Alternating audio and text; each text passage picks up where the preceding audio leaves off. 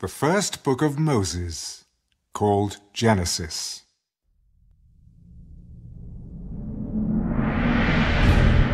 In the beginning, God created the heavens and the earth.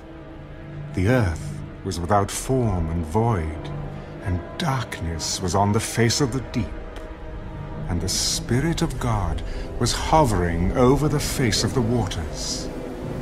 Then God said, "Let there be light."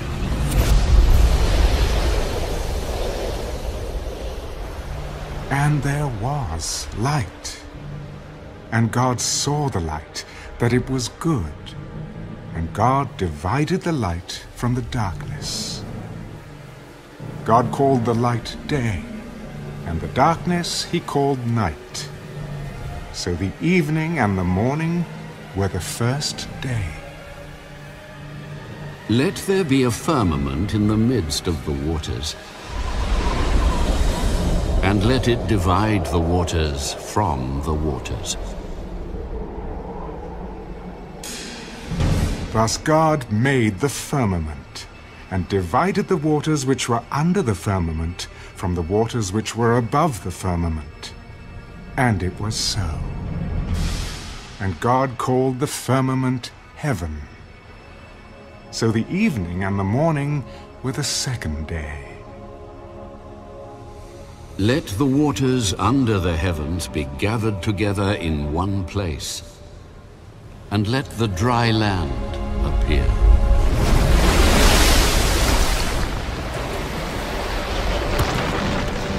And it was so.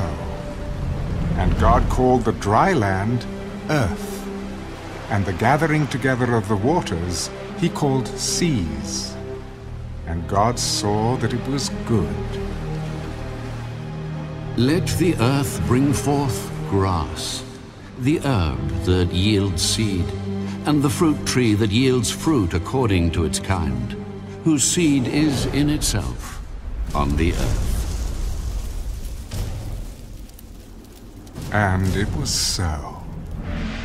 And the earth brought forth grass, the herb that yields seed according to its kind, and the tree that yields fruit, whose seed is in itself according to its kind. And God saw that it was good. So the evening and the morning were the third day.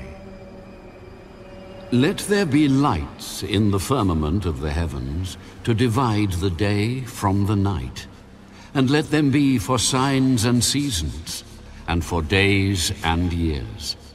And let them be for lights in the firmament of the heavens, to give light on the earth. And it was so.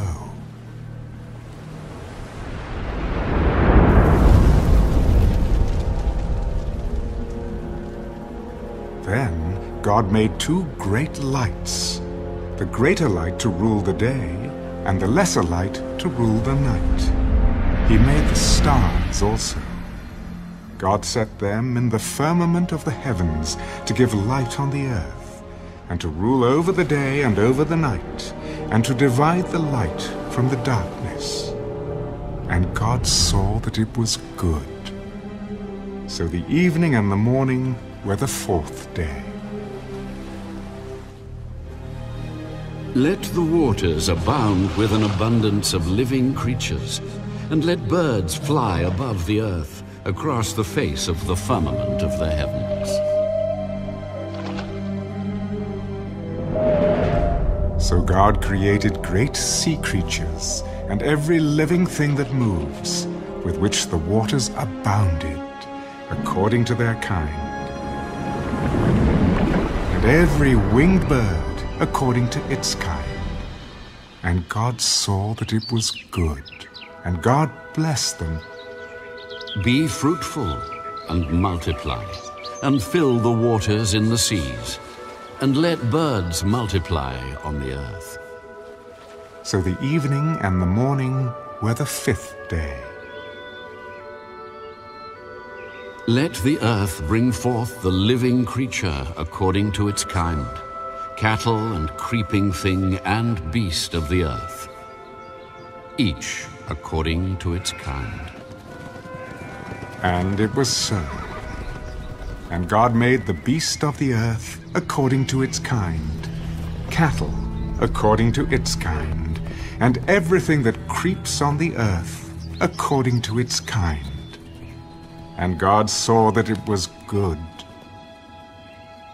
Let us make man in our image, according to our likeness. Let them have dominion over the fish of the sea, over the birds of the air, and over the cattle, over all the earth, and over every creeping thing that creeps on the earth. So God created man in his own image. In the image of God, he created him. Male and female, he created them. Then God blessed them. Be fruitful and multiply. Fill the earth and subdue it. Have dominion over the fish of the sea, over the birds of the air, and over every living thing that moves on the earth. See, I have given you every herb that yields seed, which is on the face of all the earth, and every tree whose fruit yields seed. To you it shall be for food. Also, to every beast of the earth, to every bird of the air, and to everything that creeps on the earth in which there is life, I have given every green herb for food. And it was so.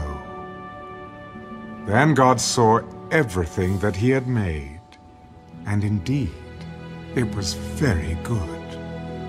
So the evening and the morning were the sixth day.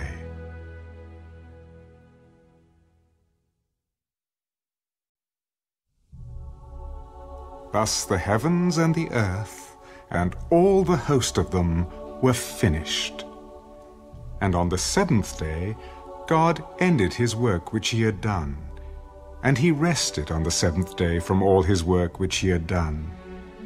Then God blessed the seventh day, and sanctified it, because in it he rested from all his work which God had created and made. This is the history of the heavens and the earth when they were created, in the day that the Lord God made the earth and the heavens, before any plant of the field was in the earth, and before any herb of the field had grown. For the Lord God had not caused it to rain on the earth, and there was no man to till the ground. But a mist went up from the earth and watered the whole face of the ground.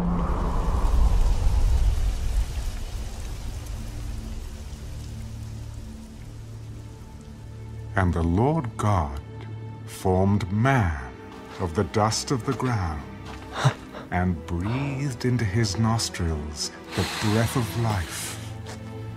And man became a living being.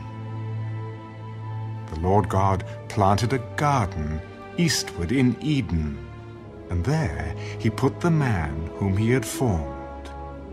And out of the ground the Lord God made every tree grow that is pleasant to the sight and good for food. The tree of life was also in the midst of the garden, and the tree of knowledge of good and evil. Now a river went out of Eden to water the garden, and from there it parted and became 4 riverheads. The name of the first is Pishon. It is the one which skirts the whole land of Havilah, where there is gold, and the gold of that land is good. Bdellium and the onyx stone are there. The name of the second river is Gihon. It is the one which goes around the whole land of Cush. The name of the third river is Hiddekel. It is the one which goes toward the east of Assyria. The fourth river is the Euphrates. Then the Lord God took the man and put him in the Garden of Eden to tend and keep it. And the Lord God commanded the man, Of every tree of the garden you may freely eat, but of the tree of the knowledge of good and evil you shall not eat. For in the day that you eat of it, you shall surely die. It is not good that man should be alone. I will make him a helper, comparable to him. Out of the ground, the Lord God formed every beast of the field and every bird of the air, and brought them to Adam to see what he would call them. And whatever Adam called each living creature, that was its name. So Adam gave names to all cattle, to the birds of the air, and to every beast of the field. But for Adam, there was not found a helper comparable to him. And the Lord God caused a deep sleep to fall on Adam, and he slept. And he took one of his ribs and closed up the flesh in its place. Then the rib which the Lord God had taken from the man, he made into a woman, and he brought her to the man. This is now bone of my bones, and flesh of my flesh. She shall be called woman, because she was taken out of man. Therefore a man shall leave his father and mother, and be joined to his wife, and they shall become one flesh.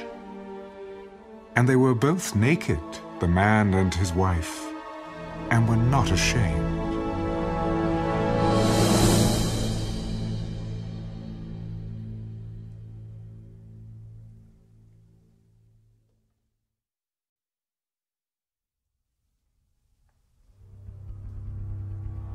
Now the serpent was more cunning than any beast of the field which the Lord God had made.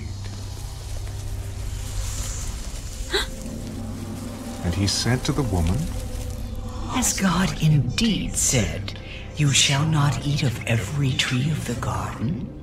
We may eat the fruit of the trees of the garden, but of the fruit of the tree which is in the midst of the garden, God has said, you shall not eat it, nor shall you touch it, lest you die. You will not surely die, for God knows that in the day you eat of it, your eyes will be opened, and you will be like God, knowing good and evil. So when the woman saw that the tree was good for food, that it was pleasant to the eyes, and a tree desirable to make one wise, she took of its fruit and ate. She also gave to her husband with her, and he ate. Then the eyes of both of them were opened, and they knew that they were naked. And they sewed fig leaves together and made themselves coverings. And they heard the sound of the Lord God walking in the garden in the cool of the day. And Adam and his wife hid themselves from the presence of the Lord God among the trees of the garden. Then the Lord God called to Adam, Where are you? I heard your voice in the garden, and I was afraid because I was naked, and I hid myself.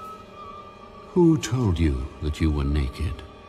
Have you eaten from the tree of which I commanded you that you should not eat? The woman whom you gave to be with me, she gave me of the tree, and I ate. And the Lord God said to the woman, What is this you have done? The serpent deceived me, and I ate. So the Lord God said to the serpent, Because you have done this, you are cursed more than all cattle, and more than every beast of the field. On your belly you shall go, and you shall eat dust all the days of your life. And I will put enmity between you and the woman, and between your seed and her seed.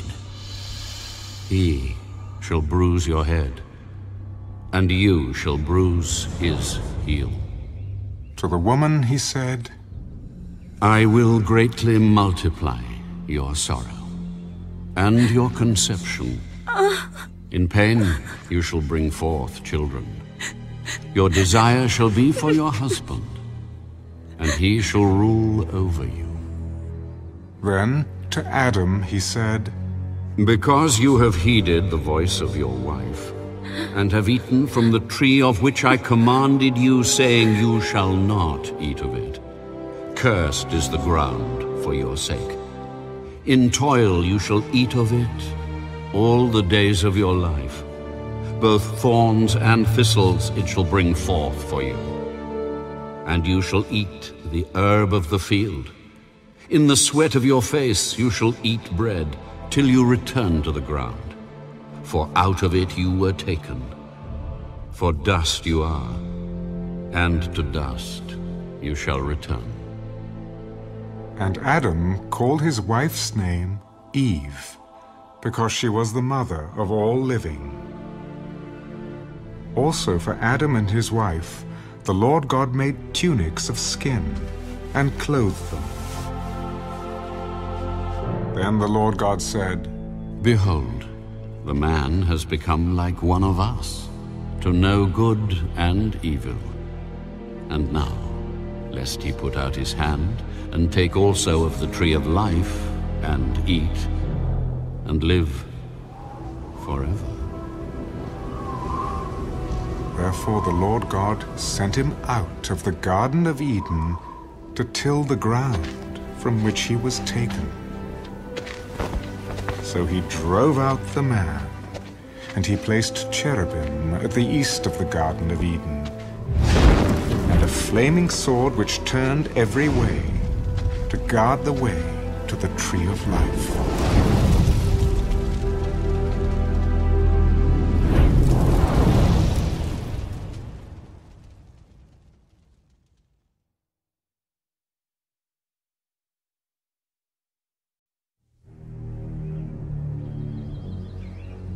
Now Adam knew Eve his wife, and she conceived and bore Cain.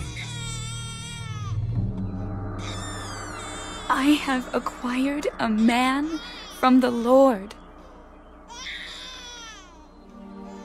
Then she bore again, this time his brother Abel.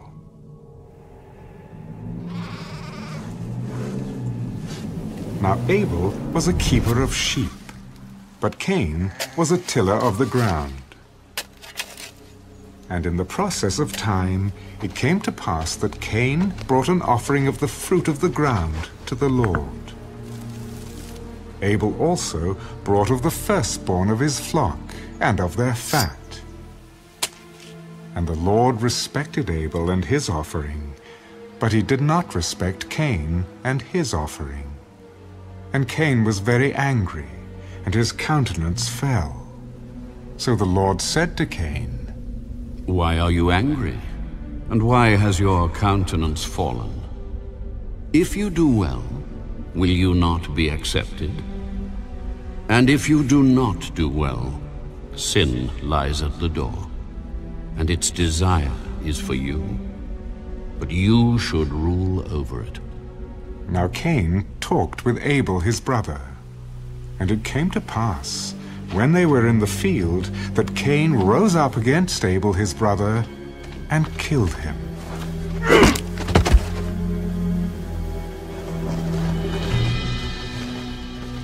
Then the Lord said to Cain, Where is Abel, your brother? I do not know. Am I my brother's keeper? What have you done? The voice of your brother's blood cries out to me from the ground. So now you are cursed from the earth, which has opened its mouth to receive your brother's blood from your hand. When you till the ground, it shall no longer yield its strength to you. A fugitive and a vagabond you shall be on the earth. My punishment is greater than I can bear. Surely you have driven me out this day from the face of the ground. I shall be hidden from your face. I shall be a fugitive and a vagabond on the earth, and it will happen that anyone who finds me will kill me.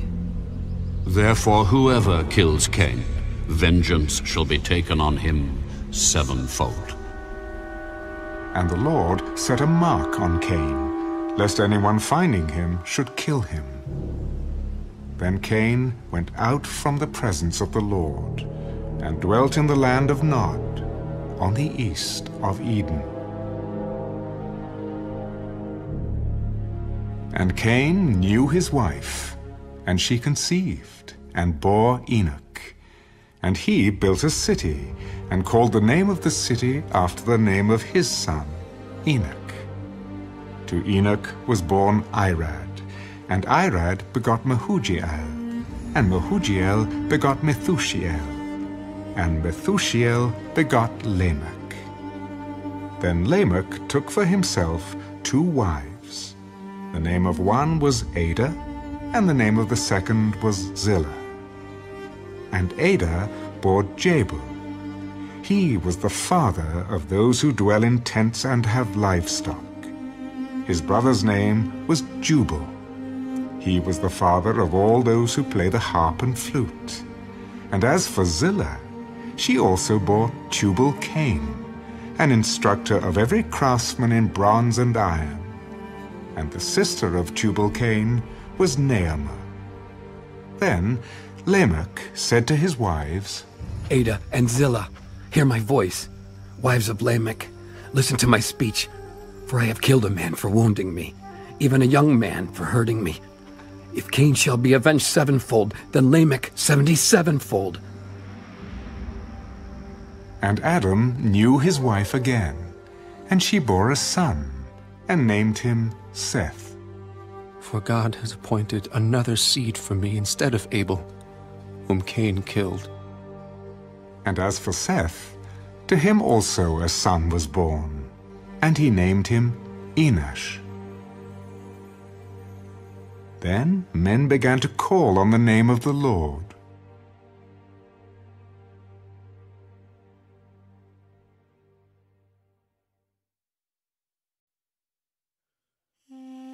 This is the book of the genealogy of Adam. In the day that God created man, he made him in the likeness of God. He created them male and female, and blessed them, and called them mankind in the day they were created. And Adam lived 130 years, and begot a son in his own likeness, after his image, and named him Seth. After he begot Seth, the days of Adam were 800 years, and he had sons and daughters. So all the days that Adam lived were 930 years, and he died. Seth lived 105 years, and begot Enosh. After he begot Enosh, Seth lived 807 years, and had sons and daughters. So all the days of Seth were 912 years, and he died. Enosh lived 90 years, and begot Canaan. After he begot Canaan, Enosh lived 815 years, and had sons and daughters. So all the days of Enosh were 905 years, and he died. Canaan lived 70 years, and begot Mahalalel. After he begot Mahalalel, Canaan lived 840 years, and had sons and daughters. So all the days of Canaan were 910 years, and he died. Mahalalel lived 65 years, and begot Jared. After he begot Jared, Mahalalel lived 830 years, and had sons and daughters. So all the days of Mahalalel were 895 years, and he died. Jared lived 162 years, and begot Enoch. After he begot Enoch, Jared lived 800 years, and had sons and daughters. So all the days of Jared were 962 years, and he died. Enoch lived 65 years, and begot Methuselah. After he begot Methuselah, Enoch walked with God 300 years and had sons and daughters. So all the days of Enoch were 365 years. And Enoch walked with God, and he was not, for God took him.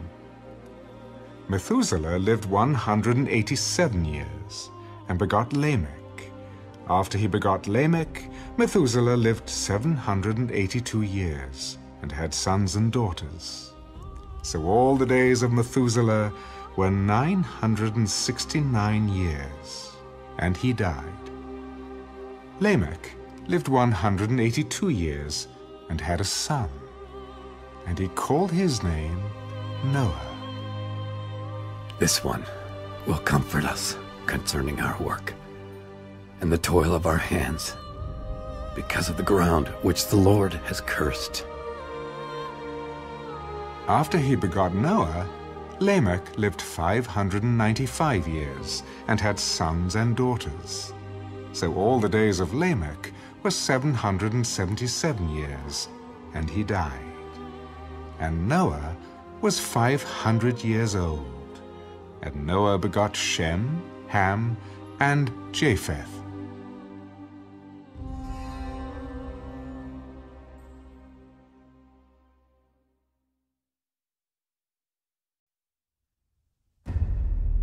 Now it came to pass, when men began to multiply on the face of the earth, and daughters were born to them, that the sons of God saw the daughters of men, that they were beautiful, and they took wives for themselves of all whom they chose. And the Lord said, My spirit shall not strive with man forever, for he is indeed flesh. Yet his days shall be 120 years. There were giants on the earth in those days, and also afterward, when the sons of God came in to the daughters of men, and they bore children to them. Those were the mighty men who were of old, men of renown. Then the Lord saw that the wickedness of man was great in the earth, and that every intent of the thoughts of his heart was only evil continually.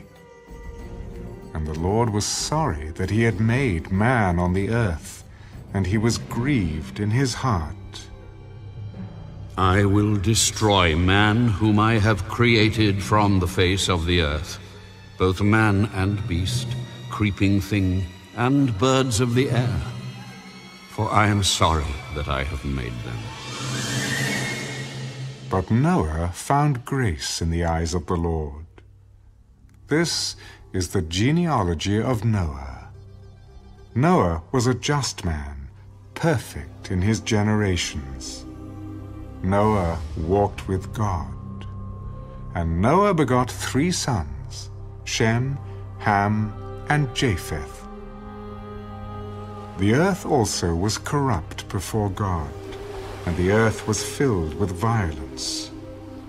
So God looked upon the earth, and indeed it was corrupt, for all flesh had corrupted their way on the earth. And God said to Noah, The end of all flesh has come before me, for the earth is filled with violence through them, and behold, I will destroy them with the earth. Make yourself an ark of gopher wood. Make rooms in the ark, and cover it inside and outside with pitch. And this is how you shall make it. The length of the ark shall be 300 cubits, its width 50 cubits, and its height 30 cubits. You shall make a window for the ark, and you shall finish it to a cubit from above, and set the door of the ark in its side. You shall make it with lower, second, and third decks. And behold, I myself am bringing floodwaters on the earth, to destroy from under heaven all flesh in which is the breath of life. Everything that is on earth shall die. But I will establish my covenant with you, and you shall go into the ark. You, your sons, your wife, and your sons' wives with you. And of every living thing of all flesh you shall bring 2 of every sort into the ark, to keep them alive with you. They shall be male and female, of the birds after their kind, of animals after their kind, and of every creeping thing of the earth after its kind. 2 of every kind will come to you to keep them alive. And you shall take for yourself of all food that is eaten, and you shall gather it to yourself, and it shall be food for you and for them.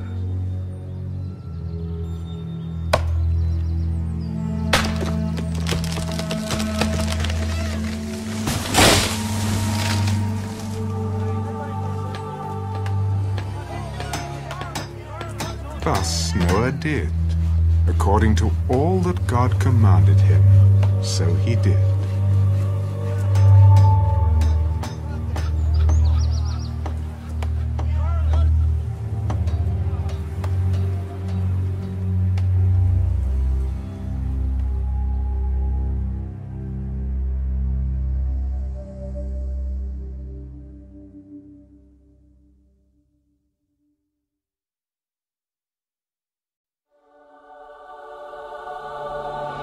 Then the Lord said to Noah, Come into the ark, you and all your household, because I have seen that you are righteous before me in this generation.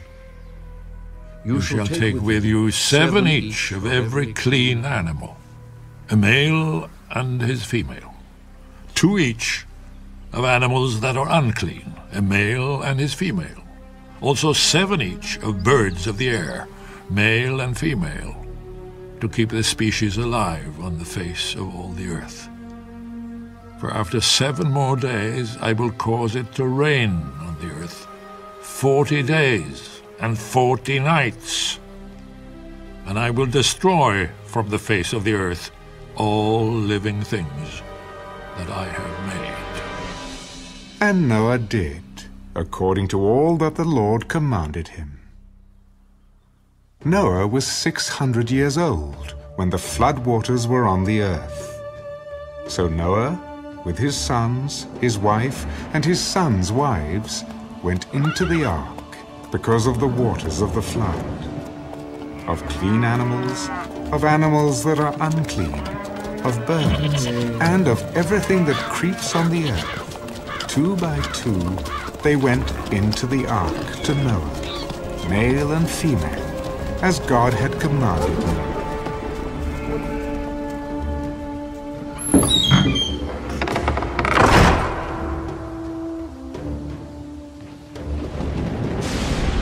And it came to pass, after 7 days, that the waters of the flood were on the earth.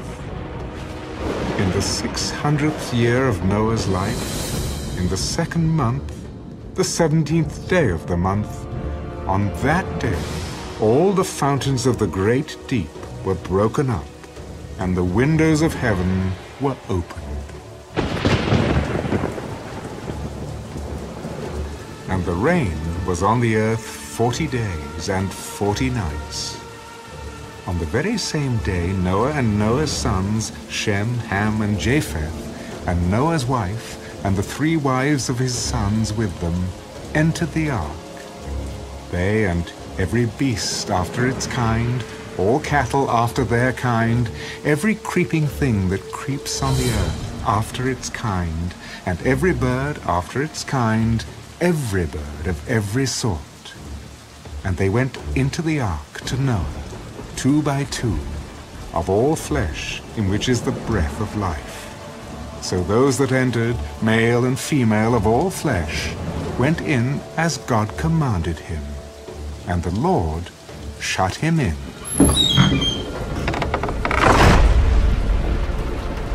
Now the flood was on the earth 40 days. The waters increased and lifted up the ark, and it rose high above the earth.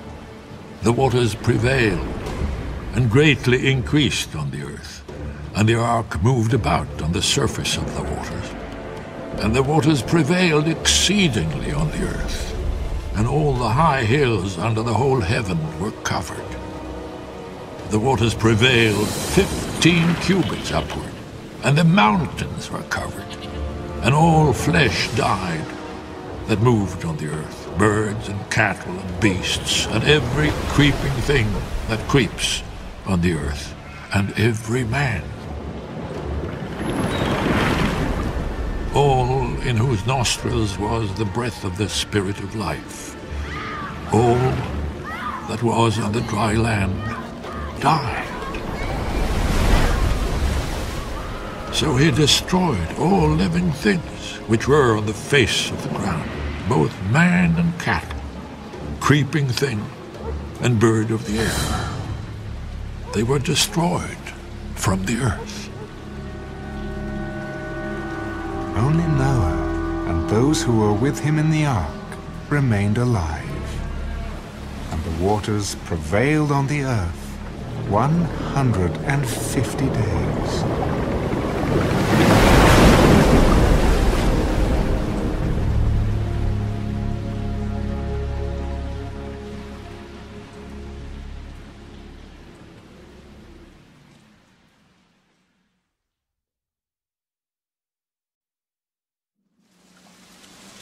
Then God remembered Noah and every living thing, and all the animals that were with him in the ark.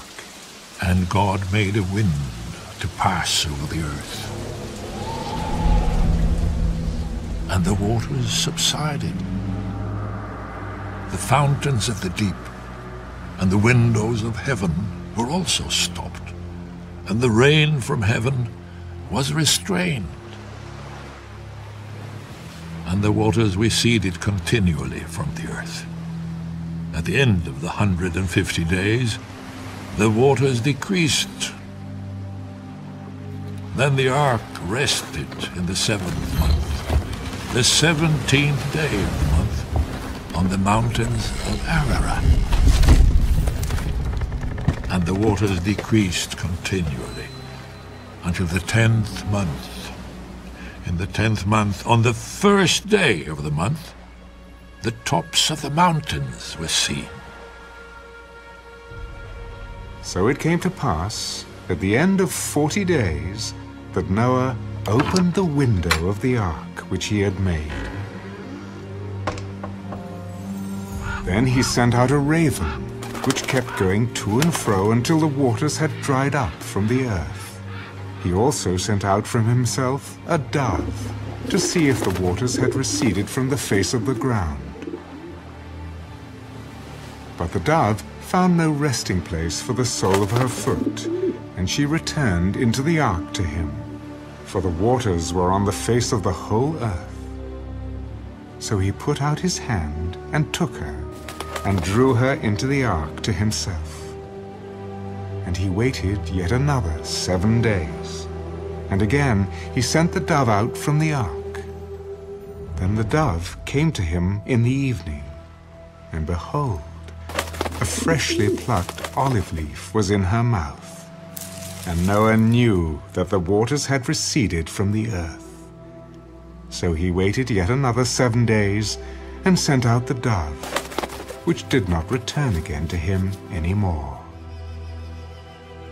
And it came to pass in the 601st year, in the 1st month, the 1st day of the month, that the waters were dried up from the earth. And Noah removed the covering of the ark and looked, and indeed the surface of the ground was dry. And in the 2nd month, on the 27th day of the month, the earth was dried. Then God spoke to Noah. Go out of the ark, you and your wife, and your sons wives with you. Bring out with you every living thing of all flesh that is with you, birds and cattle, and every creeping thing that creeps on the earth, so that they may abound on the earth, and be fruitful and multiply on the earth.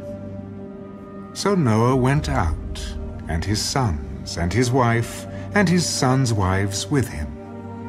Every animal, every creeping thing, every bird, and whatever creeps on the earth, according to their families, went out of the ark.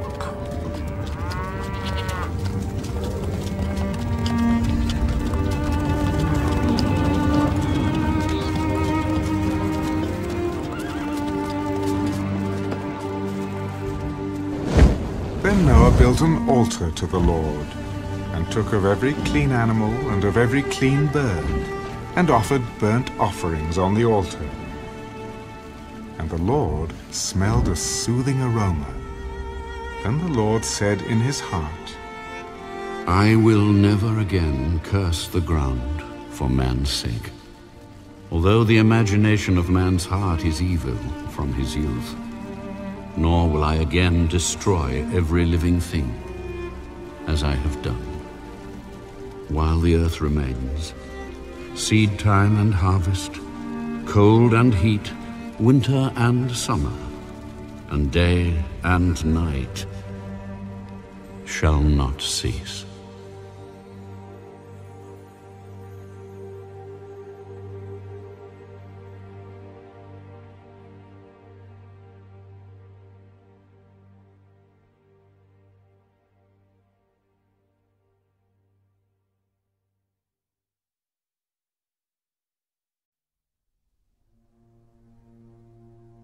So God blessed Noah and his sons. Be fruitful and multiply, and fill the earth. And the fear of you and the dread of you shall be on every beast of the earth, on every bird of the air, on all that move on the earth, and on all the fish of the sea. They are given into your hand.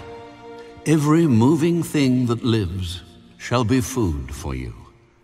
I have given you all things, even as the green herbs. But you shall not eat flesh with its life, that is, its blood. Surely for your lifeblood I will demand a reckoning. From the hand of every beast I will require it, and from the hand of man. From the hand of every man's brother I will require the life of man. Whoever sheds man's blood, by man his blood shall be shed. For in the image of God he made man. And as for you, be fruitful and multiply. Bring forth abundantly in the earth, and multiply in it. And as for me, behold, I establish my covenant with you, and with your descendants after you, and with every living creature that is with you, the birds, the cattle, and every beast of the earth with you, of all that go out of the ark, every beast of the earth. Thus I establish my covenant with you. Never again shall all flesh be cut off by the waters of the flood. Never again shall there be a flood to destroy the earth. This is the sign of the covenant which I make between me and you, and every living creature that is with you, for perpetual generations. I set my rainbow in the cloud, and it shall be for the sign of the covenant between me and the earth. It shall be, when I bring a cloud over the earth, that the rainbow shall be seen in the cloud. And I will remember my covenant, which is between me and you and every living creature of all flesh. The waters shall never again become a flood to destroy all flesh. The rainbow shall be in the cloud, and I will look on it to remember the everlasting covenant between God and every living creature of all flesh that is on the earth. This is the sign of the covenant which I have established between me and all flesh that is on the earth. Now the sons of Noah who went out of the ark were Shem, Ham, and Japheth. And Ham was the father of Canaan. These three were the sons of Noah, and from these the whole earth was populated. And Noah began to be a farmer, and he planted a vineyard. Then he drank of the wine, and was drunk, and became uncovered in his tent. And Ham, the father of Canaan, saw the nakedness of his father, and told his two brothers outside. But Shem and Japheth took a garment, laid it on both their shoulders, and went backward and covered the nakedness of their father. Their faces were turned away, and they did not see their father's nakedness. So Noah awoke from his wine and knew what his younger son had done to him. Then he said, Cursed be Canaan. A servant of servants he shall be to his brethren. Blessed be the Lord, the God of Shem, and may Canaan be his servant. May God enlarge Japheth, and may he dwell in the tents of Shem, and may Canaan be his servant. And Noah lived after the flood 350 years. So all the days of Noah were 950 years, and he died.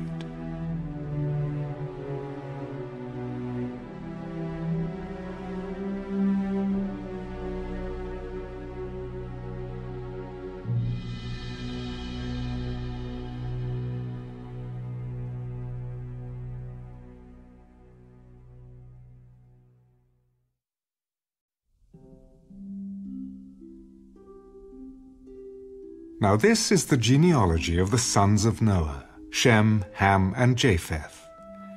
And sons were born to them after the flood. The sons of Japheth were Gomer, Magog, Madai, Javan, Tubal, Meshech, and Tyrus. The sons of Gomer were Ashkenaz, Riphath, and Togarmah. The sons of Javan were Elisha, Tarshish, Kittim, and Dodanim. From these, the coastland peoples of the Gentiles were separated into their lands, everyone according to his language, according to their families, into their nations. The sons of Ham were Cush, Mizraim, Put, and Canaan. The sons of Cush were Seba, Havilah, Sabta, Reumah, and Sabteka.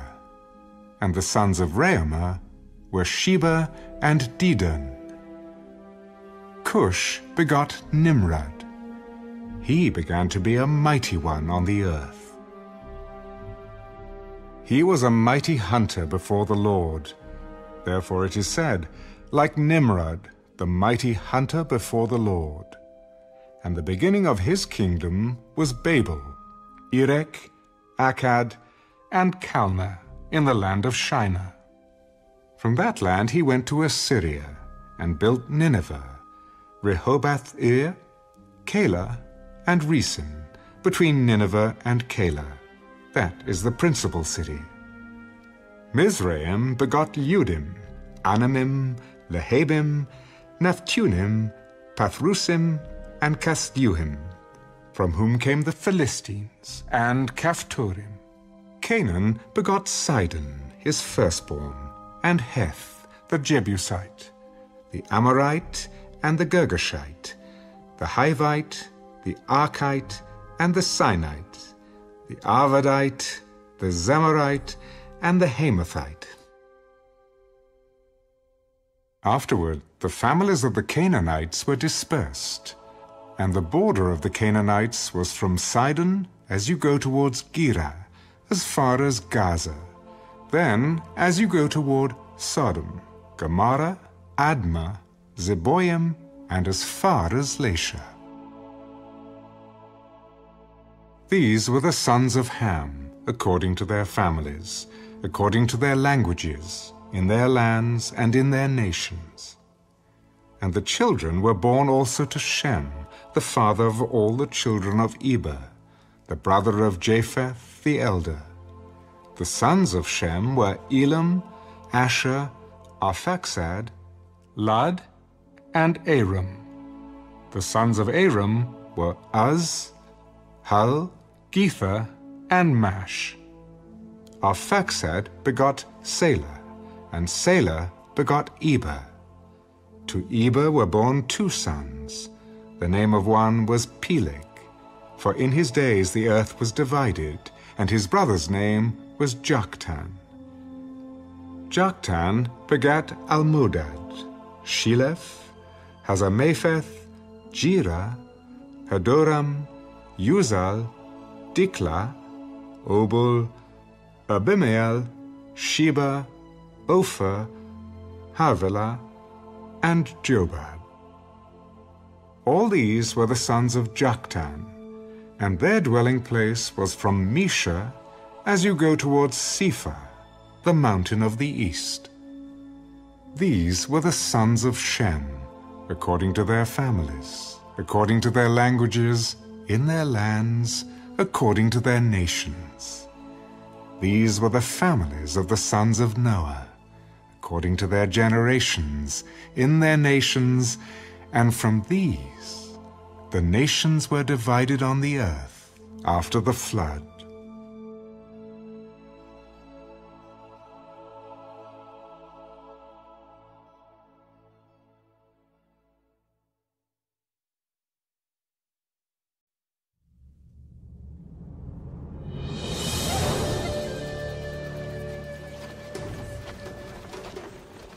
Now the whole earth had one language and one speech.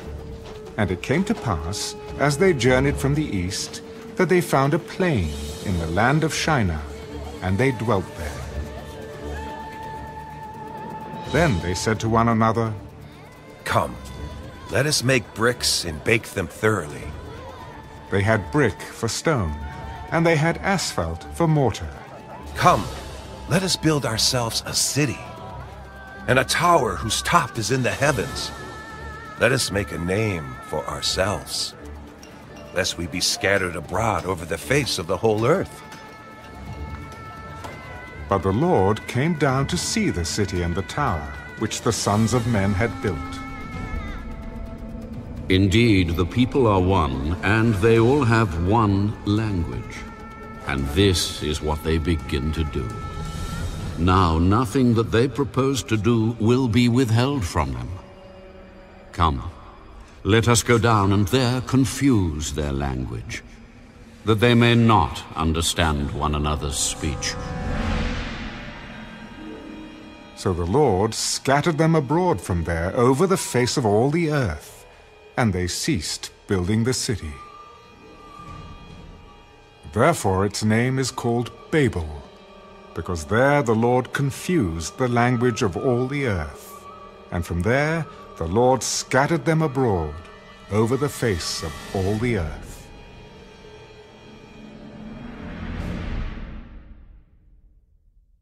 This is the genealogy of Shem.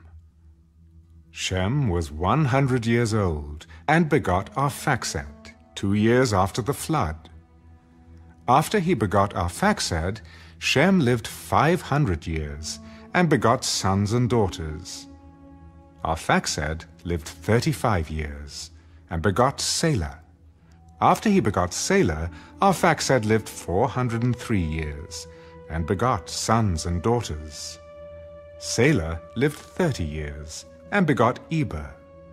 After he begot Eber, Salah lived 403 years, and begot sons and daughters. Eber lived 34 years, and begot Peleg. After he begot Peleg, Eber lived 430 years, and begot sons and daughters. Peleg lived 30 years, and begot Reu. After he begot Reu, Peleg lived 209 years, and begot sons and daughters. Reu lived 32 years, and begot Sirach.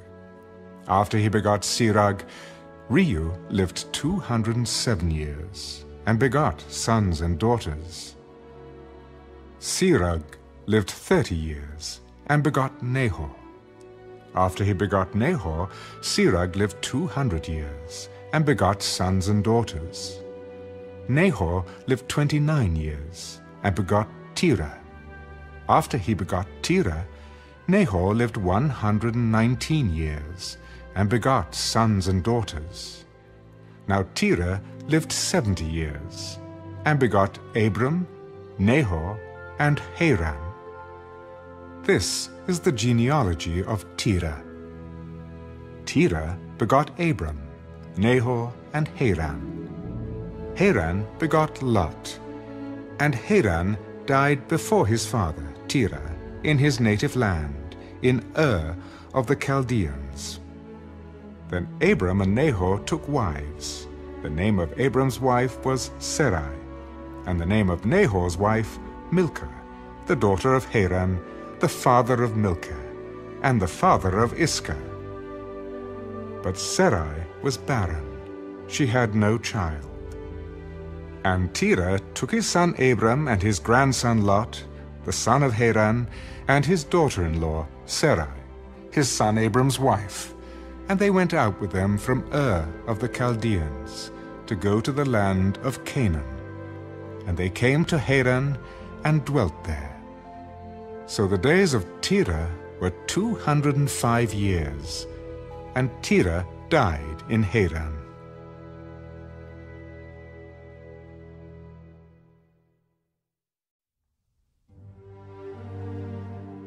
Now the Lord had said to Abram, "Get out of your country, from your family, and from your father's house, to a land that I will show you.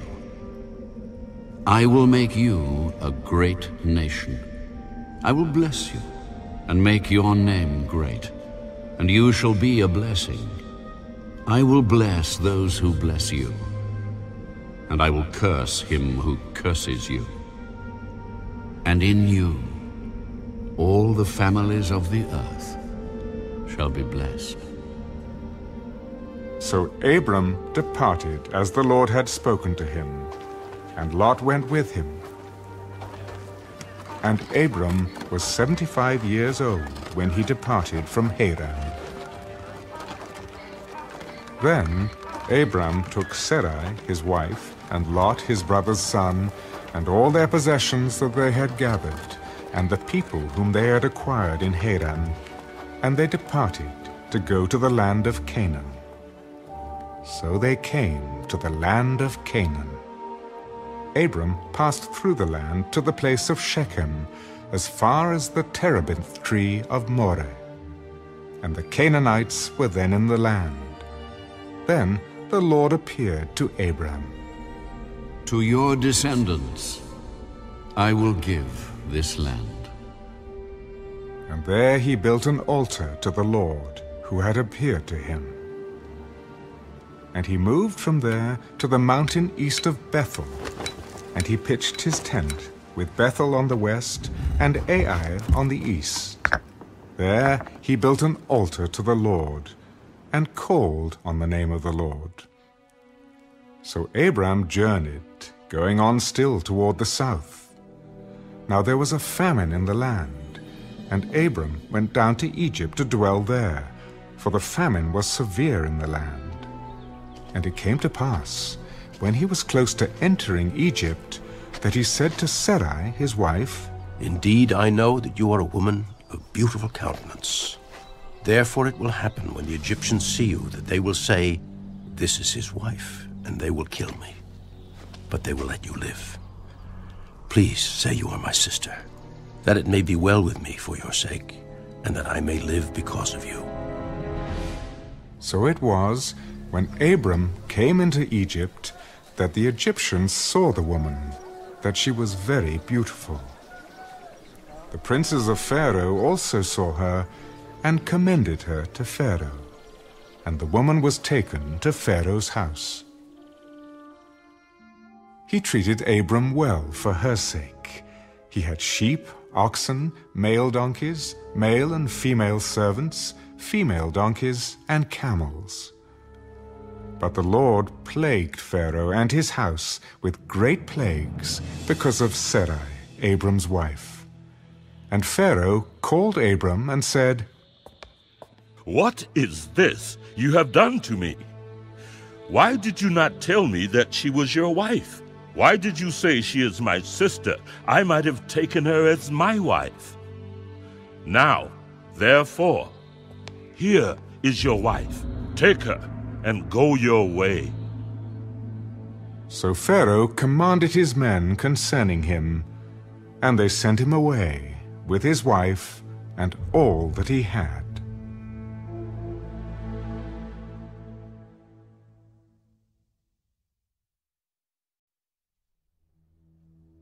Then Abram went up from Egypt, he and his wife, and all that he had, and Lot with him, to the south. Abram was very rich in livestock, in silver and in gold. And he went on his journey from the south as far as Bethel, to the place where his tent had been at the beginning, between Bethel and Ai, to the place of the altar which he had made there at first. And there Abram called on the name of the Lord. Lot also, who went with Abram, had flocks and herds and tents. Now the land was not able to support them, that they might dwell together, for their possessions were so great that they could not dwell together. And there was strife between the herdsmen of Abram's livestock and the herdsmen of Lot's livestock. The Canaanites and the Perizzites then dwelt in the land.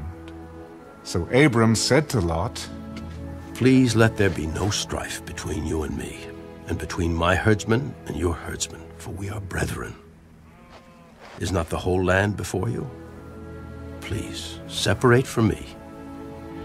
If you take the left, then I will go to the right, or if you go to the right, then I will go to the left."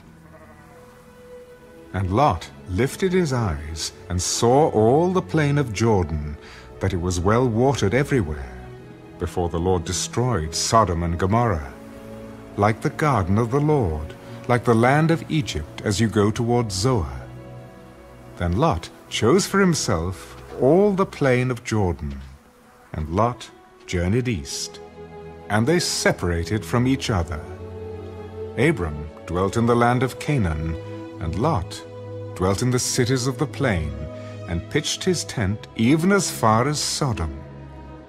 But the men of Sodom were exceedingly wicked and sinful against the Lord. And the Lord said to Abram, after Lot had separated from him, "Lift your eyes now, and look from the place where you are, northward, southward, eastward, and westward. For all the land which you see, I give to you and your descendants forever. And I will make your descendants as the dust of the earth, so that if a man could number the dust of the earth, then your descendants also could be numbered. Arise, walk in the land, through its length and its width, for I give it to you." Then Abram moved his tent, and went and dwelt by the terebinth trees of Mamre, which are in Hebron, and built an altar there to the Lord.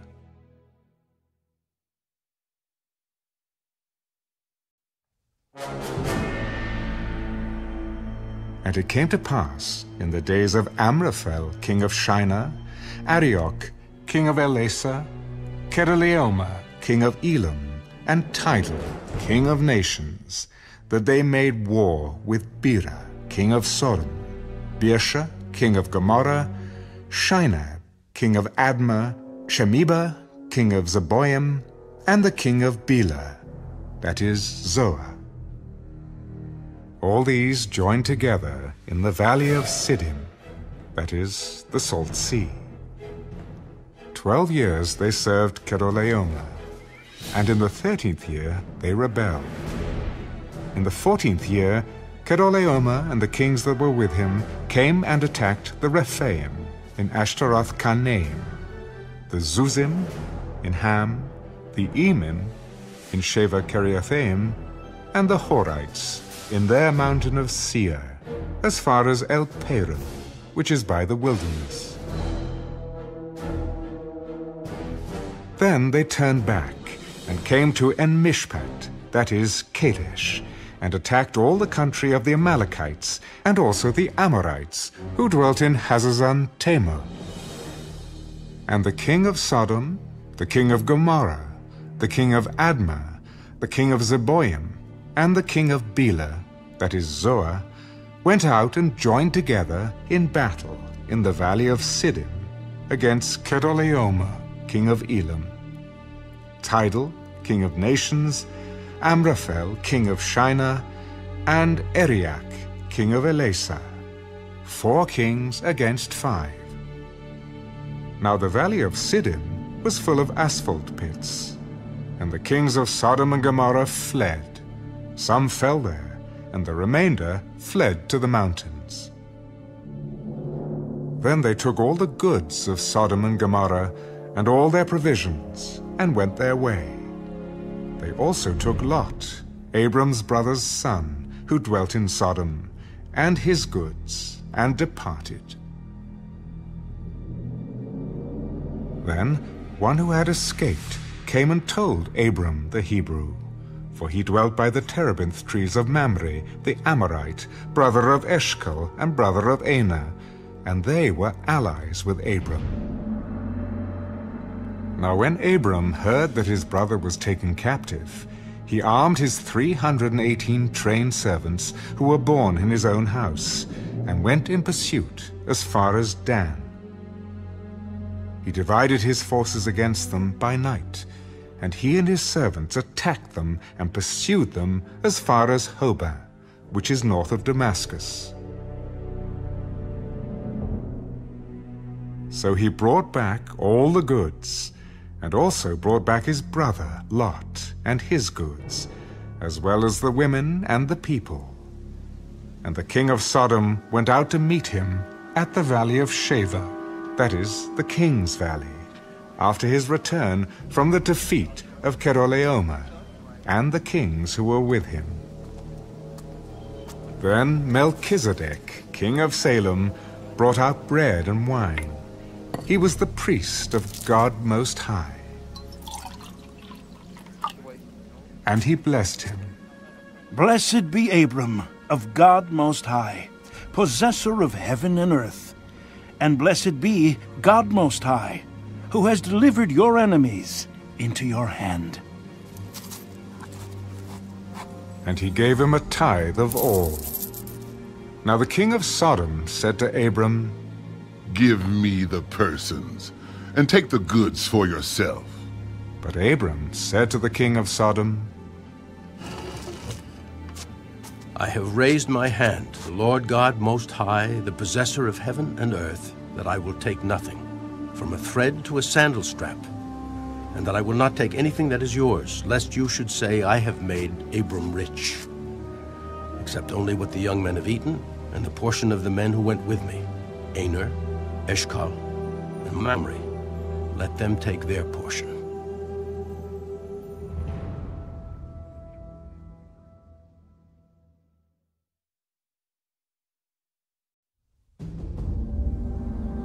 After these things, the word of the Lord came to Abram in a vision. Do not be afraid, Abram. I am your shield, your exceedingly great reward. Lord God, what will you give me, seeing I go childless, and the heir of my house is Eliezer of Damascus? Look, you have given me no offspring. Indeed, one born in my house is my heir. And behold, the word of the Lord came to him. This one shall not be your heir, but one who will come from your own body shall be your heir. Then he brought him outside. Look now toward heaven, and count the stars if you are able to number them. So shall your descendants be. And he believed in the Lord, and he accounted it to him for righteousness. I am the Lord who brought you out of Ur of the Chaldeans to give you this land to inherit it. Lord God, how shall I know that I will inherit it? Bring me a 3-year-old heifer, a 3-year-old female goat, a 3-year-old ram, a turtle dove, and a young pigeon. Then he brought all these to him, and cut them in 2, down the middle, and placed each piece opposite the other. But he did not cut the birds in 2. And when the vultures came down on the carcasses, Abram drove them away. Now when the sun was going down, a deep sleep fell upon Abram. And behold, horror and great darkness fell upon him. Then he said to Abram, Know certainly that your descendants will be strangers in a land that is not theirs, and will serve them, and they will afflict them 400 years. And also the nation whom they serve I will judge. Afterward they shall come out with great possessions. Now as for you, you shall go to your fathers in peace. You shall be buried at a good old age. But in the 4th generation they shall return here, for the iniquity of the Amorites is not yet complete. And it came to pass, when the sun went down and it was dark, that behold, there appeared a smoking oven and a burning torch that passed between those pieces. On the same day, the Lord made a covenant with Abram. To your descendants I have given this land, from the river of Egypt to the great river, the river Euphrates, the Kenites, the Kenizzites, the Cadmonites, the Hittites, the Perizzites, the Rephaim, the Amorites, the Canaanites, the Girgashites, and the Jebusites.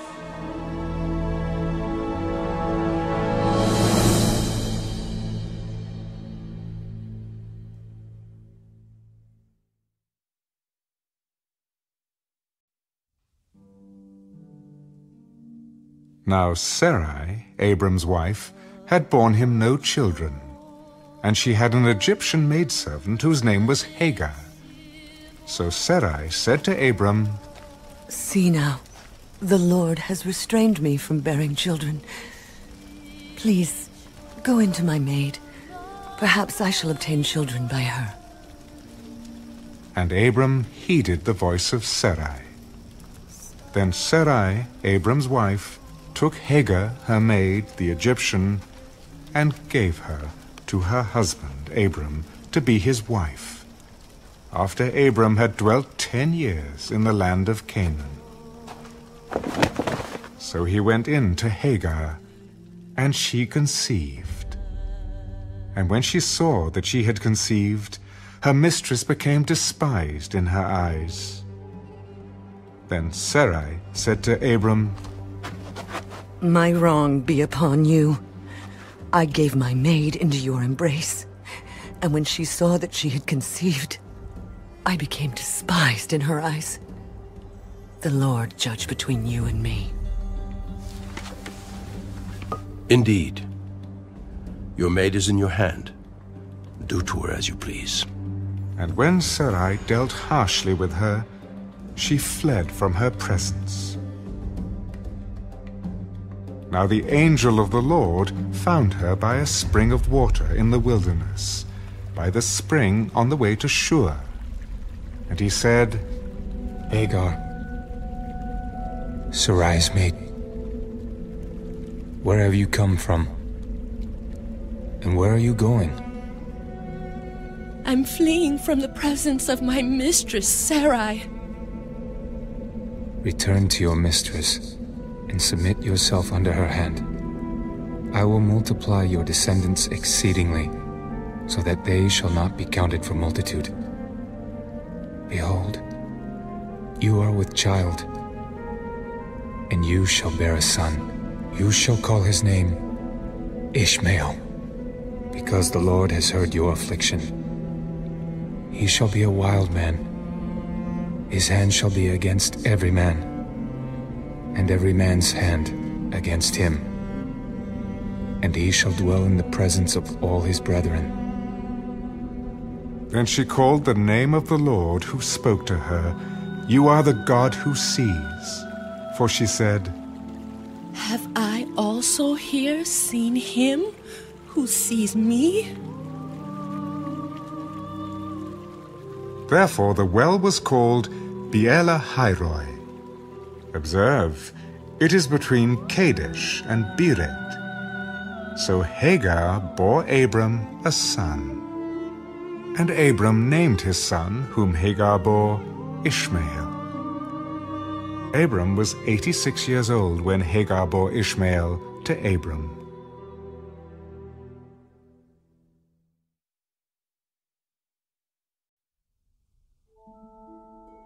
When Abram was 99 years old, the Lord appeared to Abram.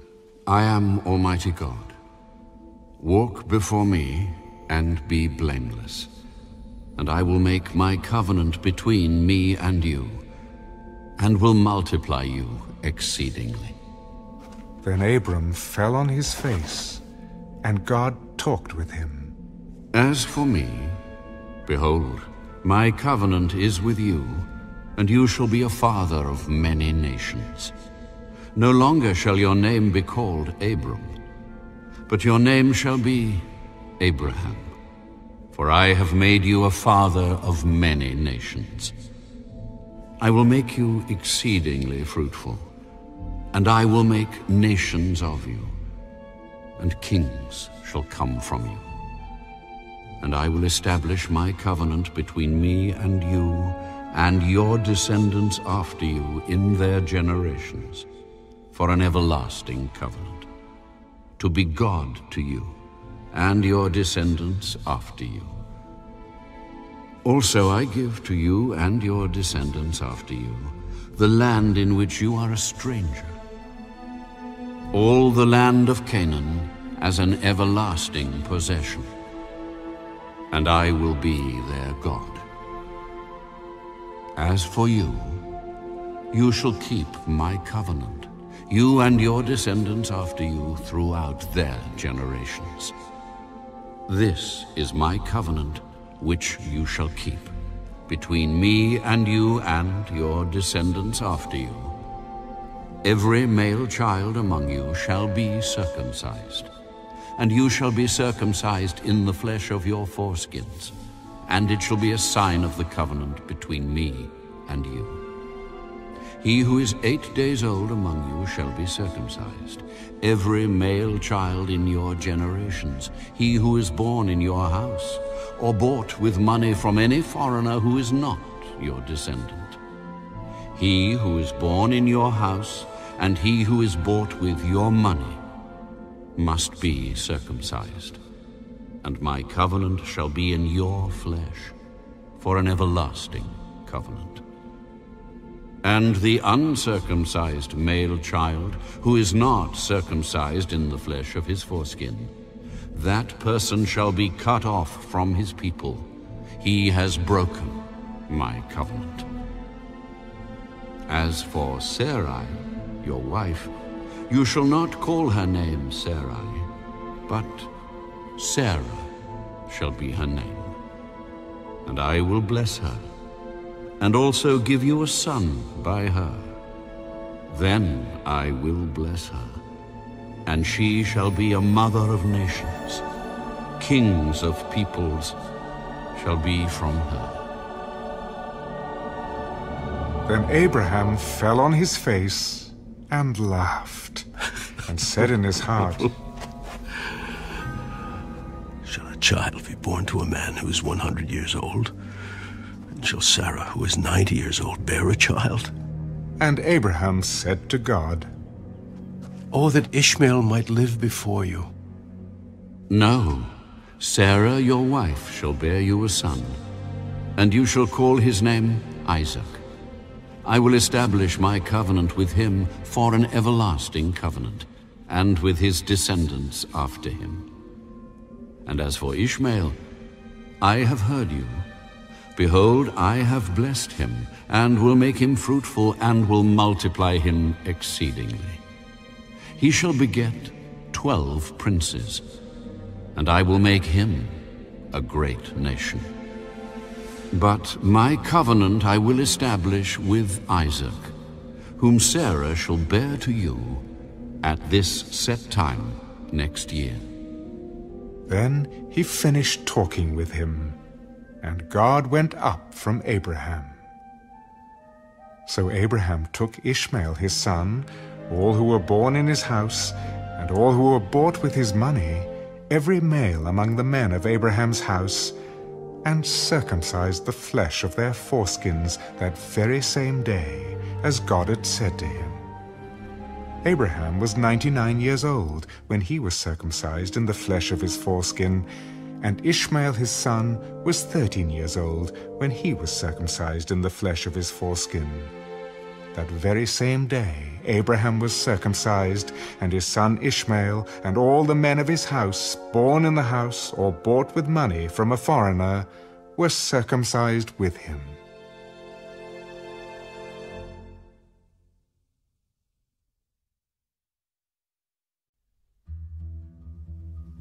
Then the Lord appeared to him by the terebinth trees of Mamre, as he was sitting in the tent door in the heat of the day. So he lifted his eyes and looked, and behold, 3 men were standing by him. And when he saw them, he ran from the tent door to meet them, and bowed himself to the ground. My lord, if I have now found favor in your sight, do not pass on by your servant. Please, let a little water be brought, and wash your feet, and rest yourselves under the tree, and I will bring a morsel of bread that you may refresh your hearts. After that you may pass by, inasmuch as you have come to your servant. Do as you have said. So Abraham hurried into the tent to Sarah and said, Quickly make ready 3 measures of fine meal, knead it and make cakes. And Abraham ran to the herd, took a tender and good calf, gave it to the young man, and he hastened to prepare it. So he took butter and milk and the calf which he had prepared, and set it before them. And he stood by them under the tree as they ate. Then they said to him, Where is Sarah, your wife? Here, in the tent. I will certainly return to you according to the time of life. And behold, Sarah, your wife, shall have a son. Sarah was listening in the tent door, which was behind him. Now Abraham and Sarah were old, well advanced in age, and Sarah had passed the age of childbearing. Therefore Sarah laughed within herself, saying, After I have grown old, shall I have pleasure, my Lord being old also? And the Lord said to Abraham, Why did Sarah laugh, saying, Shall I surely bear a child, since I am old? Is anything too hard for the Lord? At the appointed time I will return to you, according to the time of life. And Sarah shall have a son. But Sarah denied it, for she was afraid. I did not laugh. No, but you did laugh. Then the men rose from there and looked towards Sodom. And Abraham went with them to send them on the way. And the Lord said, Shall I hide from Abraham what I am doing? Since Abraham shall surely become a great and mighty nation, and all the nations of the earth shall be blessed in him. For I have known him, in order that he may command his children and his household after him, that that they keep the way of the Lord to do righteousness and justice, that the Lord may bring to Abraham what he has spoken to him. Because the outcry against Sodom and Gomorrah is great, and because their sin is very grave, I will go down now and see whether they have done altogether according to the outcry against it that has come to me. And if not, I will know. Then the men turned away from there and went toward Sodom. But Abraham still stood before the Lord, and Abraham came near. Would you also destroy the righteous with the wicked? Suppose there were 50 righteous within the city. Would you also destroy the place and not spare it for the 50 righteous that were in it? Far be it from you to do such a thing as this, to slay the righteous with the wicked, so that the righteous should be as the wicked. Far be it from you. Shall not the judge of all the earth do right? If I find in Sodom 50 righteous within the city, then I will spare all the place for their sakes. Indeed, now, I who am but dust and ashes have taken it upon myself to speak to the Lord. Suppose there were 5 less than the 50 righteous. Would you destroy all of the city for lack of 5? If I find there 45, I will not destroy it. Suppose there should be 40 found there. I will not do it for the sake of 40. Let not the Lord be angry, and I will speak. Suppose 30 should be found there. I will not do it if I find 30 there. Indeed. Now, I have taken it upon myself to speak to the Lord. Suppose 20 should be found there. I will not destroy it for the sake of 20. Let not the Lord be angry, and I will speak but once more. Suppose 10 should be found there. I will not destroy it for the sake of 10.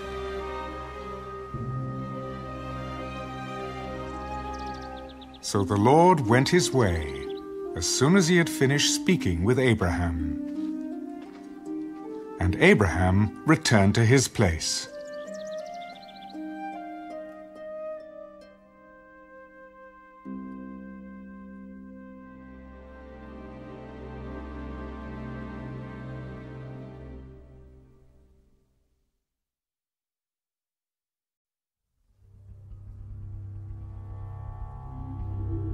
Now the 2 angels came to Sodom in the evening, and Lot was sitting in the gate of Sodom.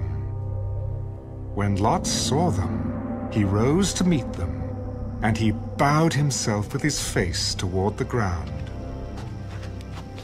Hear now, my lords. Please, turn into your servant's house and spend the night, and wash your feet. Then you may rise early and go on your way. No, but we will spend the night in the open square. But he insisted strongly. So they turned into him and entered his house. Then he made them a feast and baked unleavened bread, and they ate. Now before they lay down, the men of the city, the men of Sodom, both old and young, all the people from every quarter, surrounded the house, and they called to Lot. Where are the men who came to you tonight? Bring them out to us, that we may know them carnally. So Lot went out to them through the doorway, shut the door behind him, and said, Please, my brethren, do not do so wickedly. See now, I have 2 daughters who have not known a man. Please, let me bring them out to you, and you may do to them as you wish. Only do nothing to these men, since this is the reason they have come under the shadow of my roof. Stand back! This one came in to stay here, and he keeps acting as a judge. Now we will deal worse with you than with them. So they pressed hard against the man, Lot, and came near to break down the door. But the men reached out their hands and pulled Lot into the house with them and shut the door. And they struck the men who were at the doorway of the house with blindness, both small and great, so that they became weary trying to find the door. Then the men said to Lot, "Have you anyone else here? Son-in-law, your sons, your daughters, and whomever you have in the city. Take them out of this place, for we will destroy this place, because the outcry against them has grown great before the face of the Lord, and the Lord has sent us to destroy it." So Lot went out and spoke to his sons-in-law, who had married his daughters. "Get up! Get out of this place!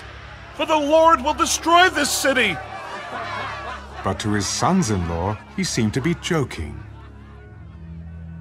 When the morning dawned, the angels urged Lot to hurry. "Arise, take your wife and your 2 daughters who are here, lest you be consumed in the punishment of the city." And while he lingered, the men took hold of his hand, his wife's hand, and the hands of his 2 daughters, the Lord being merciful to him, and they brought him out and set him outside the city. So it came to pass, when they had brought them outside, that he said, "Escape for your life. Do not look behind you, nor stay anywhere in the plain. Escape to the mountains, lest you be destroyed." Please, no, my lords. Indeed now, your servant has found favor in your sight, and you have increased your mercy which you have shown me by saving my life. But I cannot escape to the mountains, lest some evil overtake me and I die. See now, this city is near enough to flee to, and it is a little one. Please, let me escape there. Is it not a little one? And my soul shall live. See, I have favored you concerning this thing also, in that I will not overthrow this city for which you have spoken. Hurry, escape there, for I cannot do anything until you arrive there." Therefore the name of the city was called Zoar. The sun had risen upon the earth when Lot entered Zoar. Then the Lord rained brimstone and fire on Sodom and Gomorrah from the Lord out of the heavens. So he overthrew those cities, all the plain, all the inhabitants of the cities, and what grew on the ground.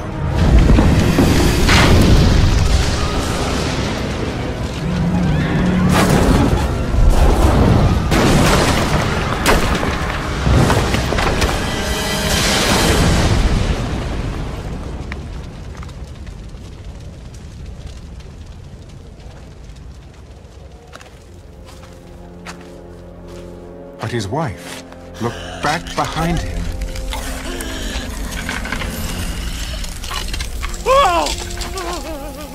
And she became a pillar of salt.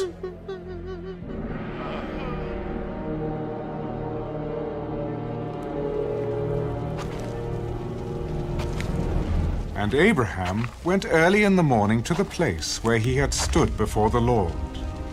Then he looked towards Sodom and Gomorrah, and toward all the land of the plain, and he saw, and behold, the smoke of the land, which went up like the smoke of a furnace. And it came to pass, when God destroyed the cities of the plain, that God remembered Abraham, and sent Lot out of the midst of the overthrow, when he overthrew the cities in which Lot had dwelt. Then Lot went up out of Zoar, and dwelt in the mountains, and his 2 daughters were with him, for he was afraid to dwell in Zoar. And he and his 2 daughters dwelt in a cave. Now the firstborn said to the younger, "Our father is old, and there is no man on the earth to come into us, as is the custom of all the earth. Come, let us make our father drink wine, and we will lie with him, that we may preserve the lineage of our father." So they made their father drink wine that night. And the firstborn went in and lay with her father. And he did not know when she lay down or when she arose. It happened on the next day that the firstborn said to the younger, Indeed, I lay with my father last night. Let us make him drink wine tonight also, and you go in and lie with him, that we may preserve the lineage of our father. Then they made their father drink wine that night also. And the younger arose and lay with him. And he did not know when she lay down or when she arose. Thus both the daughters of Lot were with child by their father. The firstborn bore a son and called his name Moab. He is the father of the Moabites to this day. And the younger, she also bore a son and called his name Ben-Ammi. He is the father of the people of Ammon to this day.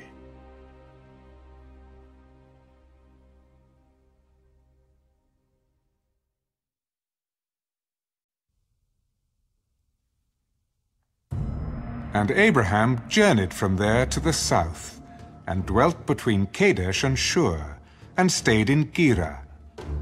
Now Abraham said of Sarah his wife, She is my sister. And Abimelech, king of Gerar, sent and took Sarah. But God came to Abimelech in a dream by night, and said to him, Indeed, you are a dead man because of the woman whom you have taken, for she is a man's wife. But Abimelech had not come near her, and he said, Lord, will you slay a righteous nation also? Did he not say to me, She is my sister? And she, even she herself said, He is my brother. In the integrity of my heart and innocence of my hands, I have done this. And God said to him in a dream, Yes, I know that you did this in the integrity of your heart, for I also withheld you from sinning against me. Therefore I did not let you touch her. Now, therefore, restore the man's wife, for he is a prophet, and he will pray for you, and you shall live. But if you do not restore her, know that you shall surely die, you and all who are yours. So Abimelech rose early in the morning, called all his servants, and told all these things in their hearing. And the men were very much afraid. And Abimelech called Abraham and said to him, What have you done to us? How have I offended you that you have brought on me and on my kingdom a great sin? You have done deeds to me that ought not to be done. What did you have in view that you have done this thing? Because I thought, surely the fear of God is not in this place, and they will kill me on account of my wife. But indeed, she is truly my sister. She is the daughter of my father, but not the daughter of my mother, and she became my wife. And it came to pass, when God caused me to wander from my father's house, that I said to her, This is your kindness that you should do for me. In every place, wherever we go, say of me, He is my brother. Then Abimelech took sheep, oxen, and male and female servants, and gave them to Abraham. And he restored Sarah his wife to him. See, my land is before you. Dwell where it pleases you. Then to Sarah he said, Behold, I have given your brother 1,000 pieces of silver. Indeed, this vindicates you before all who are with you and before everybody. Thus she was rebuked. So Abraham prayed to God, and God healed Abimelech, his wife, and his female servants. Then they bore children. For the Lord had closed up all the wombs of the house of Abimelech because of Sarah, Abraham's wife.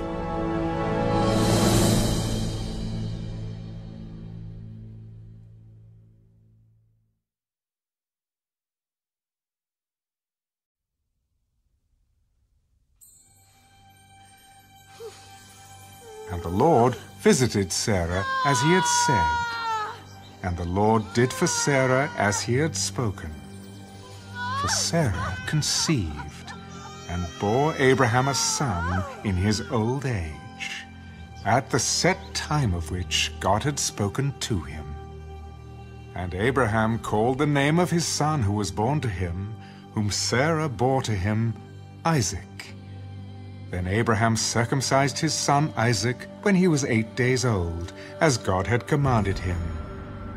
Now Abraham was 100 years old when his son Isaac was born to him. God has made me laugh, and all who hear will laugh with me. Who would have said to Abraham that Sarah would nurse children? For I have borne him a son in his old age. So the child grew and was weaned, and Abraham made a great feast on the same day that Isaac was weaned.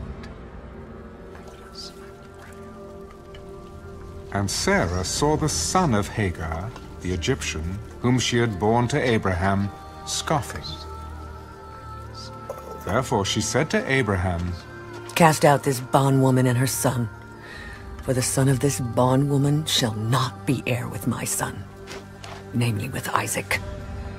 And the matter was very displeasing in Abraham's sight because of his son.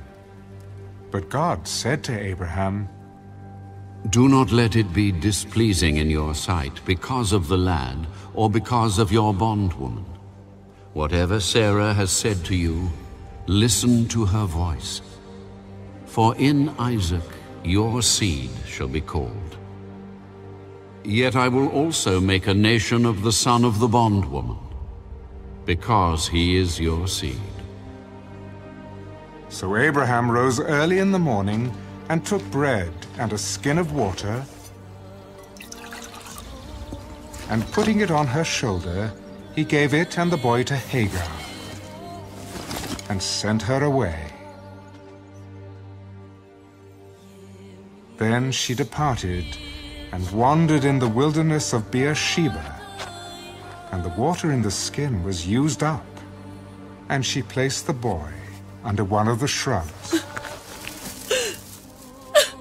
Then she went and sat down across from him, at a distance of about a bowshot, for she said to herself, Let me not see the death of the boy. So she sat opposite him, and lifted her voice, and wept. And God heard the voice of the lad.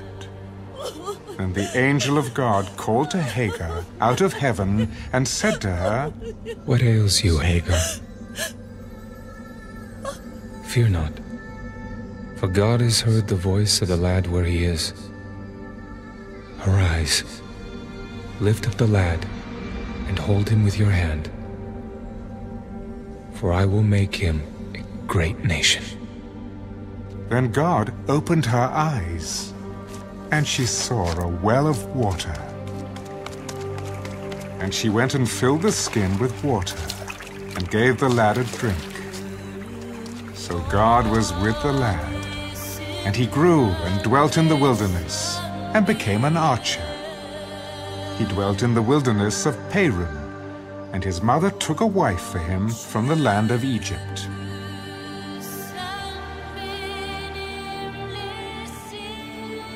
And it came to pass at that time that Abimelech and Phicol, the commander of his army, spoke to Abraham. God is with you in all that you do. Now therefore, swear to me, by God, that you will not deal falsely with me, with my offspring, or with my posterity, but that according to the kindness that I have done to you, you will do to me and to the land in which you have dwelt. I will swear. Then Abraham rebuked Abimelech, because of a well of water which Abimelech's servants had seized.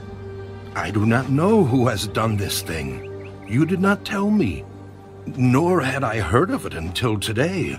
So Abraham took sheep and oxen and gave them to Abimelech, and the two of them made a covenant. And Abraham set 7 ewe lambs of the flock by themselves,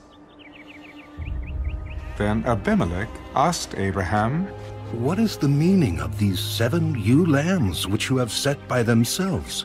You will take these 7 ewe lambs from my hand, that they may be my witness that I have dug this well. Therefore he called that place Beersheba, because the 2 of them swore an oath there. Thus they made a covenant at Beersheba. So Abimelech rose with Phicol, the commander of his army, and they returned to the land of the Philistines. Then Abraham planted a tamarisk tree in Beersheba, and there called on the name of the Lord, the everlasting God. And Abraham stayed in the land of the Philistines many days.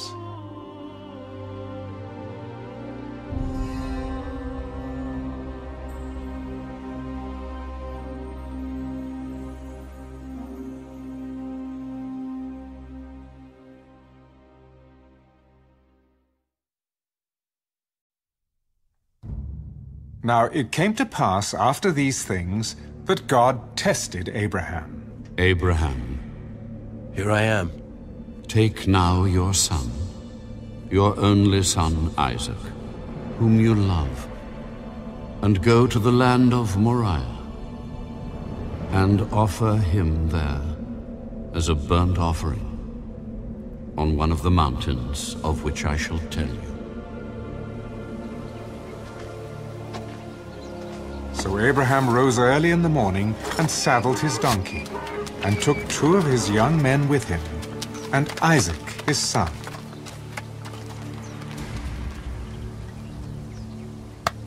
And he split the wood for the burnt offering, and arose, and went to the place of which God had told him.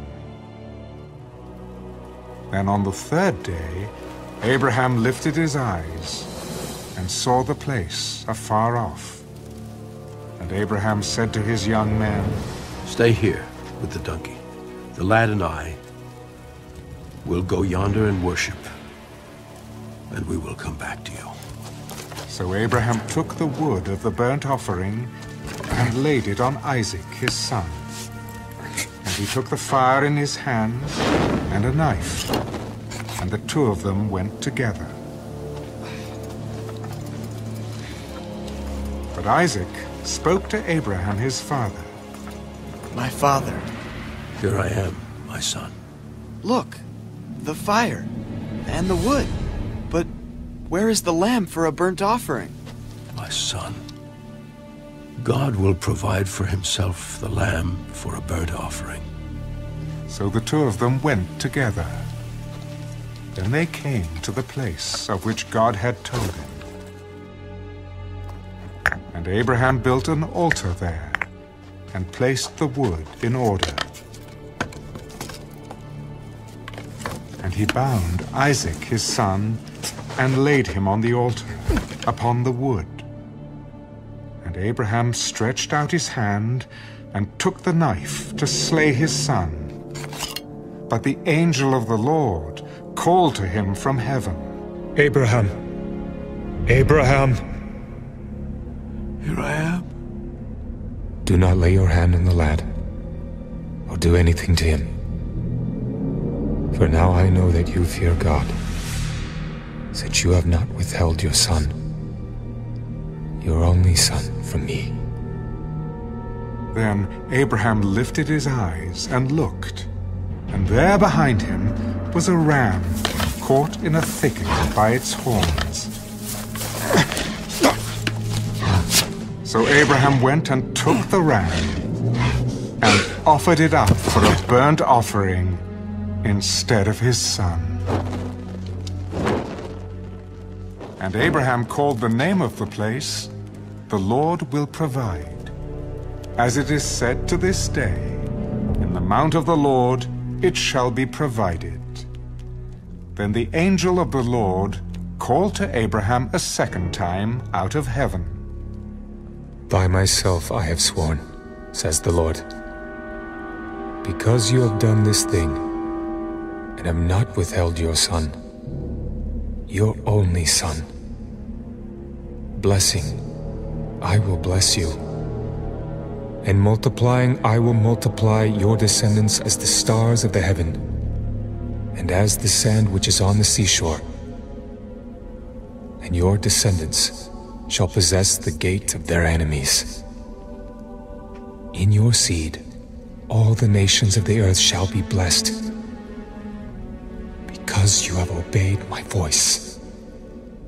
So Abraham returned to his young men, and they rose and went together to Beersheba.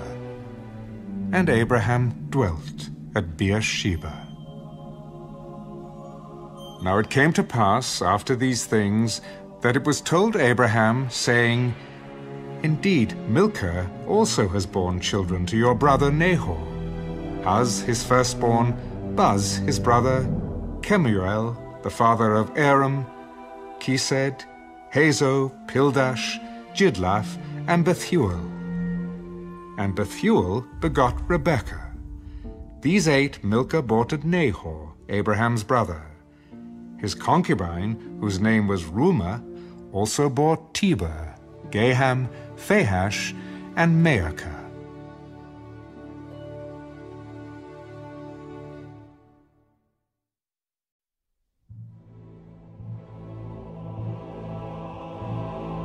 Sarah lived 127 years.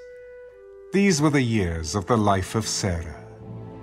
So Sarah died in Kirjath Arba, that is, Hebron, in the land of Canaan. And Abraham came to mourn for Sarah and to weep for her.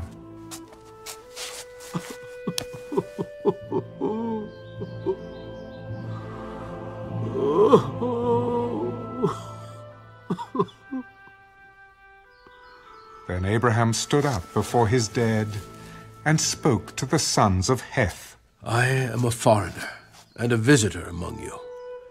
Give me property for a burial place among you, that I may bury my dead out of my sight. And the sons of Heth answered Abraham, Hear us, my lord. You are a mighty prince among us. Bury your dead in the choicest of our burial places. None of us will withhold from you his burial place, that you may bury your dead. Then Abraham stood up and bowed himself to the people of the land, the sons of Heth. And he spoke with them. If it is your wish that I bury my dead out of my sight, hear me, and meet with Ephron the son of Zohar for me, that he may give me the cave of Machpelah which he has, which is at the end of his field. Let him give it to me at the full price, as property, for a burial place among you. Now Ephron dwelt among the sons of Heth, and Ephron the Hittite answered Abraham in the presence of the sons of Heth, all who entered at the gate of his city. No, my lord, hear me. I give you the field and the cave that is in it. I give it to you in the presence of the sons of my people. I give it to you. Bury your dead. Then Abraham bowed himself down before the people of the land. And he spoke to Ephron in the hearing of the people of the land. If you will give it, please hear me. I will give you money for the field. Take it from me, and I will bury my dead there. And Ephron answered Abraham, My lord, listen to me. The land is worth 400 shekels of silver. What is that between you and me? So bury your dead. And Abraham listened to Ephron. And Abraham weighed out the silver for Ephron, which he had named in the hearing of the sons of Heth, 400 shekels of silver, currency of the merchants.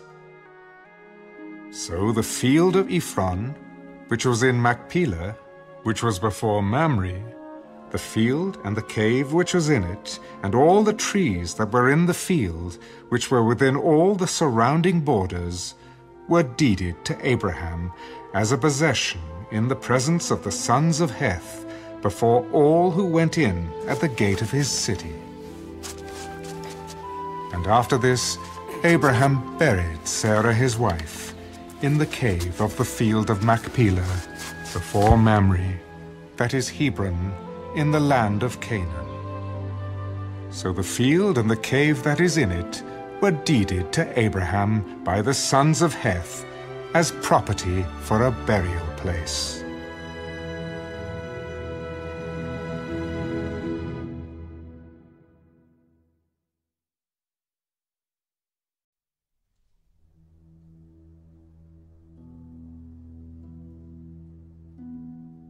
Now Abraham was old, well advanced in age, and the Lord had blessed Abraham in all things. So Abraham said to the oldest servant of his house, who ruled over all that he had, "Please, put your hand under my thigh, and I will make you swear by the Lord, the God of heaven and the God of earth, that you will not take a wife for my son from the daughters of the Canaanites among whom I dwell. But you shall go to my country and to my family and take a wife for my son Isaac."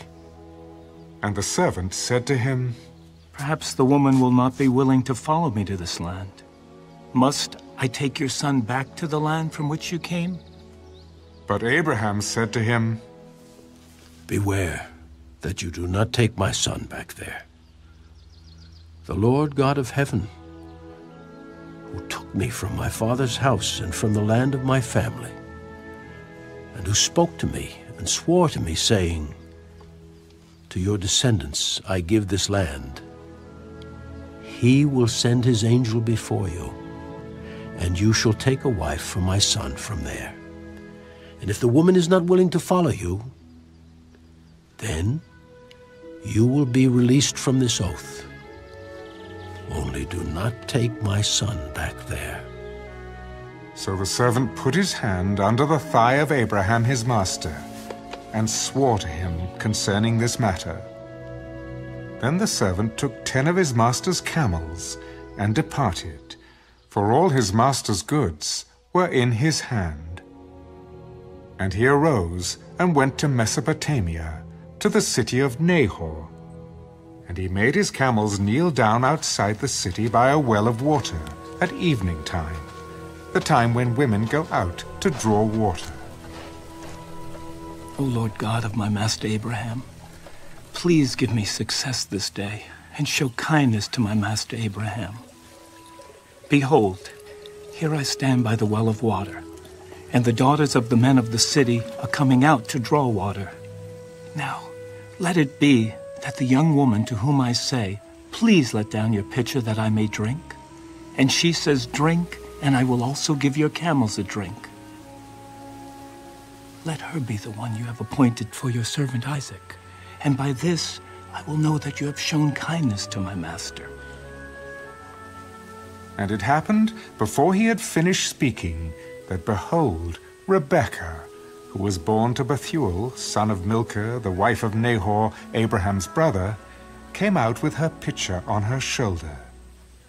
Now the young woman was very beautiful to behold, a virgin. No man had known her. And she went down to the well, filled her pitcher, and came up. And the servant ran to meet her and said, "Please, let me drink a little water from your pitcher." "Drink, my lord." Then she quickly let her pitcher down to her hand and gave him a drink. And when she had finished giving him a drink, she said, "I will draw water for your camels also, until they have finished drinking." Then she quickly emptied her pitcher into the trough, ran back to the well to draw water, and drew for all his camels.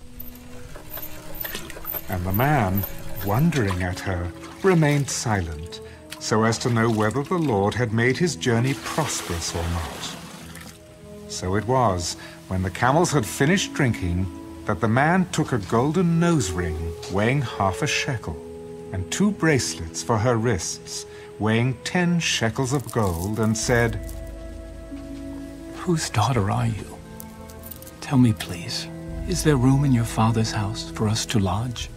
"I am the daughter of Bethuel, Milcah's son, whom she bore to Nahor. We have both straw and feed enough, and room to lodge." Then the man bowed down his head and worshipped the Lord. "Blessed be the Lord God of my master Abraham, who has not forsaken his mercy and his truth toward my master. As for me, being on the way, the Lord led me to the house of my master's brethren. So the young woman ran and told her mother's household these things. Now Rebekah had a brother whose name was Laban, and Laban ran out to the man by the well.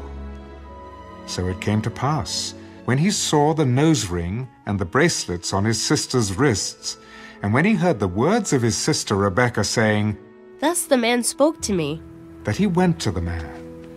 And there he stood by the camels at the well. "Come in, O blessed of the Lord. Why do you stand outside? For I've prepared the house and a place for the camels." Then the man came to the house, and he unloaded the camels and provided straw and feed for the camels, and water to wash his feet and the feet of the men who were with him. Food was set before him to eat, but he said, "I will not eat until I have told about my errand." "Speak on." "I am Abraham's servant. The Lord has blessed my master greatly, and he has become great. And he has given him flocks and herds, silver and gold, male and female servants, and camels and donkeys. And Sarah, my master's wife, bore a son to my master when she was old. And to him he has given all that he has. Now my master made me swear, saying, 'You shall not take a wife for my son from the daughters of the Canaanites in whose land I dwell, but you shall go to my father's house and to my family and take a wife for my son.' And I said to my master, 'Perhaps the woman will not follow me.' But he said to me, 'The Lord before whom I walk will send his angel with you and prosper your way, and you shall take a wife for my son from my family and from my father's house. You will be clear from this oath when you arrive among my family. For if they will not give her to you, then you will be released from my oath.' And this day I came to the well and said, 'O Lord God of my master Abraham, if you will now prosper the way in which I go, behold, I stand by the well of water. And it shall come to pass that when the virgin comes out to draw water, and I say to her, "Please, give me a little water from your pitcher to drink," and she says to me, "Drink, and I will draw for your camels also," let her be the woman whom the Lord has appointed for my master's son." But before I had finished speaking in my heart, there was Rebekah coming out with her pitcher on her shoulder, and she went down to the well and drew water. And I said to her, "Please let me drink." And she made haste and let her pitcher down from her shoulder and said, "Drink, and I will give your camels a drink also." So I drank, and she gave the camels a drink also. Then I asked her and said, "Whose daughter are you?" And she said, "The daughter of Bethuel, Nahor's son, whom Milcah bore to him." So I put the nose ring on her nose and the bracelets on her wrists, and I bowed my head and worshipped the Lord and blessed the Lord God of my master Abraham, who had led me in the way of truth to take the daughter of my master's brother for his son. Now, if you will deal kindly and truly with my master, tell me, and if not, tell me that I may turn to the right hand or to the left." Then Laban and Bethuel answered, "The thing comes from the Lord. We cannot speak to you either bad or good." "Here is Rebekah before you. Take her and go, and let her be your master's son's wife, as the Lord has spoken." And it came to pass, when Abraham's servant heard their words, that he worshipped the Lord, bowing himself to the earth. Then the servant brought out jewelry of silver, jewelry of gold, and clothing, and gave them to Rebekah. He also gave precious things to her brother and to her mother. And he and the man who were with him ate and drank and stayed all night. Then they arose in the morning. "Send me away to my master." But her brother and her mother said, "Let the young woman stay with us a few days, at least 10. After that, she may go." "Do not hinder me, since the Lord has prospered my way. Send me away, so that I may go to my master. We will call the young woman and ask her personally. Then they called Rebekah and said to her, "Will you go with this man?" I will go. So they sent away Rebekah, their sister, and her nurse, and Abraham's servant and his men. And they blessed Rebekah and said to her, "Our sister, may you become the mother of thousands of 10,000s. And may your descendants possess the gates of those who hate them." Then Rebekah and her maids arose, and they rode on the camels and followed the man. So the servant took Rebekah and departed. Now Isaac came from the way of Beer-lahai-roi, for he dwelt in the south. And Isaac went out to meditate in the field in the evening, and he lifted his eyes and looked, and there the camels were coming. Then Rebekah lifted her eyes, and when she saw Isaac, she dismounted from her camel. For she had said to the servant, Who is this man walking in the field to meet us? It is my master. So she took a veil and covered herself. And the servant told Isaac all the things that he had done. Then Isaac brought her into his mother Sarah's tent, and he took Rebekah, and she became his wife, and he loved her. So Isaac was comforted after his mother's death.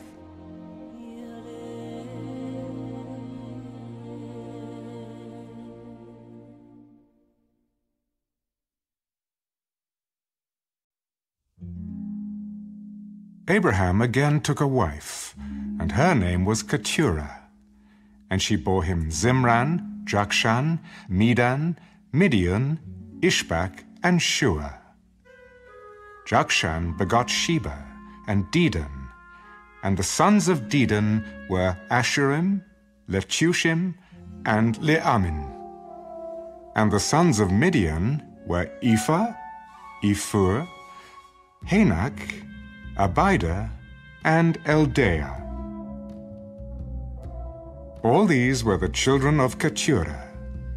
And Abraham gave all that he had to Isaac. But Abraham gave gifts to the sons of the concubines which Abraham had. And while he was still living, he sent them eastward, away from Isaac his son, to the country of the east. This is the sum of the years of Abraham's life which he lived, 175 years. Then Abraham breathed his last, and died in a good old age, an old man and full of years, and was gathered to his people. And his sons Isaac and Ishmael buried him in the cave of Machpelah, which is before Mamre, in the field of Ephron, the son of Zohar the Hittite, the field which Abraham purchased from the sons of Heth. There Abraham was buried, and Sarah his wife. And it came to pass, after the death of Abraham, that God blessed his son Isaac. And Isaac dwelt at Beer-lahai-roi. Now this is the genealogy of Ishmael, Abraham's son, whom Hagar the Egyptian, Sarah's maidservant, bore to Abraham. And these were the names of the sons of Ishmael, by their names, according to their generations. The firstborn of Ishmael, Nebajoth, then Kedar, Adbeel, Mibsam, Mishma, Duma, Massa, Hadar, Tema, Jetur, Nephish, and Kedemah. These were the sons of Ishmael, and these were their names, by their towns and their settlements, 12 princes, according to their nations. These were the years of the life of Ishmael, 137 years, and he breathed his last and died, and was gathered to his people. They dwelt from Havilah as far as Shur, which is east of Egypt, as you go toward Assyria. he died in the presence of all his brethren. This is the genealogy of Isaac, Abraham's son. Abraham begot Isaac. Isaac was 40 years old when he took Rebekah as wife, the daughter of Bethuel the Syrian, of Padan Aram, the sister of Laban the Syrian. Now Isaac pleaded with the Lord for his wife, because she was barren. And the Lord granted his plea, and Rebekah his wife conceived. But the children struggled together within her, and she said, "If all is well, why am I like this?" So she went to inquire of the Lord. And the Lord said to her, "Two nations are in your womb. Two peoples shall be separated from your body. One people shall be stronger than the other, and the older shall serve the younger." So when her days were fulfilled for her to give birth, indeed there were twins in her womb. And the first came out red. He was like a hairy garment all over. So they called his name Esau. Afterward his brother came out, and his hand took hold of Esau's heel. So his name was called Jacob. Isaac was 60 years old when she bore them. So the boys grew, and Esau was a skillful hunter, a man of the field. But Jacob was a mild man, dwelling in tents. And Isaac loved Esau because he ate of his game. But Rebekah loved Jacob. Now Jacob cooked a stew, and Esau came in from the field, and he was weary. And Esau said to Jacob, "Please feed me with that same red stew, for I am weary." Therefore his name was called Edom. But Jacob said, "Sell me your birthright as of this day." "Look, I am about to die. So what is this birthright to me?" "Swear to me, as of this day." So he swore to him, and sold his birthright to Jacob. And Jacob gave Esau bread and stew of lentils. Then he ate and drank, arose, and went his way. Thus Esau despised his birthright.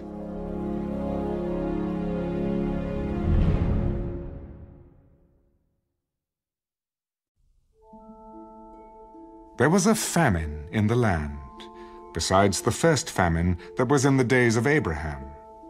And Isaac went to Abimelech, king of the Philistines, in Gerar. Then the Lord appeared to him. "Do not go down to Egypt. Live in the land of which I shall tell you. Dwell in this land, and I will be with you and bless you. For to you and your descendants I give all these lands. And I will perform the oath which I swore to Abraham your father. And I will make your descendants multiply as the stars of heaven. I will give to your descendants all these lands.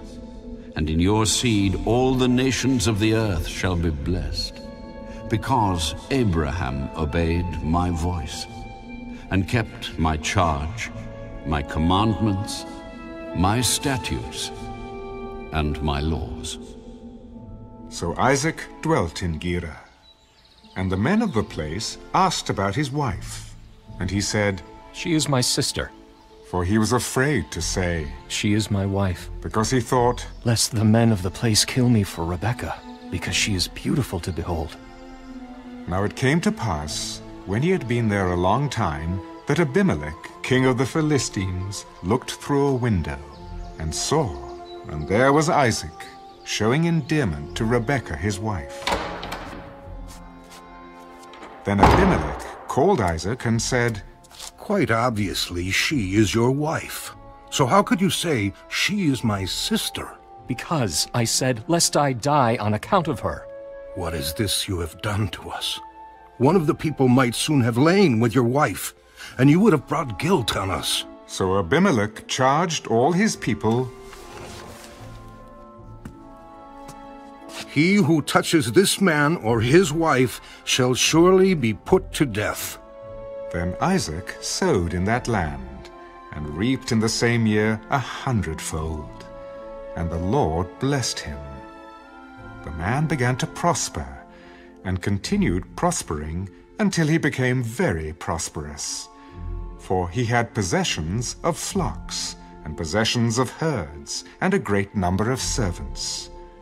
So the Philistines envied him. Now the Philistines had stopped up all the wells which his father's servants had dug in the days of Abraham his father, and they had filled them with earth. And Abimelech said to Isaac, "Go away from us, for you are much mightier than we." Then Isaac departed from there, and pitched his tent in the valley of Gerar, and dwelt there. And Isaac dug again the wells of water which they had dug in the days of Abraham his father, for the Philistines had stopped them up after the death of Abraham. He called them by the names which his father had called them. Also Isaac's servants dug in the valley, and found a well of running water there. But the herdsmen of Gerar quarreled with Isaac's herdsmen. "The water is ours." So he called the name of the well Esek, because they quarreled with him. Then they dug another well, and they quarreled over that one also. So he called its name Sitnah. And he moved from there and dug another well, and they did not quarrel over it. So he called its name Rehoboth, because he said, "For now the Lord has made room for us, and we shall be fruitful in the land." Then he went up from there to Beersheba, and the Lord appeared to him the same night and said, "I am the God of your father Abraham. Do not fear, for I am with you. I will bless you and multiply your descendants for my servant Abraham's sake." So he built an altar there, and called on the name of the Lord. And he pitched his tent there, and there Isaac's servants dug a well. Then Abimelech came up from Gerar with Ahuzzath, one of his friends, and Phicol, the commander of his army. And Isaac said to them, "Why have you come to me, since you hate me and have sent me away from you?" "We have certainly seen that the Lord is with you." So we said, "Let there now be an oath between us, between you and us, and let us make a covenant with you, that you will do us no harm, since we have not touched you, and since we have done nothing to you but good, and have sent you away in peace. You are now the blessed of the Lord." So he made them a feast, and they ate and drank.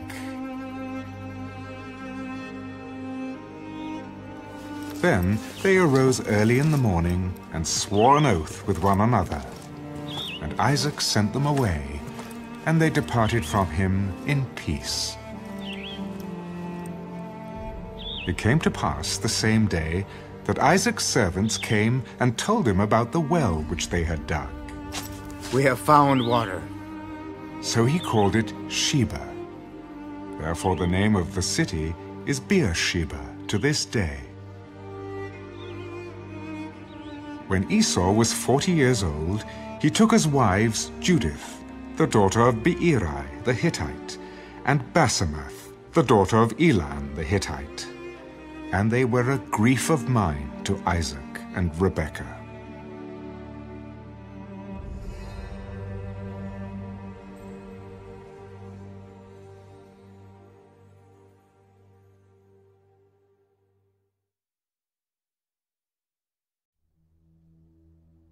Now it came to pass, when Isaac was old, and his eyes were so dim that he could not see, that he called Esau his older son, and said to him, "My son." "Here I am." "Behold now, I am old. I do not know the day of my death. Now, therefore, please, take your weapons, your quiver and your bow, and go out to the field and hunt game for me. and make me savory food such as I love, and bring it to me that I may eat, that my soul may bless you before I die." Now Rebekah was listening when Isaac spoke to Esau his son. And Esau went to the field to hunt game and to bring it. So Rebekah spoke to Jacob her son. "Indeed, I heard your father speak to Esau your brother, saying, 'Bring me game and make savory food for me, that I may eat it and bless you in the presence of the Lord before my death.' Now therefore, my son, obey my voice according to what I command you. Go now to the flock, and bring me from there 2 choice kids of the goats, and I will make savory food from them for your father, such as he loves. Then you shall take it to your father, that he may eat it, and that he may bless you before his death." Look, Esau my brother is a hairy man, and I am a smooth-skinned man. Perhaps my father will feel me, and I shall seem to be a deceiver to him, and I shall bring a curse on myself, and not a blessing. "Let your curse be on me, my son. Only obey my voice, and go get them for me." And he went and got them, and brought them to his mother. And his mother made savory food, such as his father loved. Then Rebekah took the choice clothes of her elder son Esau, which were with her in the house, and put them on Jacob, her younger son. And she put the skins of the kids of the goats on his hands and on the smooth part of his neck. Then she gave the savory food and the bread which she had prepared into the hand of her son Jacob. So he went to his father and said, "My father." "Here I am. Who are you, my son?" Jacob said to his father, "I am Esau, your firstborn. I have done just as you told me. Please arise. Sit and eat of my game, that your soul may bless me." "How is it that you have found it so quickly, my son?" "Because the Lord your God brought it to me." "Please come near, that I may feel you, my son, whether you are really my son Esau or not." So Jacob went near to Isaac his father, and he felt him and said, "The voice is Jacob's voice, but the hands are the hands of Esau." And he did not recognize him, because his hands were hairy, like his brother Esau's hands. So he blessed him. Then he said, "Are you really my son Esau?" "I am." "Bring it near to me, and I will eat of my son's game, so that my soul may bless you." So he brought it near to him, and he ate, and he brought him wine, and he drank. Then his father Isaac said to him, "Come near now, and kiss me, my son." And he came near and kissed him, and he smelled the smell of his clothing, and blessed him. "Surely the smell of my son is like the smell of a field which the Lord has blessed. Therefore, may God give you of the dew of heaven, of the fatness of the earth, and plenty of grain and wine. Let peoples serve you, and nations bow down to you. Be master over your brethren, and let your mother's sons bow down to you. Cursed be everyone who curses you, and blessed be those who bless you." Now it happened, as soon as Isaac had finished blessing Jacob, and Jacob had scarcely gone out from the presence of Isaac his father, that Esau his brother came in from his hunting. He also had made savory food, and brought it to his father. "Let my father arise, and eat of his son's game, that your soul may bless me." "Who are you?" "I am your son, your firstborn, Esau." Then Isaac trembled exceedingly. "Who? Where is the one who hunted game and brought it to me? I ate all of it before you came, and I have blessed him, and indeed he shall be blessed." When Esau heard the words of his father, he cried with an exceedingly great and bitter cry. Bless me! Me also, O my father! Your brother came with deceit and has taken away your blessing. Is he not rightly named Jacob? For he has supplanted me these 2 times. He took away my birthright, and now look, he has taken away my blessing. Have you not reserved a blessing for me? Indeed, I have made him your master, and all his brethren I have given to him as servants. With grain and wine I have sustained him. What shall I do now for you, my son? Have you only one blessing, my father? Bless me. Me also, O my father. And Esau lifted up his voice and wept. Then Isaac his father answered and said to him, Behold, your dwelling shall be of the fatness of the earth, and of the dew of heaven from above. By your sword you shall live, and you shall serve your brother. And it shall come to pass, when you become restless, that you shall break his yoke from your neck. So Esau hated Jacob, because of the blessing with which his father blessed him. And Esau said in his heart, The days of mourning for my father are at hand. Then I will kill my brother Jacob. And the words of Esau, her older son, were told to Rebekah. So she sent and called Jacob, her younger son. Surely your brother Esau comforts himself concerning you by intending to kill you. Now therefore, my son, obey my voice. Arise, flee to my brother Laban in Haran, and stay with him a few days until your brother's fury turns away, until your brother's anger turns away from you, and he forgets what you have done to him.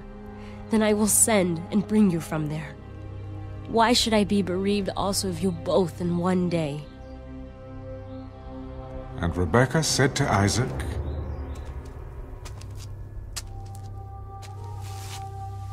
I am weary of my life because of the daughters of Heth. If Jacob takes a wife of the daughters of Heth, like these who are the daughters of the land, what good will my life be to me?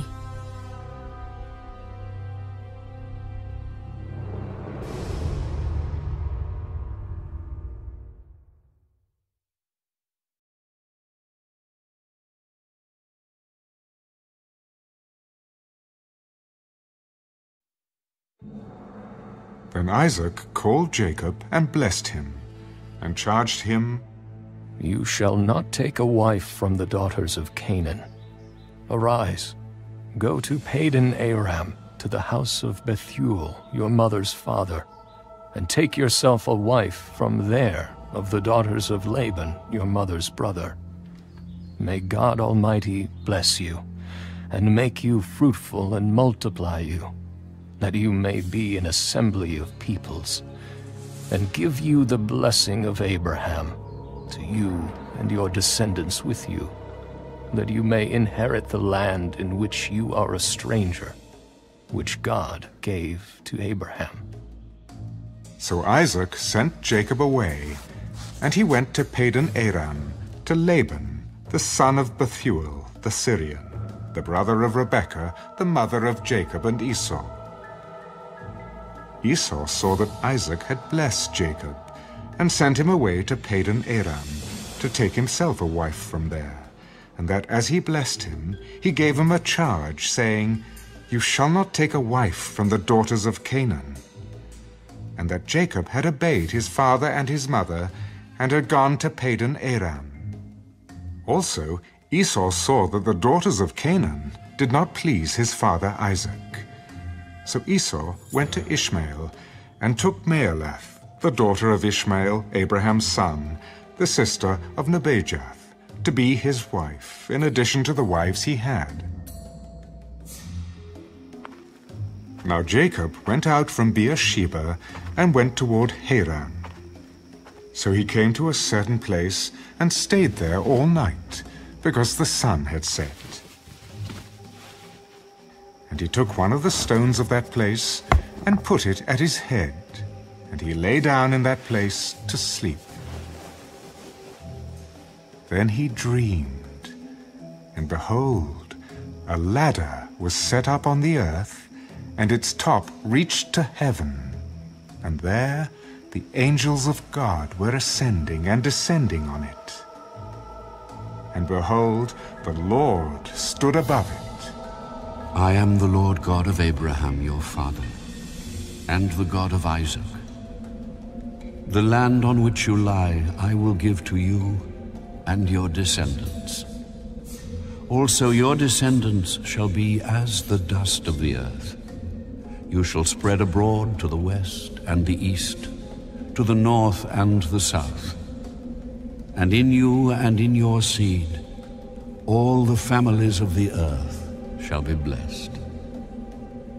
Behold, I am with you, and will keep you wherever you go, and will bring you back to this land.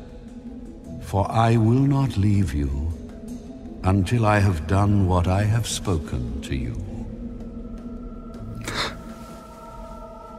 Then Jacob awoke from his sleep. Surely the Lord is in this place, and I did not know it. And he was afraid. How awesome is this place! This is none other than the house of God, and this is the gate of heaven. Then Jacob rose early in the morning, and took the stone that he had put at his head, set it up as a pillar, and poured oil on top of it. And he called the name of that place Bethel, but the name of that city had been Luz previously. Then Jacob made a vow. If God will be with me, and keep me in this way that I am going, and give me bread to eat, and clothing to put on, so that I come back to my father's house in peace, then the Lord shall be my God. And this stone which I have set as a pillar shall be God's house. And of all that you give me, I will surely give 1/10 to you.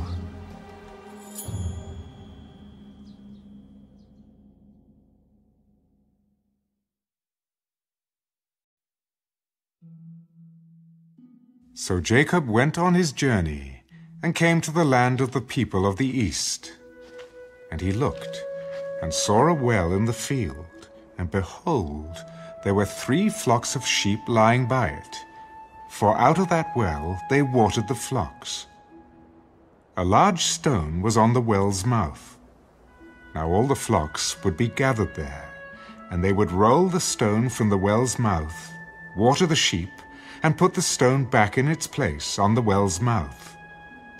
And Jacob said to them, My brethren, where are you from? We are from Haran.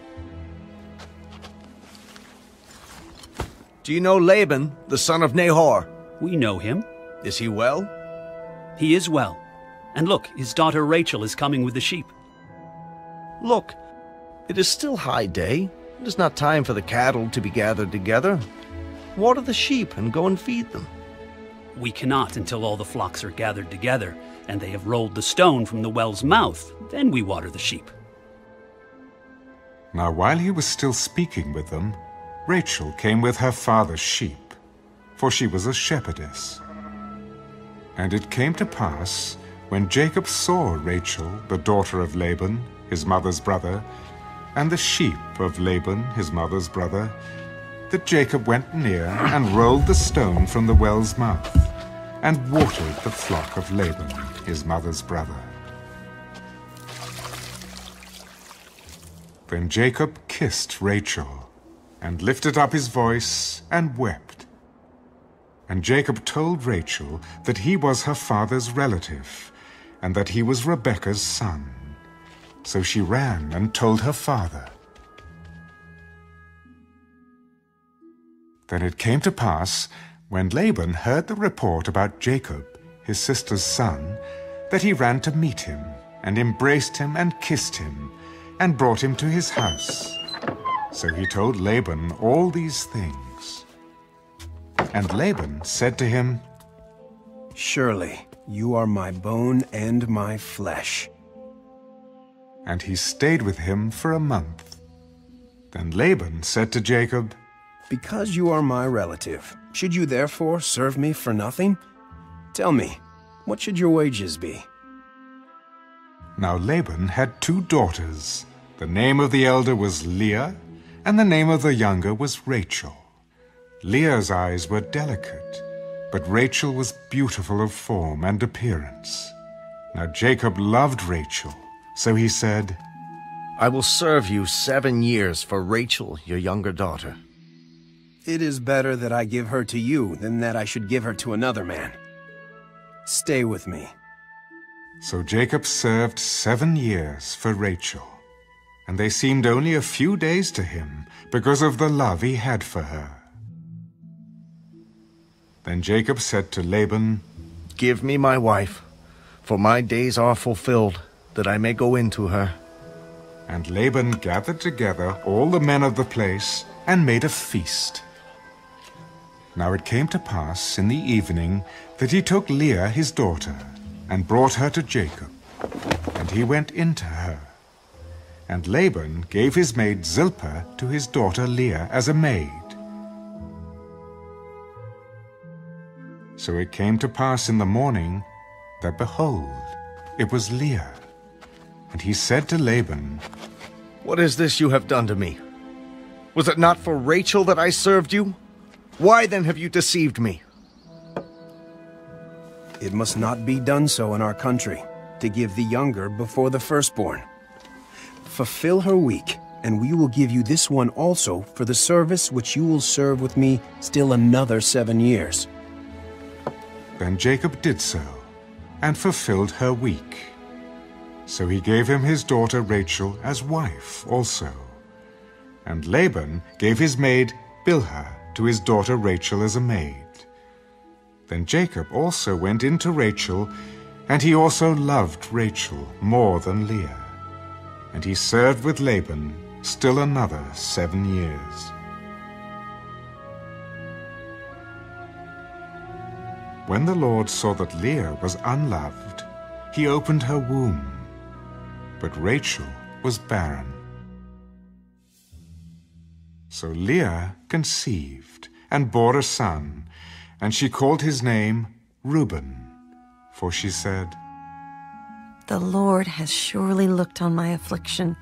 Now, therefore, my husband will love me." Then she conceived again and bore a son. Because the Lord has heard that I am unloved, he has therefore given me this son also. And she called his name Simeon.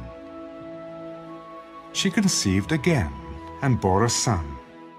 Now this time my husband will become attached to me, because I have borne him 3 sons. Therefore his name was called Levi. And she conceived again and bore a son. Now I will praise the Lord. Therefore she called his name Judah. Then she stopped bearing.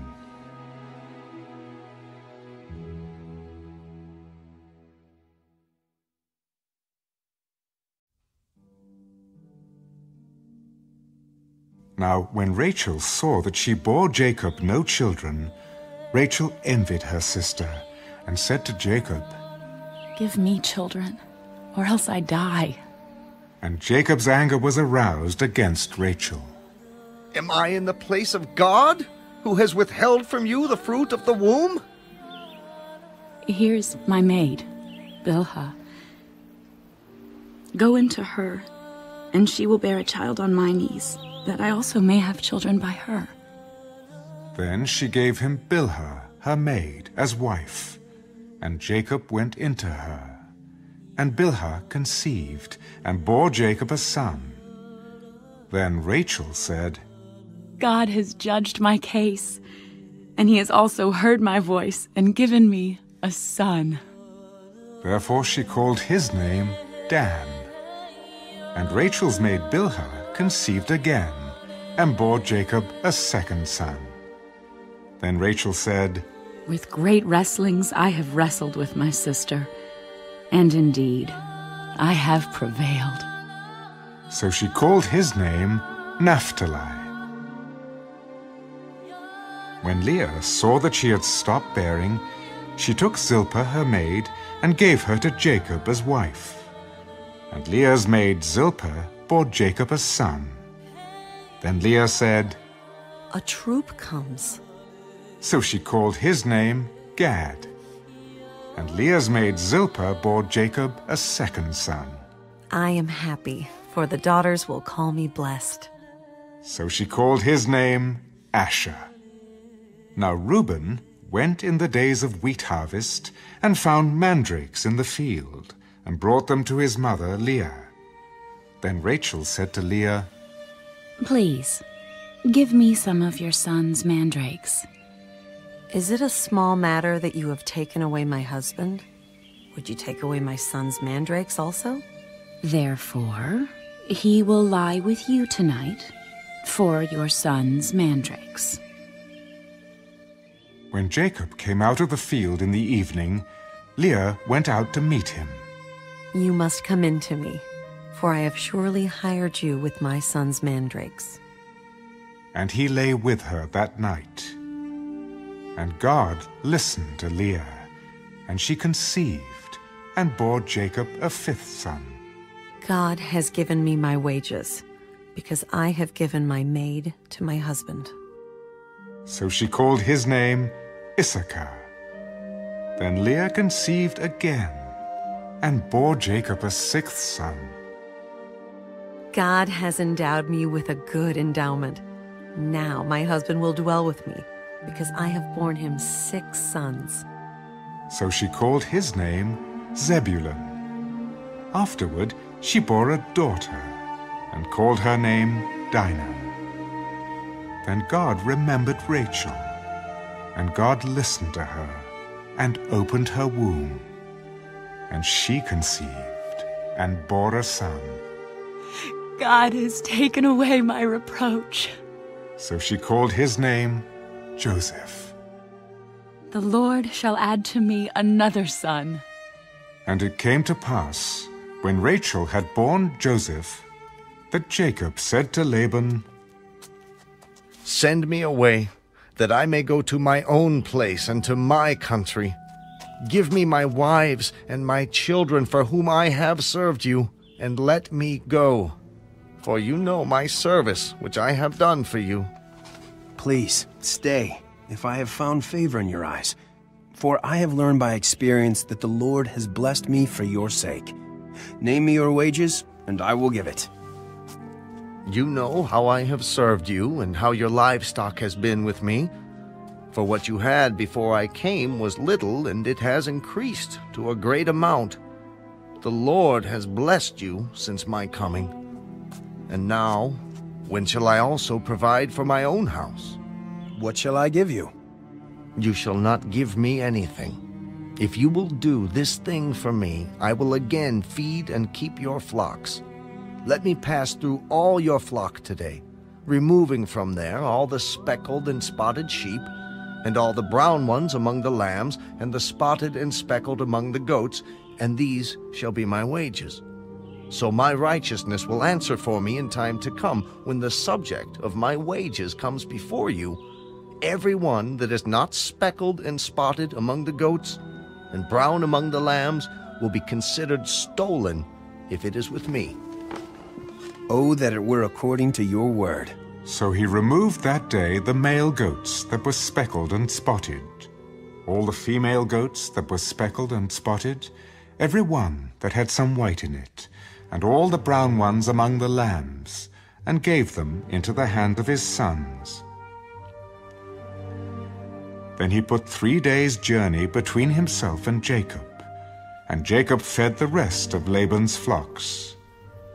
Now Jacob took for himself rods of green poplar, and of the almond and chestnut trees, peeled white strips in them, and exposed the white which was in the rods.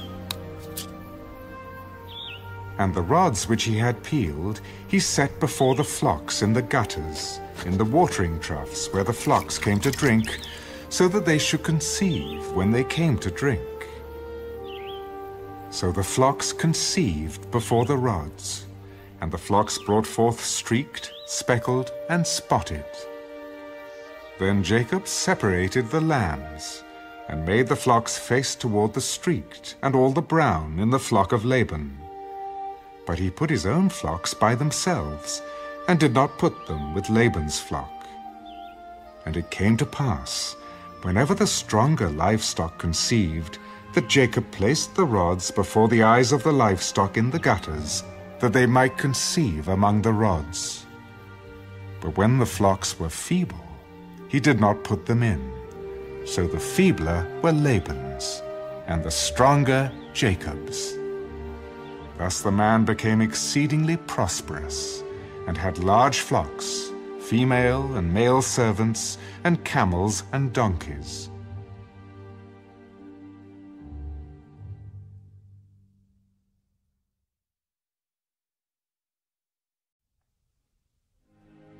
Now Jacob heard the words of Laban's sons. Jacob has taken away all that was our father's, and from what was our father's he has acquired all this wealth.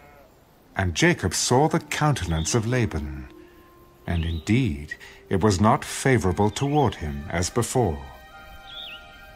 Then the Lord said to Jacob, "Return to the land of your fathers and to your family, and I will be with you." So Jacob sent and called Rachel and Leah to the field, to his flock.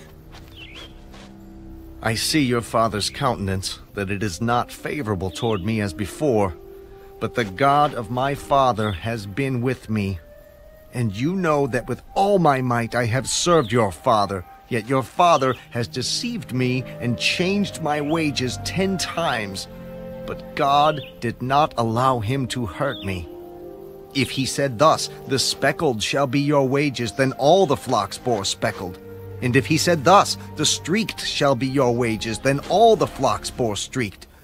So God has taken away the livestock of your father and given them to me. And it happened at the time when the flocks conceived that I lifted my eyes and saw in a dream, and behold, the rams which leaped upon the flocks were streaked, speckled, and gray-spotted. Then the angel of God spoke to me in a dream, saying, "Jacob." And I said, "Here I am." And he said, "Lift your eyes now and see, all the rams which leap on the flocks are streaked, speckled, and gray-spotted, for I have seen all that Laban is doing to you. I am the God of Bethel, where you anointed the pillar and where you made a vow to me. Now arise, get out of this land, and return to the land of your family." Then Rachel and Leah answered, Is there still any portion or inheritance for us in our father's house? Are we not considered strangers by him? For he has sold us and also completely consumed our money. For all these riches which God has taken from our father are really ours and our children's. Now then, whatever God has said to you, do it. Then Jacob rose and set his sons and his wives on camels. And he carried away all his livestock and all his possessions which he had gained, his acquired livestock which he had gained in Padan Aram, to go to his father Isaac in the land of Canaan. Now Laban had gone to shear his sheep, and Rachel had stolen the household idols that were her father's. And Jacob stole away, unknown to Laban the Syrian, in that he did not tell him that he intended to flee. So he fled with all that he had. He arose and crossed the river, and headed toward the mountains of Gilead. And Laban was told on the 3rd day that Jacob had fled. Then he took his brethren with him, and pursued him for 7 days' journey. And he overtook him in the mountains of Gilead. But God had come to Laban the Syrian in a dream by night, and said to him, Be careful that you speak to Jacob neither good nor bad. So Laban overtook Jacob. Now Jacob had pitched his tent in the mountains, and Laban with his brethren pitched in the mountains of Gilead. And Laban said to Jacob, "What have you done, that you have stolen away unknown to me, and carried away my daughters like captives taken with the sword? Why did you flee away secretly, and steal away from me and not tell me? For I might have sent you away with joy and songs, with timbrel and harp, and you did not allow me to kiss my sons and my daughters. Now you have done foolishly in so doing. It is in my power to do you harm. But the God of your father spoke to me last night, saying, 'Be careful that you speak to Jacob neither good nor bad.' And now you have surely gone because you greatly long for your father's house. But why did you steal my gods?" "Because I was afraid, for I said, 'Perhaps you would take your daughters from me by force.' With whomever you find your gods, do not let him live. In the presence of our brethren, identify what I have of yours and take it with you." For Jacob did not know that Rachel had stolen them. And Laban went into Jacob's tent, into Leah's tent, and into the two maids' tents, but he did not find them. Then he went out of Leah's tent and entered Rachel's tent. Now Rachel had taken the household idols, put them in the camel's saddle, and sat on them. And Laban searched all about the tent, but did not find them. And she said to her father, "Let it not displease my lord, that I cannot rise before you, for the manner of women is with me." And he searched, but did not find the household idols. Then Jacob was angry and rebuked Laban. "What is my trespass? What is my sin that you have so hotly pursued me? Although you have searched all my things, what part of your household things have you found? Set it here before my brethren and your brethren, that they may judge between us both. These 20 years I have been with you. Your ewes and your female goats have not miscarried their young, and I have not eaten the rams of your flock. That which was torn by beasts I did not bring to you, I bore the loss of it. You required it from my hand, whether stolen by day or stolen by night. There I was. In the day the drought consumed me, and the frost by night, and my sleep departed from my eyes. Thus I have been in your house 20 years. I served you 14 years for your 2 daughters, and 6 years for your flock, and you have changed my wages 10 times. Unless the God of my father, the God of Abraham, and the fear of Isaac had been with me, surely now you would have sent me away empty-handed. God has seen my affliction and the labor of my hands, and rebuked you last night."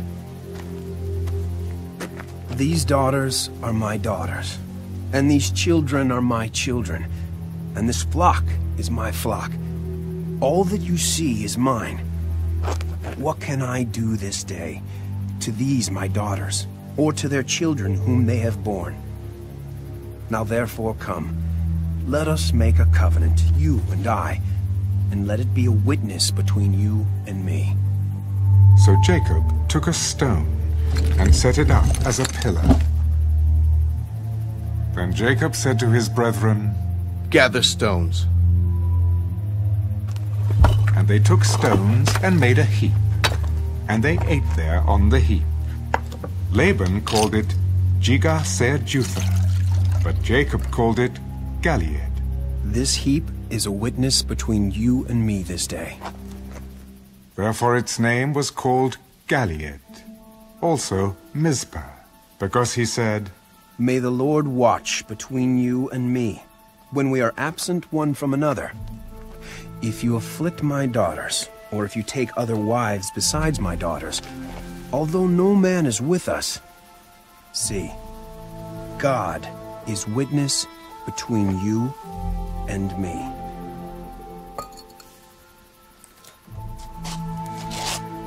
Here is this heap, and here is this pillar, which I have placed between you and me.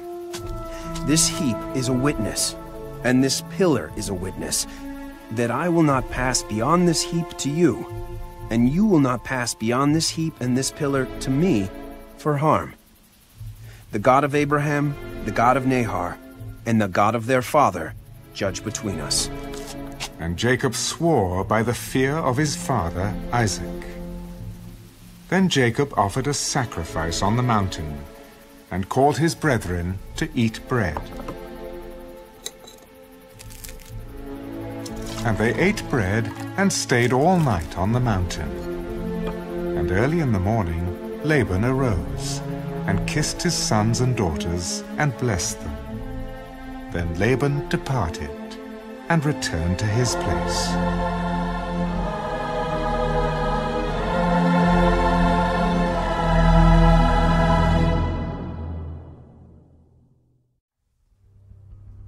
So Jacob went on his way, and the angels of God met him.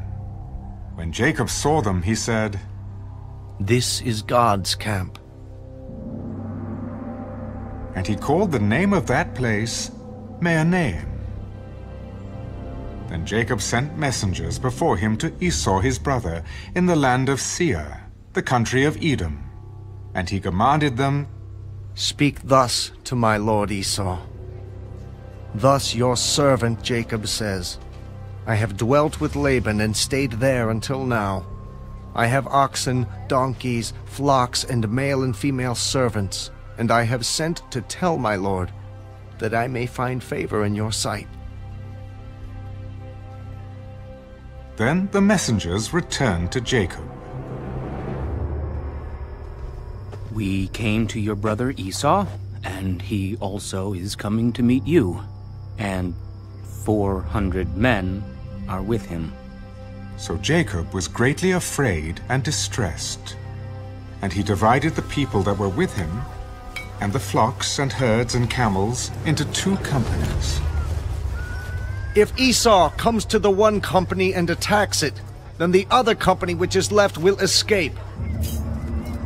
O God of my father Abraham, and God of my father Isaac, the Lord who said to me, 'Return to your country and to your family, and I will deal well with you,' I am not worthy of the least of all the mercies and of all the truth which you have shown your servant. For I crossed over this Jordan with my staff, and now I have become 2 companies. Deliver me, I pray, from the hand of my brother, from the hand of Esau, for I fear him, lest he come and attack me. The mother with the children, for you said, I will surely treat you well and make your descendants as the sand of the sea, which cannot be numbered for multitude." So he lodged there that same night, and took what came to his hand as a present for Esau his brother, 200 female goats and 20 male goats, 200 ewes and 20 rams, 30 milk camels with their colts, 40 cows and 10 bulls, 20 female donkeys and 10 foals. Then he delivered them to the hand of his servants, every drove by itself, and said to his servants, "Pass over before me, and put some distance between successive droves." And he commanded the first one, "When Esau my brother meets you and asks you, saying, 'To whom do you belong, and where are you going? Whose are these in front of you?' Then you shall say, 'They are your servant Jacob's. It is a present sent to my lord Esau, and behold, he also is behind us.'" So he commanded the second, the third, and all who followed the droves, "In this manner you shall speak to Esau when you find him, and also say, 'Behold, your servant Jacob is behind us.' I will appease him with the present that goes before me, and afterward I will see his face. Perhaps he will accept me." So the present went on over before him. But he himself lodged that night in the camp. And he arose that night, and took his 2 wives, his 2 female servants, and his 11 sons, and crossed over the ford of Jabbok. He took them, sent them over the brook, and sent over what he had.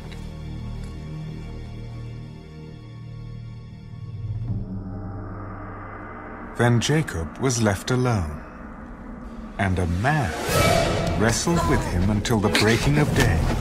Now when he saw that he did not prevail against him, he touched the socket of his hip, and the socket of Jacob's hip was out of joint, as he wrestled with him. And he said, "Let me go, for the day breaks." I will not let you go unless you bless me. What is your name? Jacob. Your name shall no longer be called Jacob, but Israel. For you have struggled with God and with men, and have prevailed. Tell me your name, I pray. Why is it that you ask about my name? And he blessed him there. So Jacob called the name of the place Peniel. For I have seen God face to face, and my life is preserved. Just as he crossed over Peniel, the sun rose on him, and he limped on his hip. Therefore, to this day, the children of Israel do not eat the muscle that shrank, which is on the hip socket, because he touched the socket of Jacob's hip in the muscle that shrank.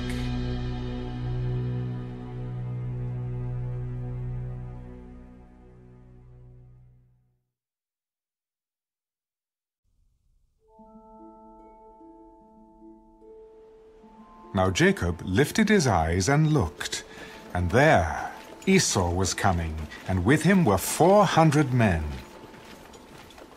So he divided the children among Leah, Rachel, and the 2 maidservants. And he put the maidservants and their children in front, Leah and her children behind, and Rachel and Joseph last. Then he crossed over before them, and bowed himself to the ground 7 times, until he came near to his brother. But Esau ran to meet him, and embraced him, and fell on his neck, and kissed him, and they wept. And he lifted his eyes, and saw the women and children. Who are these with you? The children whom God has graciously given your servant. Then the maidservants came near, they and their children, and bowed down. And Leah also came near with her children, and they bowed down. Afterward Joseph and Rachel came near, and they bowed down. What do you mean by all this company which I met? These are to find favor in the sight of my Lord. I have enough, my brother. Keep what you have for yourself. No, please. If I have now found favor in your sight, then receive my present from my hand, inasmuch as I have seen your face as though I had seen the face of God, and you were pleased with me. Please, take my blessing that is brought to you, because God has dealt graciously with me, and because I have enough. So he urged him, and he took it. Then Esau said, Let us take our journey. Let us go, and I will go before you. My Lord knows that the children are weak, and the flocks and herds which are nursing are with me. And if the men should drive them hard one day, all the flock will die. Please let my Lord go on ahead before his servant. I will lead on slowly, at a pace which the livestock that go before me and the children are able to endure, until I come to my Lord and see her. Now let me leave with you some of the people who are with me. What need is there? Let me find favor in the sight of my Lord. So Esau returned that day on his way to Seir. And Jacob journeyed to Succoth, built himself a house, and made booths for his livestock. Therefore the name of the place is called Succoth. Then Jacob came safely to the city of Shechem, which is in the land of Canaan, when he came from Padam Aram, and he pitched his tent before the city. And he bought the parcel of land where he had pitched his tent from the children of Hamor, Shechem's father, for 100 pieces of money. Then he erected an altar there, and called it El-Elohe Israel.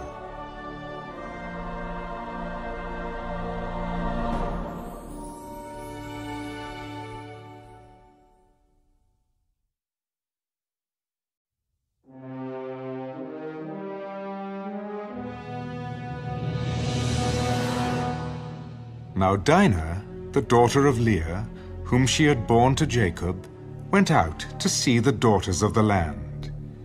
And when Shechem, the son of Hamor the Hivite, prince of the country, saw her, he took her and lay with her and violated her.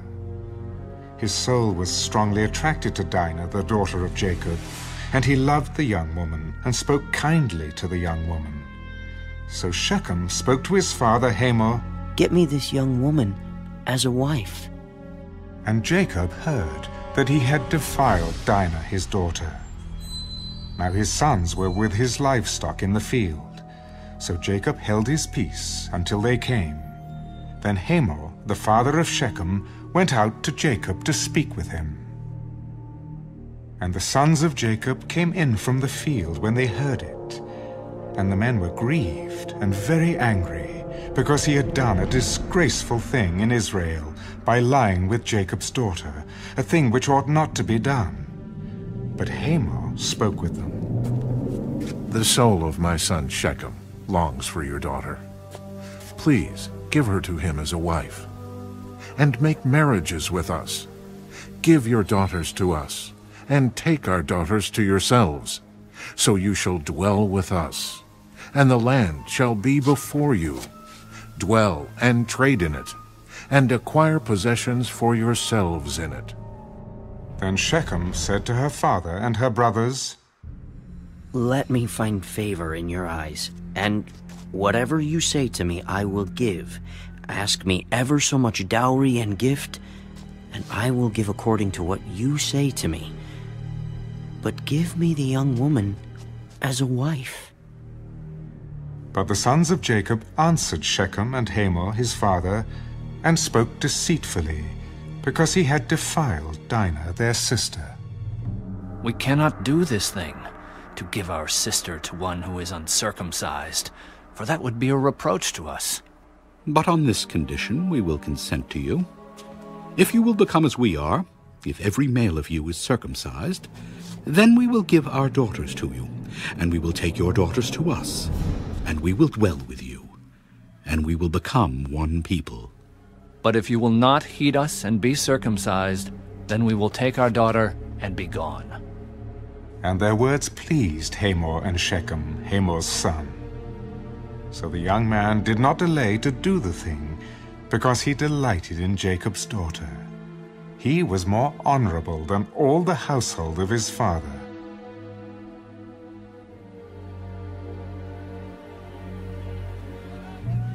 And Hamor and Shechem his son came to the gate of their city, and spoke with the men of their city.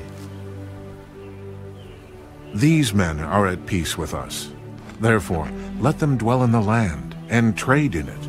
For indeed, the land is large enough for them. Let us take their daughters to us as wives, and let us give them our daughters. Only on this condition will the men consent to dwell with us to be one people. If every male among us is circumcised, as they are circumcised, will not their livestock, their property, and every animal of theirs be ours? Only let us consent to them, and they will dwell with us." And all who went out of the gate of his city heeded Hamor and Shechem his son. Every male was circumcised, all who went out of the gate of his city. Now it came to pass on the third day, when they were in pain, that two of the sons of Jacob, Simeon and Levi, Dinah's brothers, each took his sword, and came boldly upon the city, and killed all the males. And they killed Hamor and Shechem his son with the edge of the sword, and took Dinah from Shechem's house and went out. The sons of Jacob came upon the slain and plundered the city because their sister had been defiled. They took their sheep, their oxen, and their donkeys, what was in the city and what was in the field, and all their wealth. All their little ones and their wives they took captive, and they plundered even all that was in the houses. Then Jacob said to Simeon and Levi, "You have troubled me by making me obnoxious among the inhabitants of the land, among the Canaanites and the Perizzites. And since I am few in number, they will gather themselves together against me and kill me. I shall be destroyed, my household and I." Should he treat our sister like a harlot?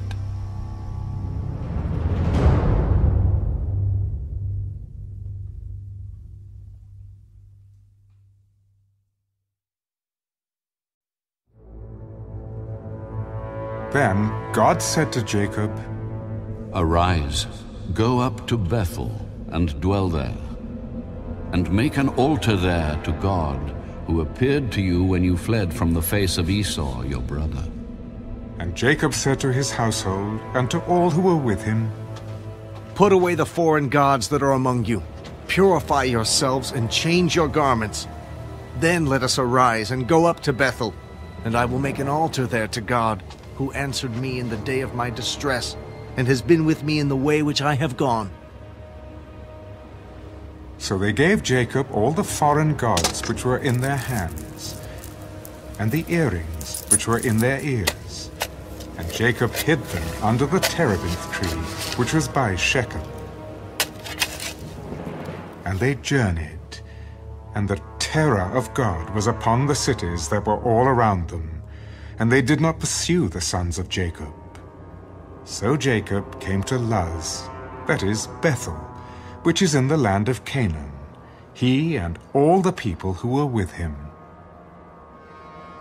And he built an altar there, and called the place El Bethel, because there God appeared to him when he fled from the face of his brother. Now Deborah, Rebekah's nurse, died, and she was buried below Bethel under the terebinth tree. So the name of it was called Allon Bacuth. Then God appeared to Jacob again, when he came from Padan Aram, and blessed him. "Your name is Jacob. Your name shall not be called Jacob any more, but Israel shall be your name." So he called his name Israel. "I am God Almighty. Be fruitful and multiply. A nation and a company of nations shall proceed from you, and kings shall come from your body. The land which I gave Abraham and Isaac, I give to you, and to your descendants after you, I give this land." Then God went up from him in the place where he talked with him. So Jacob set up a pillar in the place where he talked with him, a pillar of stone. And he poured a drink offering on it, and he poured oil on it. And Jacob called the name of the place where God spoke with him, Bethel. Then they journeyed from Bethel. And when there was but a little distance to go to Ephrath, Rachel labored in childbirth, and she had hard labor. Now it came to pass, when she was in hard labor, that the midwife said to her, "Do not fear. You will have this son also." And so it was, as her soul was departing, for she died, that she called his name Ben-Oni, but his father called him Benjamin. So Rachel died, and was buried on the way to Ephrath, that is, Bethlehem. And Jacob set a pillar on her grave, which is the pillar of Rachel's grave to this day. Then Israel journeyed, and pitched his tent beyond the tower of Eder. And it happened, when Israel dwelt in that land, that Reuben went and lay with Bilhah, his father's concubine, and Israel heard about it. Now the sons of Jacob were 12. The sons of Leah were Reuben, Jacob's firstborn, and Simeon, Levi, Judah, Issachar, and Zebulun. The sons of Rachel were Joseph and Benjamin. The sons of Bilhah, Rachel's maidservant, were Dan and Naphtali. And the sons of Zilpah, Leah's maidservant, were Gad and Asher. These were the sons of Jacob, who were born to him in Padan Aram. Then Jacob came to his father Isaac at Mamre, or Kirjath Arba, that is, Hebron, where Abraham and Isaac had dwelt. Now the days of Isaac were 180 years. So Isaac breathed his last and died, and was gathered to his people, being old and full of days.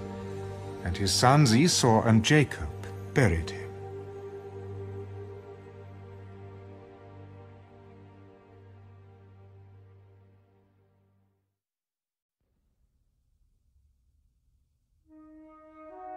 Now this is the genealogy of Esau, who is Edom.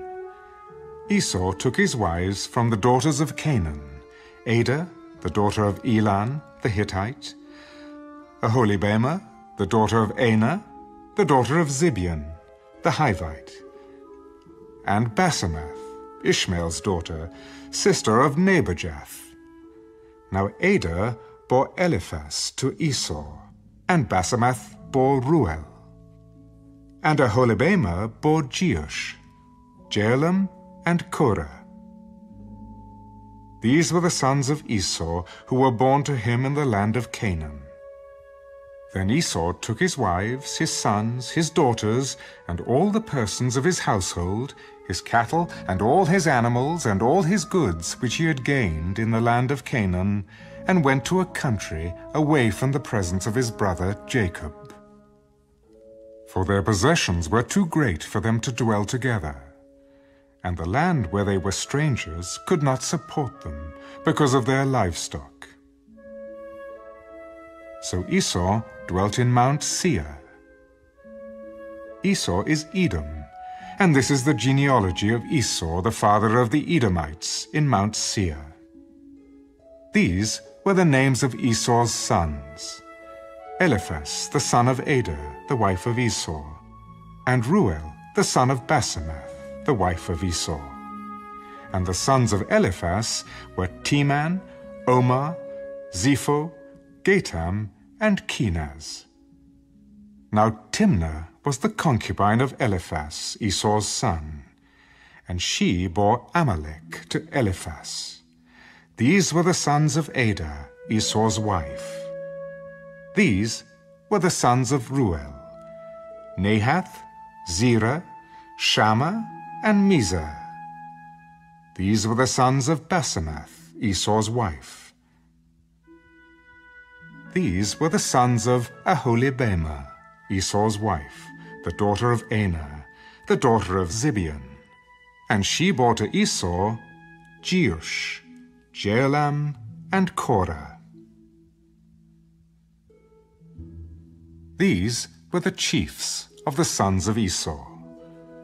The sons of Eliphaz, the firstborn son of Esau, were Chief Teman, Chief Omar, Chief Zepho, Chief Kenaz, Chief Korah, Chief Gatam, and Chief Amalek. These were the chiefs of Eliphaz in the land of Edom. They were the sons of Adah. These were the sons of Ruel, Esau's son: Chief Nahath, Chief Zerah, Chief Shammah, and Chief Mizah. These were the chiefs of Ruel in the land of Edom. These were the sons of Basemath, Esau's wife. And these were the sons of Aholibamah, Esau's wife. Chief Jeush, Chief Jeholam, and Chief Korah. These were the chiefs who descended from Aholibamah, Esau's wife, the daughter of Anah. These were the sons of Esau, who is Edom, and these were their chiefs. These were the sons of Seir, the Horite, who inhabited the land: Lotan, Shobal, Zibeon, Anah, Dishan, Ezer, and Dishan. These were the chiefs of the Horites, the sons of Seir, in the land of Edom. And the sons of Lotan were Horai and Heman. Lotan's sister was Timnah. These were the sons of Shobal: Alvan, Manahath, Ebal, Shepho, and Onam. These were the sons of Zibeon, both Ajer and Anah. This was the Anah who found the water in the wilderness, as he pastured the donkeys of his father Zibeon. These were the children of Anah: Dishon and Aholibamah, the daughter of Anah. These were the sons of Dishan: Hemdan, Eshban, Ithran, and Kiran. These were the sons of Ezur: Bilhan, Zeavan, and Achan. These were the sons of Dishan: Az and Aran. These were the chiefs of the Horites: Chief Lotan, Chief Shobal, Chief Zibeon, Chief Anah, Chief Dishan, Chief Ezer, and Chief Dishan. These were the chiefs of the Horites, according to their chiefs in the land of Seir. Now these were the kings who reigned in the land of Edom, before any king reigned over the children of Israel. Bela, the son of Beor, reigned in Edom, and the name of his city was Dinhabah. And when Bela died, Jobab, the son of Zerah of Basra, reigned in his place. When Jobab died, Husham of the land of the Temanites reigned in his place. And when Husham died, Hadad, the son of Bedad, who attacked Midian in the field of Moab, reigned in his place. And the name of his city was Avith. When Hadad died, Samlah of Masrekah reigned in his place. And when Samlah died, Saul of Rehoboth by the river reigned in his place. When Saul died, Baal-Hanan, the son of Achbor, reigned in his place. And when Baal-Hanan, the son of Achbor, died, Hadar reigned in his place, and the name of his city was Peu. His wife's name was Mehetabel, the daughter of Matred, the daughter of Mezahab. And these were the names of the chiefs of Esau, according to their families and their places, by their names: Chief Timnah, Chief Alva, Chief Jetheth, Chief Aholibamah, Chief Elah, Chief Pinan, Chief Kenaz, Chief Teman, Chief Mibzar, Chief Magdiel, and Chief Iram. These were the chiefs of Edom, according to their dwelling places in the land of their possession. Esau was the father of the Edomites.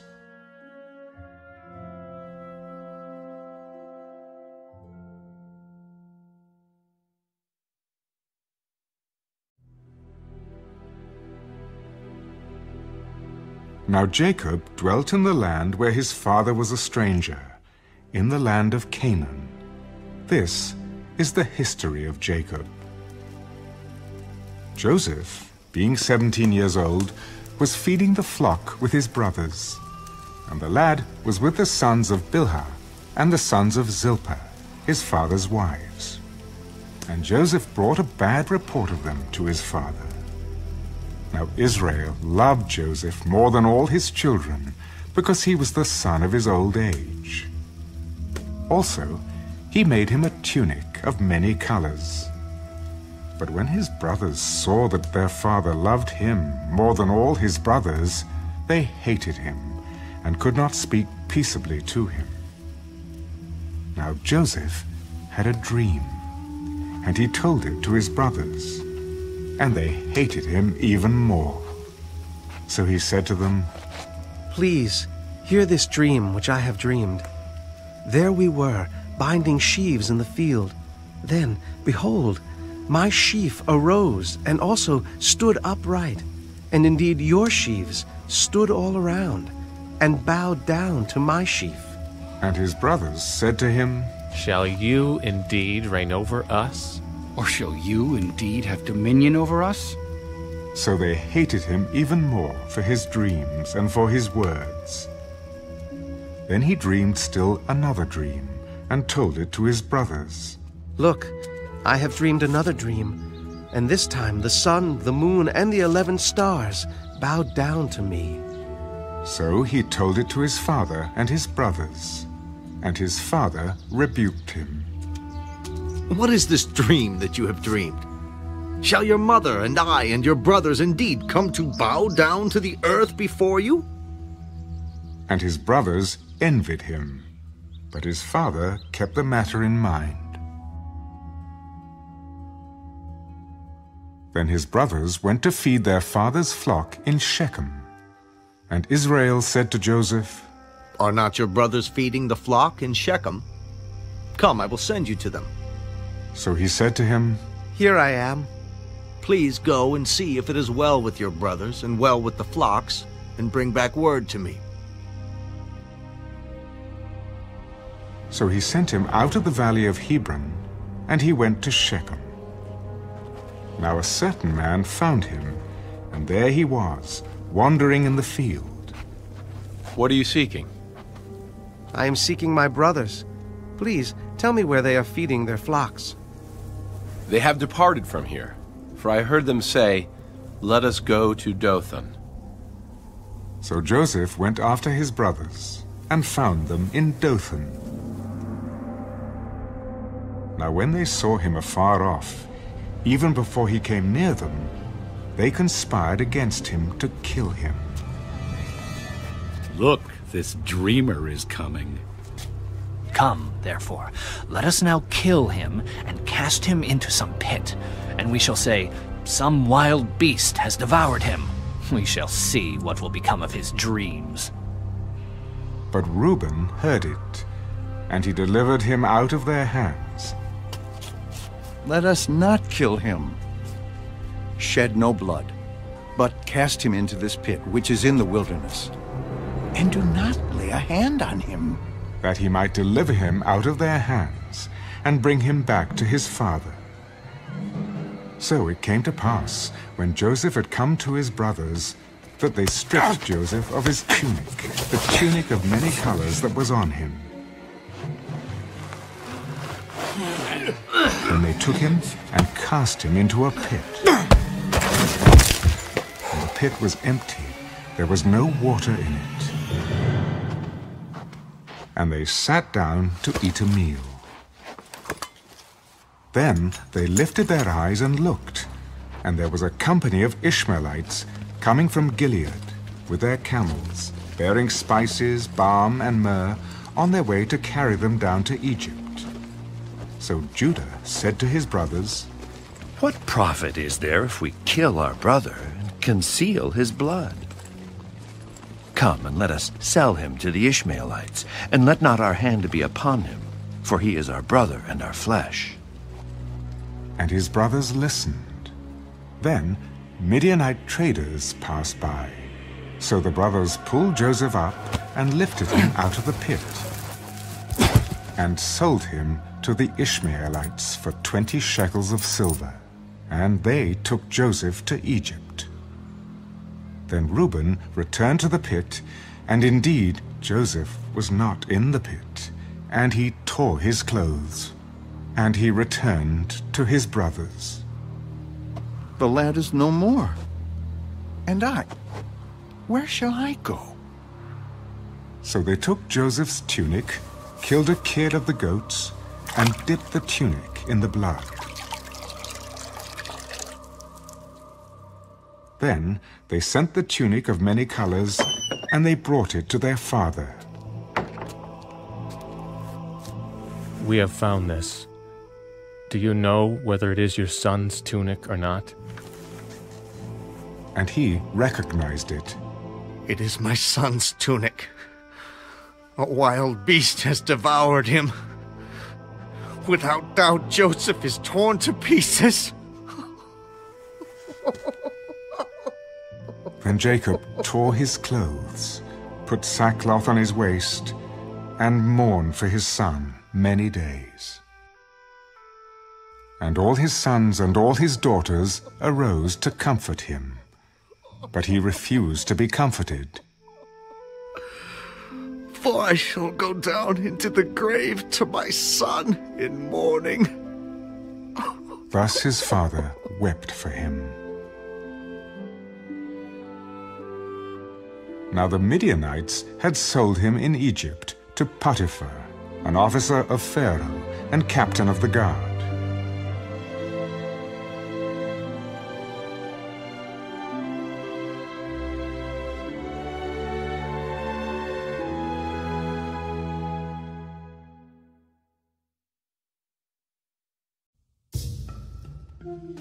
It came to pass at that time that Judah departed from his brothers and visited a certain Adullamite whose name was Hira. And Judah saw there a daughter of a certain Canaanite whose name was Shua. And he married her and went into her. So she conceived and bore a son, and he called his name She conceived again and bore a son, and she called his name Onan. And she conceived yet again, and bore a son, and called his name Shelah. He was at Chezib when she bore him. Then Judah took a wife for his firstborn, and her name was Tamar. But Judah's firstborn, was wicked in the sight of the Lord, and the Lord killed him. And Judah said to Onan, Go in to your brother's wife and marry her, and raise up an heir to your brother. But Onan knew that the heir would not be his. And it came to pass, when he went in to his brother's wife, that he omitted on the ground, lest he should give an heir to his brother. And the thing which he did displeased the Lord. Therefore he killed him also. Then Judah said to Tamar, his daughter-in-law, Remain a widow in your father's house till my son Shelah is grown, lest he also die like his brothers. And Tamar went and dwelt in her father's house. Now in the process of time, the daughter of Shua, Judah's wife, died. And Judah was comforted, and went up to his sheep shearers at Timnah, he and his friend Hira the Adullamite. And it was told Tamar, Look, your father-in-law is going up to Timnah to shear his sheep. So she took off her widow's garments, covered herself with a veil, and wrapped herself, and sat in an open place which was on the way to Timnah. For she saw that Shelah was grown, and she was not given to him as a wife. When Judah saw her, he thought she was a harlot, because she had covered her face. Then he turned to her by the way. Please let me come in to you. For he did not know that she was his daughter-in-law. What will you give me, that you may come in to me? I will send a young goat from the flock. Will you give me a pledge till you send it? What pledge shall I give you? Your signet and cord, and your staff that is in your hand. Then he gave them to her, and went into her, and she conceived by him. So she arose and went away, and laid aside her veil, and put on the garments of her widowhood. And Judah sent the young goat by the hand of his friend the Adullamite, to receive his pledge from the woman's hand. But he did not find her. Then he asked the men of that place, "Where is the harlot who was openly by the roadside?" There was no harlot in this place. So he returned to Judah. "I cannot find her." Also, the men of the place said there was no harlot in this place. Let her take them for herself, lest we be shamed. For I sent this young goat, and you have not found her.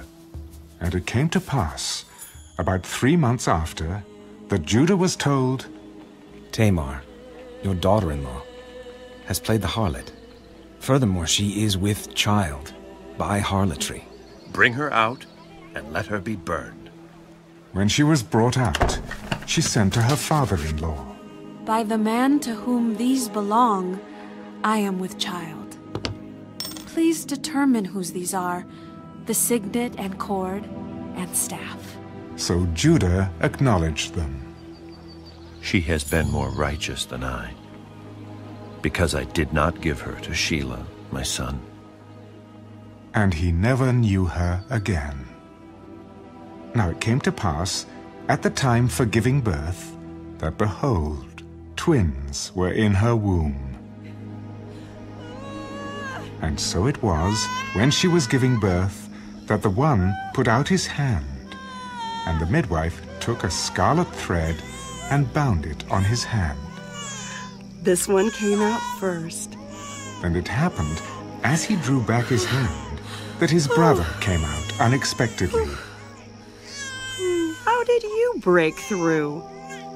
This breach be upon you. Therefore his name was called Perez. Afterward his brother came out who had the scarlet thread on his hand, and his name was called Zerah.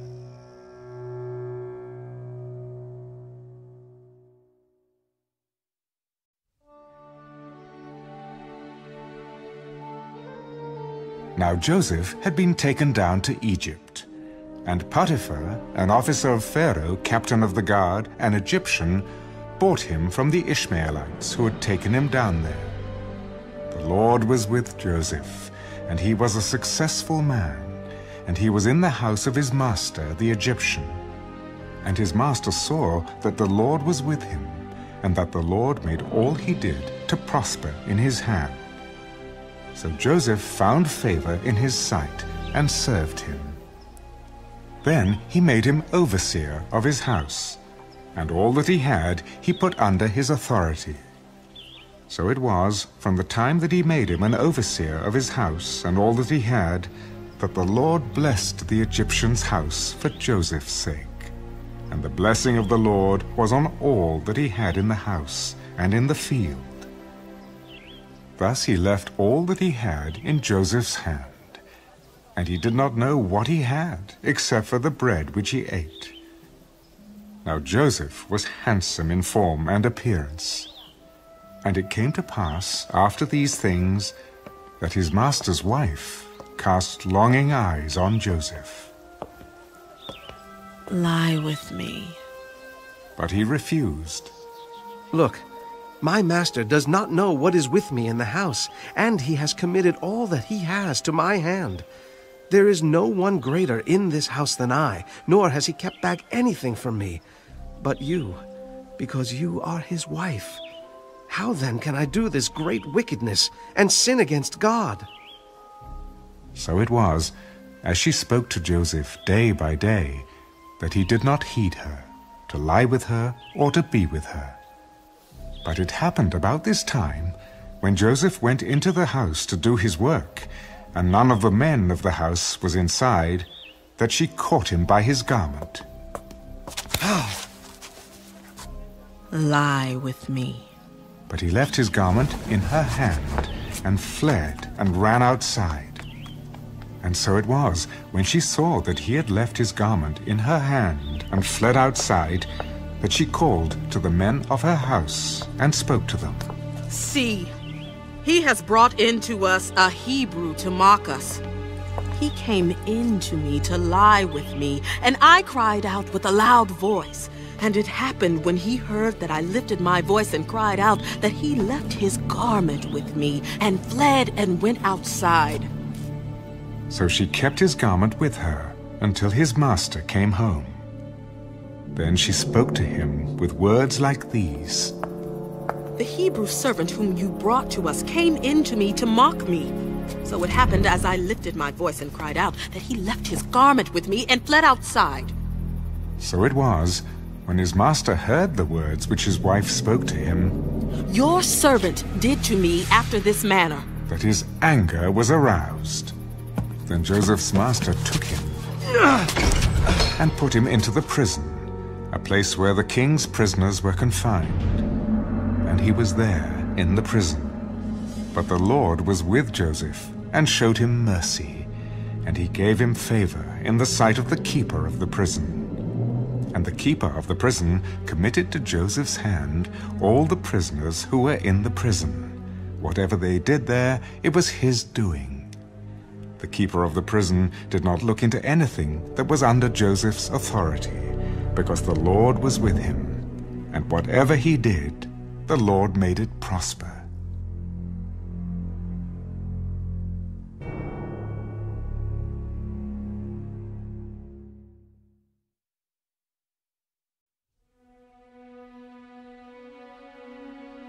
It came to pass after these things that the butler and the baker of the king of Egypt offended their lord, the king of Egypt.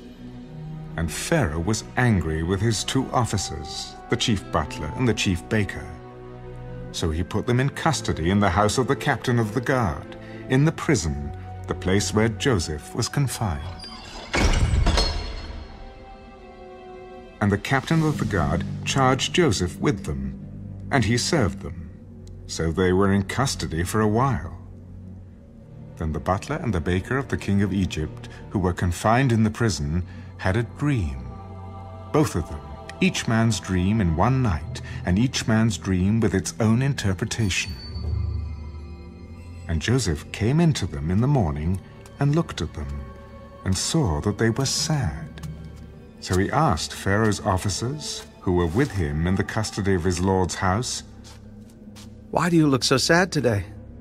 "We each have had a dream, and there is no interpreter of it." "Do not interpretations belong to God? Tell them to me, please." Then the chief butler told his dream to Joseph. "Behold, in my dream a vine was before me, and in the vine were 3 branches. It was as though it budded, its blossoms shot forth, and its clusters brought forth ripe grapes. Then Pharaoh's cup was in my hand, and I took the grapes and pressed them into Pharaoh's cup, and placed the cup in Pharaoh's hand." This is the interpretation of it. The 3 branches are 3 days. Now within 3 days, Pharaoh will lift up your head and restore you to your place, and you will put Pharaoh's cup in his hand according to the former manner when you were his butler. But remember me when it is well with you, and please show kindness to me. Make mention of me to Pharaoh, and get me out of this house. For indeed I was stolen away from the land of the Hebrews, and also I have done nothing here that they should put me into the dungeon." When the chief baker saw that the interpretation was good, he said to Joseph, "I also was in my dream, and there were 3 white baskets on my head. In the uppermost basket were all kinds of baked goods for Pharaoh, and the birds ate them out of the basket on my head." This is the interpretation of it. The 3 baskets are 3 days. Within 3 days, Pharaoh will lift off your head from you and hang you on a tree, and the birds will eat your flesh from you. Now it came to pass on the 3rd day, which was Pharaoh's birthday, that he made a feast for all his servants. and he lifted up the head of the chief butler and of the chief baker among his servants. Then he restored the chief butler to his butlership again, and he placed the cup in Pharaoh's hand. But he hanged the chief baker, as Joseph had interpreted to them. Yet the chief butler did not remember Joseph, but forgot him.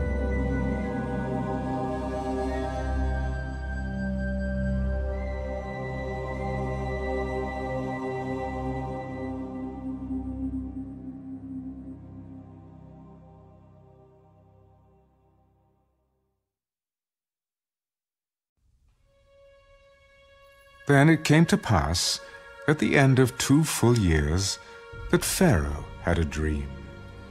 And behold, he stood by the river. Suddenly there came up out of the river 7 cows, fine-looking and fat, and they fed in the meadow. Then behold, 7 other cows came up after them out of the river, ugly and gaunt, and stood by the other cows on the bank of the river. And the ugly and gaunt cows ate up the 7 fine-looking and fat cows.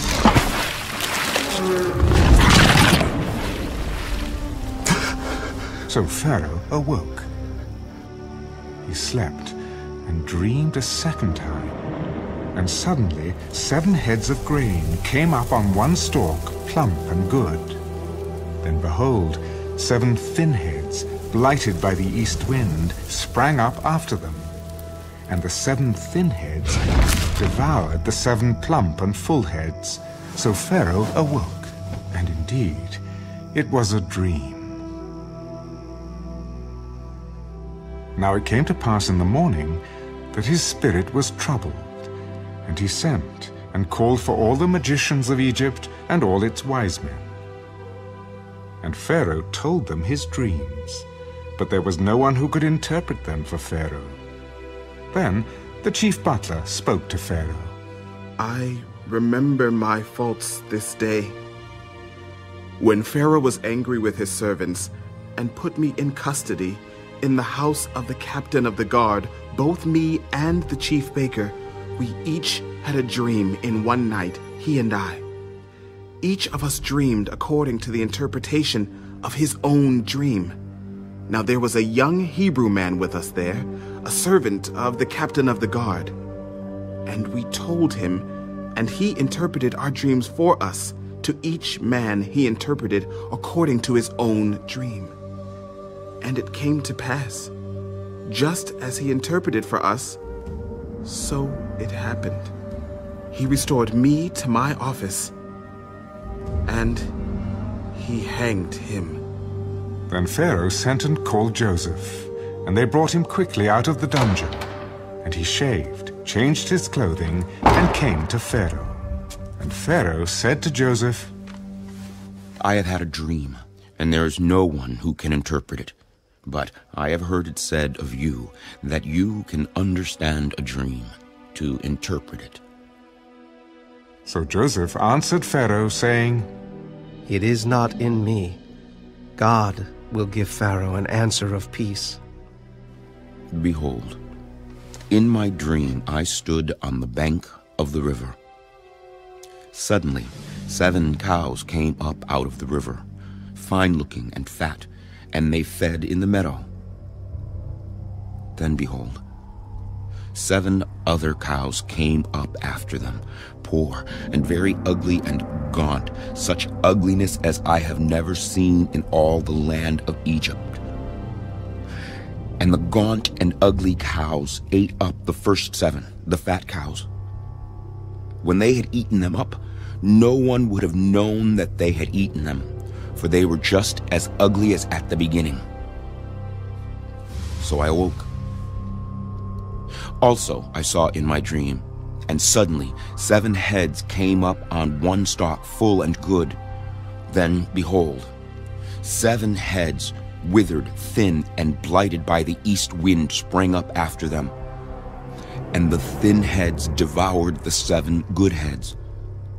So I told this to the magicians. but there was no one who could explain it to me. The dreams of Pharaoh are one. God has shown Pharaoh what he is about to do. The 7 good cows are 7 years, and the 7 good heads are 7 years. The dreams are one. And the 7 thin and ugly cows which came up after them are 7 years, and the 7 empty heads blighted by the east wind are 7 years of famine. This is the thing which I have spoken to Pharaoh. God has shown Pharaoh what he is about to do. Indeed, 7 years of great plenty will come throughout all the land of Egypt. But after them, 7 years of famine will arise, and all the plenty will be forgotten in the land of Egypt, and the famine will deplete the land. So the plenty will not be known in the land because of the famine following, for it will be very severe. And the dream was repeated to Pharaoh twice, because the thing is established by God, and God will shortly bring it to pass. Now, therefore, let Pharaoh select a discerning and wise man, and set him over the land of Egypt. Let Pharaoh do this, and let him appoint officers over the land to collect 1/5 of the produce of the land of Egypt in the 7 plentiful years.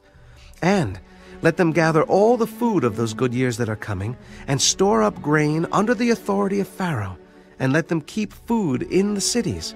Then that food shall be as a reserve for the land for the 7 years of famine, which shall be in the land of Egypt, that the land may not perish during the famine.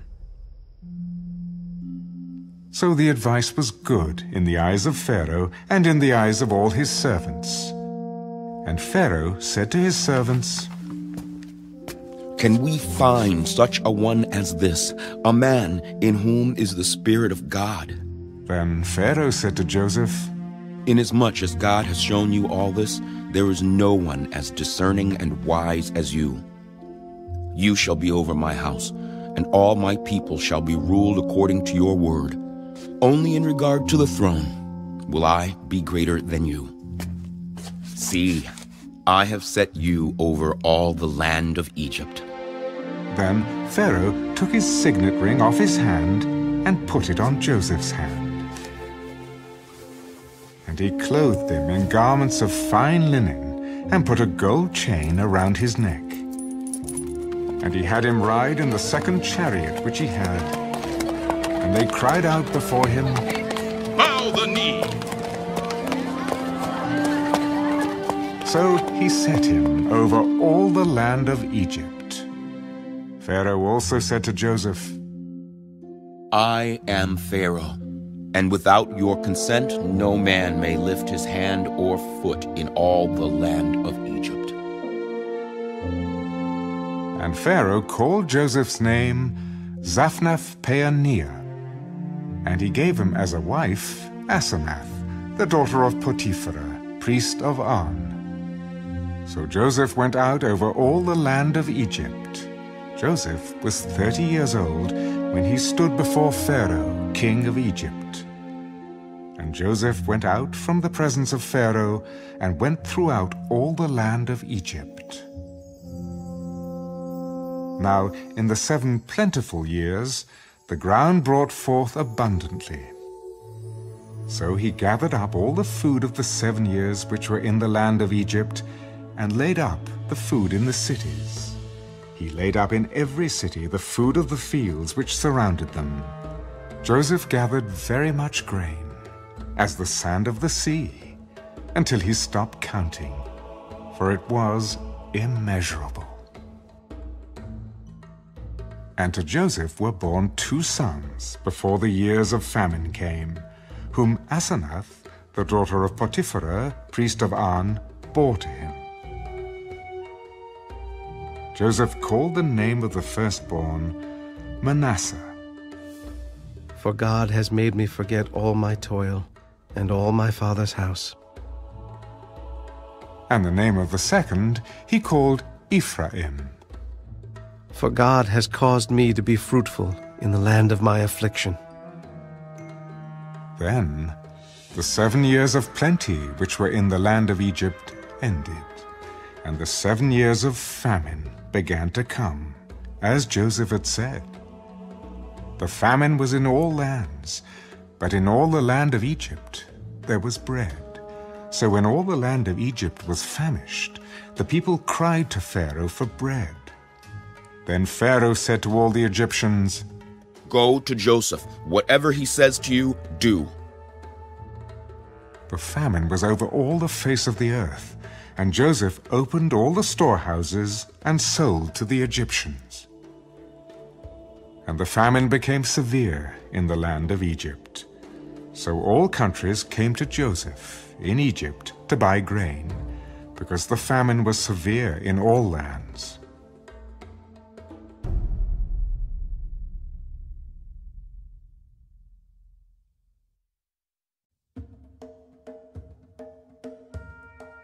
When Jacob saw that there was grain in Egypt, Jacob said to his sons, "Why do you look at one another? Indeed, I have heard that there is grain in Egypt. Go down to that place and buy for us there, that we may live and not die." So Joseph's 10 brothers went down to buy grain in Egypt. But Jacob did not send Joseph's brother, Benjamin, with his brothers, lest some calamity befall him. And the sons of Israel went to buy grain among those who journeyed, for the famine was in the land of Canaan. Now Joseph was governor over the land, and it was he who sold to all the people of the land. And Joseph's brothers came and bowed down before him, with their faces to the earth. Joseph saw his brothers and recognized them, but he acted as a stranger to them and spoke roughly to them. "Where do you come from?" "From the land of Canaan to buy food." So Joseph recognized his brothers, but they did not recognize him. Then Joseph remembered the dreams which he had dreamed about them. "You are spies. You have come to see the nakedness of the land." "No, my lord, but your servants have come to buy food." "We are all one man's sons. We are honest men. Your servants are not spies." "No, but you have come to see the nakedness of the land." "Your servants are 12 brothers, the sons of one man in the land of Canaan. And in fact, the youngest is with our father today, and one is no more." "It is as I spoke to you, saying you are spies. In this manner you shall be tested. By the life of Pharaoh, you shall not leave this place unless your youngest brother comes here. Send one of you, and let him bring your brother, and you shall be kept in prison, that your words may be tested to see whether there is any truth in you. Or else, by the life of Pharaoh, surely you are spies." So he put them all together in prison 3 days. Then Joseph said to them the 3rd day,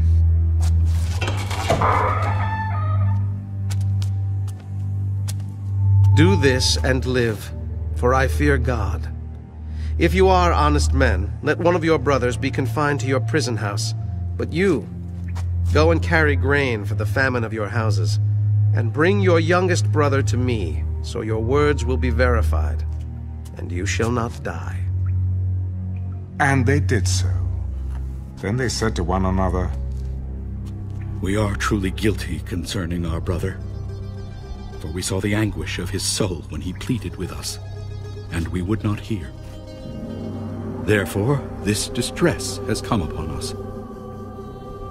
And Reuben answered them, "Did I not speak to you, saying, 'Do not sin against the boy,' and you would not listen? Therefore, behold, his blood is now required of us." But they did not know that Joseph understood them, for he spoke to them through an interpreter. And he turned himself away from them and wept. Then he returned to them again and talked with them. And he took Simeon from them and bound him before their eyes. Then Joseph gave a command to fill their sacks with grain, to restore every man's money to his sack, and to give them provisions for the journey. Thus he did for them. So they loaded their donkeys with the grain and departed from there.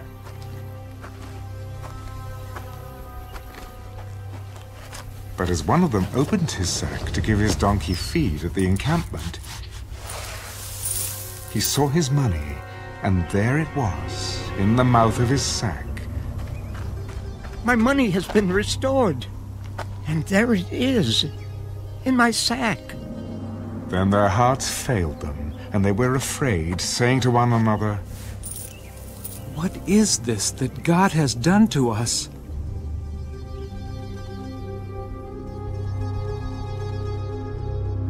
Then they went to Jacob their father in the land of Canaan and told him all that had happened to them.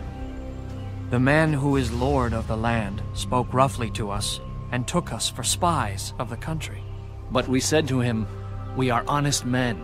We are not spies. We are 12 brothers, sons of our father. One is no more, and the youngest is with our father this day in the land of Canaan." Then the man, the lord of the country, said to us, "By this I will know that you are honest men. Leave one of your brothers here with me. Take food for the famine of your households, and be gone. And bring your youngest brother to me, so I shall know that you are not spies, but that you are honest men. I will grant your brother to you, and you may trade in the land." Then it happened as they emptied their sacks, that surprisingly, each man's bundle of money was in his sack. And when they and their father saw the bundles of money, they were afraid. And Jacob their father said to them, "You have bereaved me. Joseph is no more, Simeon is no more, and you want to take Benjamin. All these things are against me." Then Reuben spoke to his father. Kill my 2 sons if I do not bring him back to you. Put him in my hands, and I will bring him back to you. My son shall not go down with you, for his brother is dead, and he is left alone. If any calamity should befall him along the way in which you go, then you would bring down my gray hair with sorrow to the grave.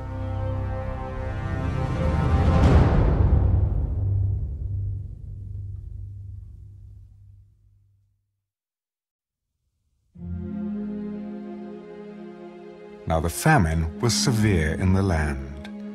And it came to pass, when they had eaten up the grain which they had brought from Egypt, that their father said to them, "Go back, buy us a little food."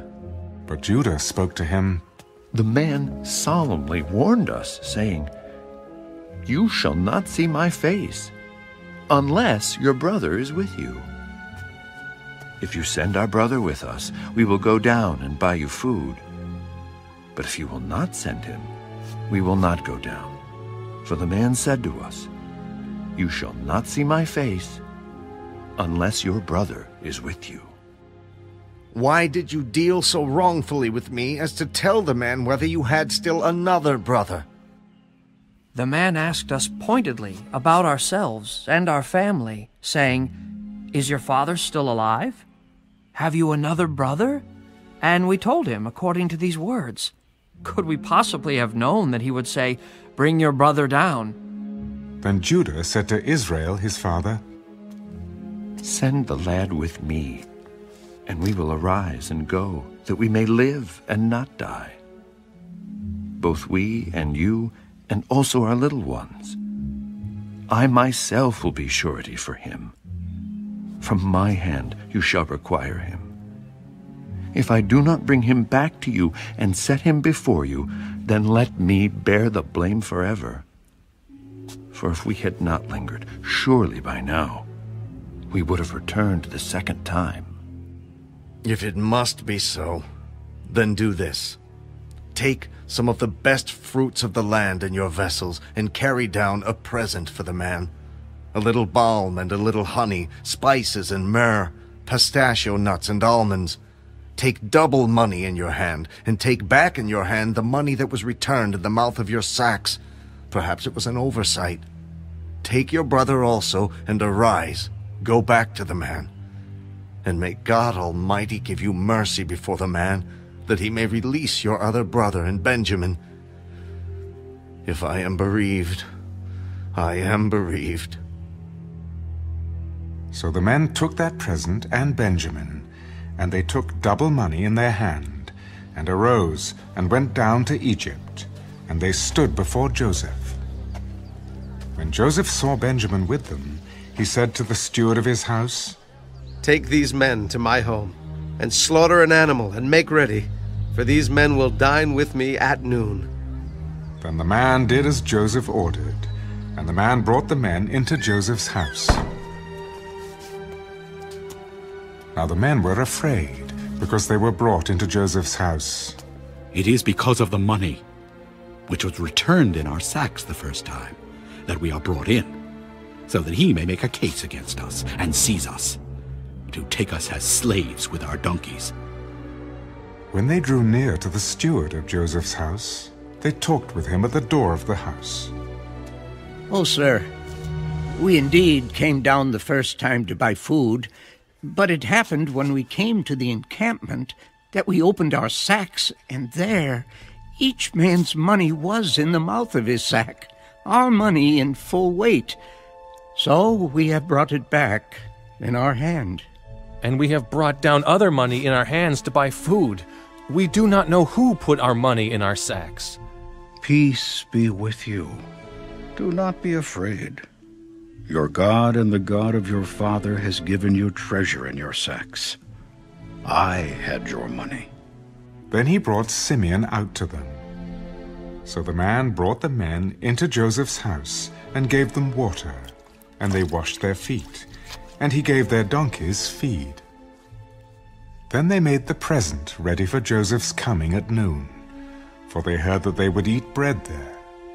And when Joseph came home, they brought him the present, which was in their hand, into the house, and bowed down before him to the earth. Then he asked them about their well-being. "Is your father well? The old man of whom you spoke? Is he still alive?"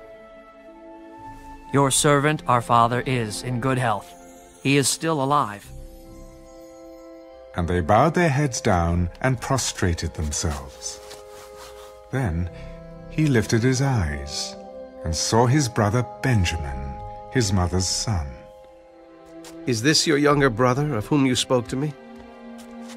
God be gracious to you, my son." Now his heart yearned for his brother. So Joseph made haste and sought somewhere to weep. And he went into his chamber and wept there. Then he washed his face and came out, and he restrained himself. "Serve the bread." So they set him a place by himself, and them by themselves, and the Egyptians who ate with him by themselves, because the Egyptians could not eat food with the Hebrews, for that is an abomination to the Egyptians. And they sat before him, the firstborn according to his birthright, and the youngest according to his youth. And the men looked in astonishment at one another. Then he took servings to them from before him. But Benjamin's serving was 5 times as much as any of theirs. So they drank and were merry with him.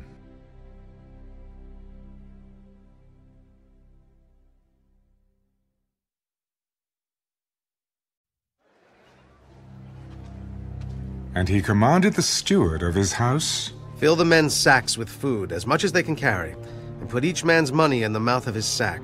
Also, put my cup, the silver cup, in the mouth of the sack of the youngest and his grain money." So he did, according to the word that Joseph had spoken. As soon as the morning dawned, the men were sent away, they and their donkeys.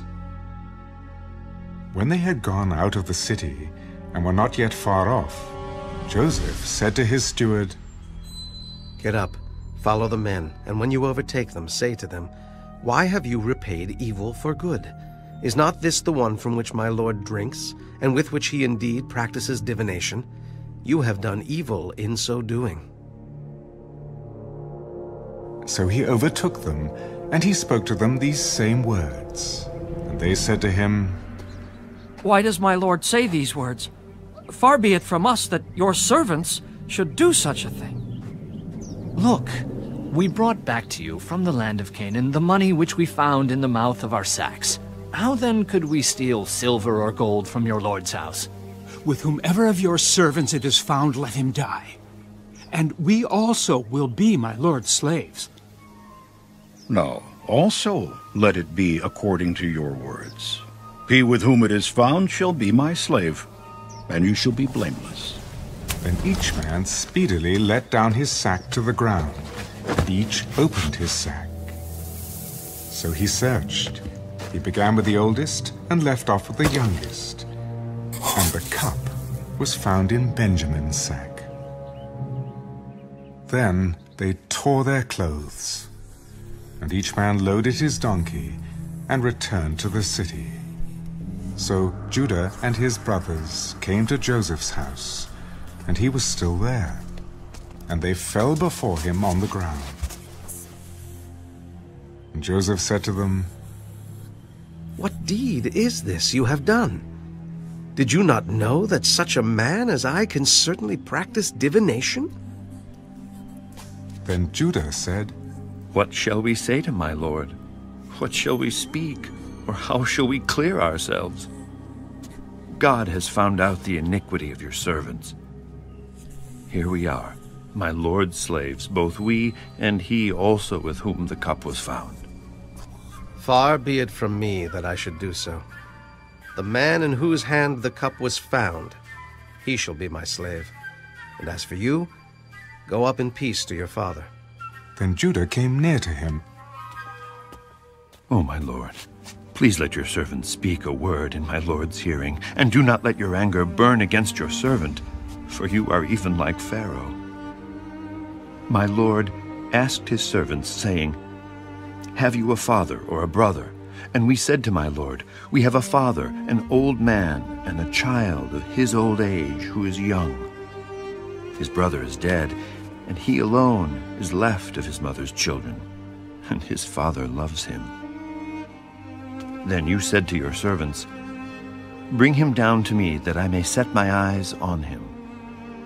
And we said to my lord, "The lad cannot leave his father, for if he should leave his father would die." But you said to your servants, "Unless your youngest brother comes down with you, you shall see my face no more." So it was, when we went up to your servant my father, that we told him the words of my lord. And our father said, "Go back and buy us a little food." But we said, "We cannot go down. If our youngest brother is with us, then we will go down. For we may not see the man's face unless our youngest brother is with us." Then your servant my father said to us, "You know that my wife bore me 2 sons. And the one went out from me, and I said, 'Surely he is torn to pieces, and I have not seen him since.' But if you take this one also from me, and calamity befalls him, you shall bring down my gray hair with sorrow to the grave. Now, therefore, when I come to your servant my father, and the lad is not with us, since his life is bound up in the lad's life, it will happen, when he sees that the lad is not with us, that he will die. So your servants will bring down the gray hair of your servant our father with sorrow to the grave.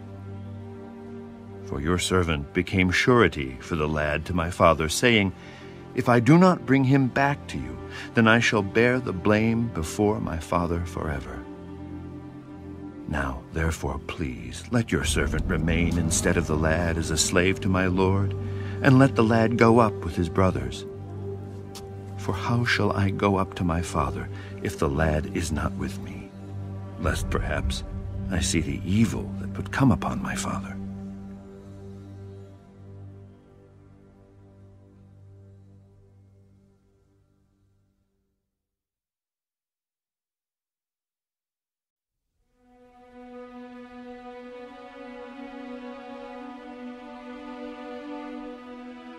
Then Joseph could not restrain himself before all those who stood by him. "Make everyone go out from me." So no one stood with him while Joseph made himself known to his brothers. And he wept aloud, and the Egyptians and the house of Pharaoh heard it. Then Joseph said to his brothers, I am Joseph. Does my father still live? But his brothers could not answer him, for they were dismayed in his presence. Please, come near to me. So they came near. I am Joseph, your brother, whom you sold into Egypt. But now do not therefore be grieved or angry with yourselves because you sold me here. For God sent me before you to preserve life. For these 2 years the famine has been in the land, and there are still 5 years in which there will be neither plowing nor harvesting. And God sent me before you to preserve a posterity for you in the earth, and to save your lives by a great deliverance. So now, it was not you who sent me here, but God. And he has made me a father to Pharaoh, and lord of all his house, and a ruler throughout all the land of Egypt.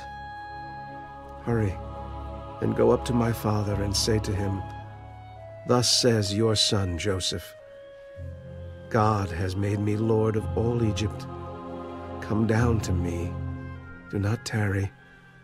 You shall dwell in the land of Goshen, and you shall be near to me, you and your children, your children's children, your flocks and your herds, and all that you have. There I will provide for you, lest you and your household and all that you have come to poverty, for there are still 5 years of famine. And behold, your eyes and the eyes of my brother Benjamin see that it is my mouth that speaks to you. So you shall tell my father of all my glory in Egypt, and of all that you have seen. And you shall hurry and bring my father down here. Then he fell on his brother Benjamin's neck and wept, and Benjamin wept on his neck. Moreover, he kissed all his brothers and wept over them. And after that, his brothers talked with him. Now, the report of it was heard in Pharaoh's house. Joseph's brothers have come. So it pleased Pharaoh and his servants well. And Pharaoh said to Joseph, Say to your brothers, do this. Load your animals and depart. Go to the land of Canaan. Bring your father and your households and come to me. I will give you the best of the land of Egypt, and you will eat the fat of the land. Now you are commanded, do this. Take carts out of the land of Egypt for your little ones and your wives. Bring your father and come. Also, do not be concerned about your goods, for the best of all the land of Egypt is yours. Then the sons of Israel did so. And Joseph gave them carts according to the command of Pharaoh, and he gave them provisions for the journey. He gave to all of them, to each man, changes of garments. But to Benjamin he gave 300 pieces of silver and 5 changes of garments. And he sent to his father these things: 10 donkeys loaded with the good things of Egypt, and 10 female donkeys loaded with grain, bread, and food for his father for the journey. So he sent his brothers away, and they departed. And he said to them, See that you do not become troubled along the way. Then they went up out of Egypt, and came to the land of Canaan, to Jacob their father. Joseph is still alive, and he is governor over all the land of Egypt. And Jacob's heart stood still, because he did not believe them. But when they told him all the words which Joseph had said to them, and when he saw the carts which Joseph had sent to carry him, the spirit of Jacob their father revived. It is enough. Joseph, my son, is still alive. I will go and see him before I die.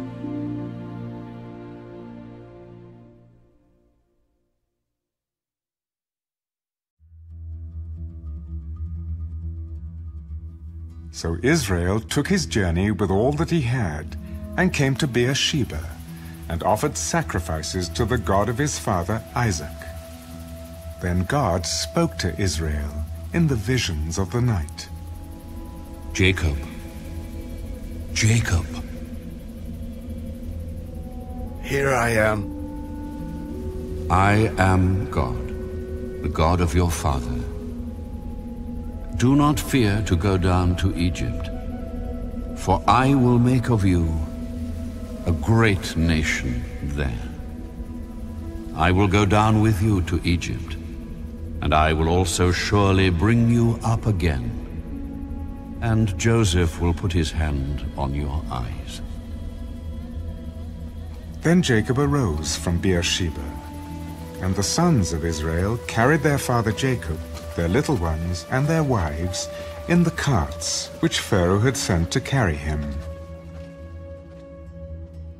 So they took their livestock and their goods, which they had acquired in the land of Canaan, and went to Egypt, Jacob and all his descendants with him, his sons and his sons' sons, his daughters and his sons' daughters, and all his descendants he brought with him to Egypt.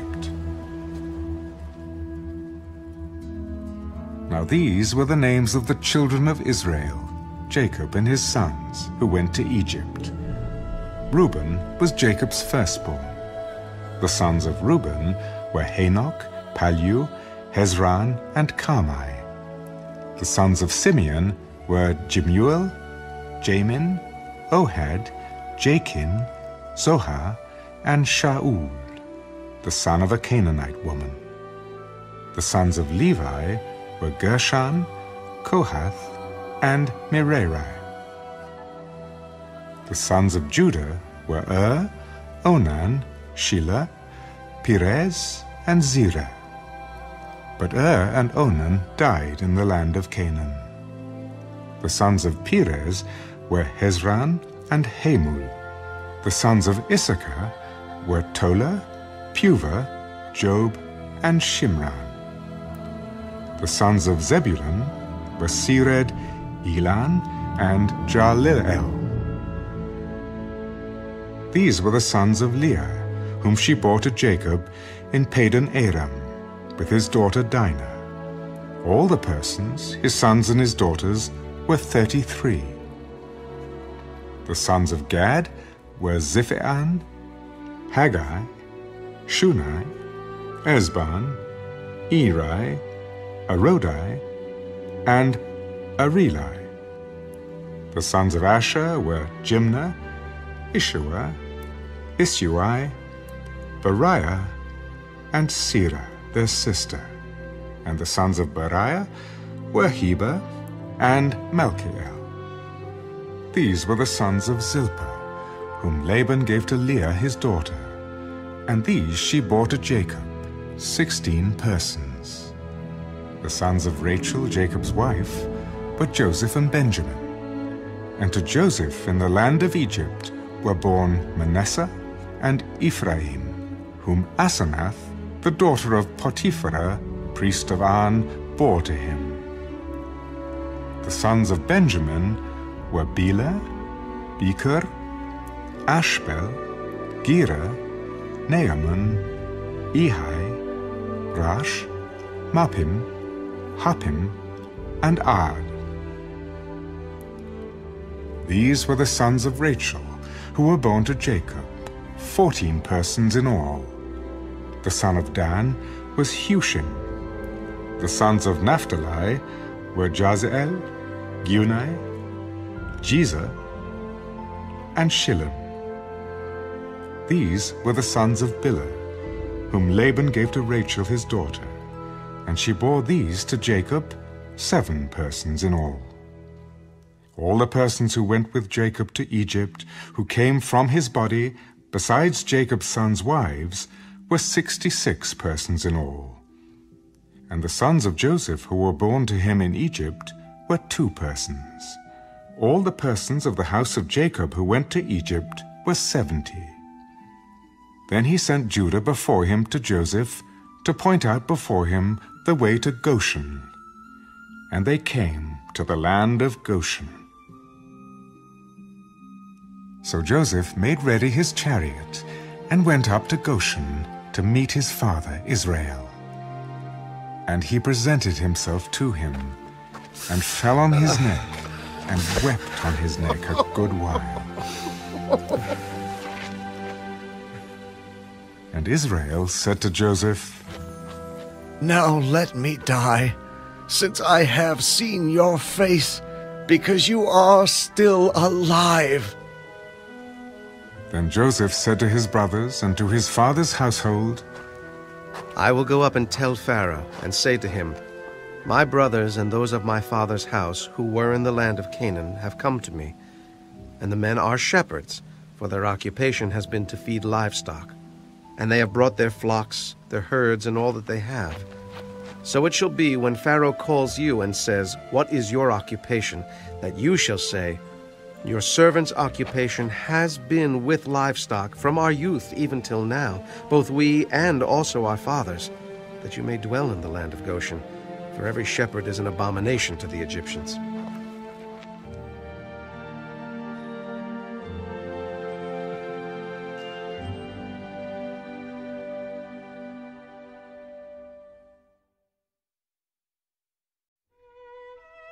Then Joseph went and told Pharaoh, My father and my brothers, their flocks and their herds and all that they possess, have come from the land of Canaan, and indeed they are in the land of Goshen. And he took 5 men from among his brothers and presented them to Pharaoh. Then Pharaoh said to his brothers, What is your occupation? Your servants are shepherds, both we and also our fathers. We have come to dwell in the land, because your servants have no pasture for their flocks, for the famine is severe in the land of Canaan. Now therefore, please, let your servants dwell in the land of Goshen. Then Pharaoh spoke to Joseph, Your father and your brothers have come to you. The land of Egypt is before you. Have your father and brothers dwell in the best of the land. Let them dwell in the land of Goshen. And if you know any competent men among them, then make them chief herdsmen over my livestock. And Joseph brought in his father Jacob, and set him before Pharaoh. And Jacob blessed Pharaoh. Pharaoh said to Jacob, How old are you? The days of the years of my pilgrimage are 130 years. Few and evil have been the days of the years of my life, and they have not attained to the days of the years of the life of my fathers in the days of their pilgrimage. So Jacob blessed Pharaoh, and went out from before Pharaoh. And Joseph situated his father and his brothers, and gave them a possession in the land of Egypt, in the best of the land, in the land of Ramesses, as Pharaoh had commanded. Then Joseph provided his father, his brothers, and all his father's household with bread, according to the number in their families. Now there was no bread in all the land, for the famine was very severe, so that the land of Egypt and the land of Canaan languished because of the famine. And Joseph gathered up all the money that was found in the land of Egypt and in the land of Canaan for the grain which they bought. And Joseph brought the money into Pharaoh's house. So when the money failed in the land of Egypt and in the land of Canaan, all the Egyptians came to Joseph. Give us bread, for why should we die in your presence? For the money has failed. Give your livestock, and I will give you bread for your livestock, if the money is gone. So they brought their livestock to Joseph. And Joseph gave them bread in exchange for the horses, the flocks, the cattle of the herds, and for the donkeys. Thus he fed them with bread in exchange for all their livestock that year. When that year had ended, they came to him the next year and said to him, We will not hide from my lord that our money is gone. My lord also has our herds of livestock. There is nothing left in the sight of my lord but our bodies and our lands. Why should we die before your eyes, both we and our land? Buy us and our land for bread, and we and our land will be servants of Pharaoh. Give us seed, that we may live and not die, that the land may not be desolate. Then Joseph bought all the land of Egypt for Pharaoh. For every man of the Egyptians sold his field, because the famine was severe upon them. So the land became Pharaoh's. And as for the people, he moved them into the cities, from one end of the borders of Egypt to the other end. Only the land of the priests he did not buy, for the priests had rations allotted to them by Pharaoh, and they ate their rations which Pharaoh gave them. Therefore they did not sell their lands. Then Joseph said to the people, Indeed, I have bought you and your land this day for Pharaoh. Look, here is seed for you, and you shall sow the land. And it shall come to pass in the harvest that you shall give 1/5 to Pharaoh. 4/5 shall be your own, a seed for the field and for your food, for those of your households, and as food for your little ones. You have saved our lives. Let us find favor in the sight of my Lord, and we will be Pharaoh's servants. And Joseph made it a law over the land of Egypt to this day, that Pharaoh should have 1/5, except for the land of the priests only, which did not become Pharaoh's. So Israel dwelt in the land of Egypt, in the country of Goshen, and they had possessions there, and grew and multiplied exceedingly.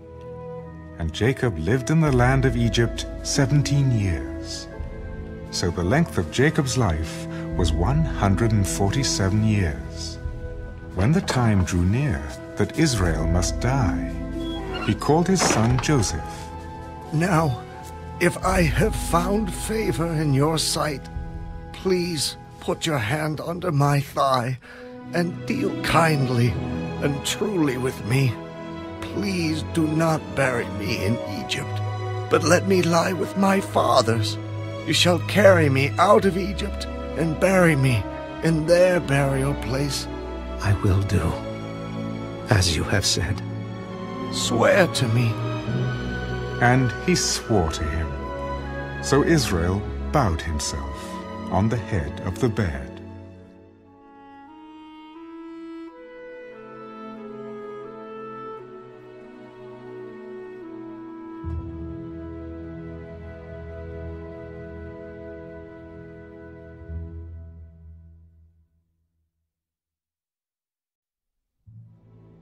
Now it came to pass after these things that Joseph was told, Indeed, your father is sick. And he took with him his 2 sons, Manasseh and Ephraim. And Jacob was told, Look, your son Joseph is coming to you. And Israel strengthened himself and sat up on the bed. Then Jacob said to Joseph, God Almighty appeared to me at Luz in the land of Canaan and blessed me and said to me, Behold, I will make you fruitful and multiply you, and I will make of you a multitude of people, and give this land to your descendants after you as an everlasting possession. And now your 2 sons, Ephraim and Manasseh, who were born to you in the land of Egypt before I came to you in Egypt, are mine, as Reuben and Simeon. They shall be mine. Your offspring, whom you beget after them, shall be yours. They will be called by the name of their brothers in their inheritance. But as for me, when I came from Padan, Rachel died beside me in the land of Canaan on the way, when there was but a little distance to go to Ephrath, and I buried her there on the way to Ephrath, that is Bethlehem. Then Israel saw Joseph's sons. Who are these? They are my sons, whom God has given me in this place. Please bring them to me, and I will bless them. Now the eyes of Israel were dim with age, so that he could not see. Then Joseph brought them near him, and he kissed them and embraced them. And Israel said to Joseph, I had not thought to see your face, but in fact, God has also shown me your offspring. So Joseph brought them from beside his knees, and he bowed down with his face to the earth. And Joseph took them both, Ephraim with his right hand toward Israel's left hand, and Manasseh with his left hand toward Israel's right hand, and brought them near him.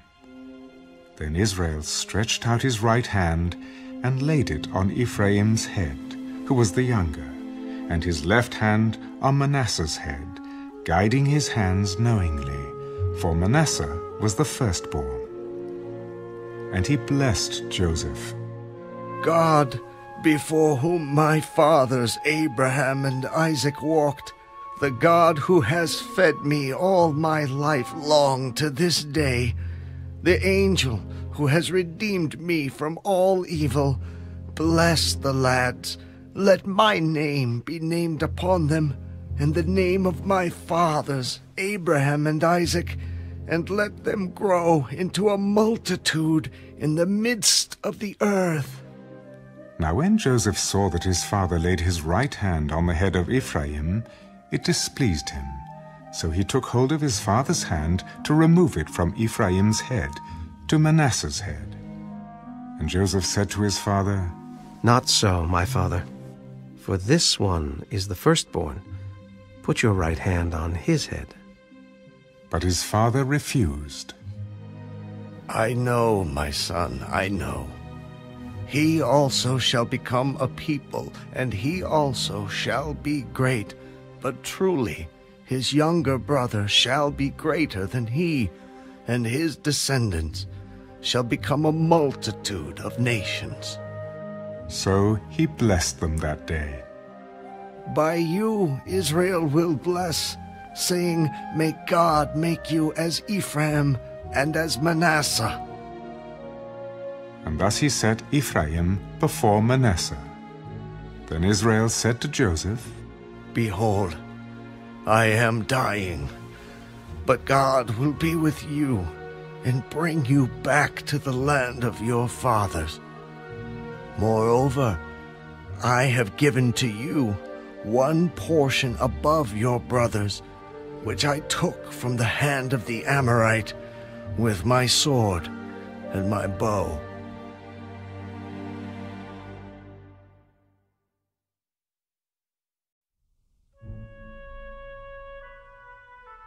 And Jacob called his sons.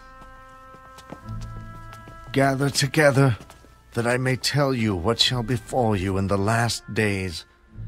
Gather together and hear, you sons of Jacob, and listen to Israel your father. Reuben, you are my firstborn, my might and the beginning of my strength, the excellency of dignity and the excellency of power. Unstable as water, you shall not excel, because you went up to your father's bed, then you defiled it. He went up to my couch. Simeon and Levi are brothers. Instruments of cruelty are in their dwelling place. Let not my soul enter their council. Let not my honor be united to their assembly. For in their anger they slew a man, and in their self-will they hamstrung an ox. Cursed be their anger, for it is fierce, and their wrath, for it is cruel. I will divide them in Jacob, and scatter them in Israel. Judah, you are he whom your brothers shall praise. Your hand shall be on the neck of your enemies. Your father's children shall bow down before you. Judah is a lion's whelp. From the prey, my son, you have gone up.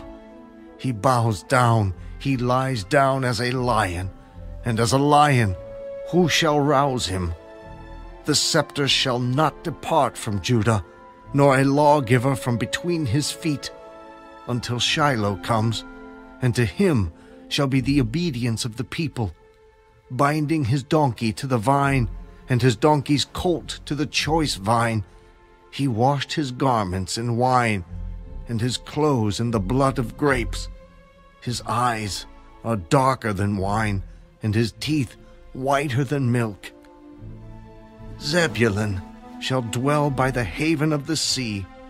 He shall become a haven for ships, and his border shall adjoin Sidon. Issachar is a strong donkey.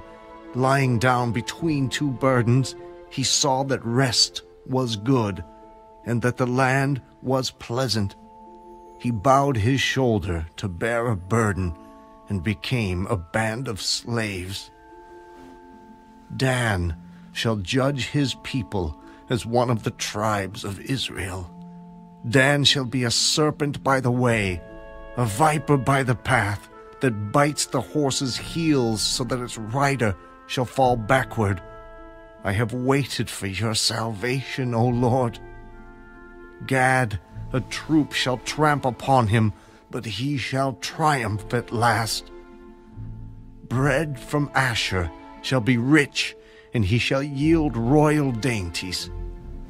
Naphtali is a deer let loose. He uses beautiful words. Joseph is a fruitful bough by a well. His branches run over the wall.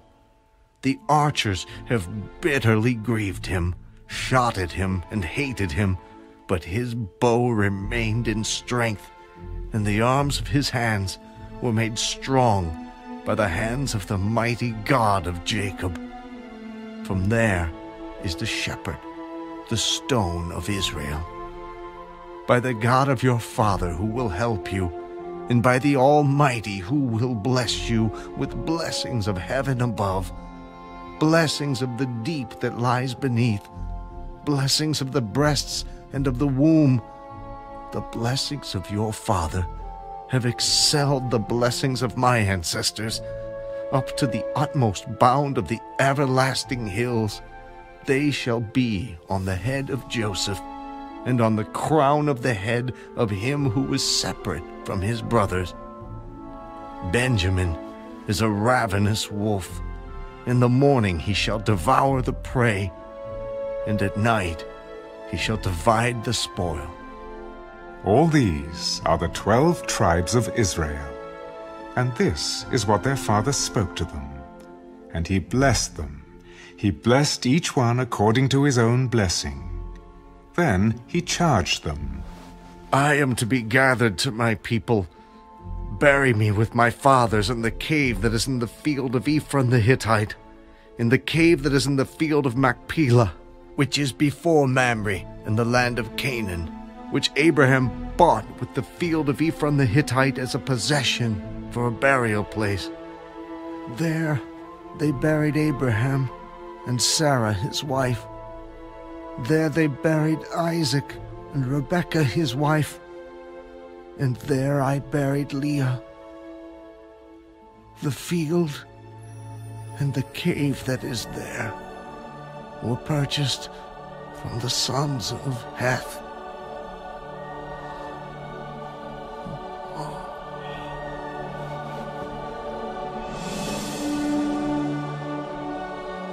And when Jacob had finished commanding his sons, he drew his feet up into the bed, and breathed his last, and was gathered to his people.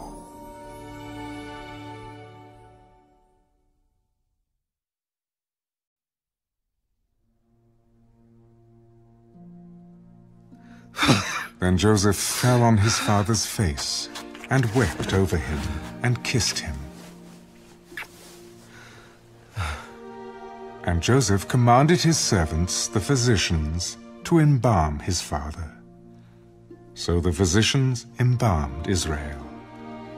40 days were required for him, for such are the days required for those who are embalmed. And the Egyptians mourned for him 70 days. Now when the days of his mourning were past, Joseph spoke to the household of Pharaoh. If now I have found favor in your eyes, please speak in the hearing of Pharaoh, saying, My father made me swear, saying, Behold, I am dying. In my grave which I dug for myself in the land of Canaan, there you shall bury me. Now therefore, please, let me go up and bury my father, and I will come back. And Pharaoh said, Go up and bury your father, as he made you swear. So Joseph went up to bury his father, and with him went up all the servants of Pharaoh, the elders of his house, and all the elders of the land of Egypt, as well as all the house of Joseph, his brothers, and his father's house. Only their little ones, their flocks, and their herds they left in the land of Goshen. And there went up with him both chariots and horsemen, and it was a very great gathering. Then they came to the threshing floor of Atad, which is beyond the Jordan, and they mourned there with a great and very solemn lamentation. He observed 7 days of mourning for his father. And when the inhabitants of the land, the Canaanites, saw the mourning at the threshing floor of Atad, they said, This is a deep mourning of the Egyptians. Therefore its name was called Abel Mizraim, which is beyond the Jordan. So his sons did for him just as he had commanded them. For his sons carried him to the land of Canaan, and buried him in the cave of the field of Machpelah, before Mamre, which Abraham bought with the field from Ephron, the Hittite, as property for a burial place. And after he had buried his father, Joseph returned to Egypt, he and his brothers, and all who went up with him to bury his father. When Joseph's brothers saw that their father was dead, they said, Perhaps Joseph will hate us, and may actually repay us for all the evil which we did to him. So they sent messengers to Joseph. Before your father died, he commanded, saying, Thus you shall say to Joseph, I beg you, please forgive the trespass of your brothers and their sin, for they did evil to you.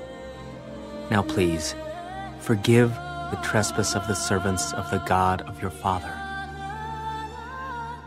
And Joseph wept when they spoke to him.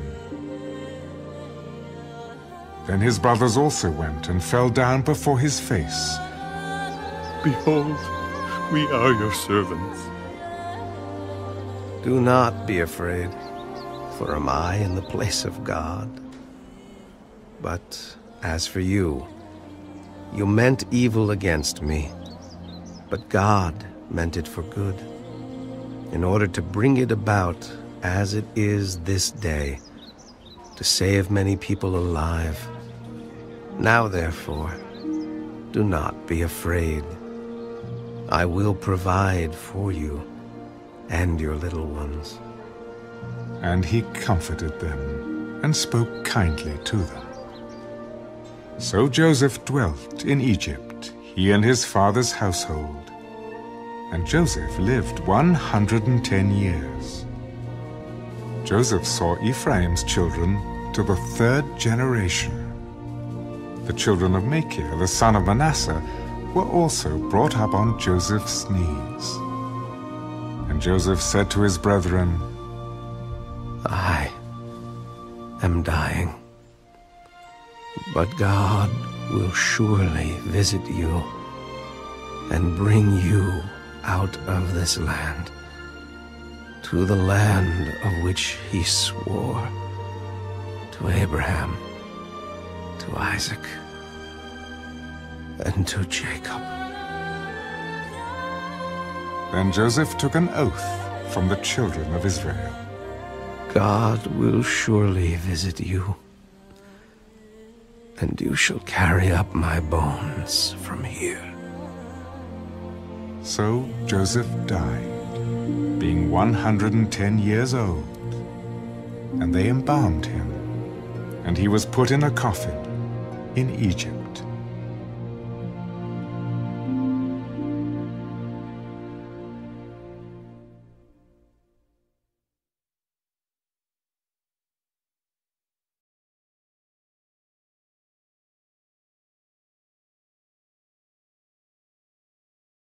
The Book of Exodus. Now these are the names of the children of Israel who came to Egypt. Each man and his household came with Jacob: Reuben, Simeon, Levi, and Judah; Issachar, Zebulun, and Benjamin; Dan, Naphtali, Gad, and Asher. All those who were descendants of Jacob were 70 persons, for Joseph was in Egypt already. And Joseph died, all his brothers, and all that generation. But the children of Israel were fruitful and increased abundantly, multiplied and grew exceedingly mighty, and the land was filled with them. Now there arose a new king over Egypt, who did not know Joseph. And he said to his people, "Look, the people of the children of Israel are more and mightier than we. Come, let us deal shrewdly with them, lest they multiply, and it happen in the event of war, that they also join our enemies and fight against us, and so go up out of the land." Therefore they set taskmasters over them to afflict them with their burdens. And they built for Pharaoh supply cities, Pithom and Ramesses. But the more they afflicted them, the more they multiplied and grew. And they were in dread of the children of Israel.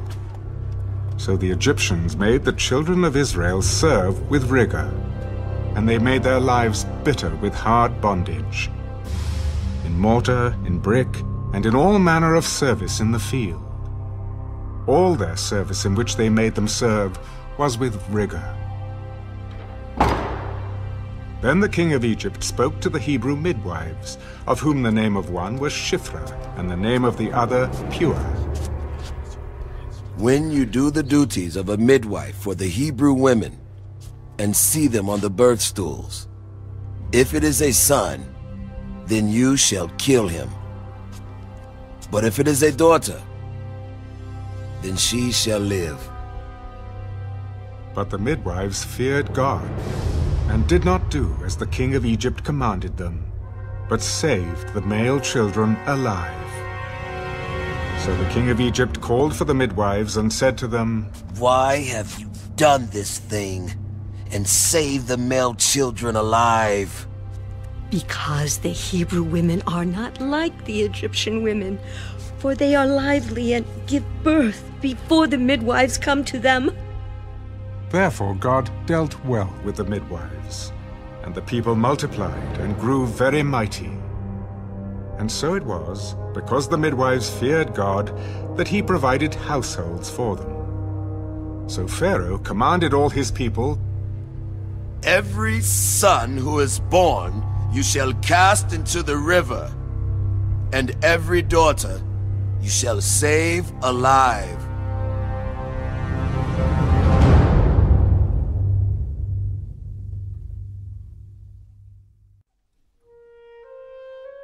And a man of the house of Levi went and took as wife a daughter of Levi. So the woman conceived and bore a son. And when she saw that he was a beautiful child, she hid him 3 months. But when she could no longer hide him, she took an ark of bulrushes for him, daubed it with asphalt and pitch, put the child in it, and laid it in the reeds by the river's bank. And his sister stood afar off to know what would be done to him. Then the daughter of Pharaoh came down to bathe at the river, and her maidens walked along the riverside. And when she saw the ark among the reeds, she sent her maid to get it. And when she opened it, she saw the child, and behold, the baby wept. So she had compassion on him. "This is one of the Hebrews' children." Then his sister said to Pharaoh's daughter, Shall I go and call a nurse for you? From the Hebrew women, that she may nurse the child for you. Go. So the maiden went and called the child's mother. Then Pharaoh's daughter said to her, Take this child away and nurse him for me, and I will give you your wages. So the woman took the child and nursed him. And the child grew, and she brought him to Pharaoh's daughter, and he became her son. So she called his name Moses, saying, Because I drew him out of the water.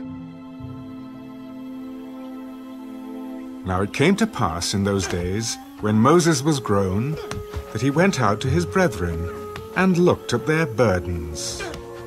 And he saw an Egyptian beating a Hebrew, one of his brethren. So he looked this way and that way, and when he saw no one, he killed the Egyptian and hid him in the sand.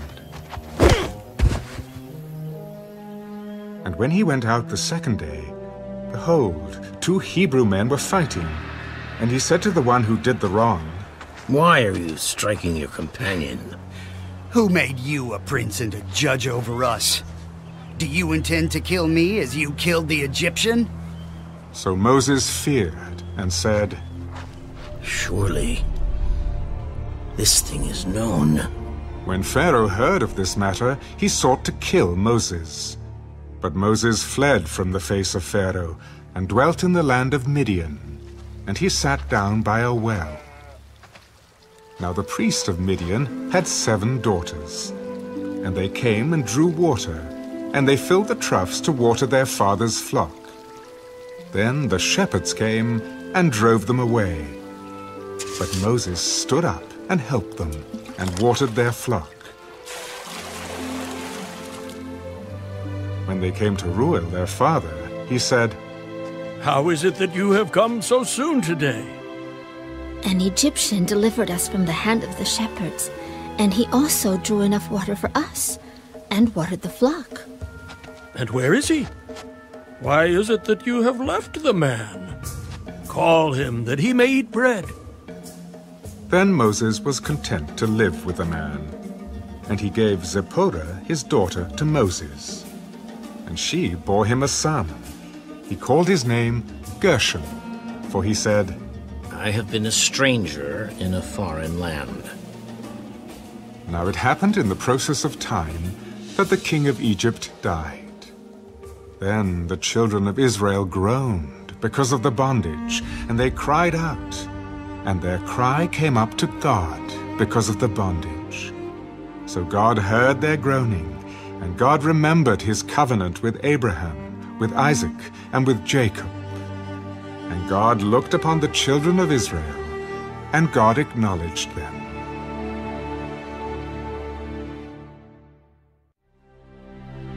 Now Moses was tending the flock of Jethro, his father-in-law, the priest of Midian. And he led the flock to the back of the desert, and came to Horeb, the mountain of God. And the angel of the Lord appeared to him in a flame of fire from the midst of a bush. So he looked, and behold, the bush was burning with fire, but the bush was not consumed. Then Moses said, I will now turn aside and see this great sight, why the bush does not burn. So when the Lord saw that he turned aside to look, God called to him from the midst of the bush. Moses, Moses. Here I am. Do not draw near this place. Take your sandals off your feet, for the place where you stand is holy ground. I am the God of your father, the God of Abraham, the God of Isaac, and the God of Jacob. And Moses hid his face, for he was afraid to look upon God. I have surely seen the oppression of my people who are in Egypt, and have heard their cry because of their taskmasters, for I know their sorrows. So I have come down to deliver them out of the hand of the Egyptians, and to bring them up from that land to a good and large land, to a land flowing with milk and honey, to the place of the Canaanites, and the Hittites, and the Amorites, and the Perizzites, and the Hivites, and the Jebusites. Now therefore, behold, the cry of the children of Israel has come to me, and I have also seen the oppression with which the Egyptians oppress them. Come now, therefore, and I will send you to Pharaoh, that you may bring my people, the children of Israel, out of Egypt. Who am I, that I should go to Pharaoh, and that I should bring the children of Israel out of Egypt? I will certainly be with you, and this shall be a sign to you that I have sent you. When you have brought the people out of Egypt, you shall serve God on this mountain. Indeed, when I come to the children of Israel, and say to them, the God of your fathers has sent me to you, and they say to me, what is his name? What shall I say to them? I am who I am. Thus you shall say to the children of Israel, I am has sent me to you. Thus you shall say to the children of Israel, the Lord God of your fathers, the God of Abraham, the God of Isaac, and the God of Jacob has sent me to you. This is my name forever, and this is my memorial to all generations. Go and gather the elders of Israel together, and say to them, the Lord God of your fathers, the God of Abraham, of Isaac, and of Jacob, appeared to me, saying, I have surely visited you, and seen what is done to you in Egypt. And I have said, I will bring you up out of the affliction of Egypt, to the land of the Canaanites, and the Hittites, and the Amorites, and the Perizzites, and the Hivites, and the Jebusites, to a land flowing with milk and honey.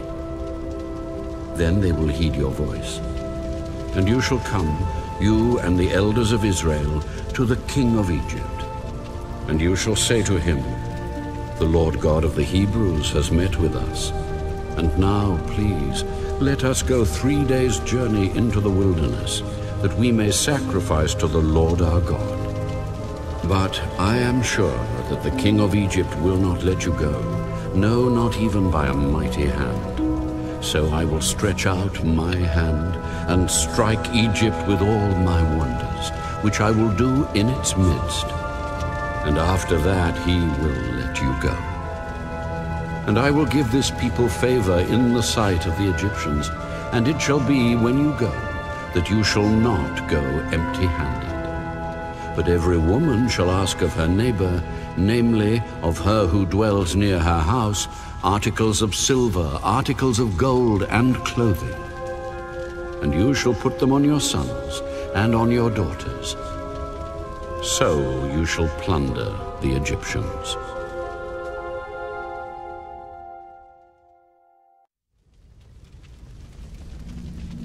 Then Moses answered and said, But suppose they will not believe me, or listen to my voice. Suppose they say, the Lord has not appeared to you. What is that in your hand? A rod. Cast it on the ground. So he cast it on the ground, and it became a serpent. And Moses fled from it. Then the Lord said to Moses, Reach out your hand and take it by the tail. So Moses reached out his hand and caught it, and it became a rod in his hand. Thus they may believe that the Lord God of their fathers, the God of Abraham, the God of Isaac, and the God of Jacob, has appeared to you. Now put your hand in your bosom. And Moses put his hand in his bosom. When he took it out, behold, his hand was leprous, like snow. Put your hand in your bosom again. So he put his hand in his bosom again, and drew it out of his bosom, and behold, it was restored like his other flesh. Then it will be, if they do not believe you nor heed the message of the first sign, that they may believe the message of the latter sign. And it shall be, if they do not believe even these two signs, or listen to your voice, that you shall take water from the river, and pour it on the dry land. The water which you take from the river will become blood on the dry land. Oh, my Lord, I am not eloquent. Neither before nor since you have spoken to your servant, but I am slow of speech and slow of tongue.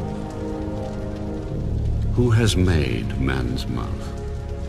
Or who makes the mute, the deaf, the seeing, or the blind? Have not I, the Lord? Now therefore, go, and I will be with your mouth, and teach you what you shall say.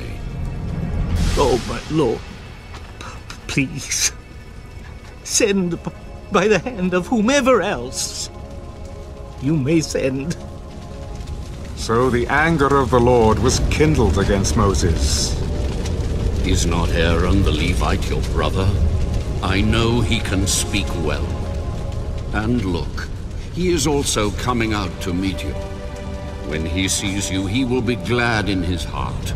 Now you shall speak to him and put the words in his mouth. And I will be with your mouth and with his mouth. And I will teach you what you shall do. So he shall be your spokesman to the people. And he himself shall be as a mouth for you. And you shall be to him as God.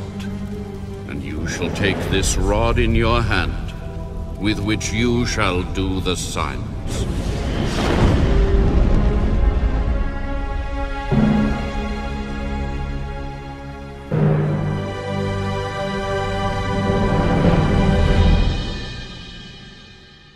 So Moses went and returned to Jethro, his father-in-law, and said to him, Please let me go, and return to my brethren who are in Egypt, and see whether they are still alive. Go in peace. Now the Lord said to Moses in Midian, Go, return to Egypt, for all the men who sought your life are dead. Then Moses took his wife and his sons and set them on a donkey, and he returned to the land of Egypt.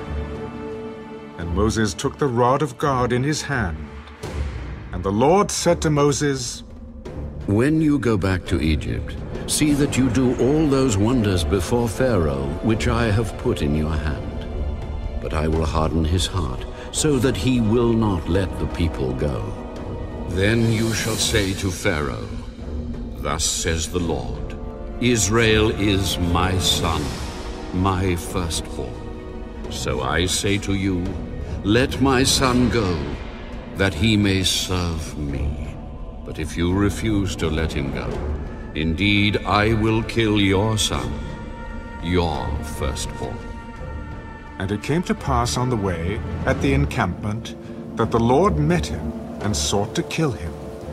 Then Zipporah took a sharp stone and cut off the foreskin of her son, and cast it at Moses' feet. Surely you are a husband of blood to me. So he let him go, You are a husband of blood. because of the circumcision. And the Lord said to Aaron, Go into the wilderness to meet Moses. So he went and met him on the mountain of God, and kissed him. So Moses told Aaron all the words of the Lord who had sent him, and all the signs which he had commanded him. Then Moses and Aaron went and gathered together all the elders of the children of Israel. And Aaron spoke all the words which the Lord had spoken to Moses. Then he did the signs in the sight of the people. So the people believed. And when they heard that the Lord had visited the children of Israel, and that he had looked on their affliction, then they bowed their heads and worshipped.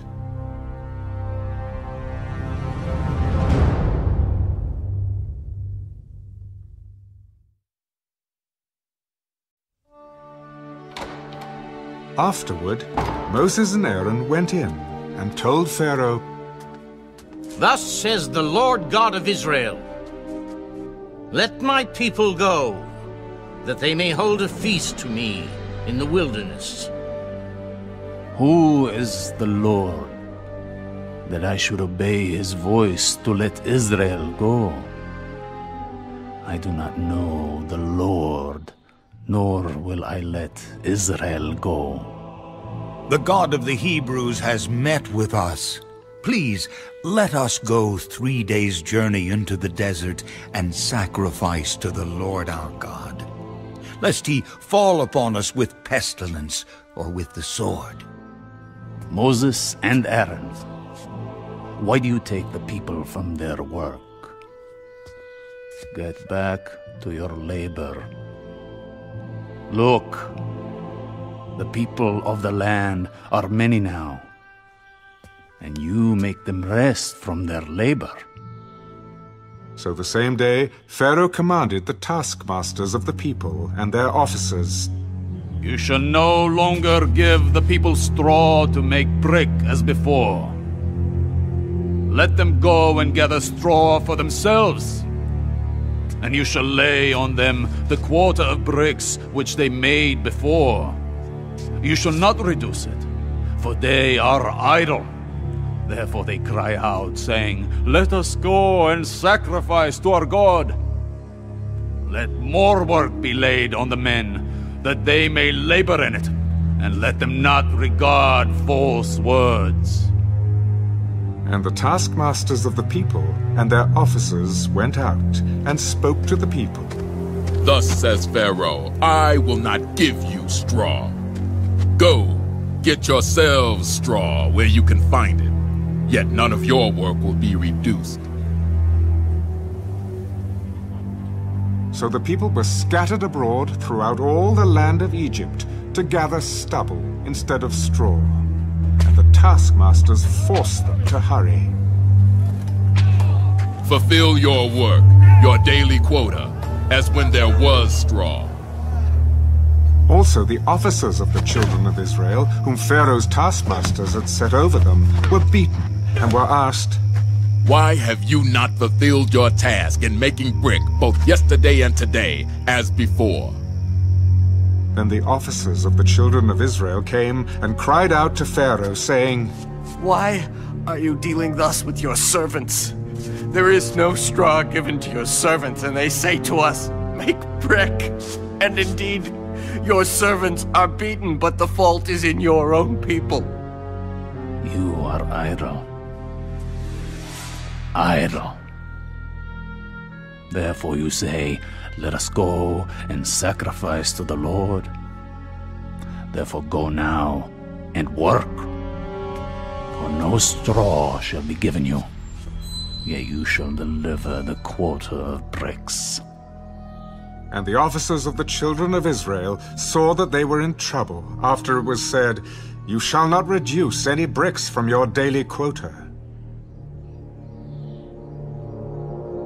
Then, as they came out from Pharaoh, they met Moses and Aaron, who stood there to meet them.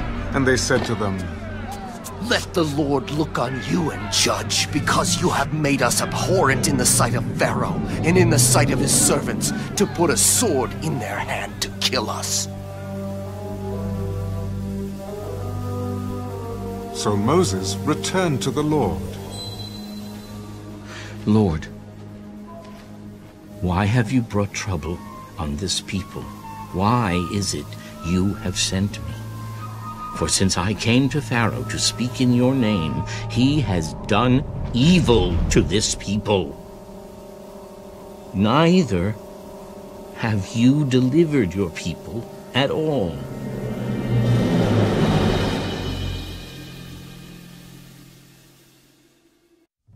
Then the Lord said to Moses, Now you shall see what I will do to Pharaoh. For with a strong hand he will let them go, and with a strong hand he will drive them out of his land. I am the Lord. I appeared to Abraham, to Isaac, and to Jacob as God Almighty, but by my name Lord I was not known to them. I have also established my covenant with them, to give them the land of Canaan, the land of their pilgrimage, in which they were strangers. And I have also heard the groaning of the children of Israel, whom the Egyptians keep in bondage, and I have remembered my covenant.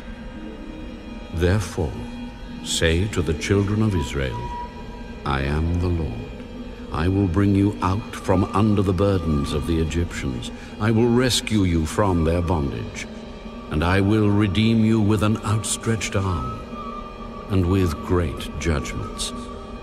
I will take you as my people, and I will be your God.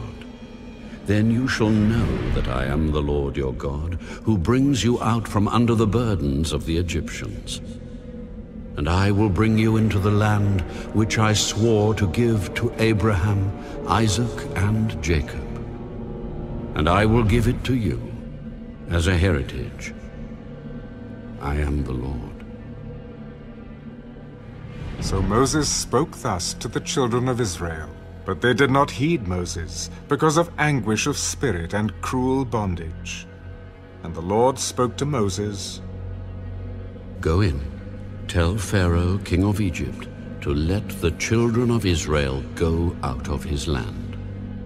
And Moses spoke before the Lord, The children of Israel have not heeded me. How then shall Pharaoh heed me, for I am of uncircumcised lips? Then the Lord spoke to Moses and Aaron, and gave them a command for the children of Israel, and for Pharaoh, king of Egypt, to bring the children of Israel out of the land of Egypt. These are the heads of their fathers' houses. The sons of Reuben, the firstborn of Israel, were Hanok, Pallu, Hezron, and Carmi. These are the families of Reuben. And the sons of Simeon were Jemuel, Jamin, Ohad, Jachin, Zohar, and Shaul, the son of a Canaanite woman. These are the families of Simeon. These are the names of the sons of Levi, according to their generations: Gershon, Kohath, and Merari. And the years of the life of Levi were 137. The sons of Gershon were Libni and Shimei, according to their families. And the sons of Kohath were Amram, Izhar, Hebron, and Uzziel. And the years of the life of Kohath were 133. The sons of Merari were Mahli and Mushi. These are the families of Levi, according to their generations. Now Amram took for himself Jochebed, his father's sister, as wife, and she bore him Aaron and Moses. And the years of the life of Amram were 137. The sons of Izhar were Korah, Nepheg, and Zikri. And the sons of Uzziel were Mishael, Elzaphan, and Zithri. Aaron took to himself Elisheba, daughter of Amminadab, sister of Nahshon, as wife. And she bore him Nadab, Abihu, Eleazar, and Ithamar. And the sons of Korah were Azar, Elkanah, and Abiasaph. These are the families of the Korahites. Eleazar, Aaron's son, took for himself one of the daughters of Putiel as wife, and she bore him Phinehas. These are the heads of the fathers' houses of the Levites, according to their families. These are the same Aaron and Moses, to whom the Lord said, Bring out the children of Israel from the land of Egypt, according to their armies. These are the ones who spoke to Pharaoh, king of Egypt, to bring out the children of Israel from Egypt. These are the same, Moses and Aaron. And it came to pass, on the day the Lord spoke to Moses in the land of Egypt, that the Lord spoke to Moses, saying, I am the Lord. Speak to Pharaoh, king of Egypt, all that I say to you. Behold, I am of uncircumcised lips, and how shall Pharaoh heed me?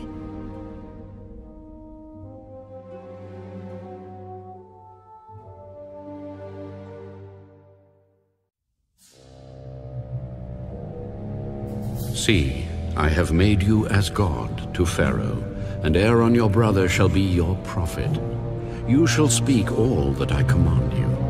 And Aaron your brother shall tell Pharaoh to send the children of Israel out of his land. And I will harden Pharaoh's heart, and multiply my signs and my wonders in the land of Egypt. But Pharaoh will not heed you, so that I may lay my hand on Egypt, and bring my armies and my people, the children of Israel, out of the land of Egypt by great judgments. And the Egyptians shall know that I am the Lord, when I stretch out my hand on Egypt, and bring out the children of Israel from among them. Then Moses and Aaron did so, just as the Lord commanded them, so they did. And Moses was 80 years old, and Aaron 83 years old, when they spoke to Pharaoh.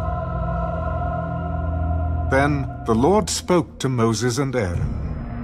When Pharaoh speaks to you, saying, "Show a miracle for yourselves," then you shall say to Aaron, "Take your rod, and cast it before Pharaoh, and let it become a serpent."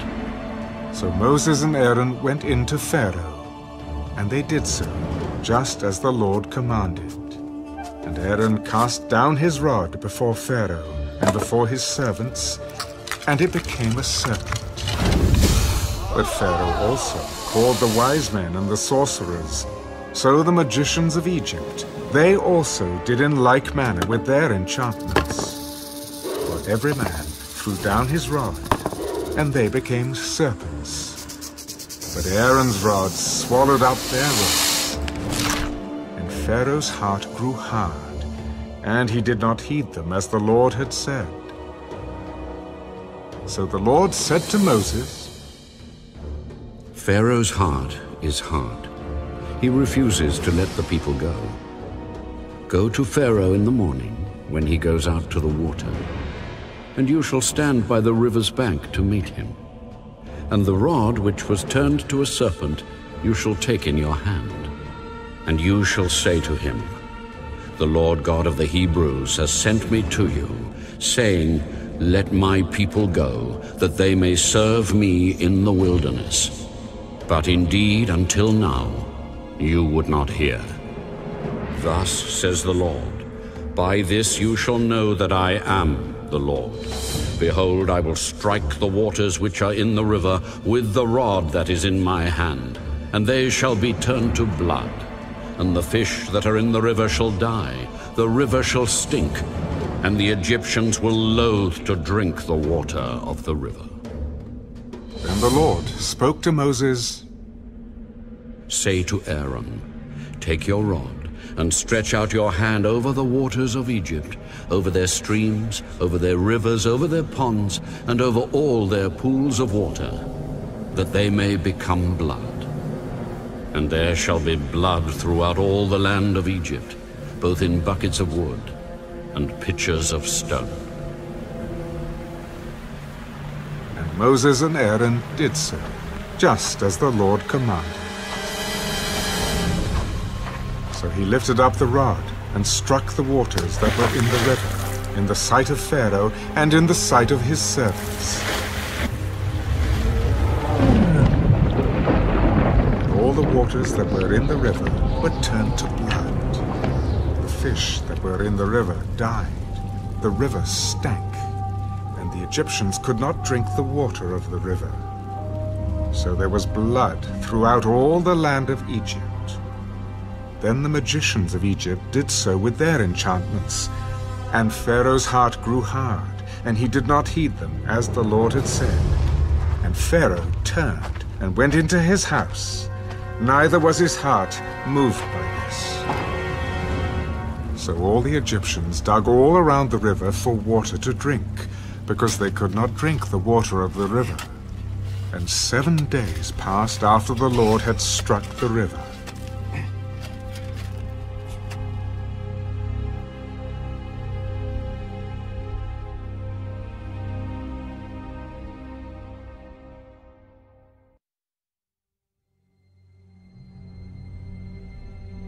And the Lord spoke to Moses. Go to Pharaoh and say to him, Thus says the Lord, Let my people go, that they may serve me. But if you refuse to let them go, behold, I will smite all your territory with frogs. So the river shall bring forth frogs abundantly, which shall go up and come into your house, into your bedroom, on your bed, into the houses of your servants, on your people, into your ovens, and into your kneading bowls. And the frogs shall come up on you, on your people, and on all your servants. Say to Aaron, Stretch out your hand with your rod over the streams, over the rivers, and over the ponds, and cause frogs to come up on the land of Egypt. So Aaron stretched out his hand over the waters of Egypt, and the frogs came up and covered the land of Egypt. And the magicians did so with their enchantments, and brought up frogs on the land of Egypt. Then Pharaoh called for Moses and Aaron. Entreat the Lord, that he may take away the frogs from me and my people. And I will let the people go, that they may sacrifice to the Lord. Accept the honor of saying when I shall intercede for you, for your servants and for your people, to destroy the frogs from you and your houses, that they may remain in the river only. Tomorrow. Let it be according to your word, that you may know that there is no one like the Lord our God. And the frogs shall depart from you, from your houses, from your servants, and from your people. They shall remain in the river only. Then Moses and Aaron went out from Pharaoh. And Moses cried out to the Lord concerning the frogs which he had brought against Pharaoh. So the Lord did according to the word of Moses. And the frogs died out of the houses, out of the courtyards, and out of the fields.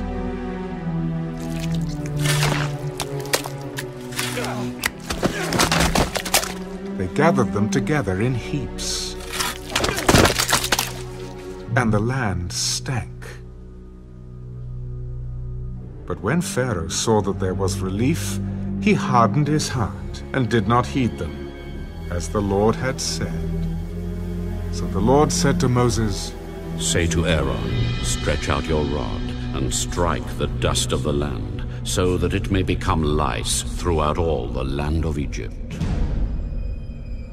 And they did so.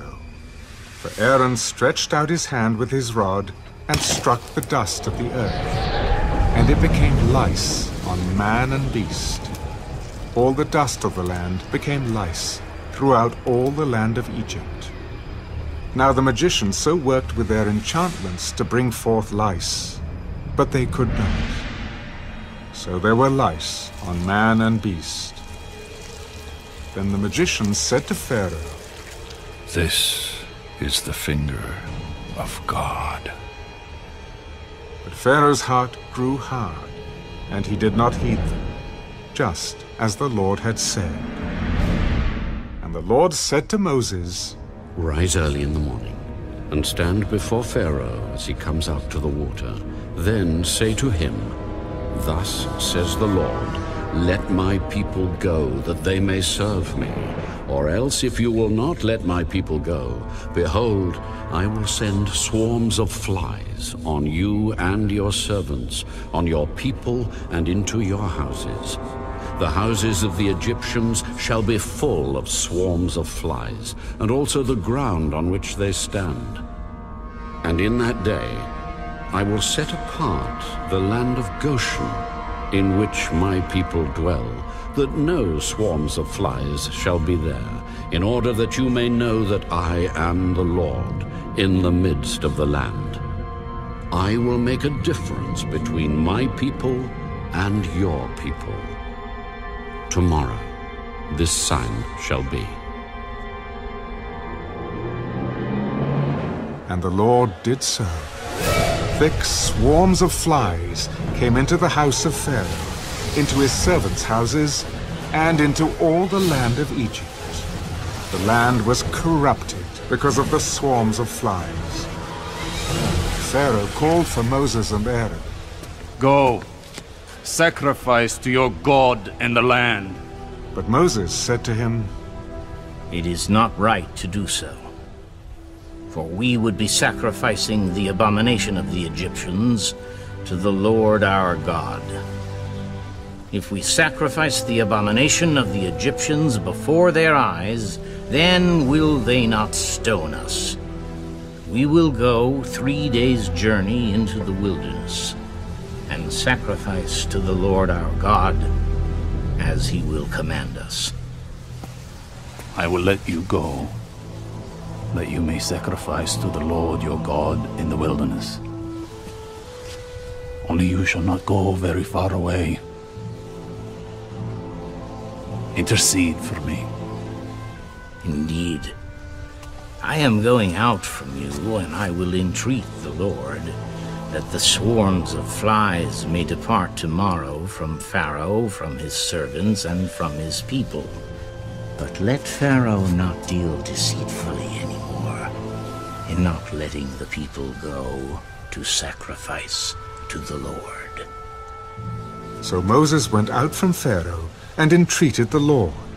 And the Lord did according to the word of Moses. He removed the swarms of flies from Pharaoh, from his servants, and from his people. Not one remained. But Pharaoh hardened his heart at this time also. Neither would he let the people go.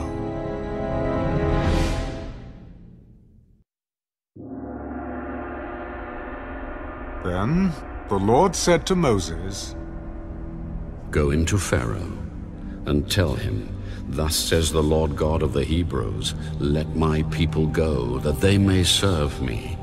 For if you refuse to let them go, and still hold them, behold, the hand of the Lord will be on your cattle in the field, on the horses, on the donkeys, on the camels, on the oxen, and on the sheep, a very severe pestilence.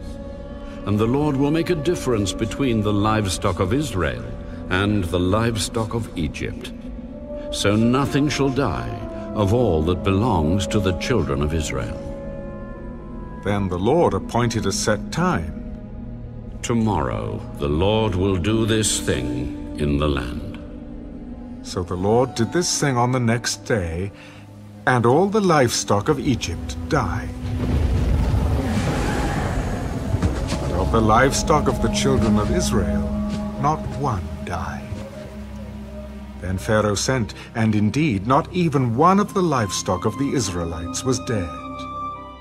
But the heart of Pharaoh became hard, and he did not let the people go. So the Lord said to Moses and Aaron, Take for yourselves handfuls of ashes from a furnace, and let Moses scatter it toward the heavens in the sight of Pharaoh. And it will become fine dust in all the land of Egypt, and it will cause boils that break out in sores on man and beast throughout all the land of Egypt.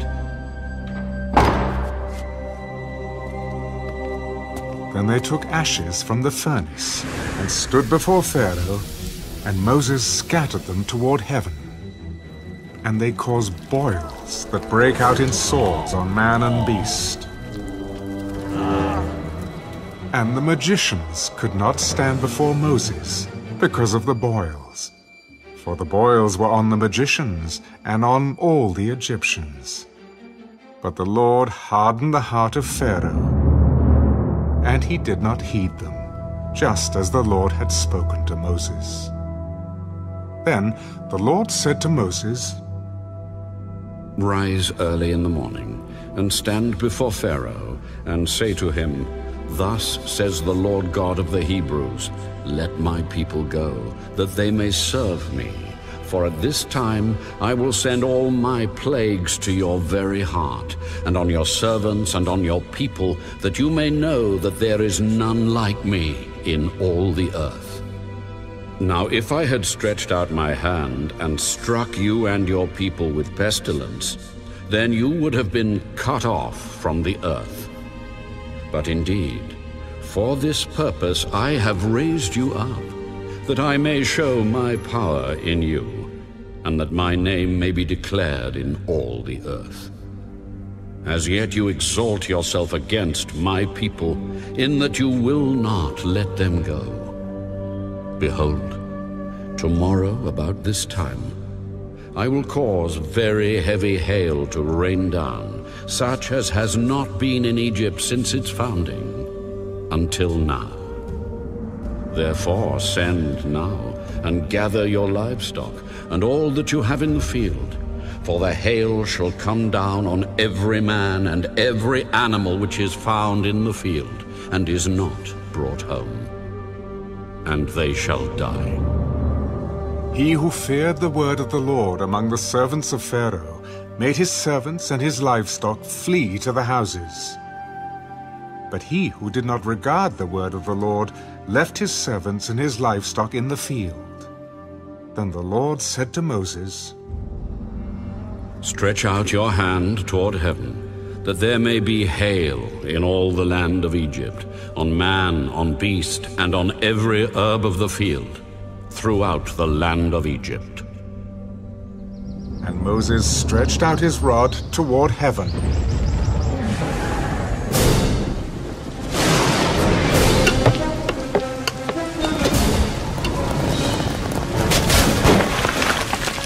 The Lord sent thunder and hail, and fire darted to the ground.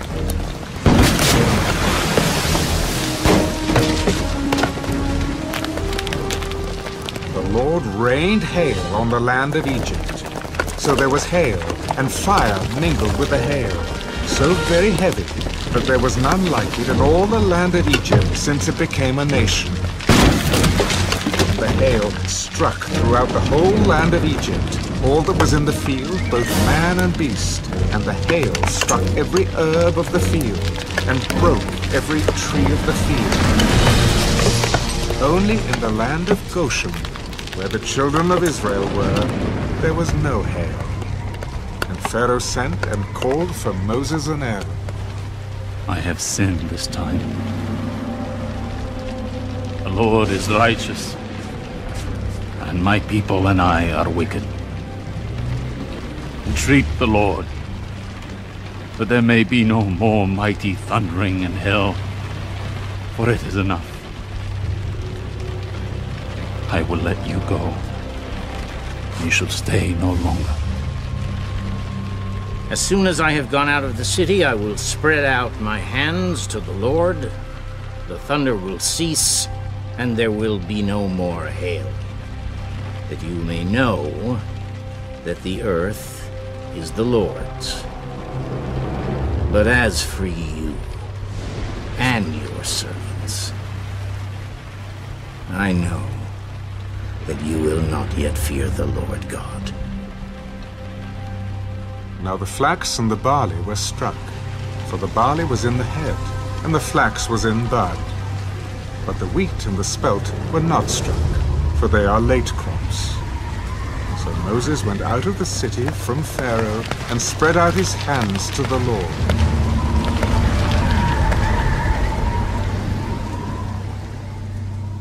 Then the thunder and the hail ceased, and the rain was not poured on the earth.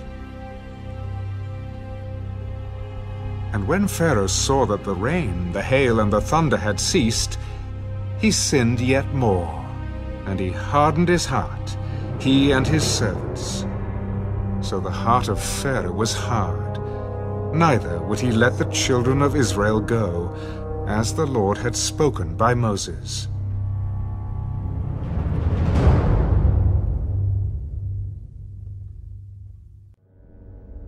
But the Lord said to Moses, Go into Pharaoh, for I have hardened his heart and the hearts of his servants, that I may show these signs of mine before him, and that you may tell in the hearing of your son and your son's son the mighty things I have done in Egypt, and my signs which I have done among them, that you may know that I am the Lord. So Moses and Aaron came into Pharaoh and said to him, Thus says the Lord God of the Hebrews, How long will you refuse to humble yourself before me?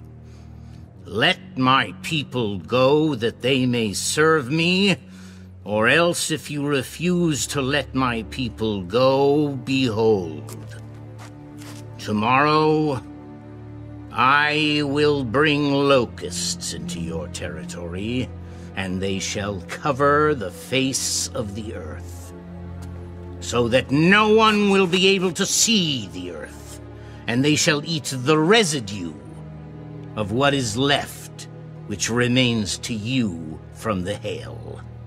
And they shall eat every tree which grows up for you out of the field. They shall fill your houses, the houses of all your servants, and the houses of all the Egyptians, which neither your fathers nor your fathers' fathers have seen, since the day that they were on the earth to this day.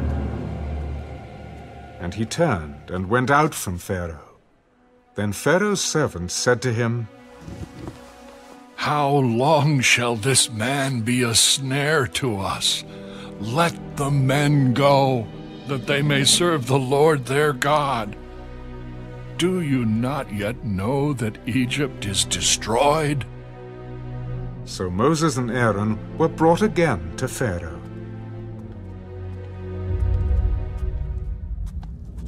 Go, serve the Lord your God.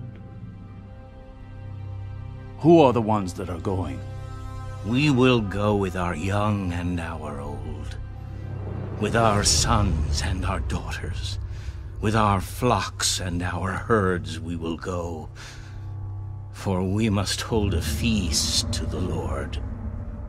The Lord had better be with you when I let you and your little ones go. Beware, for evil is ahead of you. Not so. Go now, you who are men, and serve the Lord, for that is what you desired. And they were driven out from Pharaoh's presence. Then the Lord said to Moses, Stretch out your hand over the land of Egypt for the locusts, that they may come upon the land of Egypt and eat every herb of the land, all that the hail has left. So Moses stretched out his rod over the land of Egypt, and the Lord brought an east wind on the land all that day and all that night. When it was morning, the east wind brought the locusts. And the locusts went up over all the land of Egypt, and rested on all the territory of Egypt. They were very severe. Previously there had been no such locusts as they, nor shall there be such after them. For they covered the face of the whole earth, so that the land was darkened. And they ate every herb of the land, and all the fruit of the trees which the hail had left. So there remained nothing green on the trees, or on the plants of the field throughout all the land of Egypt. Then Pharaoh called for Moses and Aaron in haste. I have sinned against the Lord your God and against you. Now therefore, please forgive my sin only this once, and entreat the Lord your God that he may take away from me this death only. So he went out from Pharaoh and entreated the Lord. And the Lord turned a very strong west wind, which took the locusts away and blew them into the Red Sea.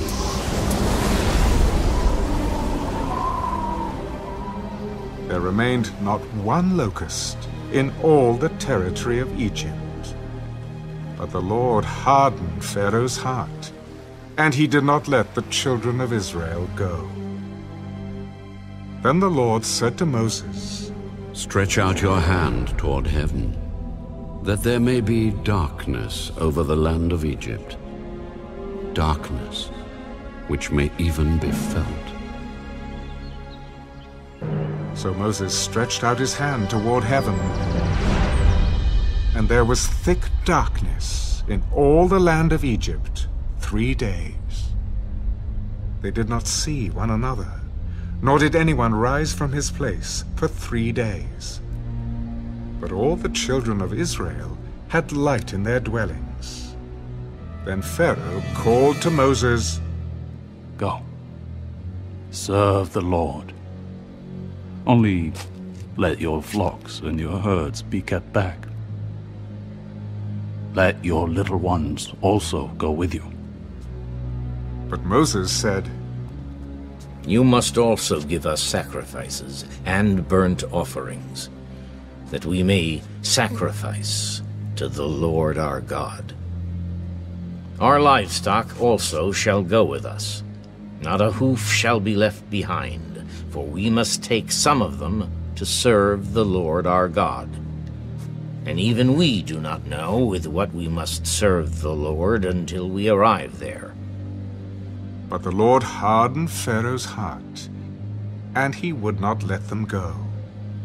Then Pharaoh said to him, "Get away from me.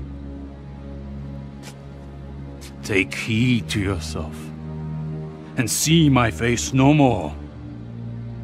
For in the day you see my face, you shall die." "You have spoken well. I will never see your face again."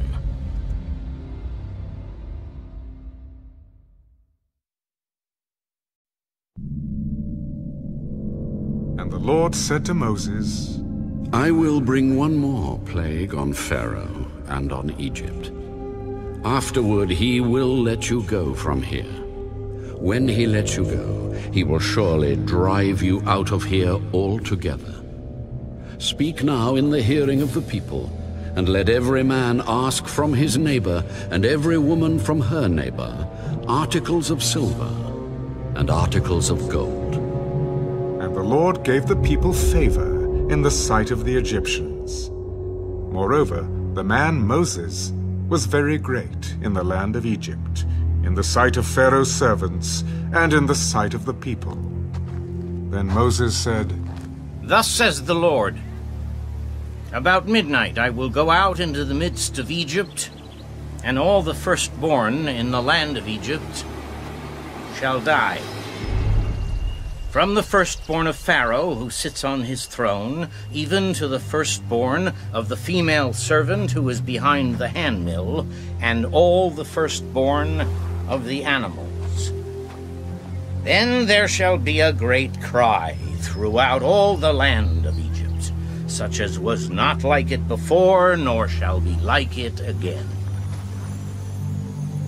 But against none of the children of Israel shall a dog move its tongue, against man or beast, that you may know that the Lord does make a difference between the Egyptians and Israel. And all these your servants shall come down to me and bow down to me, saying, Get out, and all the people who follow you. After that I will go out." Then he went out from Pharaoh in great anger. But the Lord said to Moses, "Pharaoh will not heed you, so that my wonders may be multiplied in the land of Egypt." So Moses and Aaron did all these wonders before Pharaoh. And the Lord hardened Pharaoh's heart, and he did not let the children of Israel go out of his land.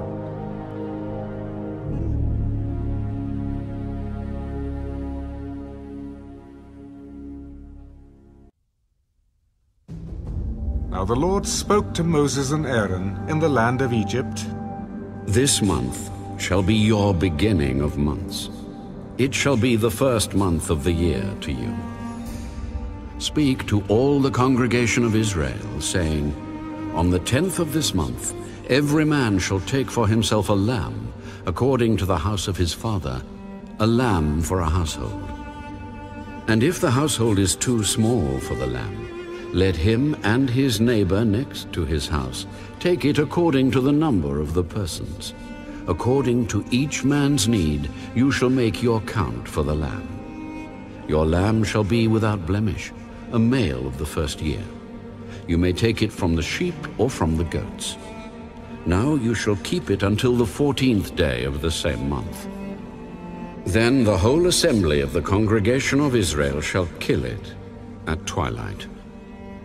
And they shall take some of the blood and put it on the 2 doorposts and on the lintel of the houses where they eat it. Then they shall eat the flesh on that night, roasted in fire, with unleavened bread, and with bitter herbs they shall eat it. Do not eat it raw, nor boiled at all with water, but roasted in fire, its head with its legs and its entrails.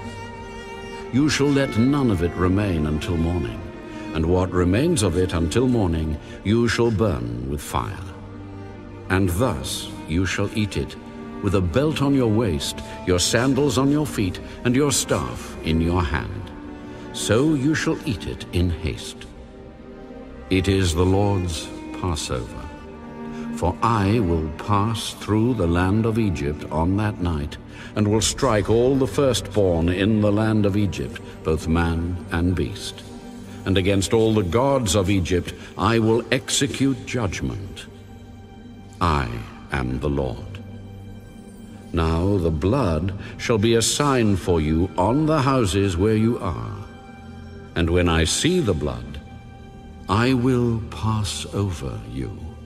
And the plague shall not be on you to destroy you when I strike the land of Egypt. So this day shall be to you a memorial, and you shall keep it as a feast to the Lord throughout your generations. You shall keep it as a feast by an everlasting ordinance. 7 days you shall eat unleavened bread. On the first day you shall remove leaven from your houses. For whoever eats leavened bread from the first day until the 7th day, that person shall be cut off from Israel. On the first day there shall be a holy convocation, and on the 7th day there shall be a holy convocation for you. No manner of work shall be done on them, but that which everyone must eat, that only may be prepared by you. So you shall observe the feast of unleavened bread, for on this same day I will have brought your armies out of the land of Egypt. Therefore you shall observe this day throughout your generations as an everlasting ordinance. In the first month, on the 14th day of the month at evening, you shall eat unleavened bread until the 21st day of the month at evening. For 7 days no leaven shall be found in your houses, since whoever eats what is leavened, that same person shall be cut off from the congregation of Israel, whether he is a stranger or a native of the land. You shall eat nothing leavened. In all your dwellings you shall eat unleavened bread.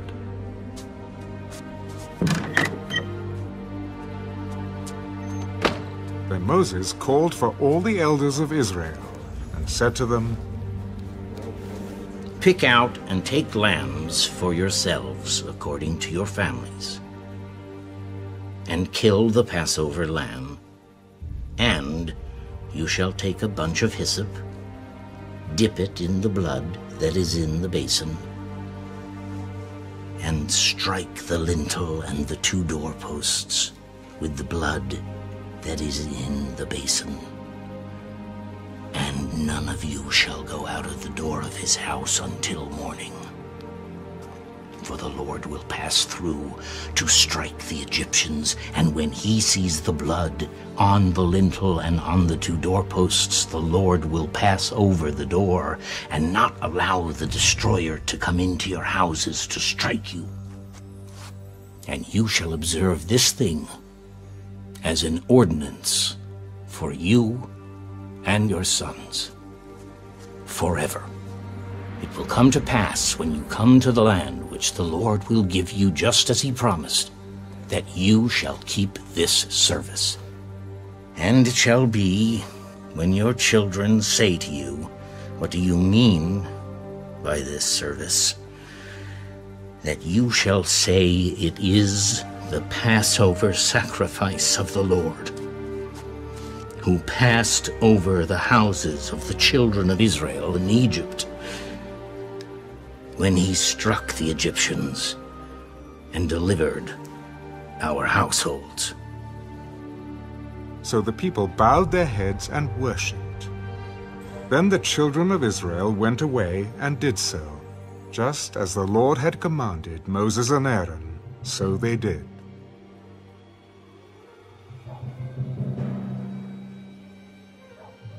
And it came to pass at midnight that the Lord struck all the firstborn in the land of Egypt, from the firstborn of Pharaoh who sat on his throne, to the firstborn of the captive who was in the dungeon, and all the firstborn of livestock.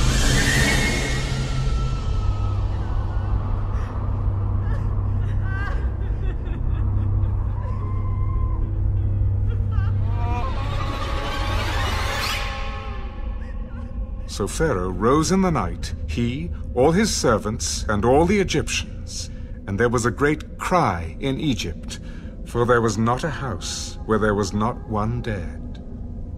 Then he called for Moses and Aaron by night. Rise. Go out from among my people, both you and the children of Israel, and go. Serve the Lord as you have said. Also take your flocks and your herds, as you have said, and be gone. Bless me also. And the Egyptians urged the people that they might send them out of the land in haste, for they said, "We shall all be dead." So the people took their dough before it was leavened, having their kneading bowls bound up in their clothes on their shoulders.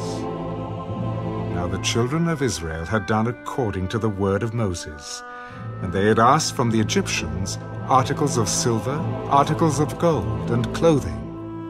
And the Lord had given the people favor in the sight of the Egyptians, so that they granted them what they requested. Thus they plundered the Egyptians. Then the children of Israel journeyed from Ramesses to Succoth, about 600,000 men on foot, besides children.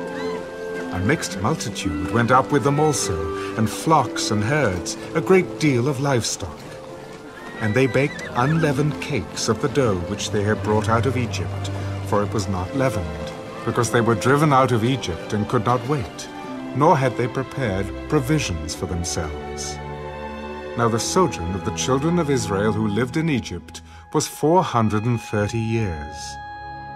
And it came to pass, at the end of the 430 years, on that very same day, it came to pass that all the armies of the Lord went out from the land of Egypt.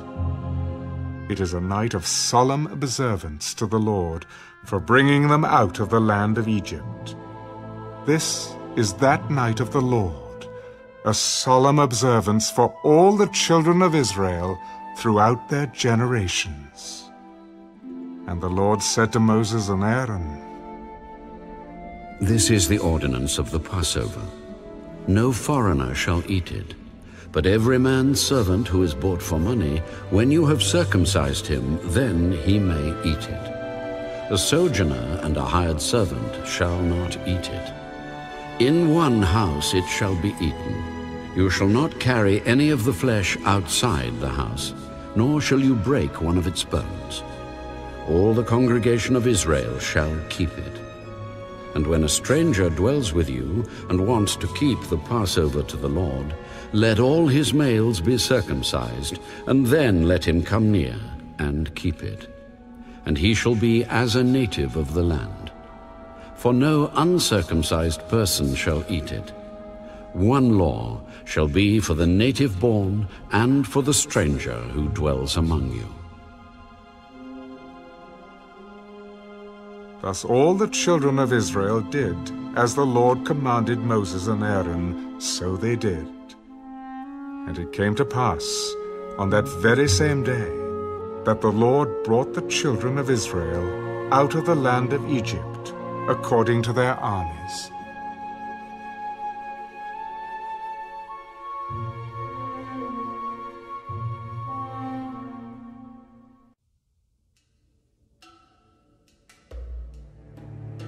Then the Lord spoke to Moses. Consecrate to me all the firstborn, whatever opens the womb among the children of Israel, both of man and beast. It is mine. Moses said to the people, Remember this day in which you went out of Egypt, out of the house of bondage. For by strength of hand the Lord brought you out of this place. No leavened bread shall be eaten. On this day you are going out in the month Abib. And it shall be when the Lord brings you into the land of the Canaanites and the Hittites and the Amorites and the Hivites and the Jebusites, which he swore to your fathers to give you, a land flowing with milk and honey, that you shall keep this service in this month. 7 days you shall eat unleavened bread, and on the 7th day there shall be a feast to the Lord. Unleavened bread shall be eaten 7 days. And no leavened bread shall be seen among you, nor shall leaven be seen among you in all your quarters. And you shall tell your son in that day, saying, This is done because of what the Lord did for me when I came up from Egypt. It shall be as a sign to you on your hand, and as a memorial between your eyes, that the Lord's law may be in your mouth. For with a strong hand the Lord has brought you out of Egypt. You shall therefore keep this ordinance in its season from year to year. And it shall be, when the Lord brings you into the land of the Canaanites, as he swore to you and your fathers, and gives it to you, that you shall set apart to the Lord all that open the womb, that is, every firstborn that comes from an animal which you have. The males shall be the Lord's. But every firstborn of a donkey you shall redeem with a lamb, and if you will not redeem it, then you shall break its neck. And all the firstborn of man among your sons you shall redeem. So it shall be, when your son asks you in time to come, saying, What is this? That you shall say to him, By strength of hand the Lord brought us out of Egypt, out of the house of bondage. And it came to pass, when Pharaoh was stubborn about letting us go, that the Lord killed all the firstborn in the land of Egypt, both the firstborn of man and the firstborn of beast. Therefore I sacrifice to the Lord all males that open the womb. But all the firstborn of my sons I redeem. It shall be as a sign on your hand, and as frontlets between your eyes, for by strength of hand the Lord brought us out of Egypt. Then it came to pass, when Pharaoh had let the people go, that God did not lead them by way of the land of the Philistines, although that was near. For God said, Lest perhaps the people change their minds when they see war and return to Egypt. So God led the people around by way of the wilderness of the Red Sea. And the children of Israel went up in orderly ranks out of the land of Egypt. And Moses took the bones of Joseph with him, for he had placed the children of Israel under solemn oath, saying, God will surely visit you, and you shall carry up my bones from here with you. So they took their journey from Succoth and camped in Etham at the edge of the wilderness. And the Lord went before them by day in a pillar of cloud to lead the way, and by night in a pillar of fire to give them light, so as to go by day and night. He did not take away the pillar of cloud by day or the pillar of fire by night from before the people.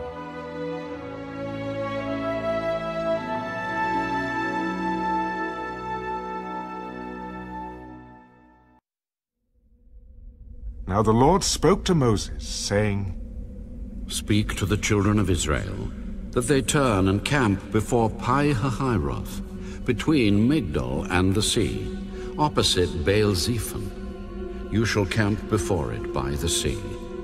For Pharaoh will say of the children of Israel, They are bewildered by the land, the wilderness has closed them in. Then I will harden Pharaoh's heart, so that he will pursue them. And I will gain honor over Pharaoh and over all his army, that the Egyptians may know that I am the Lord. And they did so. Now it was told the king of Egypt that the people had fled, and the heart of Pharaoh and his servants was turned against the people, and they said, Why have we done this, that we have let Israel go from serving us? So he made ready his chariot and took his people with him.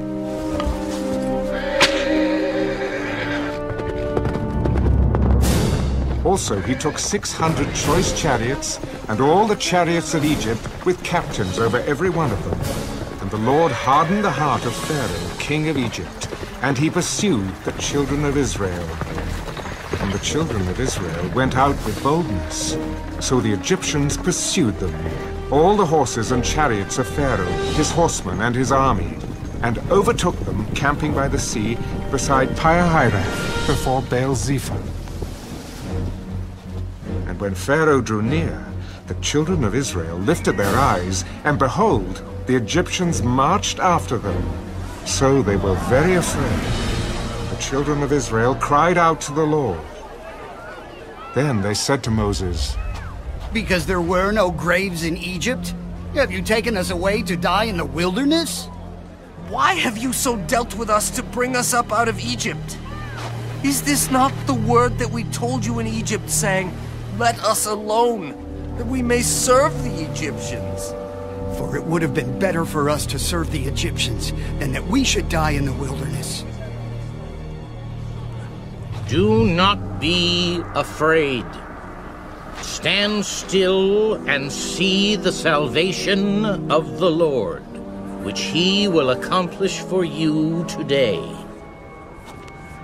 For the Egyptians whom you see today, you shall see again no more forever. The Lord will fight for you, and you shall hold your peace. And the Lord said to Moses, Why do you cry to me? Tell the children of Israel to go forward, but lift up your rod, and stretch out your hand over the sea, and divide it. And the children of Israel shall go on dry ground through the midst of the sea. And I indeed will harden the hearts of the Egyptians, and they shall follow them. So I will gain honor over Pharaoh and over all his army, his chariots, and his horsemen. Then the Egyptians shall know that I am the Lord, when I have gained honor for myself over Pharaoh, his chariots, and his horsemen.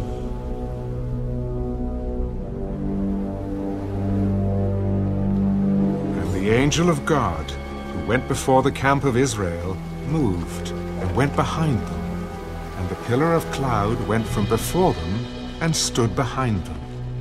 So it came between the camp of the Egyptians and the camp of Israel. Thus it was a cloud and darkness to the one, and it gave light by night to the other, so that the one did not come near the other all that night.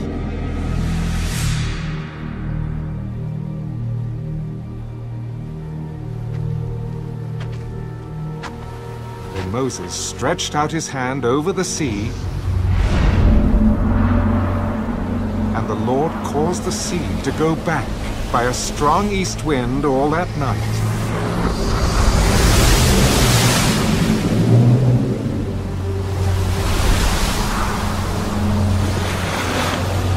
And made the sea into dry land, and the waters were divided.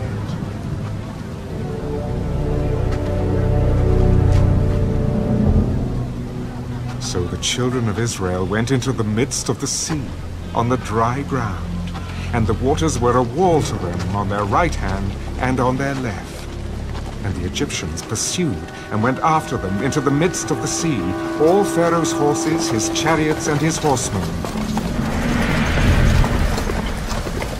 Now it came to pass, in the morning watch, that the Lord looked down upon the army of the Egyptians through the pillar of fire and cloud.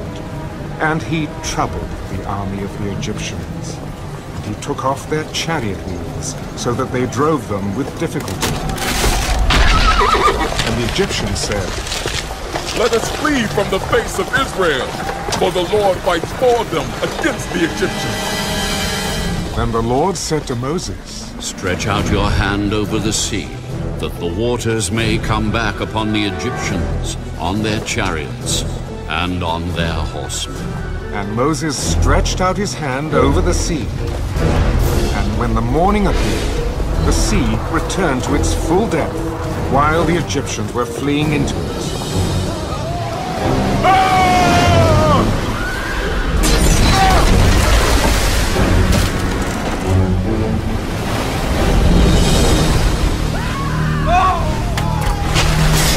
So the Lord overthrew the Egyptians in the midst of the sea. Then the waters returned and covered the chariots, the horsemen, and all the army of Pharaoh that came into the sea after them. Not so much as one of them remained.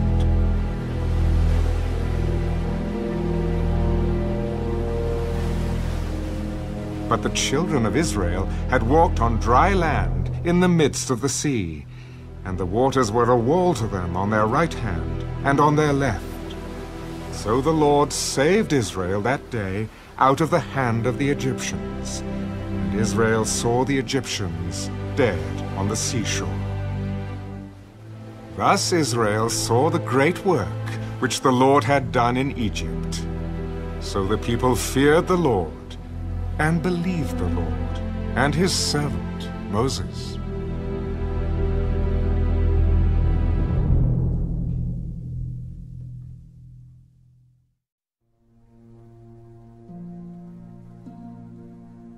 Then Moses and the children of Israel sang this song to the Lord. I will sing to the Lord, for he has triumphed gloriously. The horse and its rider he has thrown into the sea. The Lord is my strength and song, and he has become my salvation. He is my God, and I will praise him. My father's God, and I will exalt him. The Lord is a man of war. The Lord is his name. Pharaoh's chariots and his army he has cast into the sea. His chosen captains also are drowned in the Red Sea. The depths have covered them. They sank to the bottom like a stone. Your right hand, O Lord, has become glorious in power. Your right hand, O Lord, has dashed the enemy in pieces. And in the greatness of your excellence, you have overthrown those who rose against you. You sent forth your wrath. It consumed them like stubble. And with the blasts of your nostrils, the waters were gathered together. The floods stood upright like a heap. The depths congealed in the heart of the sea. The enemy said, I will pursue, I will overtake, I will divide the spoil. My desire shall be satisfied on them. I will draw my sword, my hands shall destroy them. You blew with your wind, the sea covered them. They sank like lead in the mighty waters. Who is like you, O Lord, among the gods? Who is like you, glorious in holiness, fearful in praises, doing wonders? You stretched out your right hand. The earth swallowed them. You in your mercy have led forth the people whom you have redeemed. You have guided them in your strength to your holy habitation. The people will hear and be afraid. Sorrow will take hold of the inhabitants of Philistia. Then the chiefs of Edom will be dismayed. The mighty men of Moab, trembling, will take hold of them. All the inhabitants of Canaan will melt away. Fear and dread will fall on them. By the greatness of your arm they will be as still as a stone, till your people pass over, O Lord. Till the people pass over whom you have purchased. You will bring them in and plant them in the mountain of your inheritance, in the place, O Lord, which you have made for your own dwelling. The sanctuary, O Lord, which your hands have established. The Lord shall reign forever and ever.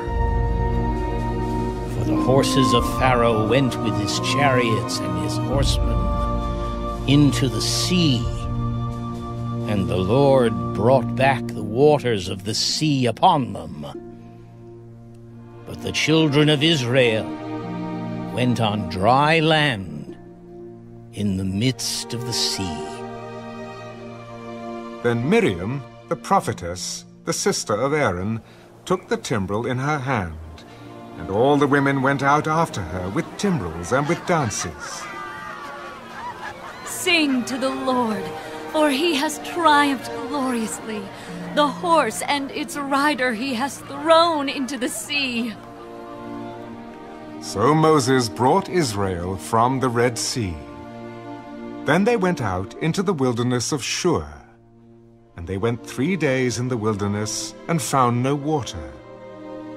Now when they came to Marah, they could not drink the waters of Marah, for they were bitter. Therefore the name of it was called Marah. And the people complained against Moses. What shall we drink? So he cried out to the Lord, and the Lord showed him a tree. When he cast it into the waters were made sweet. There he made a statute and an ordinance for them, and there he tested them.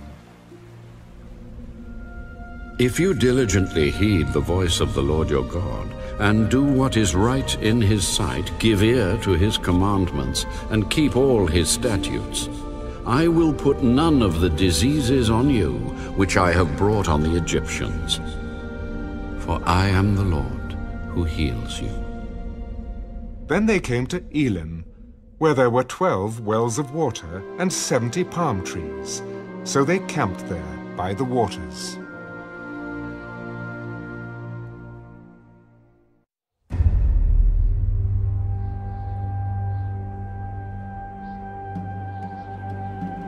And they journeyed from Elim, and all the congregation of the children of Israel came to the wilderness of Sin, which is between Elim and Sinai, on the 15th day of the 2nd month after they departed from the land of Egypt. Then the whole congregation of the children of Israel complained against Moses and Aaron in the wilderness. And the children of Israel said to them, "Oh, that we had died by the hand of the Lord in the land of Egypt, when we sat by the pots of meat, and when we ate bread to the full. For you have brought us out into this wilderness to kill this whole assembly with hunger." Then the Lord said to Moses, Behold, I will rain bread from heaven for you, and the people shall go out and gather a certain quota every day, that I may test them whether they will walk in my law or not. And it shall be on the 6th day that they shall prepare what they bring in, and it shall be twice as much as they gather daily. Then Moses and Aaron said to all the children of Israel, At evening you shall know that the Lord has brought you out of the land of Egypt. And in the morning you shall see the glory of the Lord, for he hears your complaints against the Lord. But what are we, that you complain against us? This shall be seen when the Lord gives you meat to eat in the evening, and in the morning bread to the full. For the Lord hears your complaints, which you make against him. And what are we? Your complaints are not against us, but against the Lord. Then Moses spoke to Aaron. Say to all the congregation of the children of Israel, Come near before the Lord, for he has heard your complaints. Now it came to pass, as Aaron spoke to the whole congregation of the children of Israel, that they looked toward the wilderness, and behold, the glory of the Lord appeared in the cloud. And the Lord spoke to Moses. I have heard the complaints of the children of Israel. Speak to them, saying, At twilight you shall eat meat, and in the morning you shall be filled with bread. And you shall know that I am the Lord your God. So it was that quails came up at evening and covered the camp. And in the morning the dew lay all around the camp. And when the layer of dew lifted, there, on the surface of the wilderness, was a small round substance, as fine as frost on the ground. So when the children of Israel saw it, they said to one another, What is it? For they did not know what it was. And Moses said to them, This is the bread which the Lord has given you to eat. This is the thing which the Lord has commanded. Let every man gather it according to each one's need. 1 omer for each person, according to the number of persons. Let every man take for those who are in his tent. Then the children of Israel did so, and gathered, some more, some less. So when they measured it by omers, he who gathered much had nothing left over, and he who gathered little had no lack. Every man had gathered according to each one's need. And Moses said, "Let no one leave any of it till morning." Notwithstanding, they did not heed Moses, but some of them left part of it until morning, and it bred worms and stank. And Moses was angry with them. So they gathered it every morning, every man according to his need. And when the sun became hot, it melted. And so it was, on the 6th day, that they gathered twice as much bread, 2 omers for each one. And all the rulers of the congregation came and told Moses. Then he said to them, "This is what the Lord has said. Tomorrow is a Sabbath rest, a holy Sabbath to the Lord. Bake what you will bake today, and boil what you will boil, and lay up for yourselves all that remains to be kept until morning." So they laid it up till morning, as Moses commanded. And it did not stink, nor were there any worms in it. Then Moses said, "Eat that today, for today is a Sabbath to the Lord. Today you will not find it in the field. 6 days you shall gather it, but on the 7th day, the Sabbath, there will be none." Now it happened that some of the people went out on the 7th day to gather, but they found none. And the Lord said to Moses, "How long do you refuse to keep my commandments and my laws? See, for the Lord has given you the Sabbath. Therefore he gives you on the 6th day bread for 2 days. Let every man remain in his place. Let no man go out of his place on the 7th day." So the people rested on the 7th day. And the house of Israel called its name manna, and it was like white coriander seed, and the taste of it was like wafers made with honey. Then Moses said, "This is the thing which the Lord has commanded. Fill an omer with it to be kept for your generations, that they may see the bread with which I fed you in the wilderness when I brought you out of the land of Egypt." And Moses said to Aaron, "Take a pot and put an omer of manna in it, and lay it up before the Lord to be kept for your generations." As the Lord commanded Moses, so Aaron laid it up before the testimony to be kept. And the children of Israel ate manna 40 years, until they came to an inhabited land. They ate manna until they came to the border of the land of Canaan. Now, an omer is 1/10 of an ephah.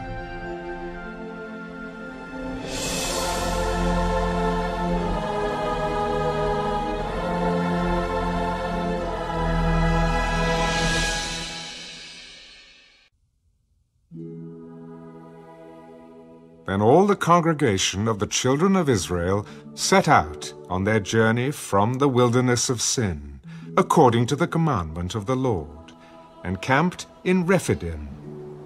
But there was no water for the people to drink. Therefore the people contended with Moses. "Give us water that we may drink." "Why do you contend with me? Why do you tempt the Lord?" And the people thirsted there for water, and the people complained against Moses. "Why is it you have brought us up out of Egypt? To kill us and our children and our livestock with thirst?" So Moses cried out to the Lord. "What shall I do with this people? They are almost ready to stone me." Go on before the people, and take with you some of the elders of Israel. Also, take in your hand your rod with which you struck the river, and go. Behold, I will stand before you there, on the rock in Horeb, and you shall strike the rock, and water will come out of it, that the people may drink. And Moses did so in the sight of the elders of Israel. So he called the name of the place Massah and Meribah, because of the contention of the children of Israel, and because they tempted the Lord, saying, "Is the Lord among us or not?" Now Amalek came and fought with Israel in Rephidim. And Moses said to Joshua, "Choose us some men and go out, fight with Amalek. Tomorrow I will stand on the top of the hill with the rod of God in my hand."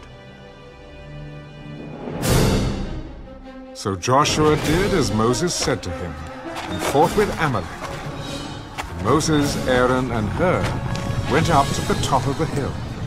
And so it was, when Moses held up his hand, that Israel prevailed.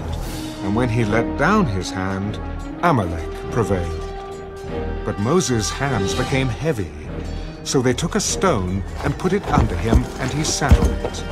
And Aaron and Hur supported his hands, one on one side and the other on the other side, and his hands were steady until the going down of the sun. So Joshua defeated Amalek and his people with the edge of the sword. Then the Lord said to Moses, "Write this for a memorial in the book, and recount it in the hearing of Joshua, that I will utterly blot out the remembrance of Amalek from under heaven." And Moses built an altar, and called its name, "The Lord is my banner." For he said, "Because the Lord has sworn, the Lord will have war with Amalek from generation to generation."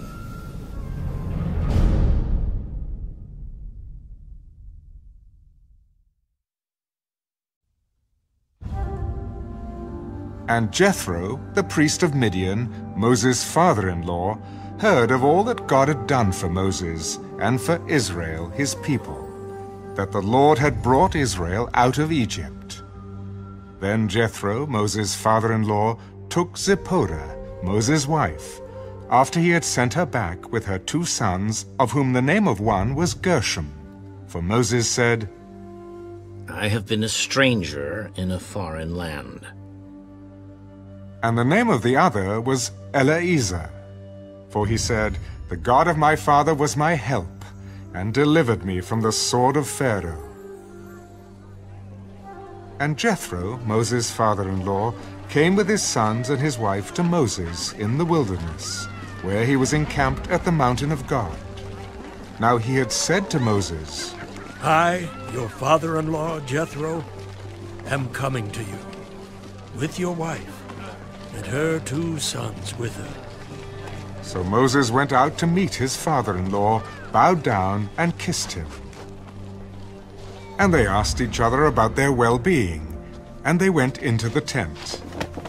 And Moses told his father-in-law all that the Lord had done to Pharaoh and to the Egyptians for Israel's sake, all the hardship that had come upon them on the way, and how the Lord had delivered them. Then Jethro rejoiced for all the good which the Lord had done for Israel, whom he had delivered out of the hand of the Egyptians. And Jethro said, "Blessed be the Lord, who has delivered you out of the hand of the Egyptians, and out of the hand of Pharaoh, and who has delivered the people from under the hand of the Egyptians. Now I know that the Lord is greater than all the gods, for in the very thing in which they behaved proudly, he was above them." Then Jethro, Moses' father-in-law, took a burnt offering and other sacrifices to offer to God. And Aaron came with all the elders of Israel to eat bread with Moses' father-in-law before God.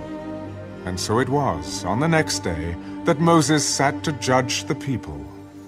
And the people stood before Moses from morning until evening. So when Moses' father-in-law saw all that he did for the people, he said, "What is this thing that you are doing for the people? Why do you alone sit, and all the people stand before you from morning until evening? Because the people come to me to inquire of God. When they have a difficulty, they come to me, and I judge between one and another. And I make known the statutes of God and his laws. The thing that you do is not good. Both you and these people who are with you will surely wear yourselves out. For this thing is too much for you.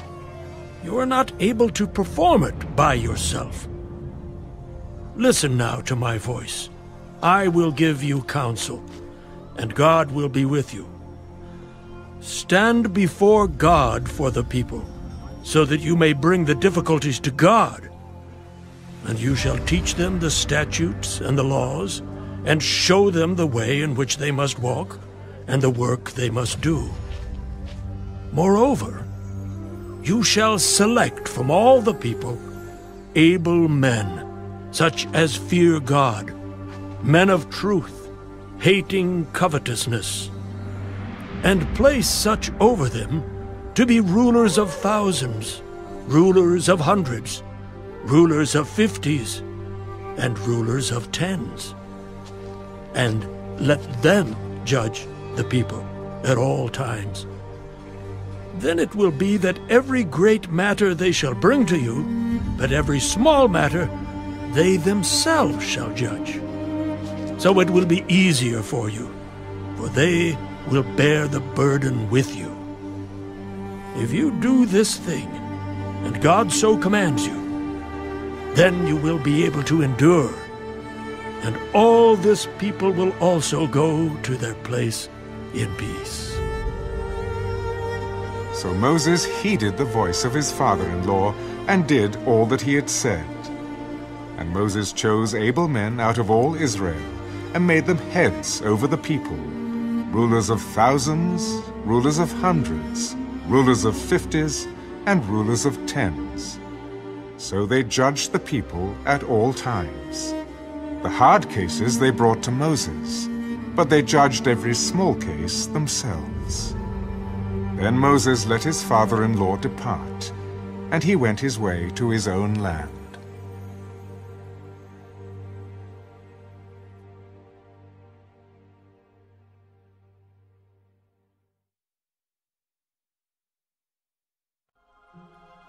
In the 3rd month after the children of Israel had gone out of the land of Egypt, on the same day they came to the wilderness of Sinai, for they had departed from Rephidim, had come to the wilderness of Sinai, and camped in the wilderness. So Israel camped there before the mountain. And Moses went up to God, and the Lord called to him from the mountain. Thus you shall say to the house of Jacob, and tell the children of Israel, you have seen what I did to the Egyptians, and how I bore you on eagle's wings, and brought you to myself. Now, therefore, if you will indeed obey my voice, and keep my covenant, then you shall be a special treasure to me, above all people. For all the earth is mine. And you shall be to me a kingdom of priests and a holy nation. These are the words which you shall speak to the children of Israel. So Moses came and called for the elders of the people, and laid before them all these words which the Lord commanded him. Then all the people answered together, All that the Lord has spoken, we will do. So Moses brought back the words of the people to the Lord. And the Lord said to Moses, Behold, I come to you in the thick cloud, that the people may hear when I speak with you, and believe you forever. So Moses told the words of the people to the Lord. Then the Lord said to Moses, Go to the people, and consecrate them today and tomorrow, and let them wash their clothes, and let them be ready for the 3rd day. For on the 3rd day The Lord will come down upon Mount Sinai, in the sight of all the people.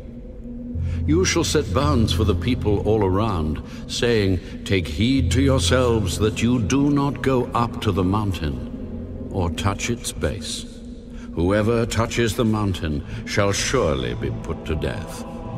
Not a hand shall touch him, but he shall surely be stoned, or shot with an arrow. Whether man or beast, he shall not live.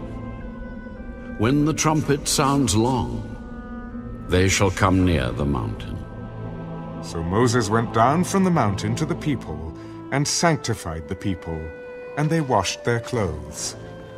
And he said to the people, Be ready for the third day. Do not come near your wives. Then it came to pass on the third day, in the morning, that there were thunderings and lightnings, and a thick cloud on the mountain, and the sound of the trumpet was very loud, so that all the people who were in the camp trembled. And Moses brought the people out of the camp to meet with God, and they stood at the foot of the mountain. Now Mount Sinai was completely in smoke, because the Lord descended upon it in fire. Its smoke ascended like the smoke of a furnace, and the whole mountain quaked greatly. And when the blast of the trumpet sounded long, and became louder and louder, Moses spoke, and God answered him by voice. Then the Lord came down upon Mount Sinai, on the top of the mountain.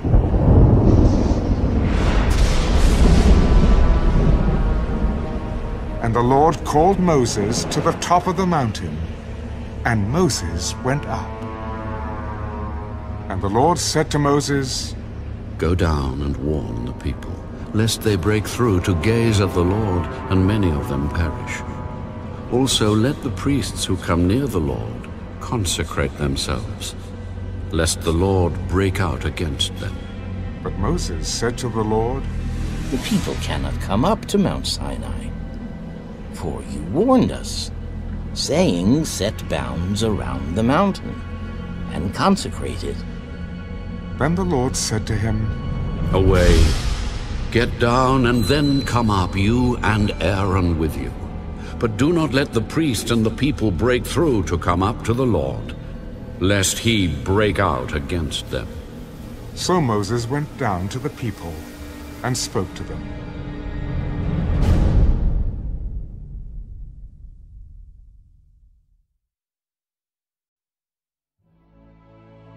And God spoke all these words. I am the Lord your God, who brought you out of the land of Egypt, out of the house of bondage. You shall have no other gods before me. You shall not make for yourself a carved image, any likeness of anything that is in heaven above, or that is in the earth beneath, or that is in the water under the earth. You shall not bow down to them, nor serve them. For I, the Lord your God, am a jealous God, visiting the iniquity of the fathers upon the children to the third and fourth generations of those who hate me, but showing mercy to thousands, to those who love me and keep my commandments. You shall not take the name of the Lord your God in vain, for the Lord will not hold him guiltless who takes his name in vain. Remember the Sabbath day, to keep it holy. 6 days you shall labor, and do all your work. But the seventh day is the Sabbath of the Lord your God. In it you shall do no work, you, nor your son, nor your daughter, nor your male servant, nor your female servant, nor your cattle, nor your stranger who is within your gates. For in 6 days the Lord made the heavens and the earth, the sea, and all that is in them, and rested the seventh day. Therefore the Lord blessed the Sabbath day, and hallowed it. honor your father and your mother, that your days may be long upon the land which the Lord your God is giving you. You shall not murder. You shall not commit adultery. You shall not steal. You shall not bear false witness against your neighbor. You shall not covet your neighbor's house. You shall not covet your neighbor's wife, nor his male servant, nor his female servant, nor his ox, nor his donkey, nor anything that is your neighbor's. Now all the people witnessed the thunderings, the lightning flashes, the sound of the trumpet, and the mountains smoking. And when the people saw it, they trembled and stood afar off. Then they said to Moses, "You speak with us, and we will hear. But let not God speak with us, lest we die." And Moses said to the people, "Do not fear, for God has come to test you, and that his fear may be before you, so that you may not sin." So the people stood afar off, but Moses drew near the thick darkness where God was. Then the Lord said to Moses, "Thus you shall say to the children of Israel, You have seen that I have talked with you from heaven. You shall not make anything to be with me. Gods of silver or gods of gold you shall not make for yourselves. An altar of earth you shall make for me, and you shall sacrifice on it your burnt offerings and your peace offerings, your sheep and your oxen. In every place where I record my name, I will come to you, and I will bless you. And if you make me an altar of stone, you shall not build it of hewn stone. For if you use your tool on it, you have profaned it. Nor shall you go up by steps to my altar, that your nakedness may not be exposed on it.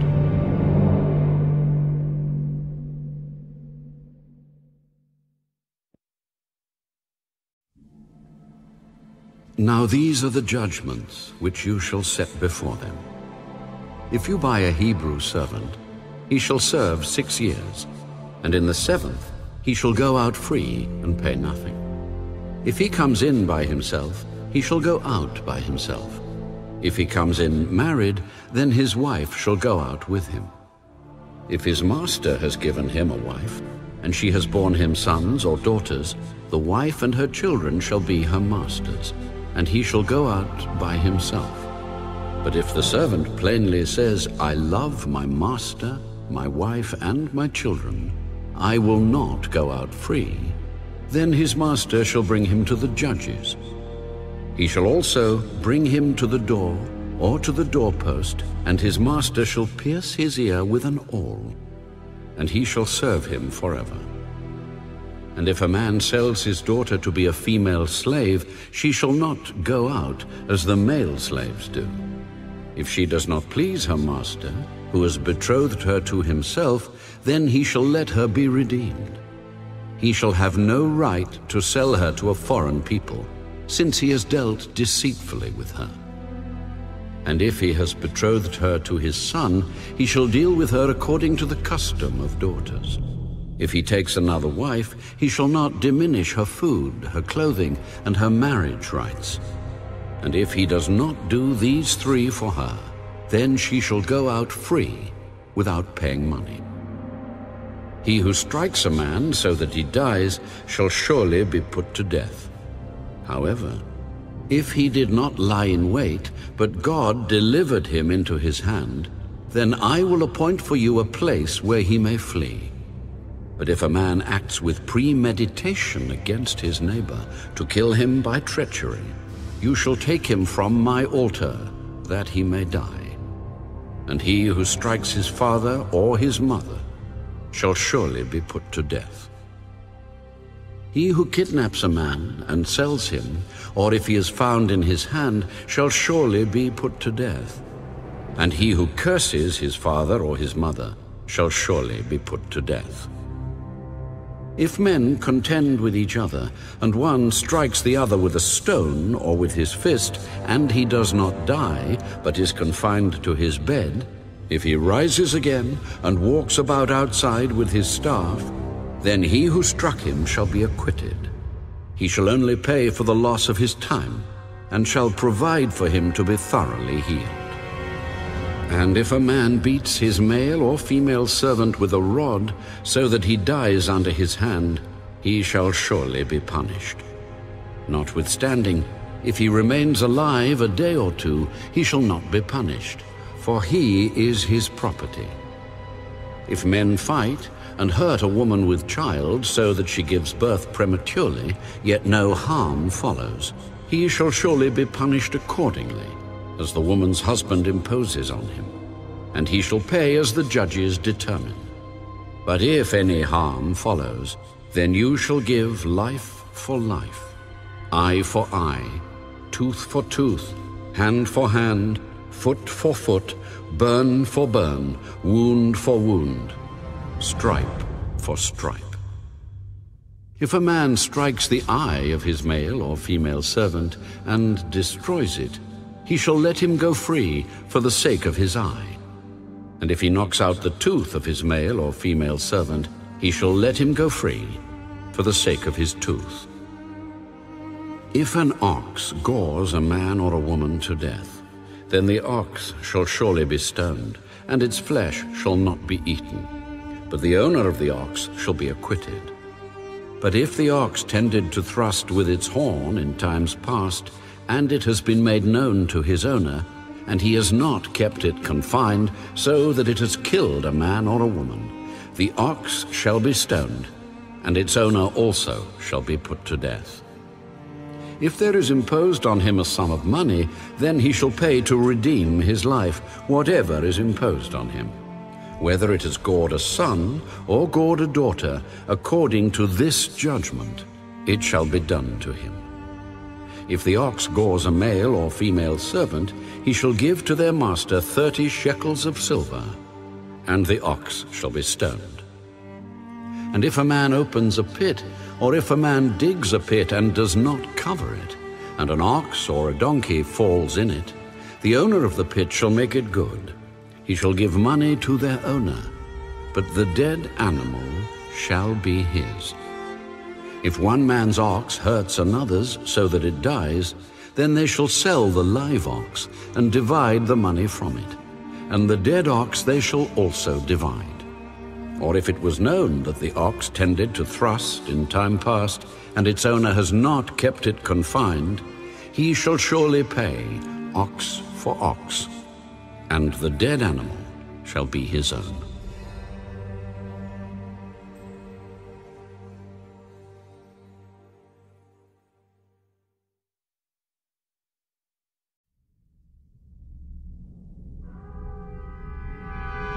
If a man steals an ox or a sheep, and slaughters it or sells it, he shall restore 5 oxen for an ox, and 4 sheep for a sheep. If the thief is found breaking in, and he is struck so that he dies, there shall be no guilt for his bloodshed. If the sun has risen on him, there shall be guilt for his bloodshed. He should make full restitution. If he has nothing, then he shall be sold for his theft. If the theft is certainly found alive in his hand, whether it is an ox or donkey or sheep, he shall restore double. If a man causes a field or vineyard to be grazed and lets loose his animal, and it feeds in another man's field, he shall make restitution from the best of his own field and the best of his own vineyard. If fire breaks out and catches in thorns, so that stacked grain, standing grain, or the field is consumed, he who kindled the fire shall surely make restitution. If a man delivers to his neighbor money or articles to keep, and it is stolen out of the man's house, if the thief is found, he shall pay double. If the thief is not found, then the master of the house shall be brought to the judges to see whether he has put his hand into his neighbor's goods. For any kind of trespass, whether it concerns an ox, a donkey, a sheep, or clothing, or for any kind of lost thing which another claims to be his, the cause of both parties shall come before the judges, and whomever the judges condemn shall pay double to his neighbor. If a man delivers to his neighbor a donkey, an ox, a sheep, or any animal to keep, and it dies, is hurt, or driven away, no one seeing it, then an oath of the Lord shall be between them both, that he has not put his hand into his neighbor's goods, and the owner of it shall accept that, and he shall not make it good. But if in fact it is stolen from him, he shall make restitution to the owner of it. If it is torn to pieces by a beast, then he shall bring it as evidence, and he shall not make good what was torn. And if a man borrows anything from his neighbor, and it becomes injured or dies, the owner of it not being with it, he shall surely make it good. If its owner was with it, he shall not make it good. If it was hired, it came for its hire. If a man entices a virgin who is not betrothed and lies with her, he shall surely pay the bride price for her to be his wife. If her father utterly refuses to give her to him, he shall pay money according to the bride price of virgins. You shall not permit a sorceress to live. Whoever lies with an animal shall surely be put to death. He who sacrifices to any god except to the Lord only, he shall be utterly destroyed. You shall neither mistreat a stranger nor oppress him, for you were strangers in the land of Egypt. You shall not afflict any widow or fatherless child. If you afflict them in any way, and they cry at all to me, I will surely hear their cry, and my wrath will become hot, and I will kill you with the sword. Your wives shall be widows, and your children fatherless. If you lend money to any of my people who are poor among you, you shall not be like a money lender to him. You shall not charge him interest.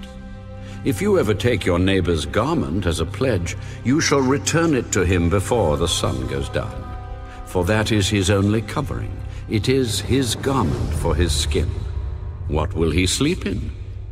And it will be that when he cries to me, I will hear, for I am gracious. You shall not revile God, nor curse a ruler of your people. You shall not delay to offer the first of your ripe produce and your juices. The firstborn of your sons you shall give to me. Likewise you shall do with your oxen and your sheep. It shall be with its mother 7 days. On the 8th day you shall give it to me. And you shall be holy men to me. You shall not eat meat torn by beasts in the field. You shall throw it to the dogs.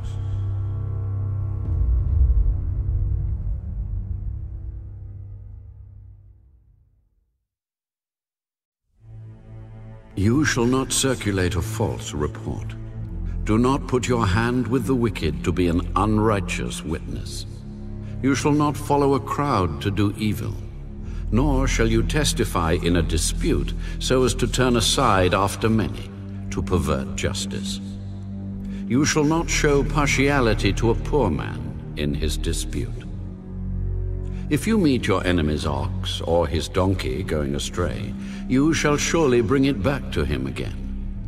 If you see the donkey of one who hates you lying under its burden, and you would refrain from helping it, you shall surely help him with it. You shall not pervert the judgment of your poor in his dispute. Keep yourself far from a false matter. Do not kill the innocent and righteous, for I will not justify the wicked. And you shall take no bribe, for a bribe blinds the discerning and perverts the words of the righteous. Also you shall not oppress a stranger, for you know the heart of a stranger, because you were strangers in the land of Egypt. 6 years you shall sow your land and gather in its produce. But the 7th year you shall let it rest and lie fallow, that the poor of your people may eat, and what they leave the beasts of the field may eat. In like manner you shall do with your vineyard and your olive grove. 6 days you shall do your work, and on the 7th day you shall rest, that your ox and your donkey may rest, and the son of your female servant and the stranger may be refreshed. And in all that I have said to you, be circumspect, and make no mention of the name of other gods, nor let it be heard from your mouth. 3 times you shall keep a feast to me in the year.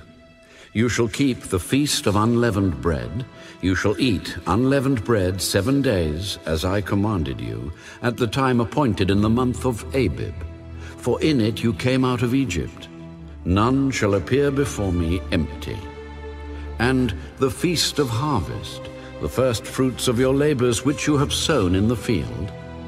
And the feast of ingathering, at the end of the year, when you have gathered in the fruit of your labors from the field. 3 times in the year all your males shall appear before the Lord God. You shall not offer the blood of my sacrifice with leavened bread, nor shall the fat of my sacrifice remain until morning. The first of the first fruits of your land you shall bring into the house of the Lord your God. You shall not boil a young goat in its mother's milk.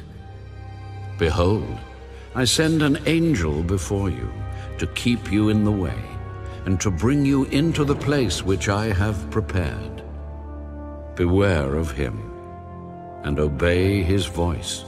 Do not provoke him, for he will not pardon your transgressions. For my name is in him. But if you indeed obey his voice and do all that I speak, then I will be an enemy to your enemies, and an adversary to your adversaries. For my angel will go before you, and bring you in to the Amorites, and the Hittites, and the Perizzites, and the Canaanites, and the Hivites, and the Jebusites, and I will cut them off. You shall not bow down to their gods, nor serve them, nor do according to their works, but you shall utterly overthrow them, and completely break down their sacred pillars.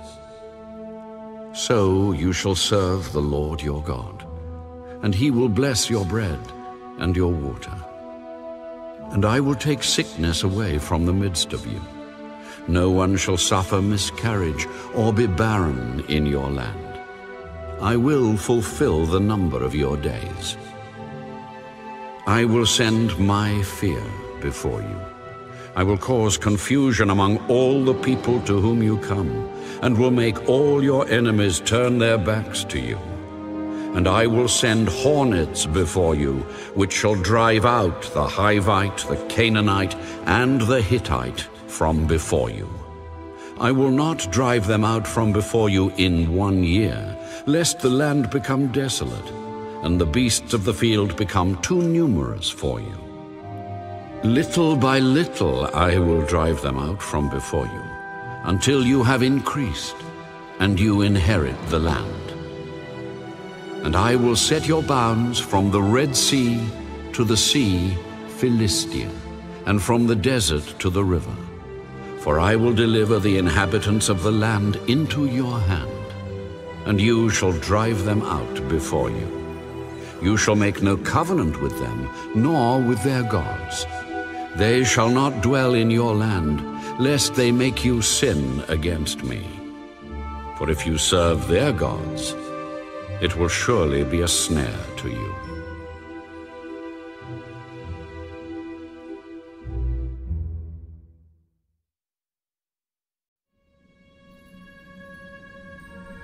Now the Lord said to Moses, Come up to the Lord, you and Aaron, Nadab and Abihu, and 70 of the elders of Israel, and worship from afar. And Moses alone shall come near the Lord, but they shall not come near, nor shall the people go up with him. So Moses came and told the people all the words of the Lord and all the judgments. And all the people answered with one voice, "All the words which the Lord has said, we will do." And Moses wrote all the words of the law.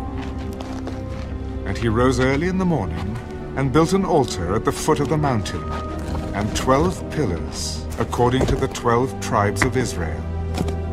Then he sent young men of the children of Israel, who offered burnt offerings and sacrificed peace offerings of oxen to the Lord.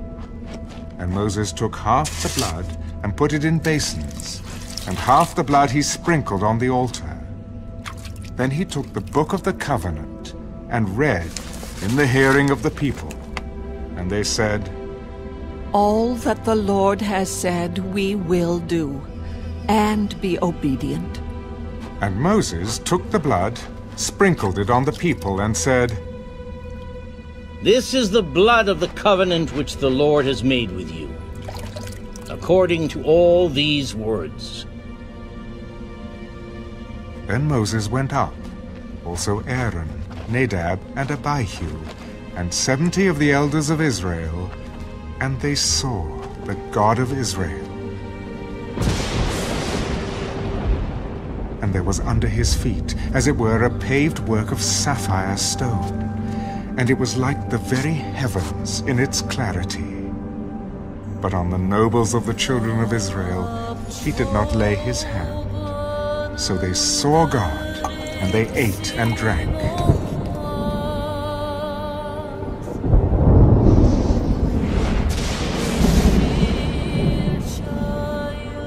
And the Lord said to Moses, "Come up to me on the mountain, and be there.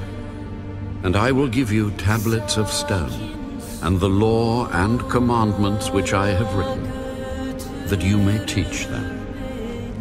So Moses arose with his assistant Joshua. And Moses went up to the mountain of God, and he said to the elders, "Wait here for us until we come back to you. Indeed, Aaron and Hur are with you. If any man has a difficulty, let him go to them." Then Moses went up into the mountain, and a cloud covered the mountain. Now the glory of the Lord rested on Mount Sinai, and the cloud covered it 6 days. And on the 7th day he called to Moses out of the midst of the cloud. The sight of the glory of the Lord was like a consuming fire on the top of the mountain in the eyes of the children of Israel. So Moses went into the midst of the cloud and went up into the mountain. And Moses was on the mountain 40 days and 40 nights.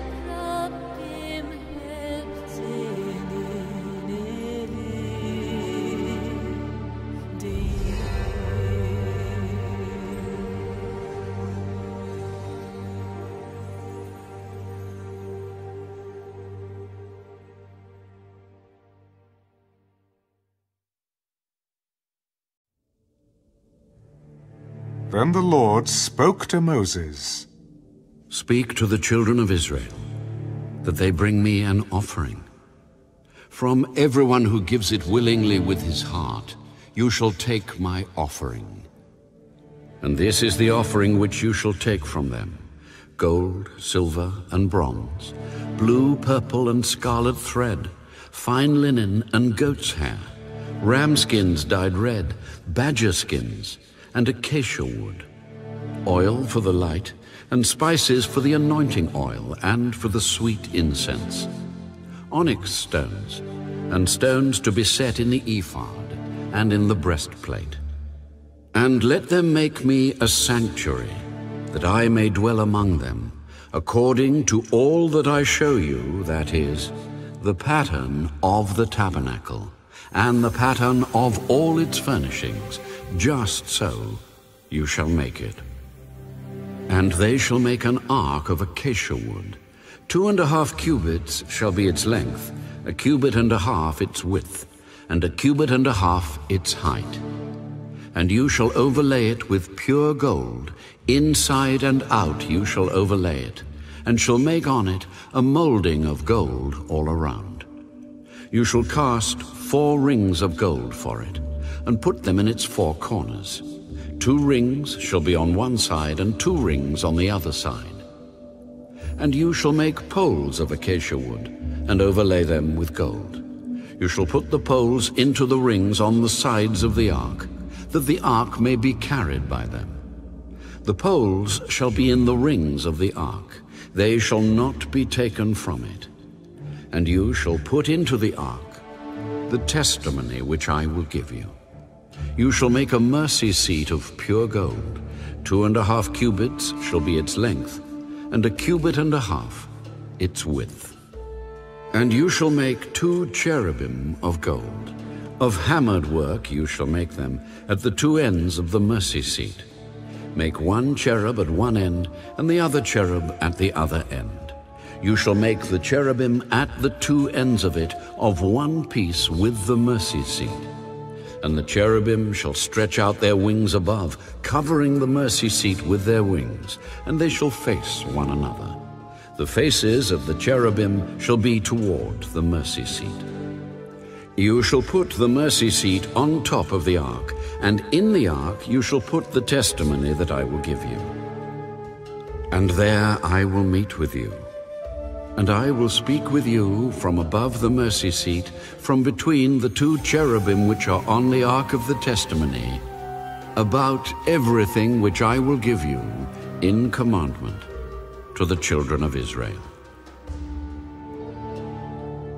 You shall also make a table of acacia wood.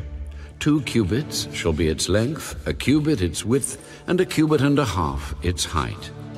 And you shall overlay it with pure gold, and make a molding of gold all around. You shall make for it a frame of 1 handbreadth all around. And you shall make a gold molding for the frame all around. And you shall make for it 4 rings of gold, and put the rings on the 4 corners that are at its 4 legs. The rings shall be close to the frame, as holders for the poles to bear the table. And you shall make the poles of acacia wood, and overlay them with gold, that the table may be carried with them. You shall make its dishes, its pans, its pitchers, and its bowls for pouring. You shall make them of pure gold. And you shall set the showbread on the table before me always. You shall also make a lampstand of pure gold. The lampstand shall be of hammered work. Its shaft, its branches, its bowls, its ornamental knobs and flowers shall be of one piece. And 6 branches shall come out of its sides. 3 branches of the lampstand out of one side, and 3 branches of the lampstand out of the other side. 3 bowls shall be made like almond blossoms on one branch, with an ornamental knob and a flower. And 3 bowls made like almond blossoms on the other branch, with an ornamental knob and a flower. And so for the 6 branches that come out of the lampstand. On the lampstand itself, 4 bowls shall be made like almond blossoms, each with its ornamental knob and flower. And there shall be a knob under the first 2 branches of the same, a knob under the second 2 branches of the same, and a knob under the third 2 branches of the same, according to the 6 branches that extend from the lampstand. Their knobs and their branches shall be of one piece. All of it shall be one hammered piece of pure gold. You shall make 7 lamps for it, and they shall arrange its lamps so that they give light in front of it. And its wick trimmers and their trays shall be of pure gold. It shall be made of a talent of pure gold, with all these utensils. And see to it that you make them according to the pattern which was shown you on the mountain.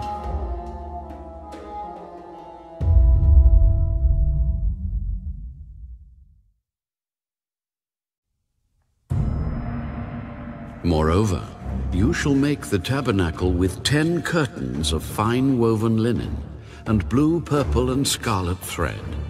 With artistic designs of cherubim you shall weave them. The length of each curtain shall be 28 cubits, and the width of each curtain 4 cubits. And every one of the curtains shall have the same measurements.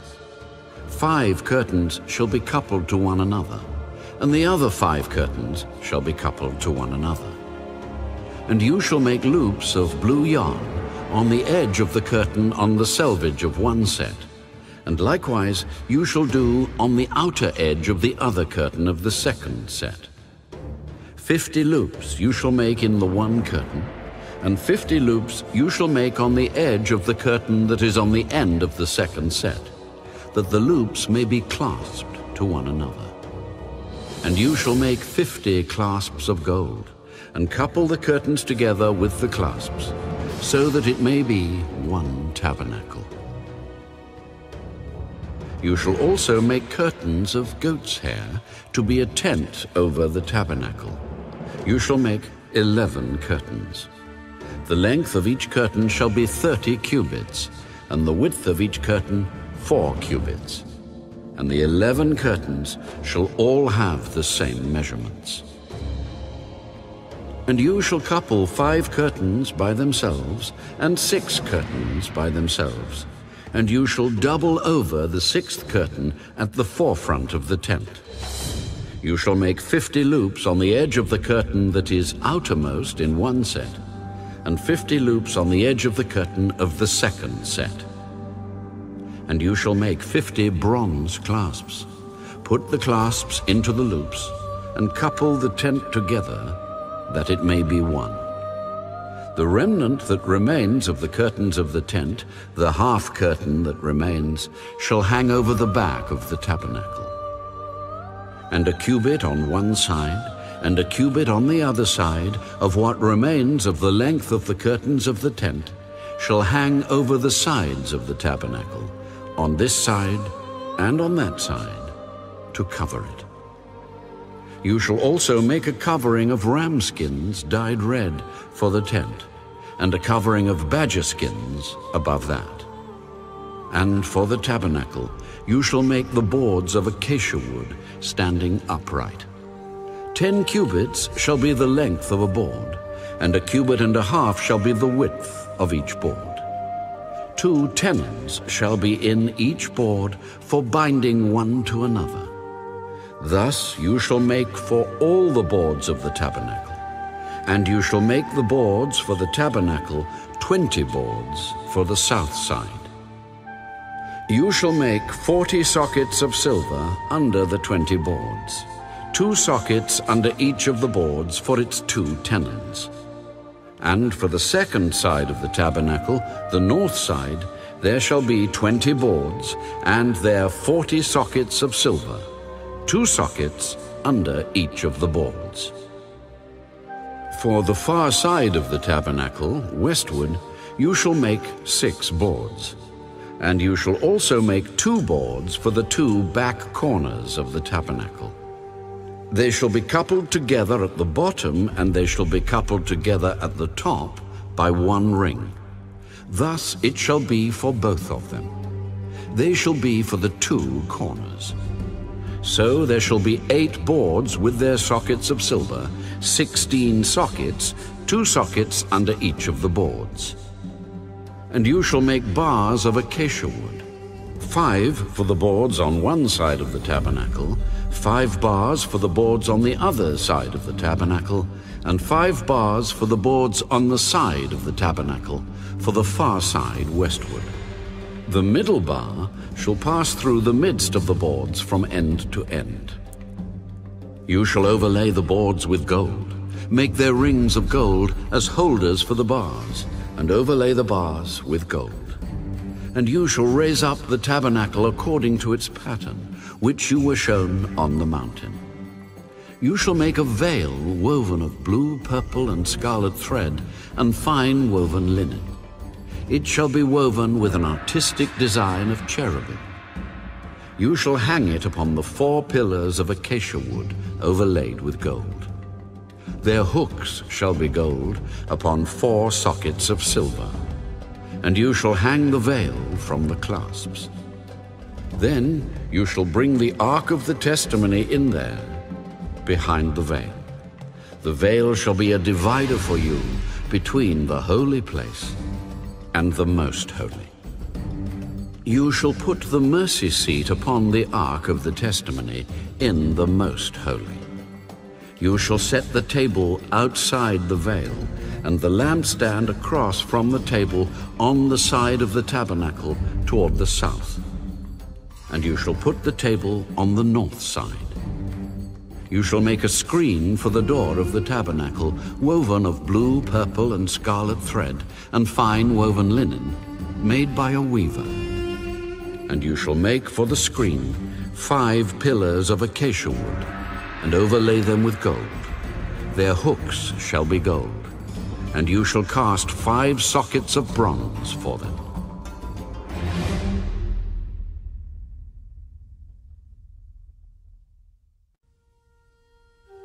You shall make an altar of acacia wood, 5 cubits long and 5 cubits wide. The altar shall be square, and its height shall be 3 cubits. You shall make its horns on its 4 corners. Its horns shall be of one piece with it, and you shall overlay it with bronze.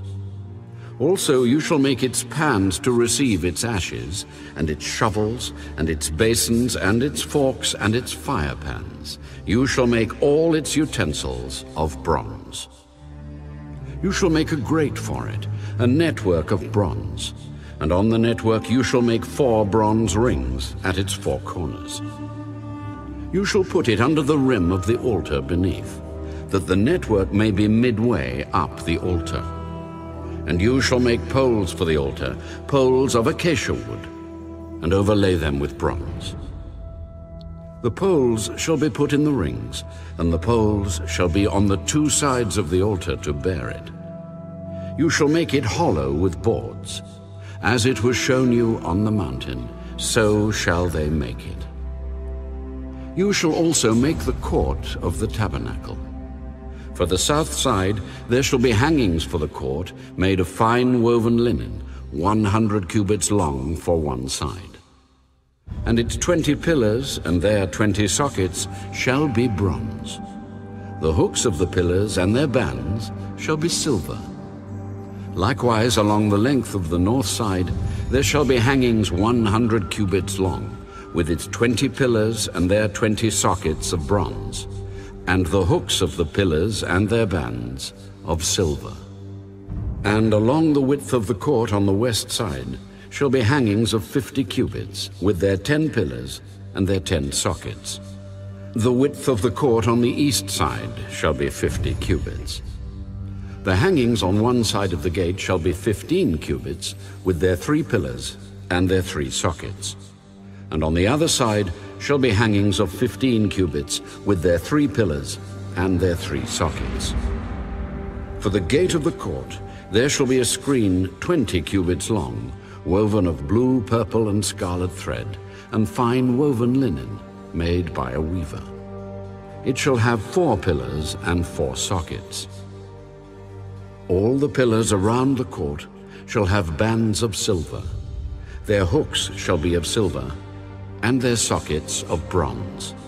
The length of the court shall be 100 cubits, the width 50 throughout, and the height 5 cubits, made of fine woven linen, and its sockets of bronze. All the utensils of the tabernacle for all its service, all its pegs, and all the pegs of the court shall be of bronze.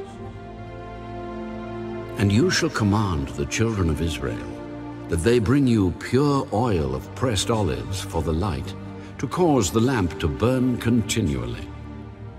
In the tabernacle of meeting, outside the veil which is before the testimony, Aaron and his sons shall tend it from evening until morning before the Lord. It shall be a statute forever to their generations, on behalf of the children of Israel.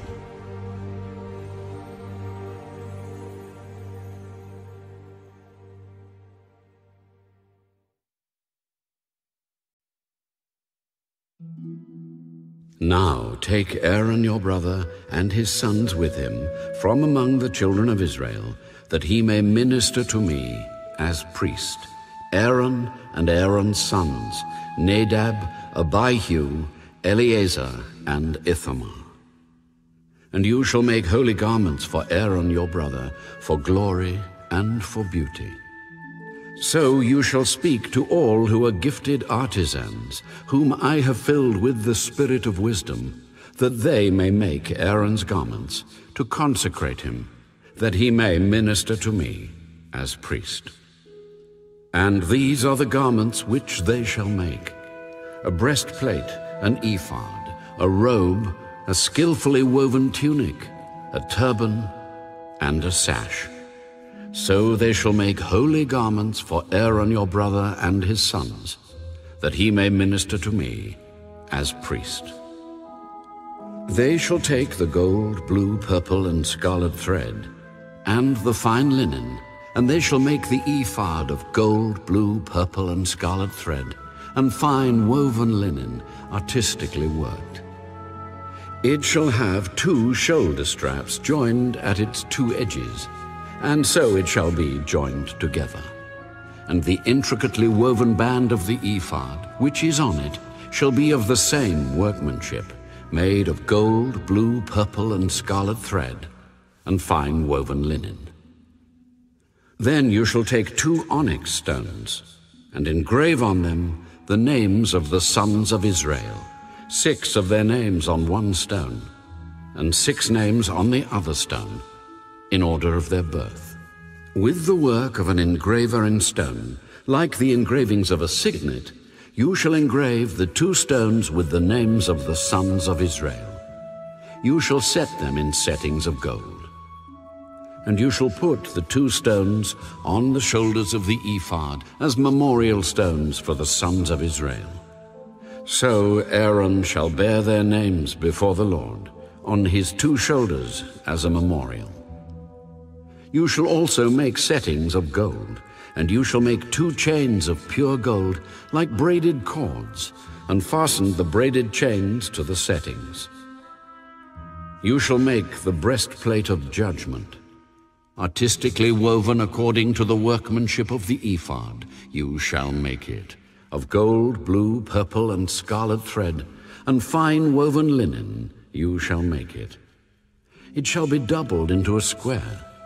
A span shall be its length, and a span shall be its width. And you shall put settings of stones in it, 4 rows of stones. The first row shall be a sardius, a topaz, and an emerald. This shall be the first row. The second row shall be a turquoise, a sapphire, and a diamond. The third row a jacinth, an agate, and an amethyst. And the fourth row a beryl, an onyx, and a jasper. They shall be set in gold settings. And the stones shall have the names of the sons of Israel, 12 according to their names, like the engravings of a signet, each one with its own name. They shall be according to the 12 tribes. You shall make chains for the breastplate at the end, like braided cords of pure gold. And you shall make 2 rings of gold for the breastplate, and put the 2 rings on the 2 ends of the breastplate. Then you shall put the 2 braided chains of gold in the 2 rings which are on the ends of the breastplate. And the other 2 ends of the 2 braided chains you shall fasten to the 2 settings, and put them on the shoulder straps of the ephod in the front. You shall make 2 rings of gold, and put them on the 2 ends of the breastplate, on the edge of it, which is on the inner side of the ephod. And 2 other rings of gold you shall make, and put them on the 2 shoulder straps underneath the ephod, toward its front, right at the seam above the intricately woven band of the ephod. They shall bind the breastplate by means of its rings to the rings of the ephod, using a blue cord, so that it is above the intricately woven band of the ephod, and so that the breastplate does not come loose from the ephod. So Aaron shall bear the names of the sons of Israel on the breastplate of judgment over his heart, when he goes into the holy place, as a memorial before the Lord continually. And you shall put in the breastplate of judgment the Urim and the Thummim, and they shall be over Aaron's heart when he goes in before the Lord. So Aaron shall bear the judgment of the children of Israel over his heart before the Lord continually. You shall make the robe of the ephod all of blue. There shall be an opening for his head in the middle of it. It shall have a woven binding all around its opening, like the opening in a coat of mail, so that it does not tear. And upon its hem you shall make pomegranates of blue, purple, and scarlet all around its hem, and bells of gold between them all around, a golden bell and a pomegranate, a golden bell and a pomegranate upon the hem of the robe all around. And it shall be upon Aaron when he ministers, and its sound will be heard when he goes into the holy place before the Lord, and when he comes out, that he may not die. You shall also make a plate of pure gold, and engrave on it, like the engraving of a signet, holiness to the Lord. And you shall put it on a blue cord, that it may be on the turban. It shall be on the front of the turban. So it shall be on Aaron's forehead, that Aaron may bear the iniquity of the holy things which the children of Israel hallow in all their holy gifts. And it shall always be on his forehead, that they may be accepted before the Lord. You shall skillfully weave the tunic of fine linen thread. You shall make the turban of fine linen, and you shall make the sash of woven work. For Aaron's sons you shall make tunics, and you shall make sashes for them, and you shall make hats for them for glory and beauty. So you shall put them on Aaron your brother and on his sons with him. You shall anoint them, consecrate them, and sanctify them, that they may minister to me as priests. And you shall make for them linen trousers to cover their nakedness. They shall reach from the waist to the thighs. They shall be on Aaron and on his sons when they come into the tabernacle of meeting, or when they come near the altar to minister in the holy place, that they do not incur iniquity and die. It shall be a statute forever to him and his descendants after him.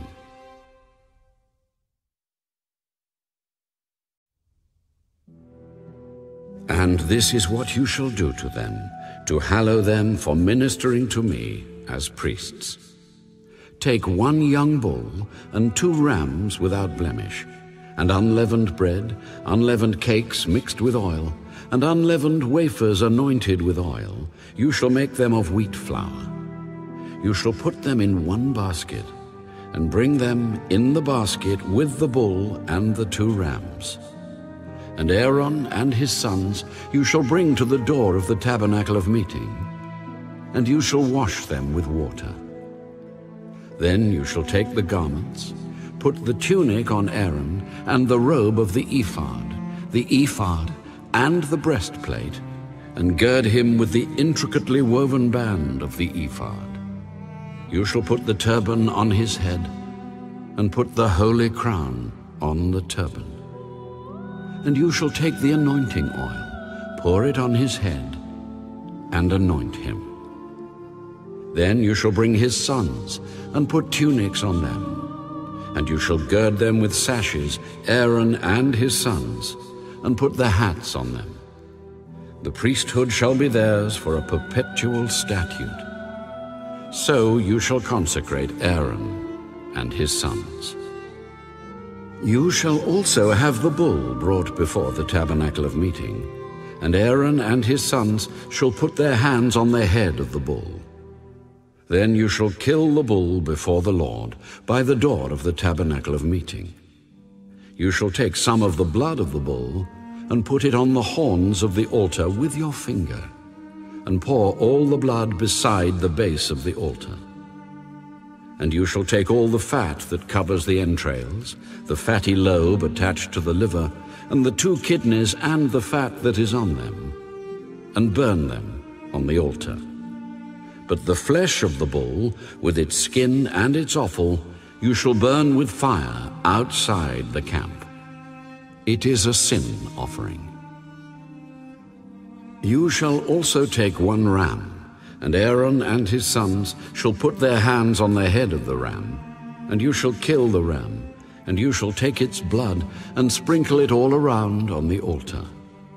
Then you shall cut the ram in pieces, wash its entrails and its legs, and put them with its pieces and with its head. And you shall burn the whole ram on the altar. It is a burnt offering to the Lord. It is a sweet aroma, an offering made by fire to the Lord. You shall also take the other ram, and Aaron and his sons shall put their hands on the head of the ram. Then you shall kill the ram, and take some of its blood, and put it on the tip of the right ear of Aaron, and on the tip of the right ear of his sons, on the thumb of their right hand, and on the big toe of their right foot, and sprinkle the blood all around on the altar. And you shall take some of the blood that is on the altar, and some of the anointing oil, and sprinkle it on Aaron, and on his garments, on his sons, and on the garments of his sons with him. And he and his garments shall be hallowed, and his sons' garments with him.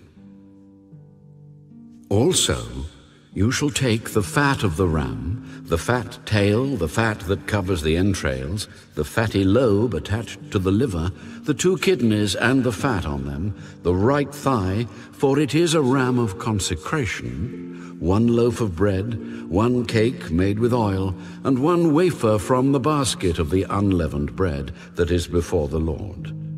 And you shall put all these in the hands of Aaron, and in the hands of his sons, and you shall wave them as a wave offering before the Lord. You shall receive them back from their hands, and burn them on the altar as a burnt offering, as a sweet aroma before the Lord. It is an offering made by fire to the Lord. Then you shall take the breast of the ram of Aaron's consecration, and wave it as a wave offering before the Lord, and it shall be your portion. And from the ram of the consecration you shall consecrate the breast of the wave offering which is waved, and the thigh of the heave offering which is raised, of that which is for Aaron, and of that which is for his sons. It shall be from the children of Israel, for Aaron and his sons, by a statute forever. For it is a heave offering. It shall be a heave offering from the children of Israel, from the sacrifices of their peace offerings, that is, their heave offering to the Lord. And the holy garments of Aaron shall be his sons after him, to be anointed in them and to be consecrated in them. That son who becomes priest in his place shall put them on for 7 days, when he enters the tabernacle of meeting to minister in the holy place. And you shall take the ram of the consecration, and boil its flesh in the holy place. Then Aaron and his sons shall eat the flesh of the ram, and the bread that is in the basket by the door of the tabernacle of meeting. They shall eat those things with which the atonement was made, to consecrate and to sanctify them. But an outsider shall not eat them, because they are holy. And if any of the flesh of the consecration offerings, or of the bread, remains until the morning, then you shall burn the remainder with fire. It shall not be eaten, because it is holy. Thus you shall do to Aaron and his sons, according to all that I have commanded you. 7 days you shall consecrate them. And you shall offer a bull every day as a sin offering for atonement. You shall cleanse the altar when you make atonement for it, and you shall anoint it to sanctify it. 7 days you shall make atonement for the altar and sanctify it. And the altar shall be most holy. Whatever touches the altar must be holy. Now this is what you shall offer on the altar: 2 lambs of the first year, day by day continually. 1 lamb you shall offer in the morning, and the other lamb you shall offer at twilight. With the 1 lamb shall be 1/10 of an ephah of flour, mixed with 1/4 of a hin of pressed oil, and 1/4 of a hin of wine, as a drink offering. And the other lamb you shall offer at twilight, and you shall offer with it the grain offering and the drink offering, as in the morning, for a sweet aroma, an offering made by fire to the Lord. This shall be a continual burnt offering throughout your generations at the door of the tabernacle of meeting before the Lord, where I will meet you to speak with you. And there I will meet with the children of Israel, and the tabernacle shall be sanctified by my glory. So I will consecrate the tabernacle of meeting and the altar. I will also consecrate both Aaron and his sons to minister to me as priests. I will dwell among the children of Israel, and will be their God. And they shall know that I am the Lord their God, who brought them up out of the land of Egypt, that I may dwell among them. I am the Lord their God.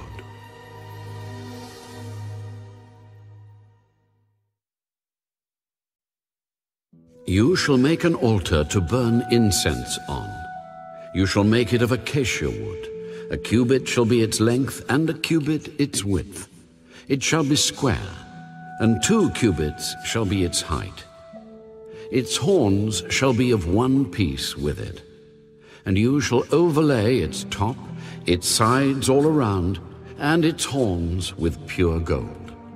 And you shall make for it a molding of gold all around.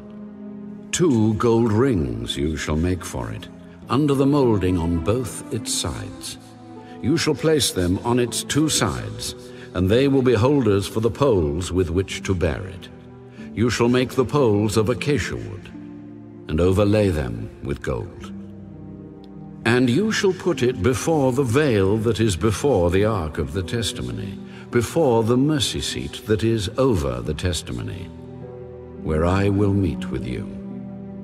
Aaron shall burn on it sweet incense every morning. When he tends the lamps, he shall burn incense on it. And when Aaron lights the lamps at twilight, he shall burn incense on it, a perpetual incense before the Lord, throughout your generations. You shall not offer strange incense on it, or a burnt offering, or a grain offering, nor shall you pour a drink offering on it. And Aaron shall make atonement upon its horns once a year with the blood of the sin offering of atonement. Once a year he shall make atonement upon it throughout your generations. It is most holy to the Lord. Then the Lord spoke to Moses. When you take the census of the children of Israel for their number, then every man shall give a ransom for himself to the Lord when you number them, that there may be no plague among them when you number them. This is what everyone among those who are numbered shall give: 1/2 shekel according to the shekel of the sanctuary. A shekel is 20 gerahs. The 1/2 shekel shall be an offering to the Lord. Everyone included among those who are numbered, from 20 years old and above, shall give an offering to the Lord. The rich shall not give more, and the poor shall not give less than 1/2 shekel, when you give an offering to the Lord, to make atonement for yourselves. And you shall take the atonement money of the children of Israel, and shall appoint it for the service of the tabernacle of meeting, that it may be a memorial for the children of Israel before the Lord, to make atonement for yourselves. Then the Lord spoke to Moses. You shall also make a laver of bronze, with its base also of bronze, for washing. You shall put it between the tabernacle of meeting and the altar. And you shall put water in it, for Aaron and his sons shall wash their hands and their feet in water from it. When they go into the tabernacle of meeting, or when they come near the altar to minister, to burn an offering made by fire to the Lord, they shall wash with water, lest they die. So they shall wash their hands and their feet, lest they die. And it shall be a statute forever to them, to him and his descendants throughout their generations. Moreover, the Lord spoke to Moses. Also take for yourself quality spices, 500 shekels of liquid myrrh, half as much sweet-smelling cinnamon, 250 shekels, 250 shekels of sweet-smelling cane, 500 shekels of cassia, according to the shekel of the sanctuary, and a hin of olive oil. And you shall make from these a holy anointing oil, an ointment compounded according to the art of the perfumer. It shall be a holy anointing oil. With it you shall anoint the tabernacle of meeting and the ark of the testimony, the table and all its utensils, the lampstand and its utensils, and the altar of incense, the altar of burnt offering with all its utensils, and the laver and its base. You shall consecrate them, that they may be most holy. Whatever touches them must be holy. And you shall anoint Aaron and his sons, and consecrate them, that they may minister to me as priests. And you shall speak to the children of Israel, saying, This shall be a holy anointing oil to me throughout your generations. It shall not be poured on man's flesh, nor shall you make any other like it, according to its composition. It is holy, and it shall be holy to you. Whoever compounds any like it, or whoever puts any of it on an outsider, shall be cut off from his people. Take sweet spices, stacte and arnica and galbanum, and pure frankincense with these sweet spices. There shall be equal amounts of each. You shall make of these an incense, a compound according to the art of the perfumer, salted, pure, and holy. And you shall beat some of it very fine, and put some of it before the testimony in the tabernacle of meeting, where I will meet with you. It shall be most holy to you. But as for the incense which you shall make, you shall not make any for yourselves according to its composition. It shall be to you holy for the Lord. Whoever makes any like it to smell it, he shall be cut off from his people.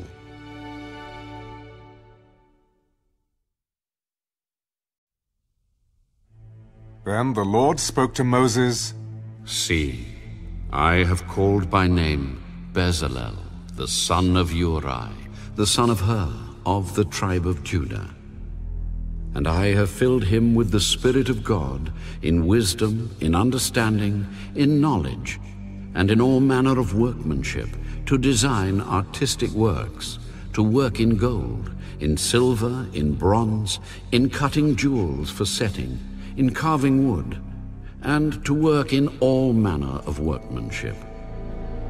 And I, indeed I, have appointed with him Aholiab, the son of Ahisamach, of the tribe of Dan. And I have put wisdom in the hearts of all the gifted artisans, that they may make all that I have commanded you: the tabernacle of meeting, the ark of the testimony, and the mercy seat that is on it, and all the furniture of the tabernacle, the table and its utensils, the pure gold lampstand with all its utensils, the altar of incense, the altar of burnt offering with all its utensils, and the laver and its base, the garments of ministry, the holy garments for Aaron the priest, and the garments of his sons to minister as priests, and the anointing oil, and sweet incense for the holy place. According to all that I have commanded you, they shall do. And the Lord spoke to Moses. Speak also to the children of Israel, saying, Surely my Sabbaths you shall keep, for it is a sign between me and you throughout your generations, that you may know that I am the Lord who sanctifies you. You shall keep the Sabbath therefore, for it is holy to you. Everyone who profanes it shall surely be put to death. For whoever does any work on it, that person shall be cut off from among his people. Work shall be done for 6 days, but the 7th is the Sabbath of rest, holy to the Lord. Whoever does any work on the Sabbath day, he shall surely be put to death. Therefore, the children of Israel shall keep the Sabbath, to observe the Sabbath throughout their generations, as a perpetual covenant. It is a sign between me and the children of Israel forever. For in 6 days the Lord made the heavens and the earth, and on the 7th day he rested and was refreshed. And when he had made an end of speaking with him on Mount Sinai, he gave Moses 2 tablets of the testimony, tablets of stone, written with the finger of God.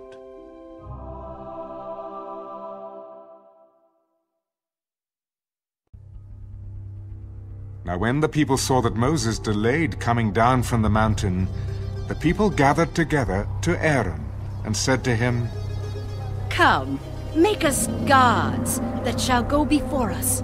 For as for this Moses, the man who brought us up out of the land of Egypt, we do not know what has become of him.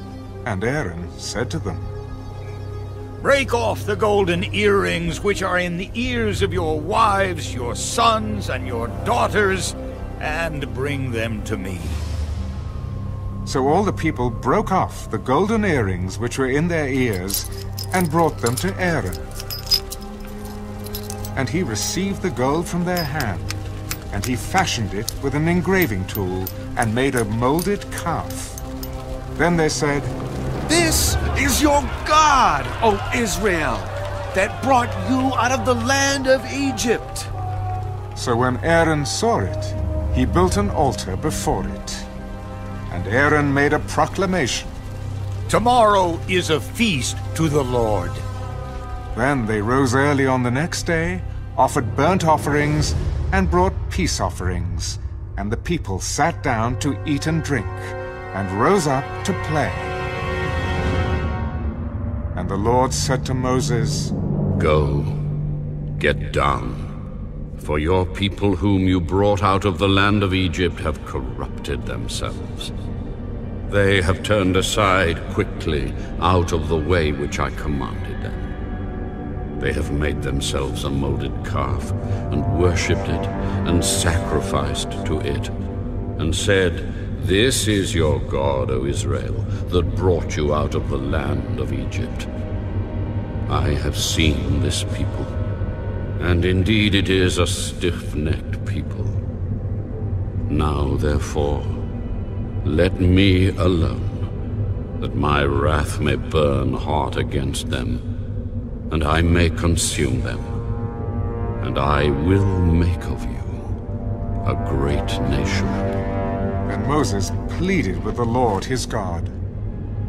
Lord, why does your wrath burn hot against your people whom you have brought out of the land of Egypt with great power and with a mighty hand?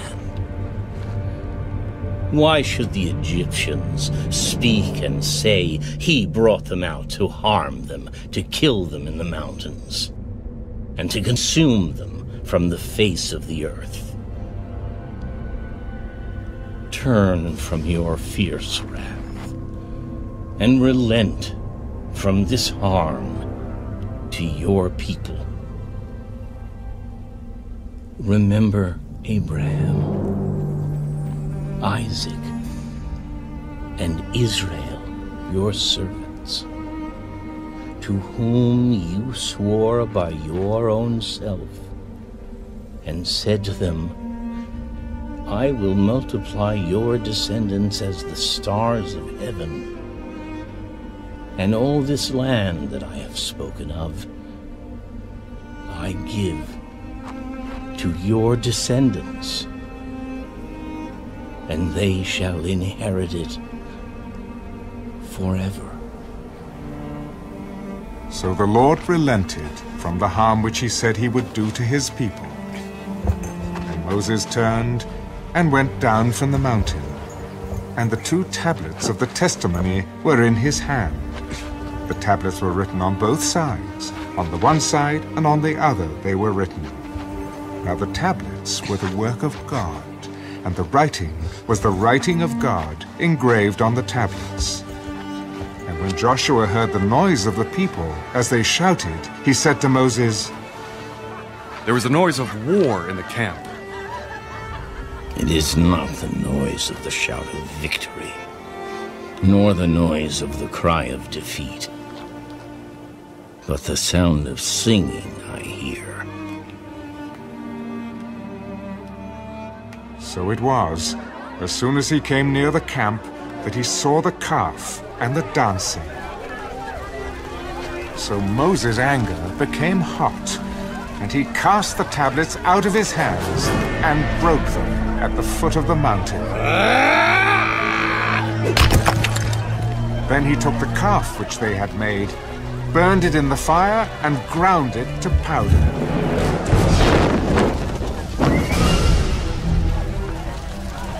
And he scattered it on the water, and made the children of Israel drink it.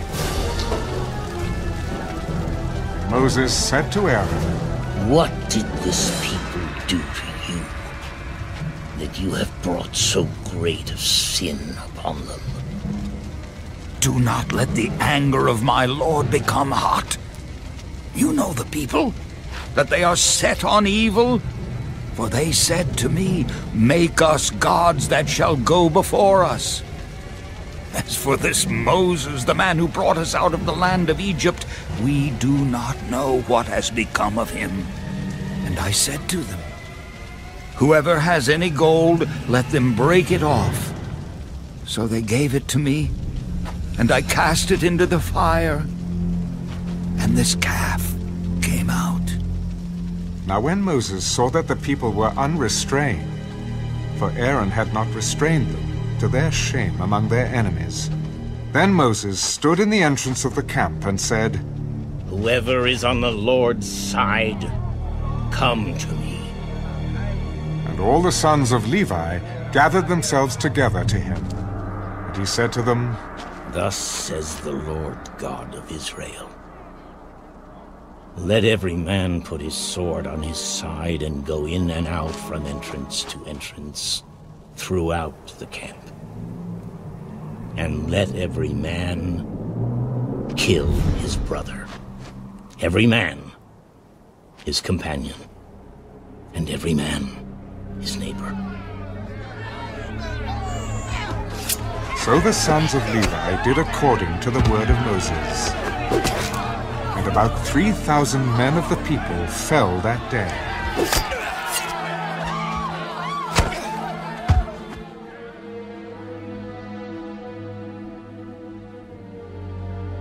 Then Moses said, Consecrate yourselves today to the Lord, that he may bestow on you a blessing this day.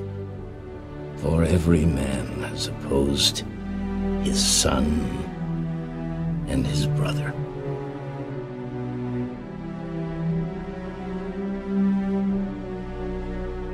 Now it came to pass on the next day that Moses said to the people, You have committed a great sin.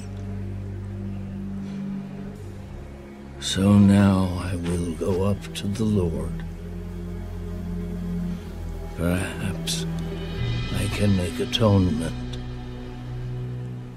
for your sin. Then Moses returned to the Lord and said, "Oh, these people have committed a great sin and have made for themselves a god of gold. Yet now, if you will forgive their sin,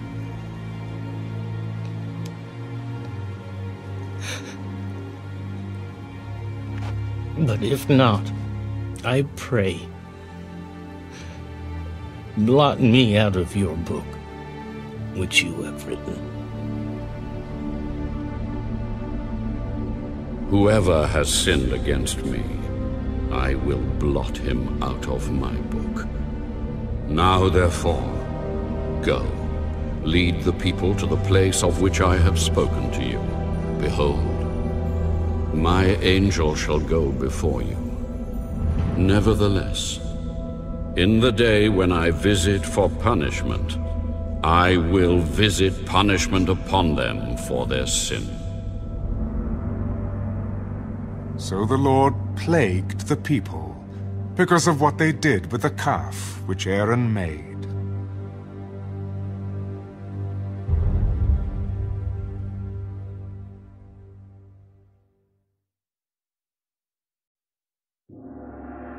Then the Lord said to Moses, "Depart, and go up from here, you and the people whom you have brought out of the land of Egypt, to the land of which I swore to Abraham, Isaac, and Jacob, saying, to your descendants I will give it. And I will send my angel before you, and I will drive out the Canaanite and the Amorite and the Hittite, and the Perizzite and the Hivite and the Jebusite. Go up to a land flowing with milk and honey, for I will not go up in your midst, lest I consume you on the way, for you are a stiff-necked people." And when the people heard this bad news, they mourned, and no one put on his ornaments. For the Lord had said to Moses, "Say to the children of Israel, you are a stiff-necked people. I could come up into your midst in one moment and consume you. Now, therefore, take off your ornaments, that I may know what to do to you." So the children of Israel stripped themselves of their ornaments by Mount Horeb.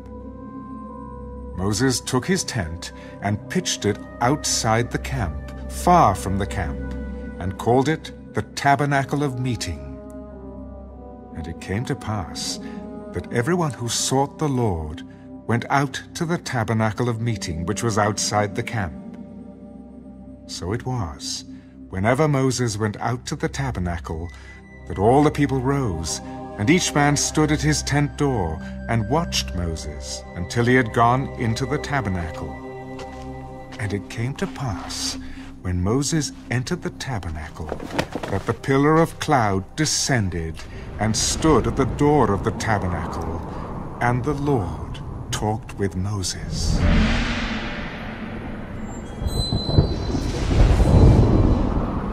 All the people saw the pillar of cloud standing at the tabernacle door, and all the people rose and worshipped, each man in his tent door. So the Lord spoke to Moses face to face, as a man speaks to his friend. And he would return to the camp, but his servant Joshua, the son of Nun, a young man, did not depart from the tabernacle. Then Moses said to the Lord, "See, you say to me, bring up this people. But you have not let me know whom you will send with me. Yet you have said, I know you by name, and you have also found grace in my sight. Now, therefore, I pray, if I have found grace in your sight, show me now your way, that I may know you, and that I may find grace in your sight. And consider that this nation is your people. My presence will go with you, and I will give you rest. If your presence does not go with us, do not bring us up from here, for how then will it be known that your people and I have found grace in your sight, except you go with us? So we shall be separate, your people and I, from all the people who are upon the face of the earth. I will also do this thing that you have spoken. For you have found grace in my sight, and I know you by name. Please, show me your glory. I will make all my goodness pass before you, and I will proclaim the name of the Lord before you. I will be gracious to whom I will be gracious, and I will have compassion on whom I will have compassion. You cannot see my face, for no man shall see me and live.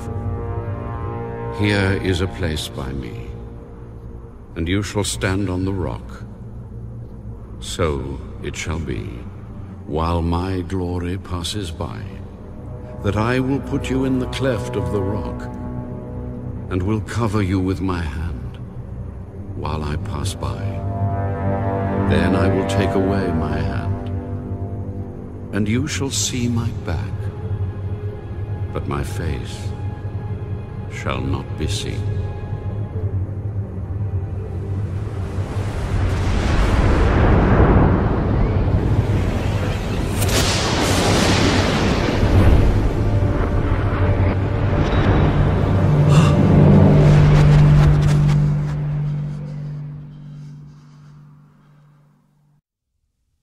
And the Lord said to Moses, Cut 2 tablets of stone like the first ones, and I will write on these tablets the words that were on the first tablets which you broke. So be ready in the morning, and come up in the morning to Mount Sinai, and present yourself to me there on the top of the mountain. And no man shall come up with you, and let no man be seen throughout all the mountain. Let neither flocks nor herds feed before that mountain. So he cut 2 tablets of stone like the first ones. Then Moses rose early in the morning and went up Mount Sinai as the Lord had commanded him. And he took in his hand the 2 tablets of stone. Now the Lord descended in the cloud and stood with him there, and proclaimed the name of the Lord. And the Lord passed before him and proclaimed, The Lord God, merciful and gracious, long-suffering and abounding in goodness and truth, keeping mercy for thousands, forgiving iniquity and transgression and sin, by no means clearing the guilty, visiting the iniquity of the fathers upon the children and the children's children, to the 3rd and 4th generation. So Moses made haste and bowed his head toward the earth and worshipped. Then he said, If now I have found grace in your sight, O Lord, let my Lord, I pray, go among us, even though we are a stiff-necked people, and pardon our iniquity and our sin, and take us as your inheritance. Behold, I make a covenant. Before all your people I will do marvels such as have not been done in all the earth, nor in any nation. And all the people among whom you are shall see the work of the Lord. For it is an awesome thing that I will do with you. Observe what I command you this day. Behold, I am driving out from before you the Amorite and the Canaanite and the Hittite and the Perizzite and the Hivite and the Jebusite. Take heed to yourself, lest you make a covenant with the inhabitants of the land where you are going, lest it be a snare in your midst. But you shall destroy their altars, break their sacred pillars, and cut down their wooden images, for you shall worship no other God, for the Lord, whose name is jealous, is a jealous God, lest you make a covenant with the inhabitants of the land, and they play the harlot with their gods, and make sacrifice to their gods, and one of them invites you, and you eat of his sacrifice, and you take of his daughters for your sons, and his daughters play the harlot with their gods, and make your sons play the harlot with their gods. You shall make no molded gods for yourselves. The feast of unleavened bread you shall keep. 7 days you shall eat unleavened bread, as I commanded you, in the appointed time of the month of Abib. For in the month of Abib you came out from Egypt. All that open the womb are mine, and every male firstborn among your livestock, whether ox or sheep. But the firstborn of a donkey you shall redeem with a lamb. And if you will not redeem him, then you shall break his neck. All the firstborn of your sons you shall redeem, and none shall appear before me empty-handed. 6 days you shall work, but on the 7th day you shall rest. In plowing time and in harvest you shall rest. And you shall observe the Feast of Weeks, of the first fruits of wheat harvest, and the Feast of Ingathering at the year's end. 3 times in the year all your men shall appear before the Lord God of Israel. For I will cast out the nations before you, and enlarge your borders. Neither will any man covet your land when you go up to appear before the Lord your God 3 times in the year. You shall not offer the blood of my sacrifice with leaven, nor shall the sacrifice of the feast of the Passover be left until morning. The first of the first fruits of your land you shall bring to the house of the Lord your God. You shall not boil a young goat in its mother's milk. Then the Lord said to Moses, Write these words, for according to the tenor of these words, I have made a covenant with you and with Israel. So he was there with the Lord 40 days and 40 nights. He neither ate bread nor drank water. And he wrote on the tablets the words of the covenant, the 10 Commandments.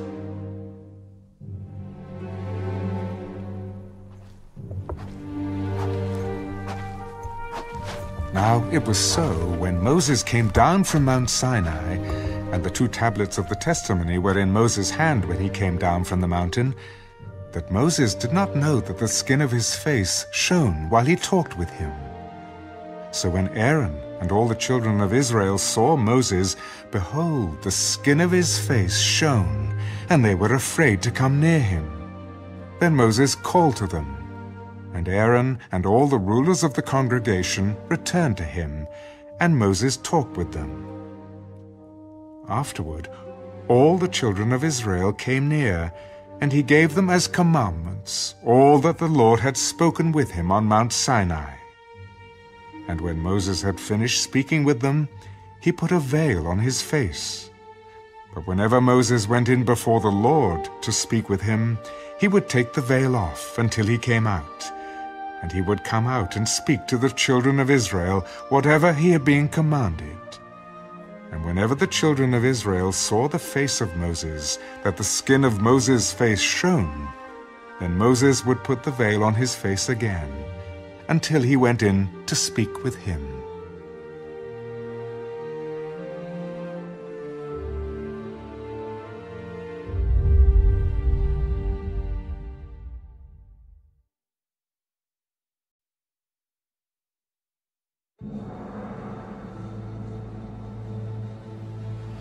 Then Moses gathered all the congregation of the children of Israel together. These are the words which the Lord has commanded you to do.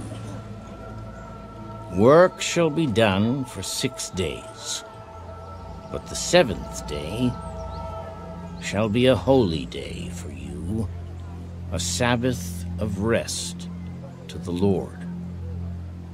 Whoever does any work on it shall be put to death. You shall kindle no fire throughout your dwellings on the Sabbath day. And Moses spoke to all the congregation of the children of Israel. This is the thing which the Lord commanded, saying, Take from among you an offering to the Lord. Whoever is of a willing heart, let him bring it as an offering to the Lord. Gold, silver, and bronze, blue, purple, and scarlet thread, fine linen and goat's hair, ram skins dyed red, badger skins, and acacia wood, oil for the light, and spices for the anointing oil, and for the sweet incense, onyx stones, and stones to be set in the ephod and in the breastplate. All who are gifted artisans among you shall come and make all that the Lord has commanded: the tabernacle, its tent, its covering, its clasps, its boards, its bars, its pillars, and its sockets, the ark and its poles, with the mercy seat and the veil of the covering, the table and its poles, all its utensils, and the showbread, also the lampstand for the light, its utensils, its lamps, and the oil for the light, the incense altar, its poles, the anointing oil, the sweet incense, and the screen for the door at the entrance of the tabernacle, the altar of burnt offering, with its bronze grating, its poles, all its utensils, and the laver and its base, the hangings of the court, its pillars, their sockets, and the screen for the gate of the court, the pegs of the tabernacle, the pegs of the court and their cords, the garments of ministry for ministering in the holy place, the holy garments for Aaron the priest, and the garments of his sons to minister as priests.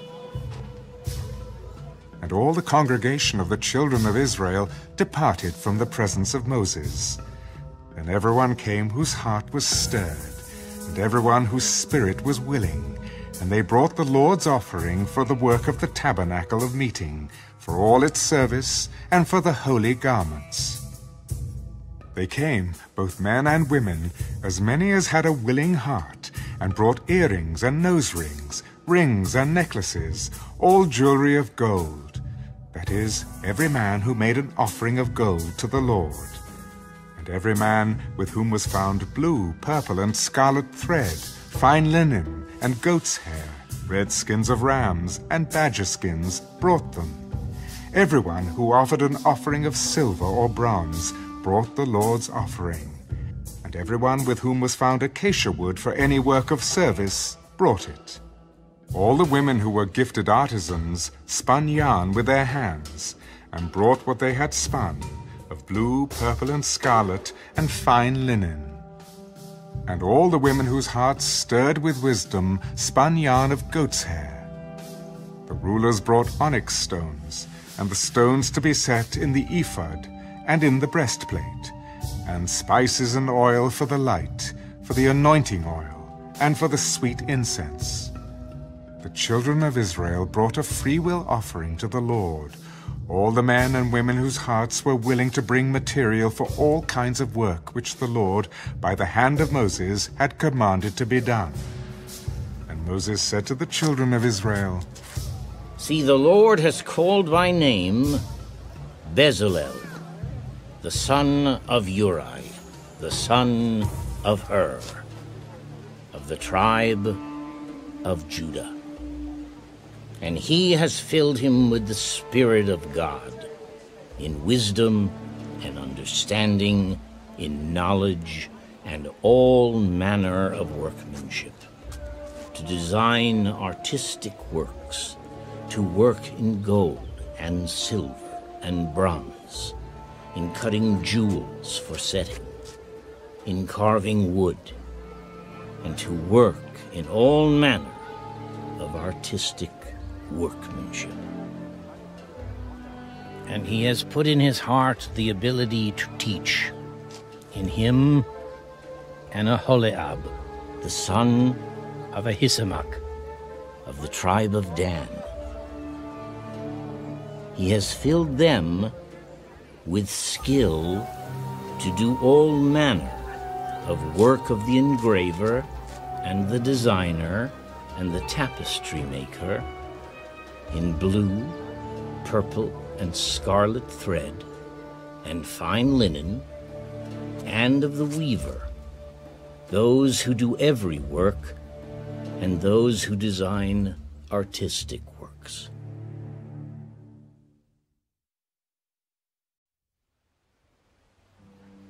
And Bezalel and Aholiab, and every gifted artisan in whom the Lord has put wisdom and understanding, to know how to do all manner of work for the service of the sanctuary, shall do according to all that the Lord has commanded.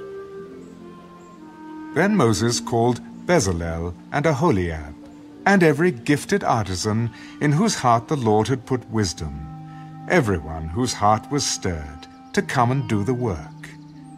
And they received from Moses all the offering which the children of Israel had brought for the work of the service of making the sanctuary.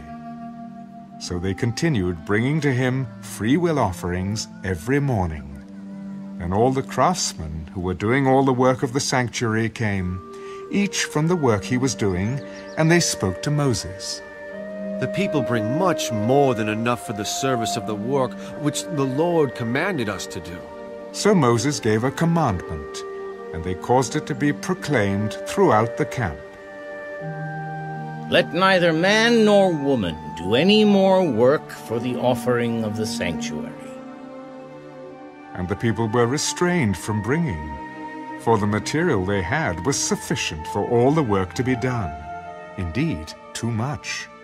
Then all the gifted artisans among them who worked on the tabernacle made 10 curtains, woven of fine linen, and of blue, purple, and scarlet thread. With artistic designs of cherubim they made them. The length of each curtain was 28 cubits, and the width of each curtain 4 cubits. The curtains were all the same size. And he coupled 5 curtains to one another, and the other 5 curtains he coupled to one another. He made loops of blue yarn on the edge of the curtain on the selvage of one set. Likewise he did on the outer edge of the other curtain of the second set. 50 loops he made on one curtain, and 50 loops he made on the edge of the curtain on the end of the second set. The loops held one curtain to another. And he made 50 clasps of gold, and coupled the curtains to one another with the clasps, that it might be one tabernacle. He made curtains of goat's hair for the tent over the tabernacle. He made 11 curtains. The length of each curtain was 30 cubits, and the width of each curtain 4 cubits. The 11 curtains were the same size. He coupled 5 curtains by themselves and 6 curtains by themselves. And he made 50 loops on the edge of the curtain that is outermost in one set, and 50 loops he made on the edge of the curtain of the second set. He also made 50 bronze clasps to couple the tent together, that it might be one. Then he made a covering for the tent of ram skins dyed red, and a covering of badger skins above that. For the tabernacle he made boards of acacia wood, standing upright. The length of each board was 10 cubits, and the width of each board 1.5 cubits. Each board had 2 tenons for binding one to another. Thus he made for all the boards of the tabernacle. And he made boards for the tabernacle, 20 boards for the south side.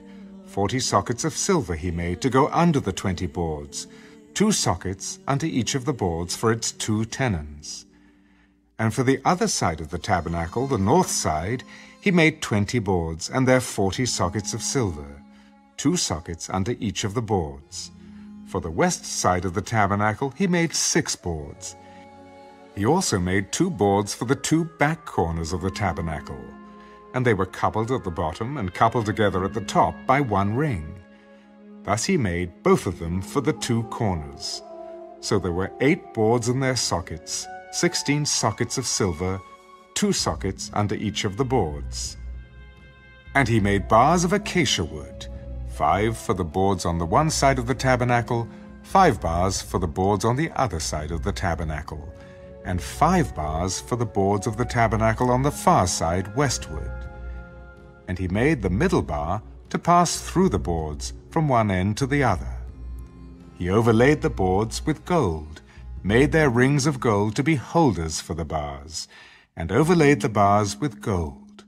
And he made a veil of blue, purple, and scarlet thread, and fine woven linen. It was worked with an artistic design of cherubim. He made for it 4 pillars of acacia wood, and overlaid them with gold, with their hooks of gold, and he cast 4 sockets of silver for them. He also made a screen for the tabernacle door of blue, purple, and scarlet thread, and fine woven linen, made by a weaver, and its 5 pillars with their hooks. And he overlaid their capitals and their rings with gold, but their 5 sockets were bronze.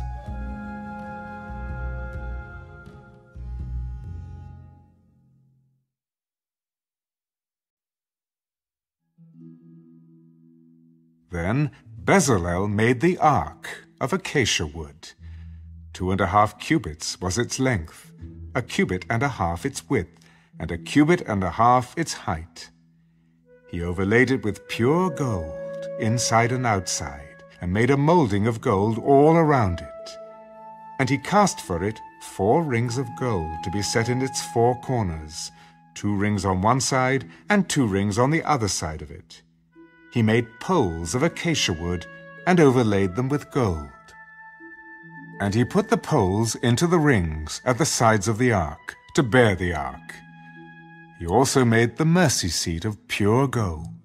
2.5 cubits was its length, and 1.5 cubits its width. He made 2 cherubim of beaten gold.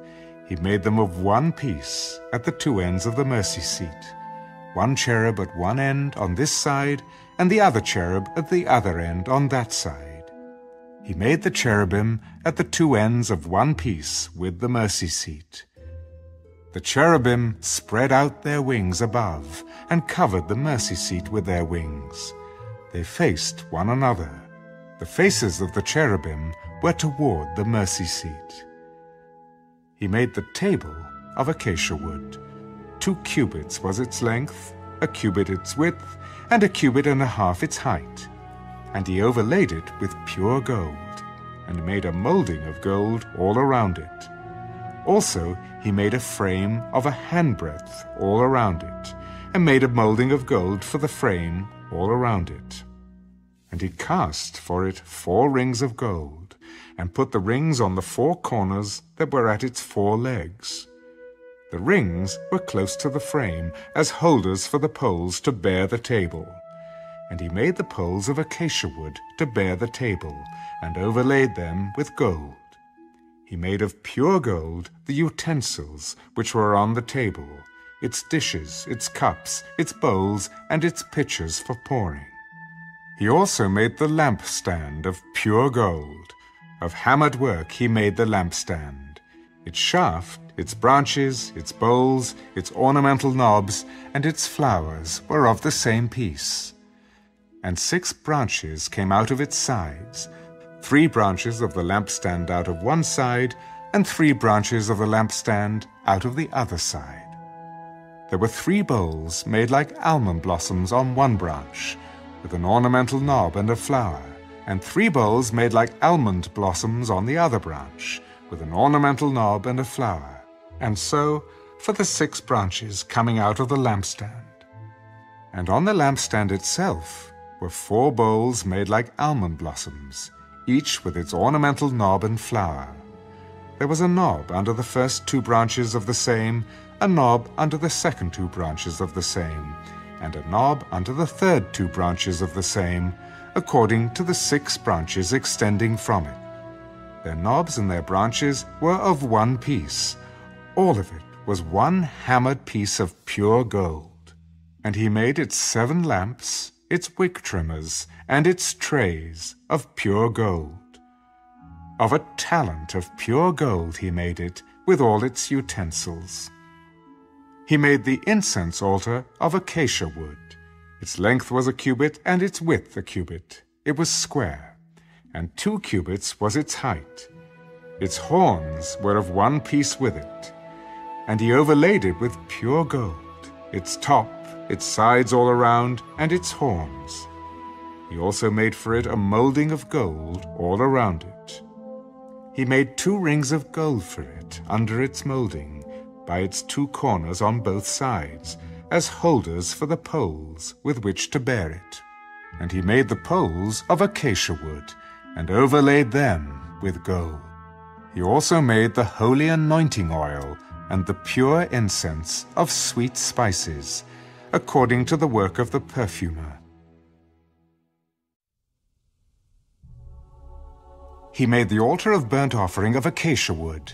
5 cubits was its length, and 5 cubits its width. It was square, and its height was 3 cubits. He made its horns on its 4 corners. The horns were of one piece with it, and he overlaid it with bronze. He made all the utensils for the altar, the pans, the shovels, the basins, the forks, and the fire pans. All its utensils he made of bronze. And he made a grate of bronze network for the altar, under its rim, midway from the bottom. He cast 4 rings for the 4 corners of the bronze grating, as holders for the poles. And he made the poles of acacia wood, and overlaid them with bronze. Then he put the poles into the rings on the sides of the altar with which to bear it.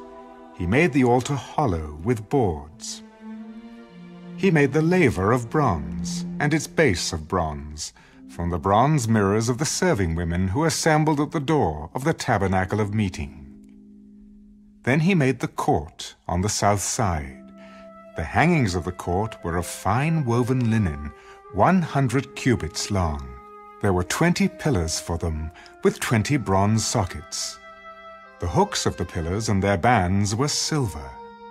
On the north side, the hangings were 100 cubits long, with 20 pillars and their 20 bronze sockets. The hooks of the pillars and their bands were silver. And on the west side there were hangings of 50 cubits, with 10 pillars and their 10 sockets. The hooks of the pillars and their bands were silver. For the east side the hangings were 50 cubits. The hangings of one side of the gate were 15 cubits long, with their 3 pillars and their 3 sockets, and the same for the other side of the court gate. on this side and that were hangings of 15 cubits, with their 3 pillars and their 3 sockets. All the hangings of the court all around were of fine woven linen. The sockets for the pillars were bronze. The hooks of the pillars and their bands were silver, and the overlay of their capitals was silver, and all the pillars of the court had bands of silver. The screen for the gate of the court was woven of blue, purple, and scarlet thread, and of fine woven linen. The length was 20 cubits, and the height along its width was 5 cubits, corresponding to the hangings of the court. And there were 4 pillars with their 4 sockets of bronze. Their hooks were silver, and the overlay of their capitals and their bands was silver. All the pegs of the tabernacle and of the court all around were bronze. This is the inventory of the tabernacle of the testimony, which was counted according to the commandment of Moses for the service of the Levites, by the hand of Ithamar, son of Aaron, the priest. Bezalel, the son of Uri, the son of Hur, of the tribe of Judah, made all that the Lord had commanded Moses. And with him was Aholiab, the son of Ahisamach, of the tribe of Dan, an engraver and designer, a weaver of blue, purple, and scarlet thread, and of fine linen.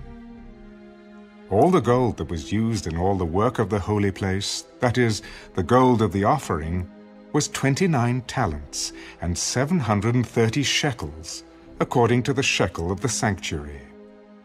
And the silver from those who were numbered of the congregation was 100 talents, and 1,775 shekels, according to the shekel of the sanctuary.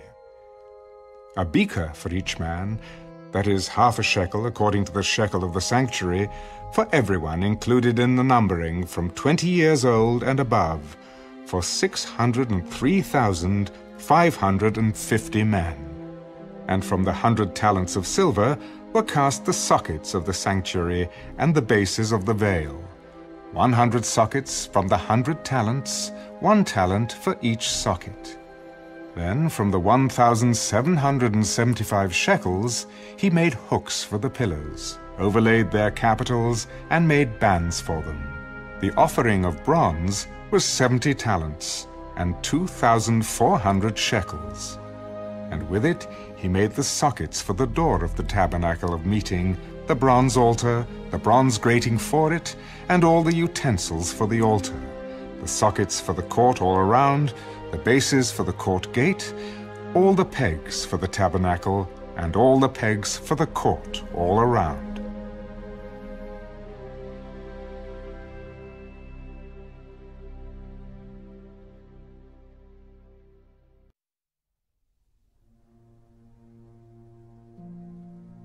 Of the blue, purple, and scarlet thread they made garments of ministry, for ministering in the holy place, and made the holy garments for Aaron, as the Lord had commanded Moses. He made the ephod of gold, blue, purple, and scarlet thread, and of fine woven linen. And they beat the gold into thin sheets, and cut it into threads, to work it in with the blue, purple, and scarlet thread and the fine linen into artistic designs. They made shoulder straps for it to couple it together. It was coupled together at its 2 edges. And the intricately woven band of his ephod that was on it was of the same workmanship, woven of gold, blue, purple, and scarlet thread, and of fine woven linen, as the Lord had commanded Moses. And they set onyx stones enclosed in settings of gold. They were engraved, as signets are engraved, with the names of the sons of Israel. He put them on the shoulders of the ephod, as memorial stones for the sons of Israel, as the Lord had commanded Moses. And he made the breastplate, artistically woven like the workmanship of the ephod, of gold, blue, purple, and scarlet thread, and of fine woven linen. They made the breastplate square by doubling it. A span was its length, and a span its width when doubled. And they set in it 4 rows of stones. A row with a sardius, a topaz, and an emerald was the first row. The second row, a turquoise, a sapphire, and a diamond. The third row, a jacinth, an agate, and an amethyst. The fourth row, a beryl, an onyx, and a jasper. They were enclosed in settings of gold in their mountings. There were 12 stones according to the names of the sons of Israel, according to their names, engraved like a signet, each one with its own name according to the 12 tribes. And they made chains for the breastplate at the ends, like braided cords of pure gold. They also made 2 settings of gold and 2 gold rings, and put the 2 rings on the 2 ends of the breastplate. And they put the 2 braided chains of gold in the 2 rings on the ends of the breastplate. The 2 ends of the 2 braided chains they fastened in the 2 settings, and put them on the shoulder straps of the ephod in the front. And they made 2 rings of gold, and put them on the 2 ends of the breastplate on the edge of it, which was on the inward side of the ephod. They made 2 other gold rings, and put them on the 2 shoulder straps underneath the ephod toward its front, right at the seam above the intricately woven band of the ephod. And they bound the breastplate by means of its rings to the rings of the ephod with a blue cord, so that it would be above the intricately woven band of the ephod, and that the breastplate would not come loose from the ephod, as the Lord had commanded Moses. He made the robe of the ephod of woven work, all of blue. And there was an opening in the middle of the robe, like the opening in a coat of mail, with a woven binding all around the opening so that it would not tear. They made on the hem of the robe pomegranates of blue, purple, and scarlet, and of fine woven linen. And they made bells of pure gold, and put the bells between the pomegranates on the hem of the robe, all around between the pomegranates, a bell and a pomegranate, a bell and a pomegranate, all around the hem of the robe to minister in, as the Lord had commanded Moses.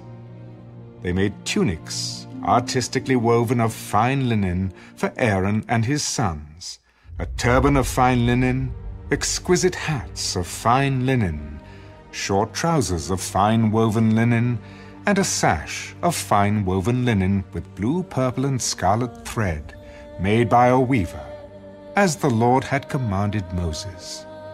Then they made the plate of the holy crown of pure gold, and wrote on it an inscription like the engraving of a signet, Holiness to the Lord.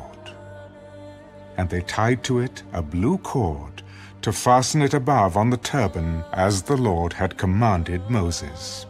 Thus all the work of the tabernacle of the tent of meeting was finished. And the children of Israel did according to all that the Lord had commanded Moses, so they did.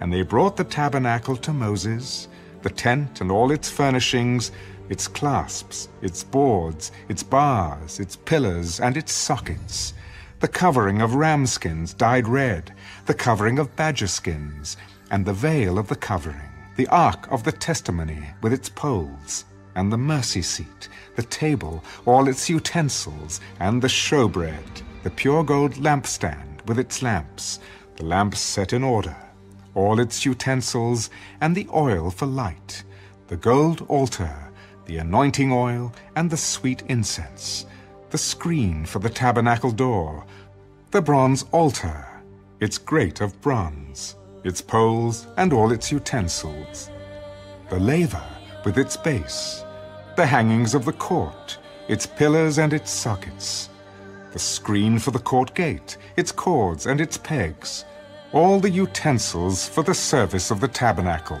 for the tent of meeting, and the garments of ministry, to minister in the holy place, the holy garments for Aaron the priest, and his sons' garments to minister as priests.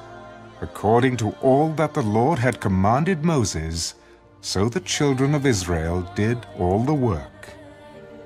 Then Moses looked over all the work, and indeed they had done it, as the Lord had commanded, Just so they had done it. And Moses blessed them.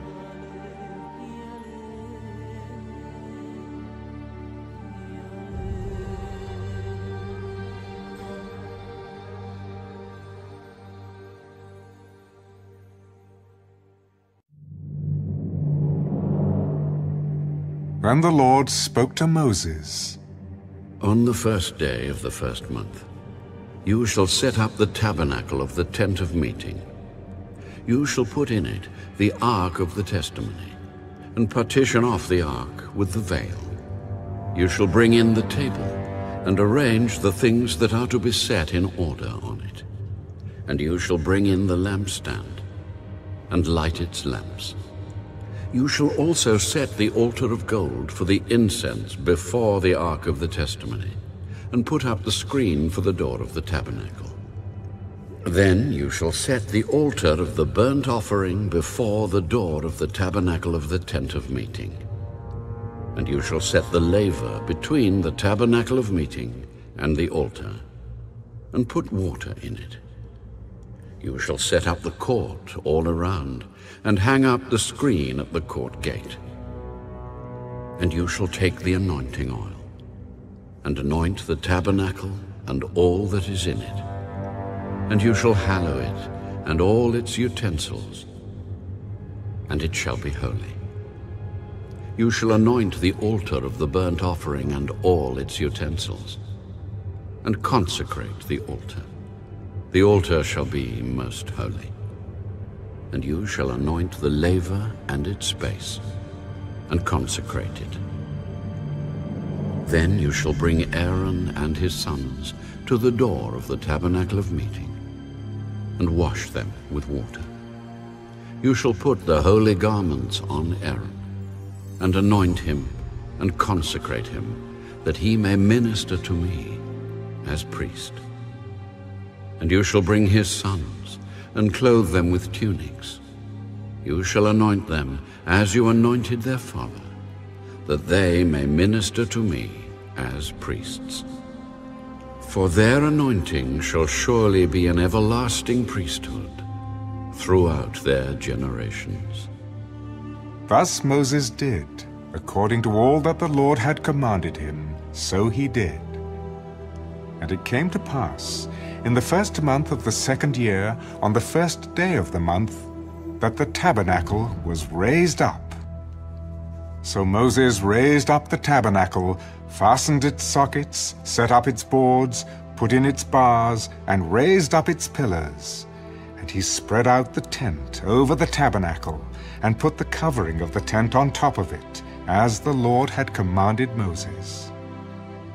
He took the testimony and put it into the ark, inserted the poles through the rings of the ark, and put the mercy seat on top of the ark. And he brought the ark into the tabernacle, hung up the veil of the covering, and partitioned off the ark of the testimony, as the Lord had commanded Moses.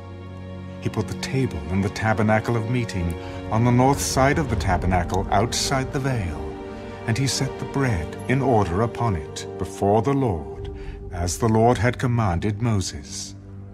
He put the lampstand in the tabernacle of meeting, across from the table, on the south side of the tabernacle, and he lit the lamps before the Lord, as the Lord had commanded Moses.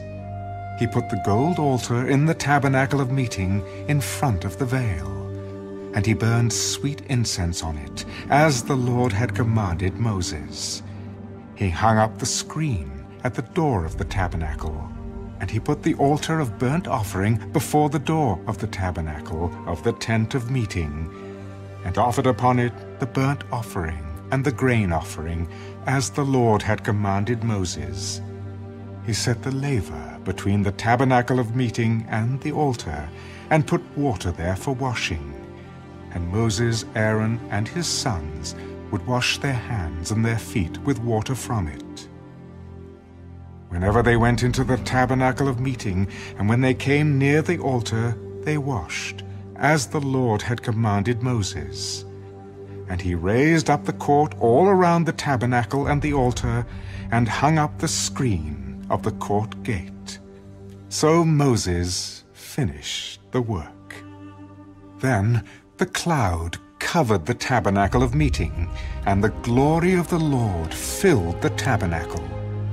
And Moses was not able to enter the tabernacle of meeting because the cloud rested above it, and the glory of the Lord filled the tabernacle. Whenever the cloud was taken up from above the tabernacle, the children of Israel would go onward in all their journeys. But if the cloud was not taken up, then they did not journey till the day that it was taken up. For the cloud of the Lord was above the tabernacle by day, and fire was over it by night, in the sight of all the house of Israel, throughout all their journeys.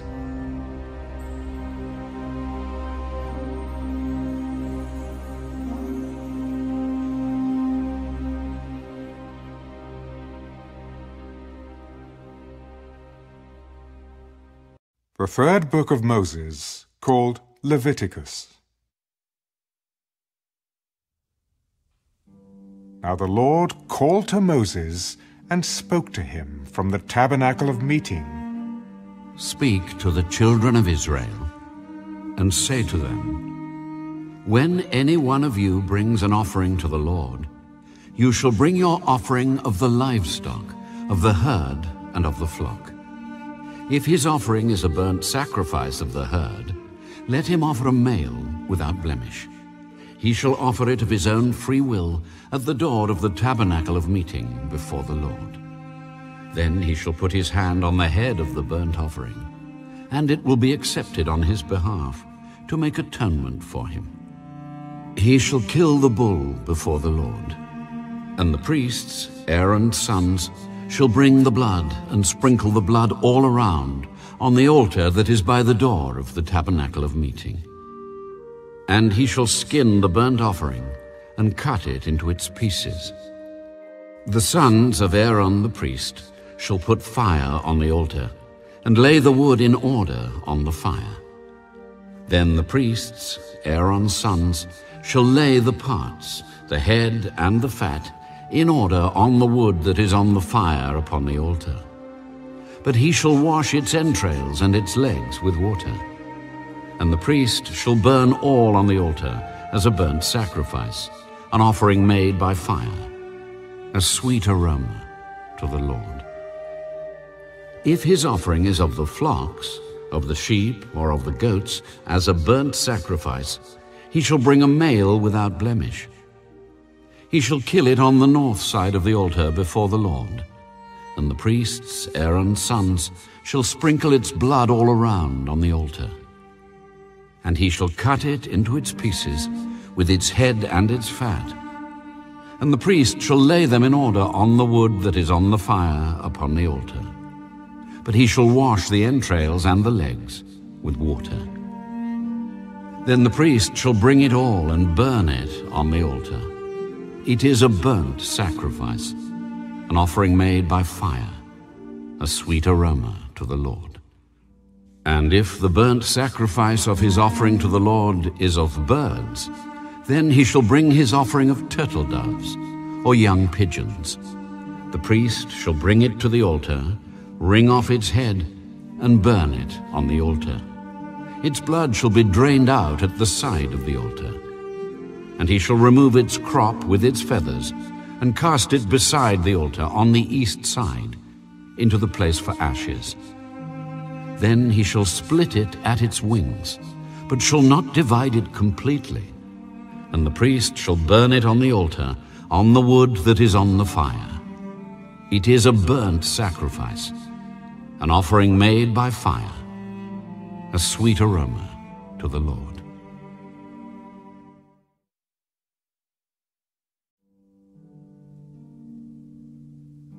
When anyone offers a grain offering to the Lord, his offering shall be of fine flour, and he shall pour oil on it, and put frankincense on it. He shall bring it to Aaron's sons, the priests, one of whom shall take from it his handful of fine flour and oil with all the frankincense.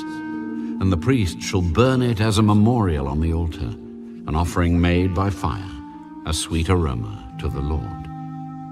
The rest of the grain offering shall be Aaron's and his sons. It is most holy of the offerings to the Lord, made by fire. And if you bring as an offering a grain offering baked in the oven, it shall be unleavened cakes of fine flour mixed with oil, or unleavened wafers anointed with oil. But if your offering is a grain offering baked in a pan, it shall be of fine flour, unleavened, mixed with oil. You shall break it in pieces and pour oil on it. It is a grain offering. If your offering is a grain offering baked in a covered pan, it shall be made of fine flour with oil. You shall bring the grain offering that is made of these things to the Lord. And when it is presented to the priest, he shall bring it to the altar. Then the priest shall take from the grain offering a memorial portion and burn it on the altar. It is an offering made by fire, a sweet aroma to the Lord. And what is left of the grain offering shall be Aaron's and his sons. It is most holy of the offerings to the Lord made by fire. No grain offering which you bring to the Lord shall be made with leaven, for you shall burn no leaven nor any honey in any offering to the Lord made by fire. As for the offering of the first fruits, you shall offer them to the Lord, but they shall not be burned on the altar for a sweet aroma. And every offering of your grain offering you shall season with salt. You shall not allow the salt of the covenant of your God to be lacking from your grain offering. With all your offerings you shall offer salt. If you offer a grain offering of your first fruits to the Lord, you shall offer for the grain offering of your first fruits green heads of grain roasted on the fire, grain beaten from full heads. And you shall put oil on it, and lay frankincense on it. It is a grain offering. Then the priest shall burn the memorial portion, part of its beaten grain, and part of its oil with all the frankincense, as an offering made by fire to the Lord.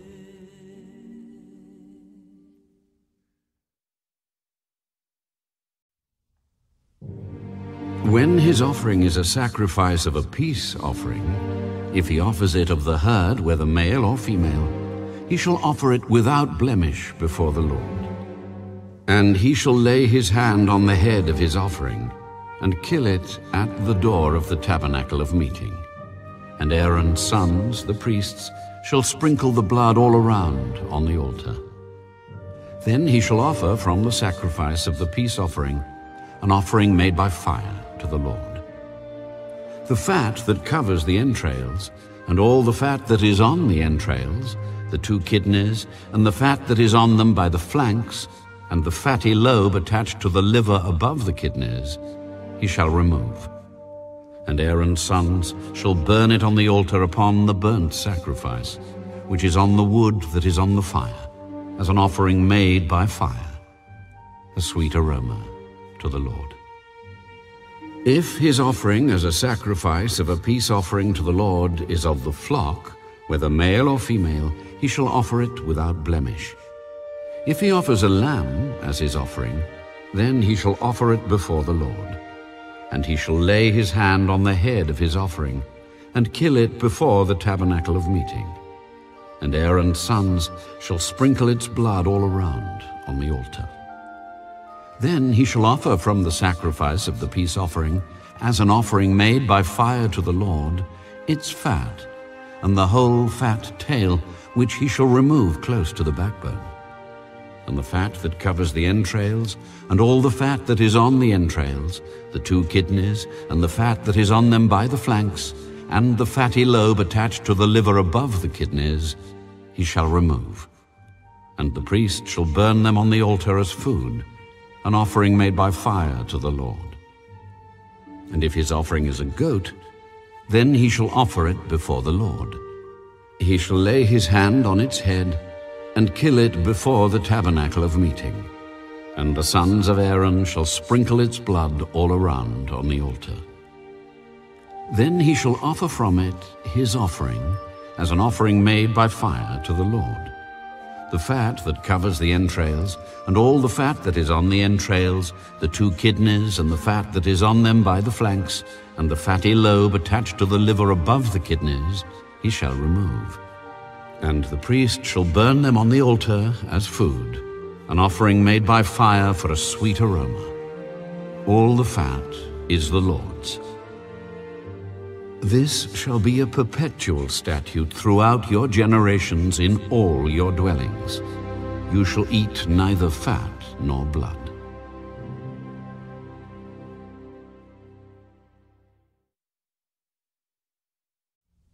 Now the Lord spoke to Moses, saying, Speak to the children of Israel, saying, If a person sins unintentionally against any of the commandments of the Lord in anything which ought not to be done, and does any of them, if the anointed priest sins, bringing guilt on the people, then let him offer to the Lord for his sin which he has sinned a young bull without blemish as a sin offering. He shall bring the bull to the door of the tabernacle of meeting before the Lord, lay his hand on the bull's head, and kill the bull before the Lord. Then the anointed priest shall take some of the bull's blood and bring it to the tabernacle of meeting. The priest shall dip his finger in the blood and sprinkle some of the blood 7 times before the Lord, in front of the veil of the sanctuary. And the priest shall put some of the blood on the horns of the altar of sweet incense before the Lord, which is in the tabernacle of meeting. And he shall pour the remaining blood of the bull at the base of the altar of the burnt offering, which is at the door of the tabernacle of meeting. He shall take from it all the fat of the bull as the sin offering, the fat that covers the entrails, and all the fat which is on the entrails, the 2 kidneys, and the fat that is on them by the flanks, and the fatty lobe attached to the liver above the kidneys, he shall remove, as it was taken from the bull of the sacrifice of the peace offering. And the priest shall burn them on the altar of the burnt offering. But the bull's hide and all its flesh, with its head and legs, its entrails and offal, the whole bull he shall carry outside the camp to a clean place, where the ashes are poured out, and burn it on wood with fire. Where the ashes are poured out, it shall be burned. Now if the whole congregation of Israel sins unintentionally, and the thing is hidden from the eyes of the assembly, and they have done something against any of the commandments of the Lord in anything which should not be done, and are guilty, when the sin which they have committed becomes known, then the assembly shall offer a young bull for the sin, and bring it before the tabernacle of meeting. And the elders of the congregation shall lay their hands on the head of the bull before the Lord. Then the bull shall be killed before the Lord. The anointed priest shall bring some of the bull's blood to the tabernacle of meeting. Then the priest shall dip his finger in the blood and sprinkle it 7 times before the Lord in front of the veil. And he shall put some of the blood on the horns of the altar which is before the Lord, which is in the tabernacle of meeting. And he shall pour the remaining blood at the base of the altar of burnt offering, which is at the door of the tabernacle of meeting. He shall take all the fat from it, and burn it on the altar. And he shall do with the bull as he did with the bull as a sin offering. Thus he shall do with it. So the priest shall make atonement for them, and it shall be forgiven them. Then he shall carry the bull outside the camp and burn it, as he burned the first bull. It is a sin offering for the assembly.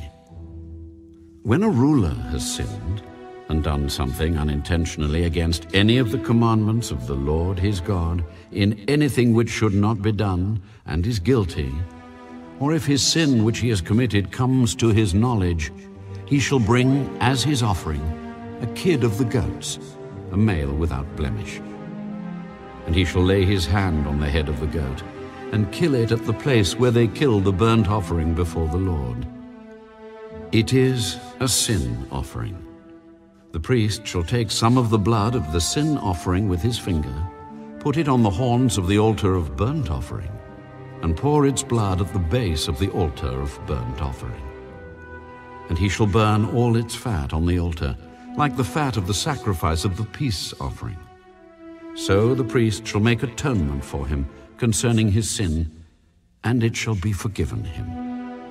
If any one of the common people sins unintentionally by doing something against any of the commandments of the Lord, in anything which ought not to be done, and is guilty, or if his sin which he has committed comes to his knowledge, then he shall bring as his offering a kid of the goats, a female without blemish, for his sin which he has committed.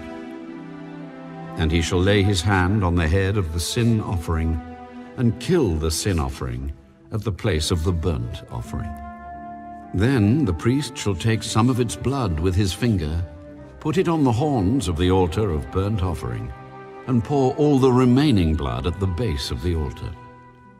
He shall remove all its fat, as fat is removed from the sacrifice of the peace offering.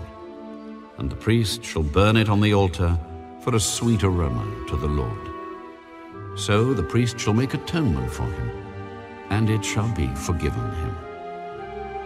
If he brings a lamb as his sin offering, he shall bring a female without blemish.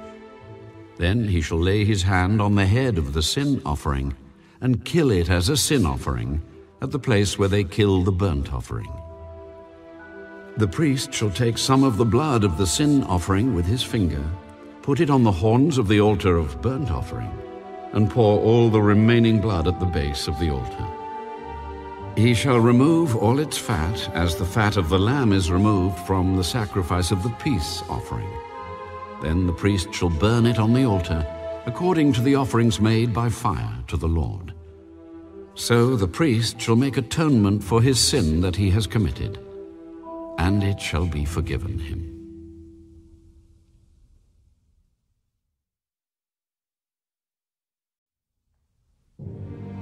If a person sins in hearing the utterance of an oath, and is a witness, whether he has seen or known of the matter, if he does not tell it, he bears guilt.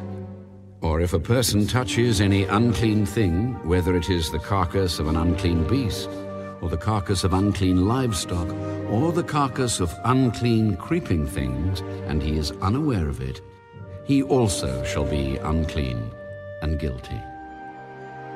Or if he touches human uncleanness, whatever uncleanness with which a man may be defiled, and he is unaware of it, when he realizes it, then he shall be guilty. Or if a person swears, speaking thoughtlessly with his lips, to do evil or to do good, whatever it is that a man may pronounce by an oath, and he is unaware of it, when he realizes it, then he shall be guilty in any of these matters. And it shall be, when he is guilty in any of these matters, that he shall confess that he has sinned in that thing. And he shall bring his trespass offering to the Lord for his sin which he has committed, a female from the flock, a lamb, or a kid of the goats, as a sin offering. So the priest shall make atonement for him concerning his sin. If he is not able to bring a lamb, then he shall bring to the Lord for his trespass which he has committed 2 turtle doves or 2 young pigeons, one as a sin offering and the other as a burnt offering. And he shall bring them to the priest, who shall offer that which is for the sin offering first, and wring off its head from its neck, but shall not divide it completely. Then he shall sprinkle some of the blood of the sin offering on the side of the altar, and the rest of the blood shall be drained out at the base of the altar. It is a sin offering. And he shall offer the second as a burnt offering, according to the prescribed manner. So the priest shall make atonement on his behalf for his sin which he has committed, and it shall be forgiven him. But if he is not able to bring 2 turtle doves or 2 young pigeons, then he who sinned shall bring for his offering 1/10 of an ephah of fine flour as a sin offering. He shall put no oil on it, nor shall he put frankincense on it, for it is a sin offering. Then he shall bring it to the priest, and the priest shall take his handful of it as a memorial portion, and burn it on the altar according to the offerings made by fire to the Lord. It is a sin offering. The priest shall make atonement for him for his sin that he has committed in any of these matters, and it shall be forgiven him. The rest shall be the priest's as a grain offering. Then the Lord spoke to Moses. If a person commits a trespass and sins unintentionally in regard to the holy things of the Lord, then he shall bring to the Lord as his trespass offering a ram without blemish from the flocks, with your valuation in shekels of silver, according to the shekel of the sanctuary, as a trespass offering. And he shall make restitution for the harm that he has done in regard to the holy thing, and shall add 1/5 to it, and give it to the priest. So the priest shall make atonement for him with the ram of the trespass offering, and it shall be forgiven him. If a person sins and commits any of these things which are forbidden to be done by the commandments of the Lord, though he does not know it, yet he is guilty, and shall bear his iniquity. And he shall bring to the priest a ram without blemish from the flock, with your valuation, as a trespass offering. So the priest shall make atonement for him regarding his ignorance in which he erred, and did not know it, and it shall be forgiven him. It is a trespass offering. He has certainly trespassed against the Lord.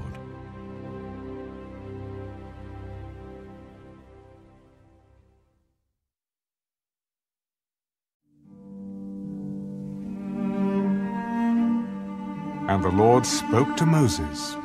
If a person sins and commits a trespass against the Lord by lying to his neighbor about what was delivered to him for safekeeping, or about a pledge, or about a robbery, or if he has extorted from his neighbor, or if he has found what was lost and lies concerning it, and swears falsely, in any one of these things that a man may do in which he sins, then it shall be, because he has sinned and is guilty, that he shall restore what he has stolen, or the thing which he has extorted, or what was delivered to him for safekeeping, or the lost thing which he found, or all that about which he has sworn falsely.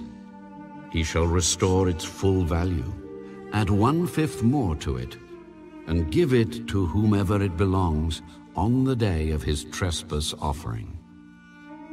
And he shall bring his trespass offering to the Lord, a ram without blemish from the flock, with your valuation, as a trespass offering to the priest. So the priest shall make atonement for him before the Lord, and he shall be forgiven for any one of these things that he may have done, in which he trespasses. Then the Lord spoke to Moses. Command Aaron and his sons, saying, This is the law of the burnt offering. The burnt offering shall be on the hearth upon the altar all night until morning, and the fire of the altar shall be kept burning on it. And the priest shall put on his linen garment, and his linen trousers he shall put on his body, and take up the ashes of the burnt offering, which the fire has consumed on the altar, and he shall put them beside the altar. Then he shall take off his garments, put on other garments, and carry the ashes outside the camp to a clean place. And the fire on the altar shall be kept burning on it. It shall not be put out. And the priest shall burn wood on it every morning, and lay the burnt offering in order on it. And he shall burn on it the fat of the peace offerings. A fire shall always be burning on the altar. It shall never go out. This is the law of the grain offering. The sons of Aaron shall offer it on the altar before the Lord. He shall take from it his handful of the fine flour of the grain offering, with its oil, and all the frankincense which is on the grain offering, and shall burn it on the altar for a sweet aroma. as a memorial to the Lord. And the remainder of it Aaron and his sons shall eat. With unleavened bread it shall be eaten in a holy place. In the court of the tabernacle of meeting they shall eat it. It shall not be baked with leaven. I have given it as their portion of my offerings made by fire. It is most holy, like the sin offering and the trespass offering. All the males among the children of Aaron may eat it. It shall be a statute forever in your generations concerning the offerings made by fire to the Lord. Everyone who touches them must be holy. And the Lord spoke to Moses. This is the offering of Aaron and his sons, which they shall offer to the Lord, beginning on the day when he is anointed. 1/10 of an ephah of flour as a daily grain offering, half of it in the morning and half of it at night. It shall be made in a pan with oil. When it is mixed, you shall bring it in. The baked pieces of the grain offering you shall offer for a sweet aroma to the Lord. The priest from among his sons, who is anointed in his place, shall offer it. It is a statute forever to the Lord. It shall be wholly burned. For every grain offering for the priest shall be wholly burned. It shall not be eaten. Also the Lord spoke to Moses, saying, Speak to Aaron and to his sons, saying, This is the law of the sin offering. In the place where the burnt offering is killed, the sin offering shall be killed before the Lord. It is most holy. The priest who offers it for sin shall eat it. In a holy place it shall be eaten, in the court of the tabernacle of meeting. Everyone who touches its flesh must be holy. And when its blood is sprinkled on any garment, you shall wash that on which it was sprinkled in a holy place. But the earthen vessel in which it is boiled shall be broken. And if it is boiled in a bronze pot, it shall be both scoured and rinsed in water. All the males among the priests may eat it. It is most holy. But no sin offering from which any of the blood is brought into the tabernacle of meeting to make atonement in the holy place shall be eaten. It shall be burned in the fire.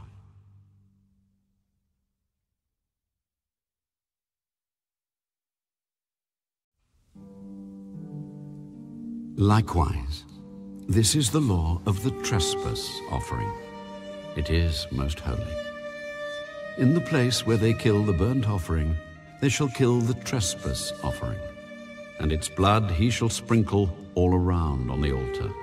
And he shall offer from it all its fat, the fat tail and the fat that covers the entrails, the 2 kidneys and the fat that is on them by the flanks, and the fatty lobe attached to the liver above the kidneys, he shall remove.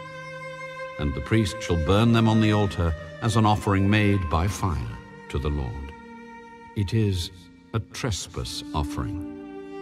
Every male among the priests may eat it. It shall be eaten in a holy place. It is most holy. The trespass offering is like the sin offering. There is one law for them both. The priest who makes atonement with it shall have it, and the priest who offers anyone's burnt offering, that priest shall have for himself the skin of the burnt offering which he has offered. Also every grain offering that is baked in the oven, and all that is prepared in the covered pan or in a pan, shall be the priest's who offers it. Every grain offering, whether mixed with oil or dry, shall belong to all the sons of Aaron, to one as much as the other. This is the law of the sacrifice of peace offerings, which he shall offer to the Lord. If he offers it for a thanksgiving, then he shall offer with the sacrifice of thanksgiving unleavened cakes mixed with oil, unleavened wafers anointed with oil, or cakes of blended flour mixed with oil. Besides the cakes, as his offering he shall offer leavened bread with the sacrifice of thanksgiving of his peace offering. And from it he shall offer 1 cake from each offering as a heave offering to the Lord. It shall belong to the priest who sprinkles the blood of the peace offering. The flesh of the sacrifice of his peace offering for thanksgiving shall be eaten the same day it is offered. He shall not leave any of it until morning. But if the sacrifice of his offering is a vow or a voluntary offering, it shall be eaten the same day that he offers his sacrifice. But on the next day, the remainder of it also may be eaten. The remainder of the flesh of the sacrifice on the 3rd day must be burned with fire. And if any of the flesh of the sacrifice of his peace offering is eaten at all on the 3rd day, it shall not be accepted, nor shall it be imputed to him. It shall be an abomination to him who offers it, and the person who eats of it shall bear guilt. The flesh that touches any unclean thing shall not be eaten, it shall be burned with fire. And as for the clean flesh, all who are clean may eat of it. But the person who eats the flesh of the sacrifice of the peace offering that belongs to the Lord while he is unclean, that person shall be cut off from his people. Moreover, the person who touches any unclean thing, such as human uncleanness, an unclean animal, or any abominable unclean thing, and who eats the flesh of the sacrifice of the peace offering that belongs to the Lord, that person shall be cut off from his people. And the Lord spoke to Moses. Speak to the children of Israel, saying, You shall not eat any fat of ox or sheep or goat, and the fat of an animal that dies naturally, and the fat of what is torn by wild beasts may be used in any other way, but you shall by no means eat it. For whoever eats the fat of the animal of which men offer an offering made by fire to the Lord, the person who eats it shall be cut off from his people. Moreover, you shall not eat any blood in any of your dwellings, whether of bird or beast. Whoever eats any blood, that person shall be cut off from his people. Then the Lord spoke to Moses.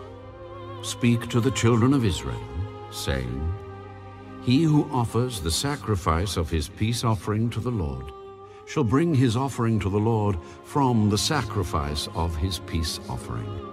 His own hands shall bring the offerings made by fire to the Lord. The fat with the breast he shall bring, that the breast may be waved as a wave offering before the Lord. And the priest shall burn the fat on the altar, but the breast shall be Aaron's and his sons'. Also the right thigh you shall give to the priest as a heave offering from the sacrifices of your peace offerings. He among the sons of Aaron who offers the blood of the peace offering and the fat shall have the right thigh for his part. For the breast of the wave offering and the thigh of the heave offering I have taken from the children of Israel, from the sacrifices of their peace offerings, and I have given them to Aaron the priest, and to his sons from the children of Israel by a statute forever. This is the consecrated portion for Aaron and his sons, from the offerings made by fire to the Lord on the day when Moses presented them to minister to the Lord as priests. The Lord commanded this to be given to them by the children of Israel on the day that he anointed them, by a statute forever throughout their generations. This is the law of the burnt offering, the grain offering, the sin offering, the trespass offering, the consecrations, and the sacrifice of the peace offering, which the Lord commanded Moses on Mount Sinai, on the day when he commanded the children of Israel to offer their offerings to the Lord in the wilderness of Sinai.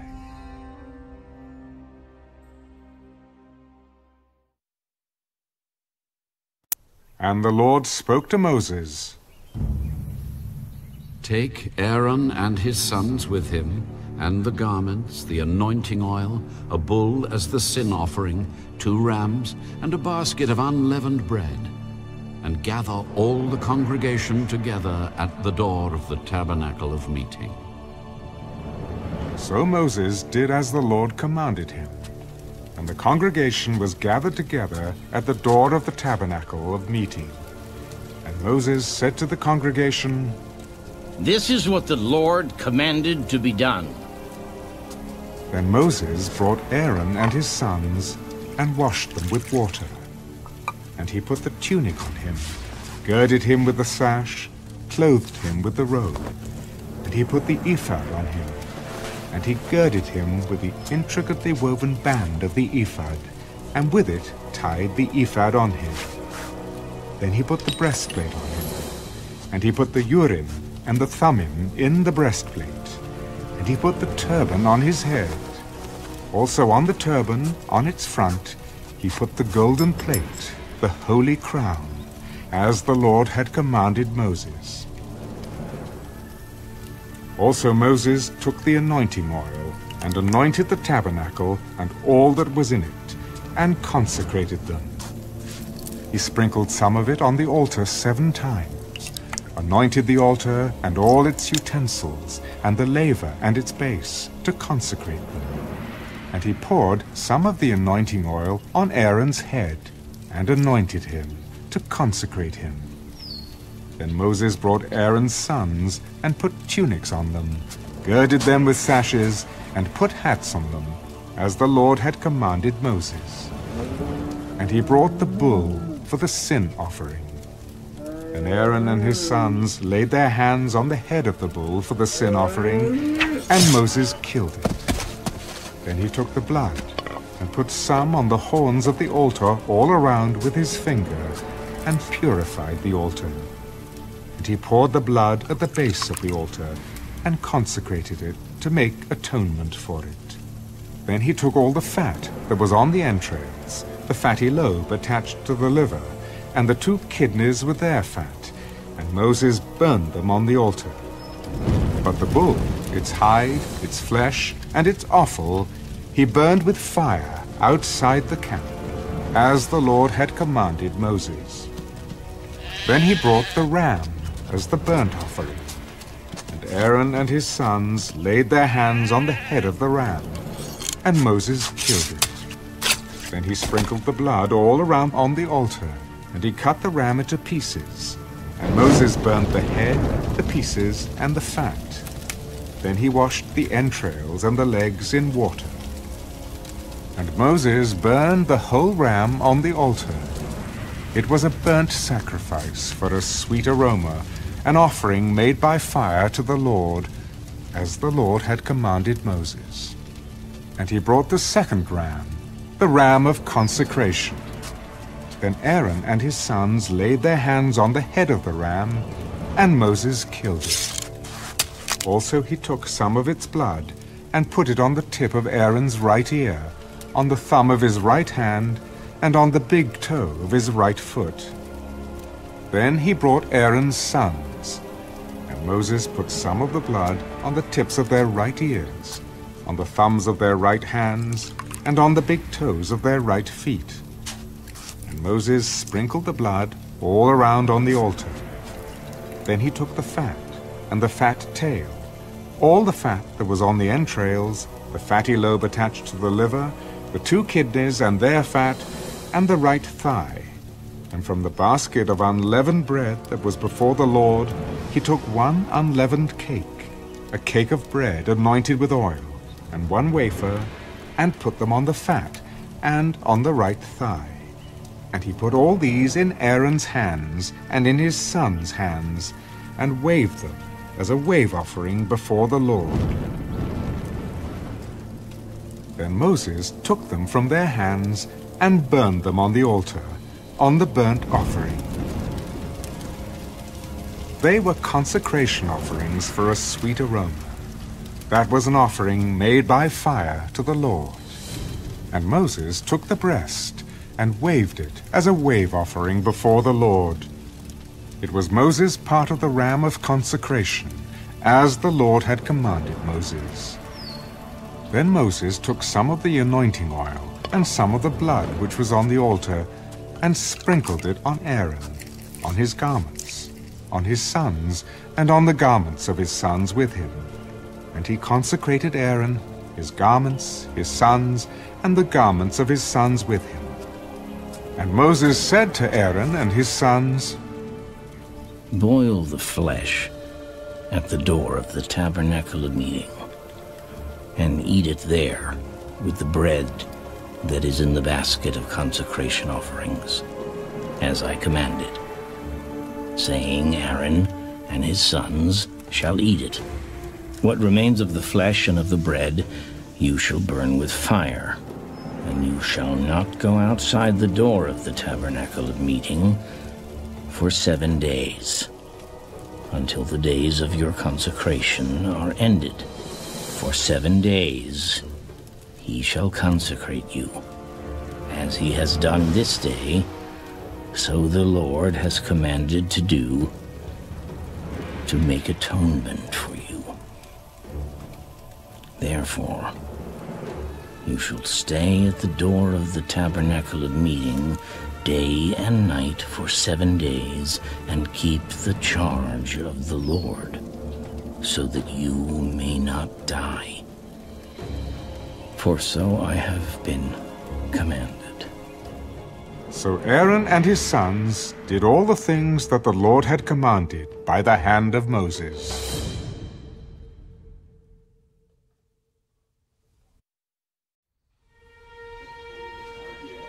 It came to pass on the 8th day that Moses called Aaron and his sons and the elders of Israel, and he said to Aaron, Take for yourself a young bull as a sin offering, and a ram as a burnt offering without blemish, and offer them before the Lord. And to the children of Israel you shall speak, saying, Take a kid of the goats as a sin offering, and a calf and a lamb, both of the first year, without blemish, as a burnt offering, also a bull and a ram as peace offerings, to sacrifice before the Lord, and a grain offering mixed with oil. For today the Lord will appear to you. So they brought what Moses commanded before the tabernacle of meeting. And all the congregation drew near and stood before the Lord. Then Moses said, This is the thing which the Lord commanded you to do, and the glory of the Lord will appear to you. Moses said to Aaron, Go to the altar, offer your sin offering and your burnt offering, and make atonement for yourself and for the people. Offer the offering of the people, and make atonement for them, as the Lord commanded. Aaron therefore went to the altar and killed the calf of the sin offering, which was for himself. Then the sons of Aaron brought the blood to him, and he dipped his finger in the blood, put it on the horns of the altar, and poured the blood at the base of the altar. But the fat, the kidneys, and the fatty lobe from the liver of the sin offering he burned on the altar, as the Lord had commanded Moses. The flesh and the hide he burned with fire outside the camp, and he killed the burnt offering. And Aaron's sons presented to him the blood, which he sprinkled all around on the altar. Then they presented the burnt offering to him, with its pieces and head, and he burned them on the altar. He washed the entrails and the legs, and burned them with the burnt offering on the altar. Then he brought the people's offering, and took the goat, which was the sin offering for the people, and killed it, and offered it for sin, like the first one. And he brought the burnt offering, and offered it, according to the prescribed manner. Then he brought the grain offering, took a handful of it, and burned it on the altar, besides the burnt sacrifice of the morning. He also killed the bull and the ram as sacrifices of peace offerings, which were for the people. And Aaron's sons presented to him the blood, which he sprinkled all around on the altar, and the fat from the bull and the ram, the fatty tail, what covers the entrails and the kidneys, and the fatty lobe attached to the liver. And they put the fat on the breasts. Then he burned the fat on the altar. But the breasts and the right thigh Aaron waved as a wave offering before the Lord, as Moses had commanded. Then Aaron lifted his hand toward the people, blessed them, and came down from offering the sin offering, the burnt offering, and peace offerings. And Moses and Aaron went into the tabernacle of meeting, and came out and blessed the people. Then the glory of the Lord appeared to all the people, and fire came out from before the Lord, and consumed the burnt offering and the fat on the altar. When all the people saw it, they shouted and fell on their faces.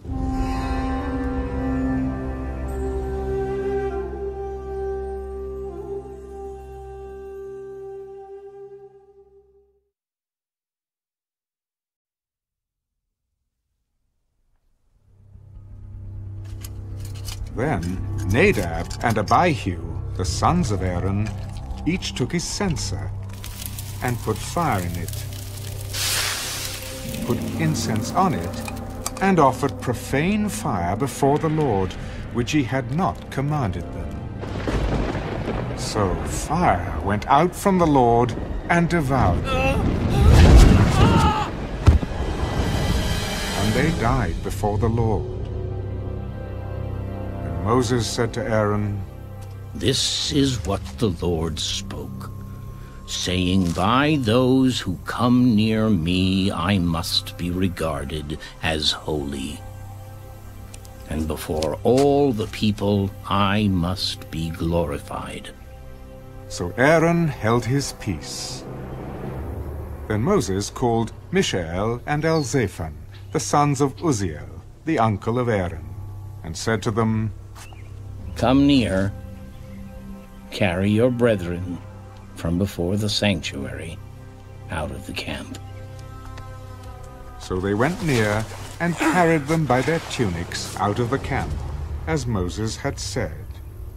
And Moses said to Aaron and to Eleazar and Ithamar his sons, "Do not uncover your heads, nor tear your clothes, lest you die, and wrath come upon all the people. But let your brethren, the whole house of Israel, bewail the burning which the Lord has kindled. You shall not go out from the door of the tabernacle of meeting, lest you die. For the anointing oil of the Lord is upon you." And they did according to the word of Moses. Then the Lord spoke to Aaron, "Do not drink wine or intoxicating drink, you nor your sons with you, when you go into the tabernacle of meeting, lest you die. It shall be a statute forever throughout your generations, that you may distinguish between holy and unholy, and between unclean and clean, and that you may teach the children of Israel all the statutes which the Lord has spoken to them by the hand of Moses." And Moses spoke to Aaron and to Eleazar and Ithamar his sons who were left. "Take the grain offering that remains of the offerings made by fire to the Lord, and eat it without leaven beside the altar, for it is most holy.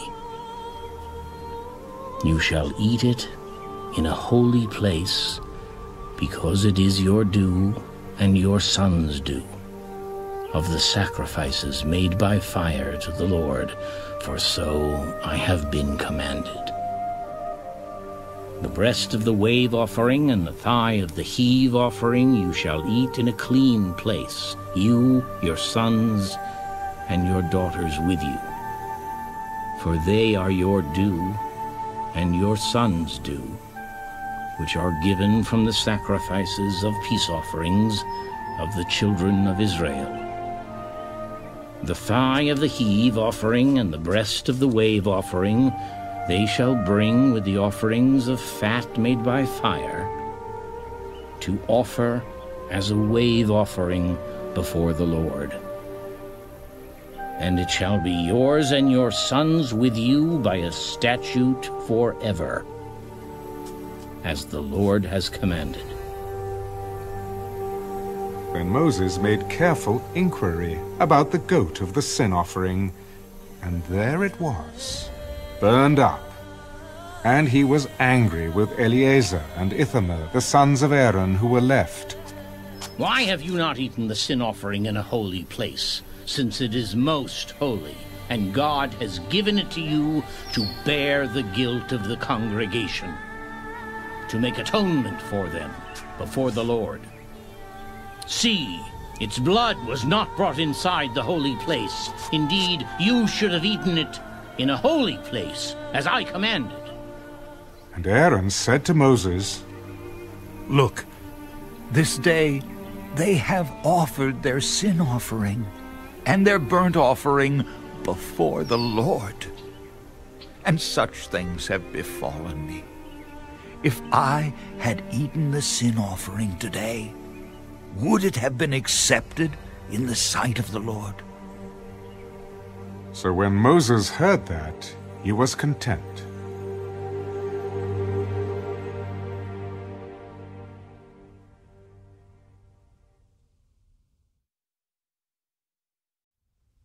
Now the Lord spoke to Moses and Aaron, Speak to the children of Israel, saying, These are the animals which you may eat among all the animals that are on the earth.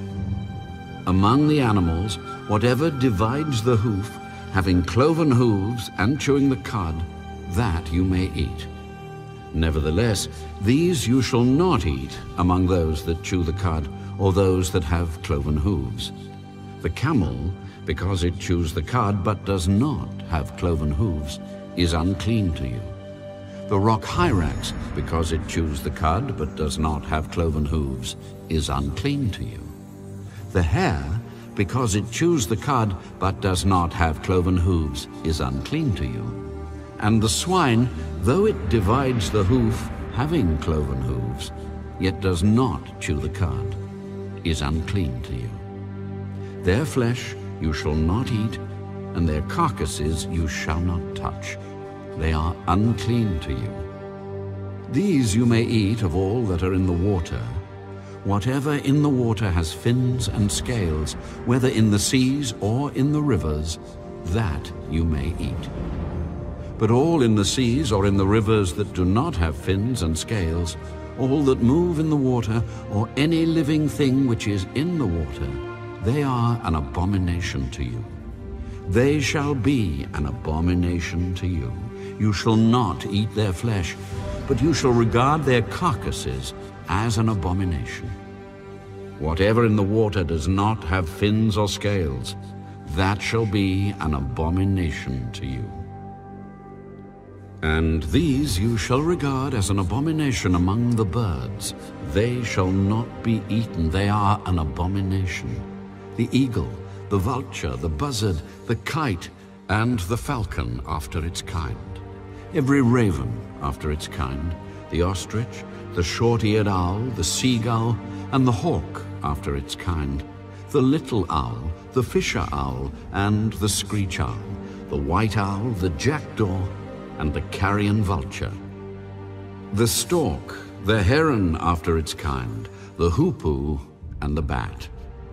All flying insects that creep on all fours shall be an abomination to you. Yet these you may eat of every flying insect that creeps on all fours, those which have jointed legs above their feet with which to leap on the earth. These you may eat.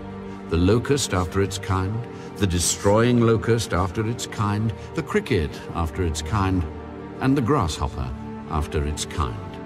But all other flying insects which have 4 feet shall be an abomination to you. By these you shall become unclean. Whoever touches the carcass of any of them shall be unclean until evening.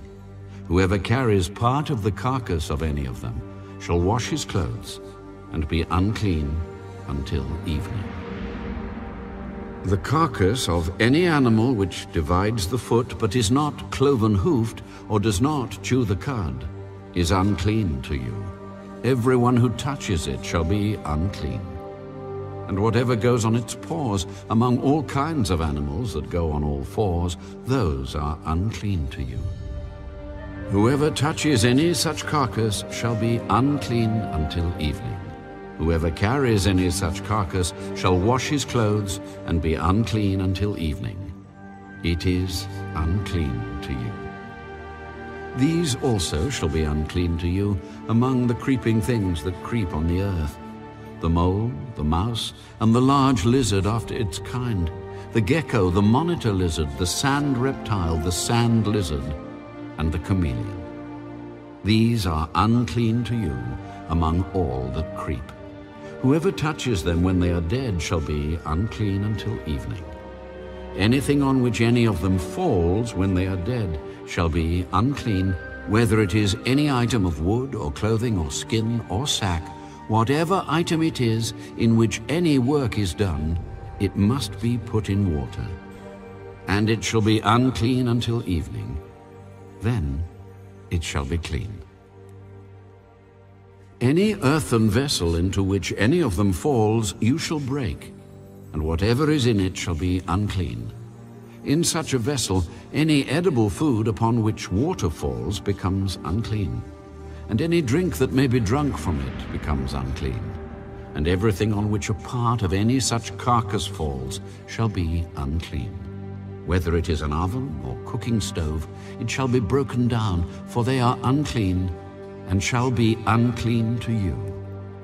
Nevertheless, a spring or a cistern in which there is plenty of water shall be clean, but whatever touches any such carcass becomes unclean. And if a part of any such carcass falls on any planting seed which is to be sown, it remains clean.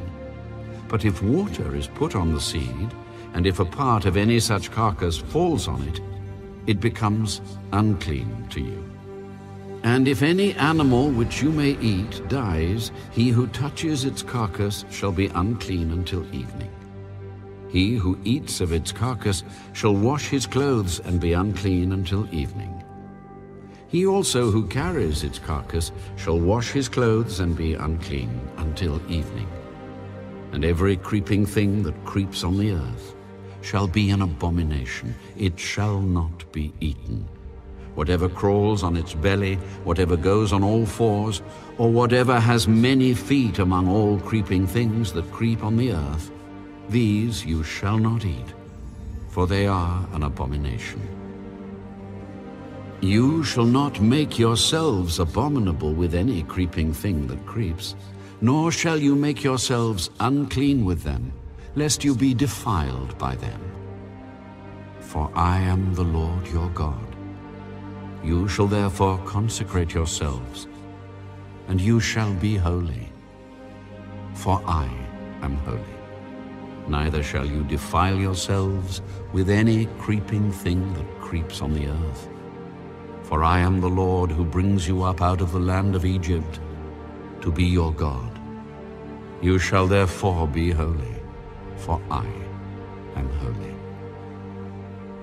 This is the law of the animals and the birds and every living creature that moves in the waters, and of every creature that creeps on the earth, to distinguish between the unclean and the clean, and between the animal that may be eaten and the animal that may not be eaten.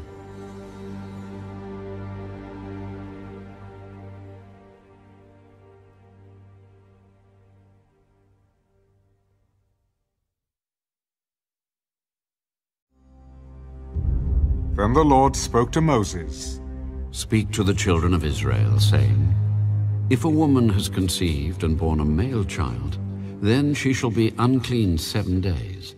As in the days of her customary impurity, she shall be unclean. And on the 8th day, the flesh of his foreskin shall be circumcised. She shall then continue in the blood of her purification 33 days. She shall not touch any hallowed thing, nor come into the sanctuary until the days of her purification are fulfilled. But if she bears a female child, then she shall be unclean 2 weeks, as in her customary impurity, and she shall continue in the blood of her purification 66 days. When the days of her purification are fulfilled, whether for a son or a daughter, she shall bring to the priest a lamb of the first year as a burnt offering, and a young pigeon or a turtle dove as a sin offering to the door of the tabernacle of meeting. Then he shall offer it before the Lord and make atonement for her, and she shall be clean from the flow of her blood. This is the law for her who was born a male or a female. And if she is not able to bring a lamb, then she may bring 2 turtle doves or 2 young pigeons, one as a burnt offering and the other as a sin offering. So the priest shall make atonement for her, and she will be clean.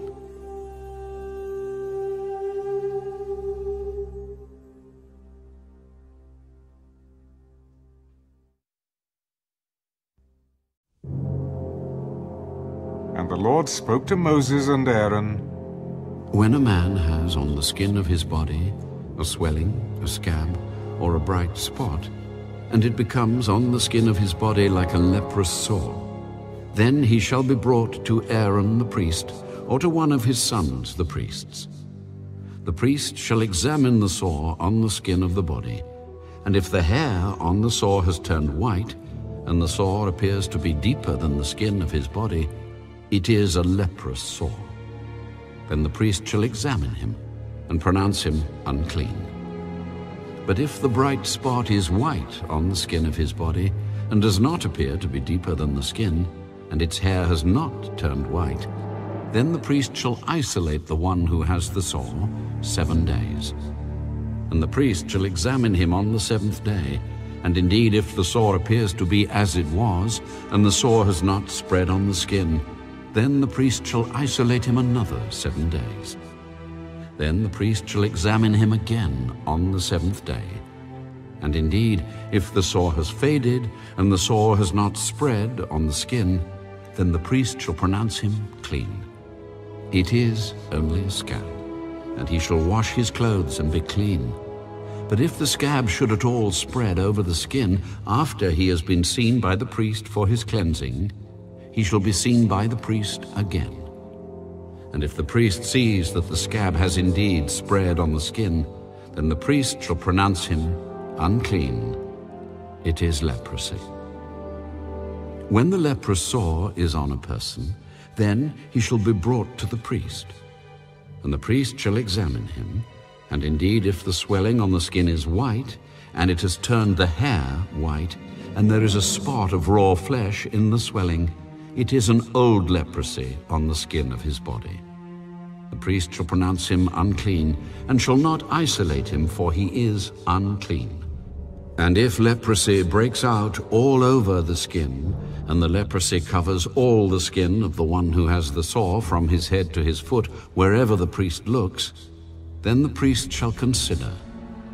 And indeed, if the leprosy has covered all his body, he shall pronounce him clean who has the sore. It has all turned white. He is clean. But when raw flesh appears on him, he shall be unclean. And the priest shall examine the raw flesh and pronounce him to be unclean. For the raw flesh is unclean. It is leprosy. Or if the raw flesh changes and turns white again, he shall come to the priest, and the priest shall examine him. And indeed, if the sore has turned white, then the priest shall pronounce him clean who has the sore. He is clean. If the body develops a boil in the skin, and it is healed, and in the place of the boil there comes a white swelling, or a bright spot, reddish white, then it shall be shown to the priest.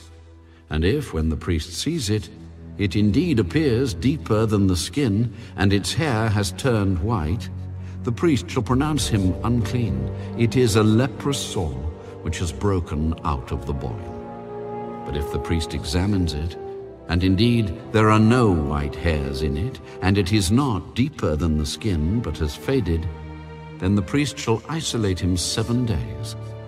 And if it should at all spread over the skin, then the priest shall pronounce him unclean. It is a leprous sore. But if the bright spot stays in one place and has not spread, it is the scar of the boil, and the priest shall pronounce him clean. Or if the body receives a burn on its skin by fire, and the raw flesh of the burn becomes a bright spot, reddish-white or white, then the priest shall examine it. And indeed, if the hair of the bright spot has turned white, and it appears deeper than the skin, it is leprosy broken out in the burn. Therefore the priest shall pronounce him unclean. It is a leprous sore. But if the priest examines it, and indeed there are no white hairs in the bright spot, and it is not deeper than the skin, but has faded, then the priest shall isolate him 7 days. And the priest shall examine him on the 7th day. If it has at all spread over the skin, then the priest shall pronounce him unclean. It is a leprous sore. But if the bright spot stays in one place, and has not spread on the skin, but has faded, it is a swelling from the burn. The priest shall pronounce him clean, for it is the scar from the burn. If a man or woman has a sore on the head or the beard, then the priest shall examine the sore. And indeed, if it appears deeper than the skin, and there is in it thin yellow hair, then the priest shall pronounce him unclean. It is a scaly leprosy of the head or beard.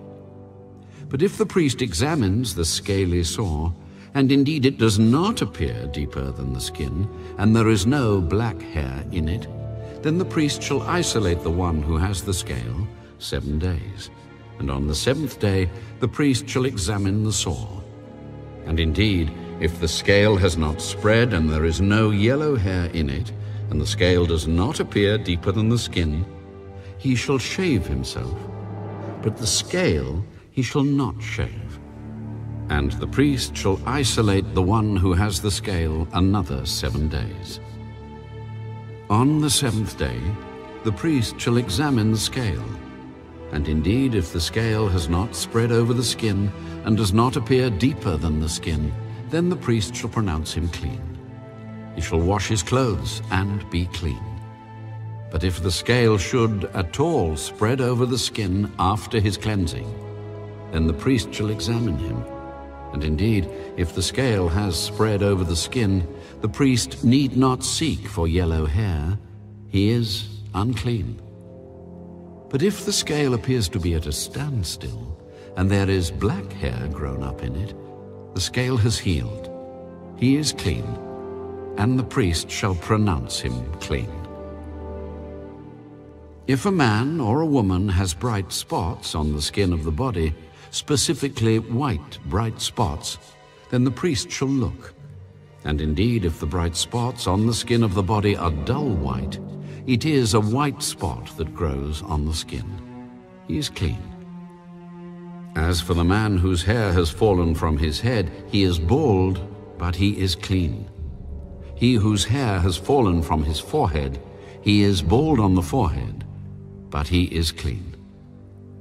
And if there is on the bald head or bald forehead a reddish-white sore, it is leprosy breaking out on his bald head or his bald forehead. Then the priest shall examine it, and indeed if the swelling of the sore is reddish-white on his bald head or on his bald forehead, as the appearance of leprosy on the skin of the body, he is a leprous man. He is unclean. The priest shall surely pronounce him unclean. His sore is on his head. Now the leper on whom the sore is, his clothes shall be torn, and his head bare. And he shall cover his mustache, and cry, unclean, unclean. He shall be unclean. All the days he has the sore, he shall be unclean. He is unclean, and he shall dwell alone. His dwelling shall be outside the camp.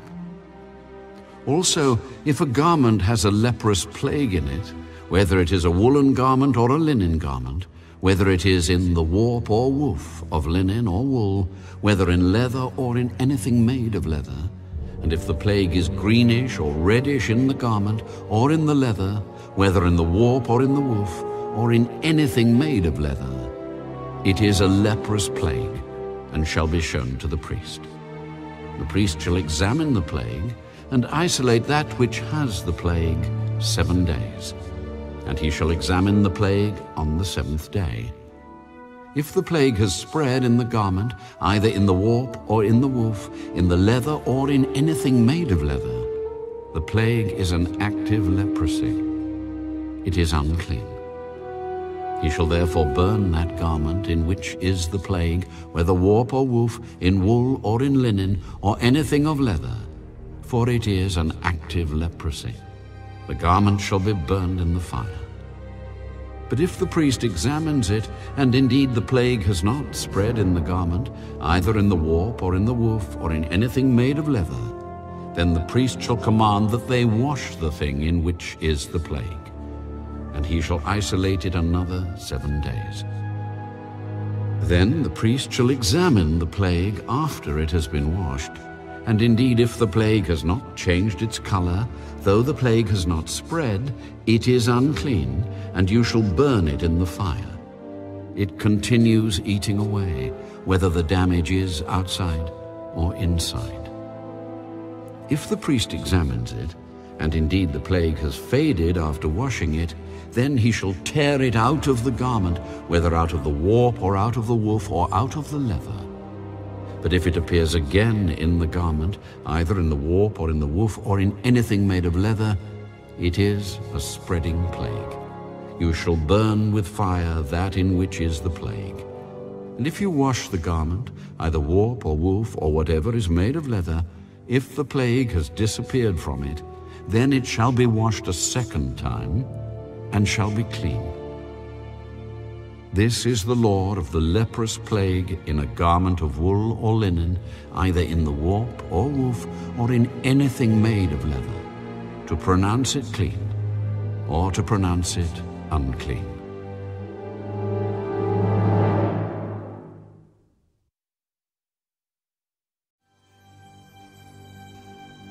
Then the Lord spoke to Moses. This shall be the law of the leper for the day of his cleansing. He shall be brought to the priest, and the priest shall go out of the camp, and the priest shall examine him. And indeed, if the leprosy is healed in the leper, then the priest shall command to take for him who is to be cleansed 2 living and clean birds, cedar wood, scarlet, and hyssop. And the priest shall command that one of the birds be killed in an earthen vessel over running water. As for the living bird, he shall take it, the cedar wood and the scarlet and the hyssop, and dip them and the living bird in the blood of the bird that was killed over the running water. And he shall sprinkle it 7 times on him who is to be cleansed from the leprosy, and shall pronounce him clean, and shall let the living bird loose in the open field. He who is to be cleansed shall wash his clothes, shave off all his hair, and wash himself in water that he may be clean. After that he shall come into the camp, and shall stay outside his tent 7 days. But on the 7th day he shall shave all the hair off his head and his beard and his eyebrows. All his hair he shall shave off. He shall wash his clothes and wash his body in water, and he shall be clean.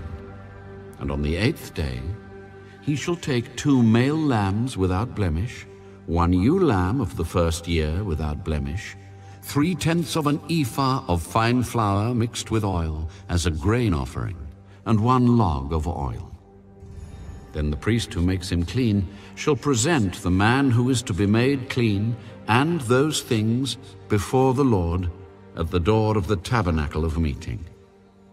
And the priest shall take 1 male lamb and offer it as a trespass offering and the log of oil, and wave them as a wave offering before the Lord. Then he shall kill the lamb in the place where he kills the sin offering and the burnt offering, in a holy place. For as the sin offering is the priest's, so is the trespass offering. It is most holy. The priest shall take some of the blood of the trespass offering, and the priest shall put it on the tip of the right ear of him who is to be cleansed, on the thumb of his right hand, and on the big toe of his right foot. And the priest shall take some of the log of oil, and pour it into the palm of his own left hand. Then the priest shall dip his right finger in the oil that is in his left hand, and shall sprinkle some of the oil with his finger 7 times before the Lord.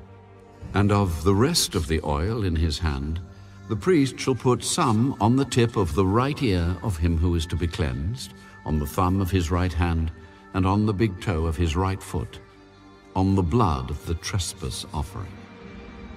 The rest of the oil that is in the priest's hand he shall put on the head of him who is to be cleansed. So the priest shall make atonement for him before the Lord. Then the priest shall offer the sin offering, and make atonement for him who is to be cleansed from his uncleanness.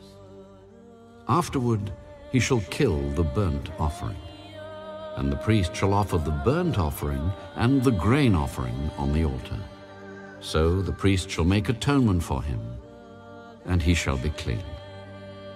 But if he is poor and cannot afford it, then he shall take 1 male lamb as a trespass offering to be waved, to make atonement for him, 1/10 of an ephah of fine flour mixed with oil as a grain offering, a log of oil, and 2 turtle doves or 2 young pigeons, such as he is able to afford. One shall be a sin offering, and the other a burnt offering. He shall bring them to the priest on the 8th day for his cleansing, to the door of the tabernacle of meeting before the Lord. And the priest shall take the lamb of the trespass offering and the log of oil, and the priest shall wave them as a wave offering before the Lord. Then he shall kill the lamb of the trespass offering, and the priest shall take some of the blood of the trespass offering, and put it on the tip of the right ear of him who is to be cleansed, on the thumb of his right hand, and on the big toe of his right foot. And the priest shall pour some of the oil into the palm of his own left hand. Then the priest shall sprinkle with his right finger some of the oil that is in his left hand 7 times before the Lord. And the priest shall put some of the oil that is in his hand on the tip of the right ear of him who is to be cleansed, on the thumb of the right hand, and on the big toe of his right foot, on the place of the blood of the trespass offering. The rest of the oil that is in the priest's hand he shall put on the head of him who is to be cleansed, to make atonement for him before the Lord. And he shall offer 1 of the turtle doves or young pigeons, such as he can afford, such as he is able to afford, the one as a sin offering, and the other as a burnt offering, with the grain offering. So the priest shall make atonement for him who is to be cleansed before the Lord. This is the law for one who had a leprous sore, who cannot afford the usual cleansing. And the Lord spoke to Moses and Aaron, When you have come into the land of Canaan, which I give you as a possession, and I put the leprous plague in a house in the land of your possession, and he who owns the house comes and tells the priest, saying, It seems to me that there is some plague in the house, then the priest shall command that they empty the house before the priest goes into it to examine the plague, that all that is in the house may not be made unclean. And afterward the priest shall go in to examine the house, and he shall examine the plague. And indeed, if the plague is on the walls of the house with ingrained streaks, greenish or reddish, which appear to be deep in the wall, then the priest shall go out of the house to the door of the house, and shut up the house 7 days. And the priest shall come again on the 7th day and look. And indeed, if the plague has spread on the walls of the house, then the priest shall command that they take away the stones in which is the plague, and they shall cast them into an unclean place outside the city. And he shall cause the house to be scraped inside all around, and the dust that they scrape off they shall pour out in an unclean place outside the city. Then they shall take other stones and put them in the place of those stones, and he shall take other mortar and plaster the house. Now if the plague comes back and breaks out in the house, after he has taken away the stones, after he has scraped the house, and after it is plastered, then the priest shall come and look. And indeed, if the plague has spread in the house, it is an active leprosy in the house. It is unclean. And he shall break down the house, its stones, its timber, and all the plaster of the house. And he shall carry them outside the city to an unclean place. Moreover, he who goes into the house at all while it is shut up shall be unclean until evening. And he who lies down in the house shall wash his clothes, and he who eats in the house shall wash his clothes. But if the priest comes in and examines it, and indeed the plague has not spread in the house after the house was plastered, then the priest shall pronounce the house clean, because the plague is healed. And he shall take to cleanse the house 2 birds, cedar wood, scarlet, and hyssop. Then he shall kill one of the birds in an earthen vessel over running water. And he shall take the cedar wood, the hyssop, the scarlet, and the living bird, and dip them in the blood of the slain bird and in the running water, and sprinkle the house 7 times.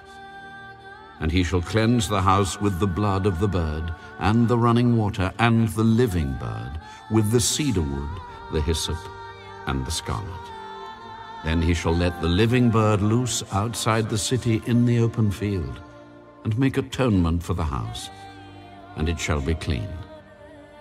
This is the law for any leprous sore and scale, for the leprosy of a garment and of a house, for a swelling and a scab and a bright spot, to teach when it is unclean and when it is clean. This is the law of leprosy.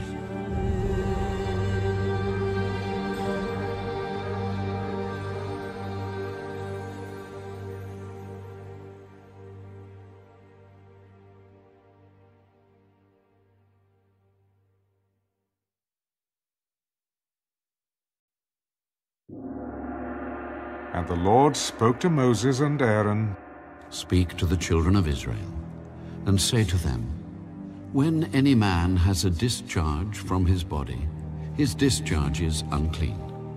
And this shall be his uncleanness in regard to his discharge, whether his body runs with his discharge, or his body is stopped up by his discharge, it is his uncleanness. Every bed is unclean on which he who has the discharge lies, and everything on which he sits shall be unclean. And whoever touches his bed shall wash his clothes and bathe in water, and be unclean until evening. He who sits on anything on which he who has the discharge sat shall wash his clothes and bathe in water, and be unclean until evening. And he who touches the body of him who has the discharge shall wash his clothes and bathe in water, and be unclean until evening. If he who has the discharge spits on him who is clean, then he shall wash his clothes and bathe in water, and be unclean until evening. Any saddle on which he who has the discharge rides shall be unclean. Whoever touches anything that was under him shall be unclean until evening. He who carries any of those things shall wash his clothes and bathe in water, and be unclean until evening.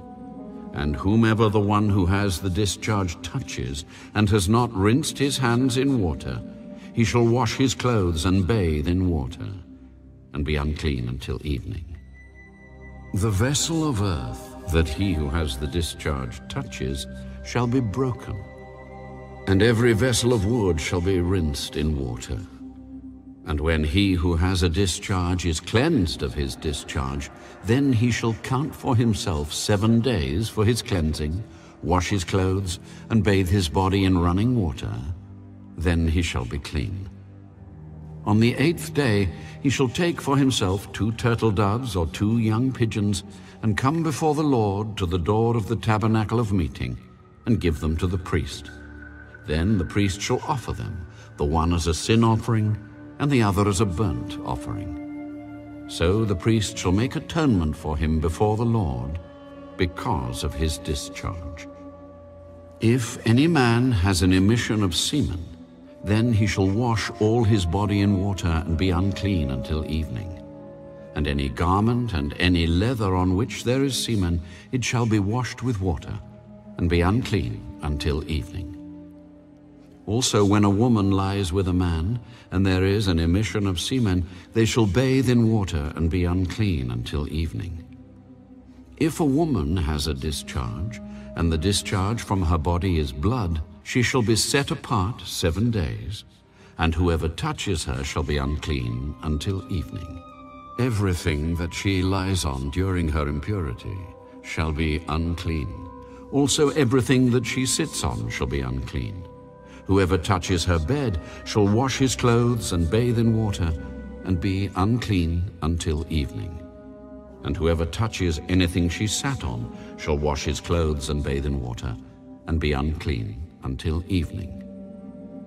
If anything is on her bed, or on anything on which she sits, when he touches it, he shall be unclean until evening. And if any man lies with her at all, so that her impurity is on him, he shall be unclean 7 days, and every bed on which he lies shall be unclean. If a woman has a discharge of blood for many days, other than at the time of her customary impurity, or if it runs beyond her usual time of impurity, all the days of her unclean discharge shall be as the days of her customary impurity.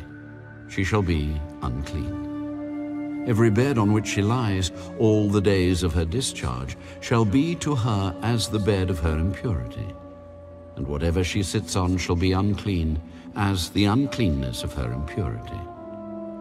Whoever touches those things shall be unclean. He shall wash his clothes and bathe in water, and be unclean until evening. But if she is cleansed of her discharge, then she shall count for herself 7 days, and after that she shall be clean. And on the 8th day she shall take for herself 2 turtle doves or 2 young pigeons, and bring them to the priest to the door of the tabernacle of meeting. Then the priest shall offer the one as a sin offering and the other as a burnt offering. And the priest shall make atonement for her before the Lord for the discharge of her uncleanness. Thus you shall separate the children of Israel from their uncleanness, lest they die in their uncleanness when they defile my tabernacle that is among them. This is the law for one who has a discharge, and for him who emits semen and is unclean thereby, and for her who is indisposed because of her customary impurity, and for one who has a discharge, either man or woman, and for him who lies with her, who is unclean.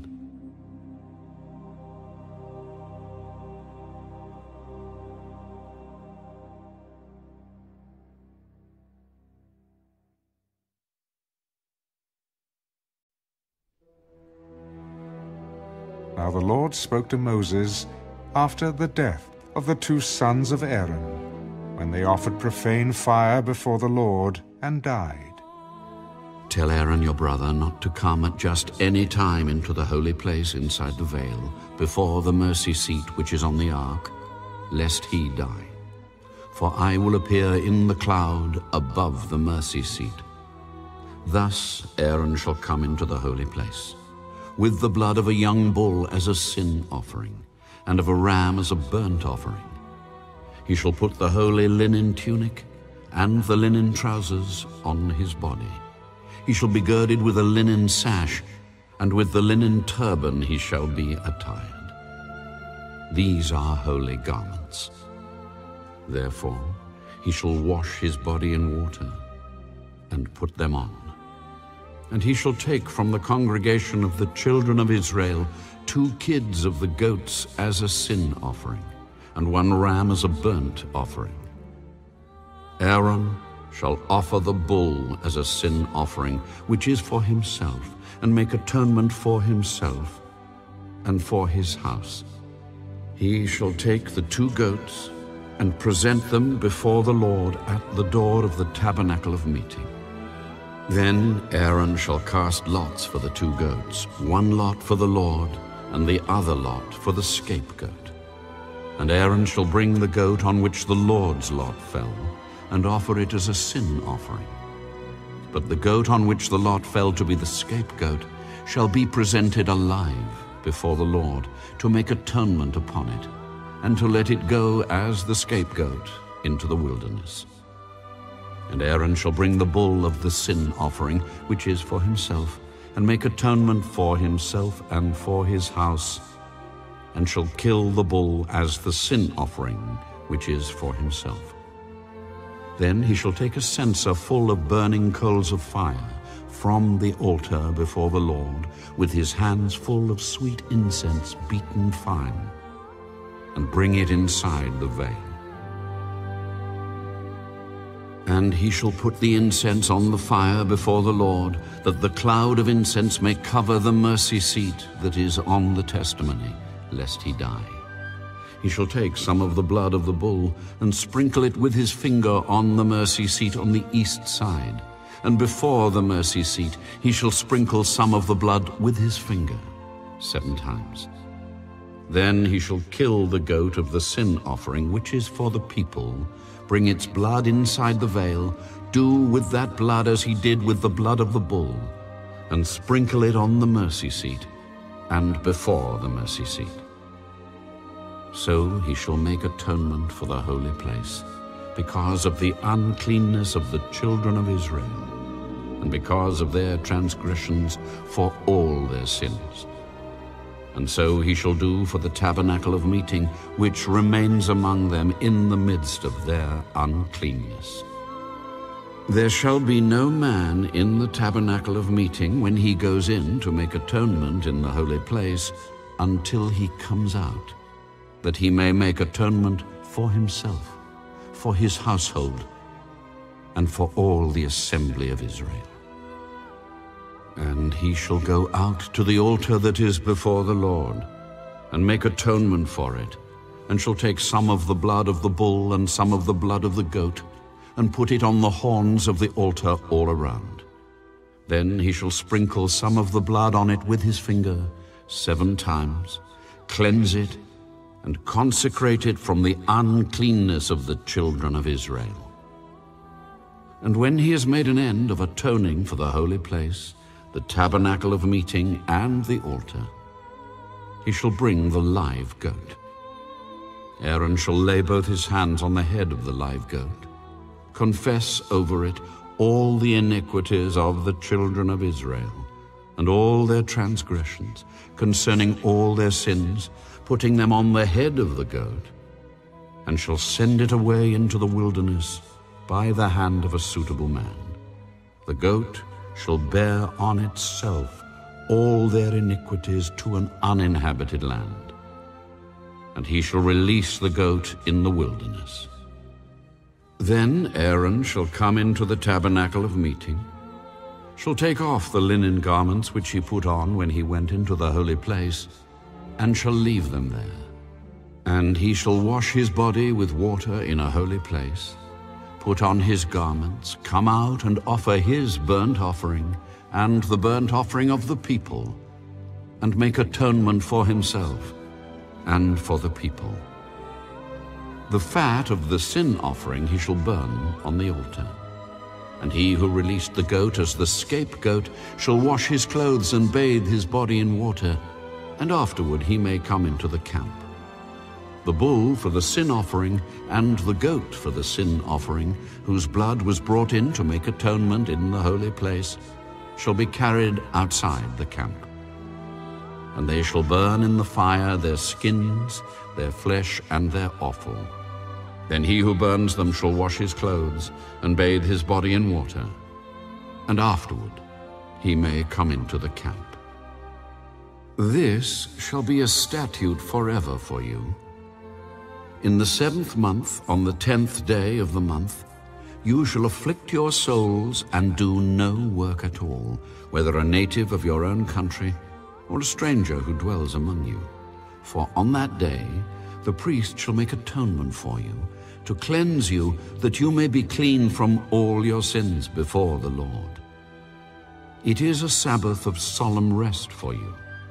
and you shall afflict your souls. It is a statute forever. And the priest who is anointed and consecrated to minister as priest in his Father's place shall make atonement, and put on the linen clothes, the holy garments. Then he shall make atonement for the holy sanctuary. And he shall make atonement for the tabernacle of meeting and for the altar. And he shall make atonement for the priests and for all the people of the assembly. This shall be an everlasting statute for you, to make atonement for the children of Israel, for all their sins, once a year. And he did as the Lord commanded Moses.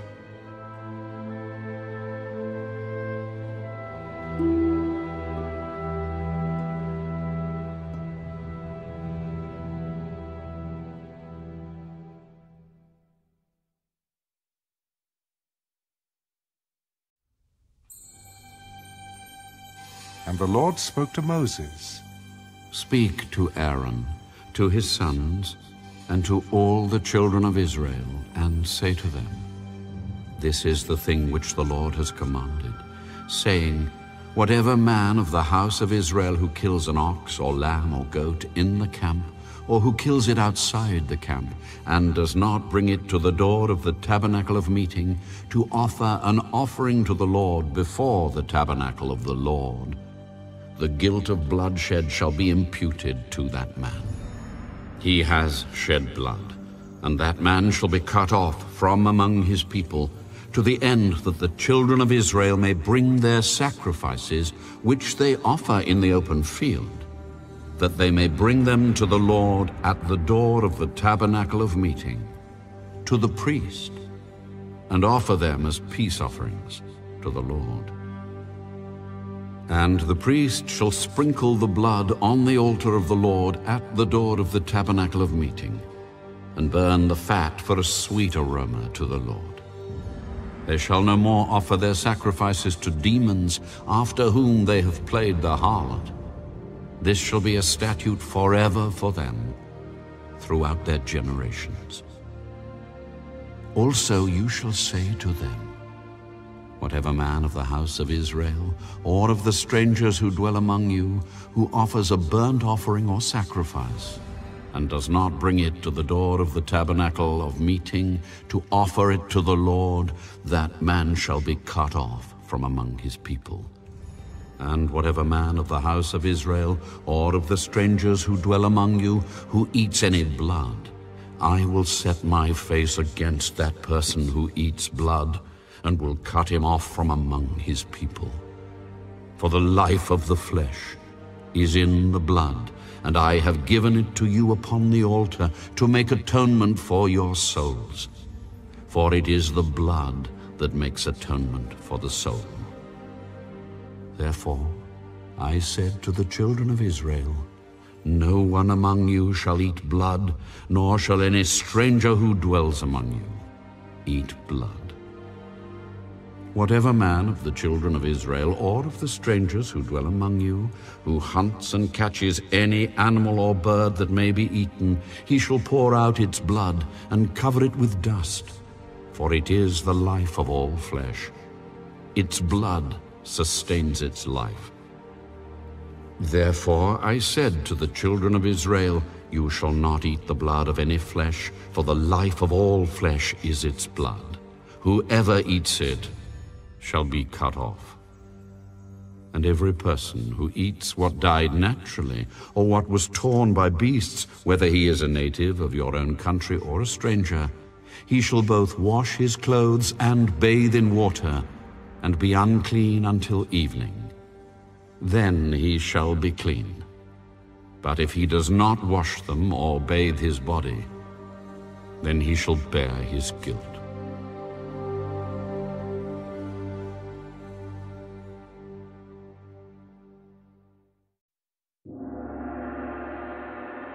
Then the Lord spoke to Moses, Speak to the children of Israel, and say to them, I am the Lord your God. According to the doings of the land of Egypt, where you dwelt, you shall not do, and according to the doings of the land of Canaan, where I am bringing you, you shall not do, nor shall you walk in their ordinances.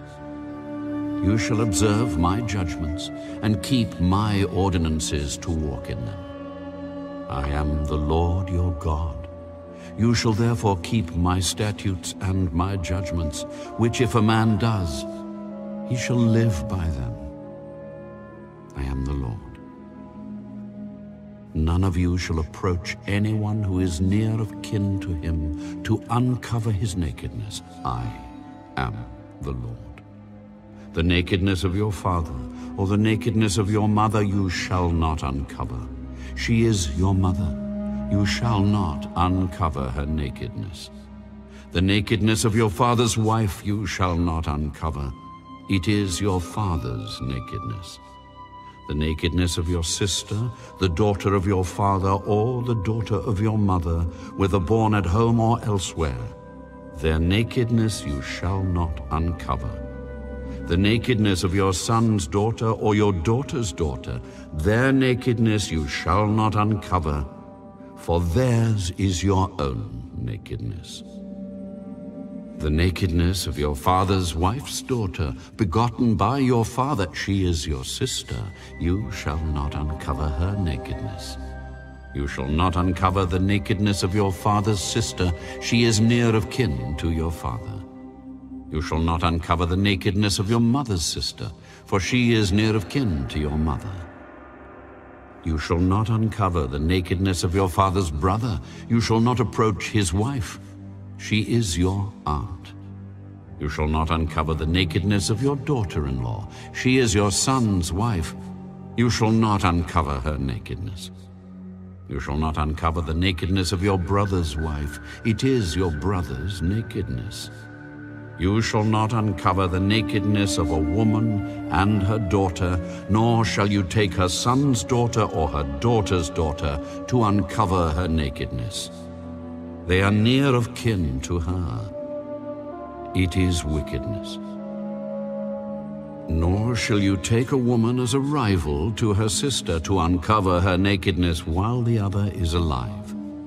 Also you shall not approach a woman to uncover her nakedness as long as she is in her customary impurity. Moreover, you shall not lie carnally with your neighbor's wife to defile yourself with her.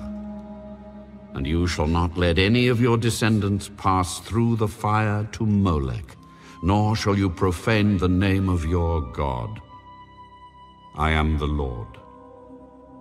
You shall not lie with a male as with a woman. It is an abomination. Nor shall you mate with any animal to defile yourself with it. Nor shall any woman stand before an animal to mate with it. It is perversion. Do not defile yourselves with any of these things, for by all these the nations are defiled, which I am casting out before you.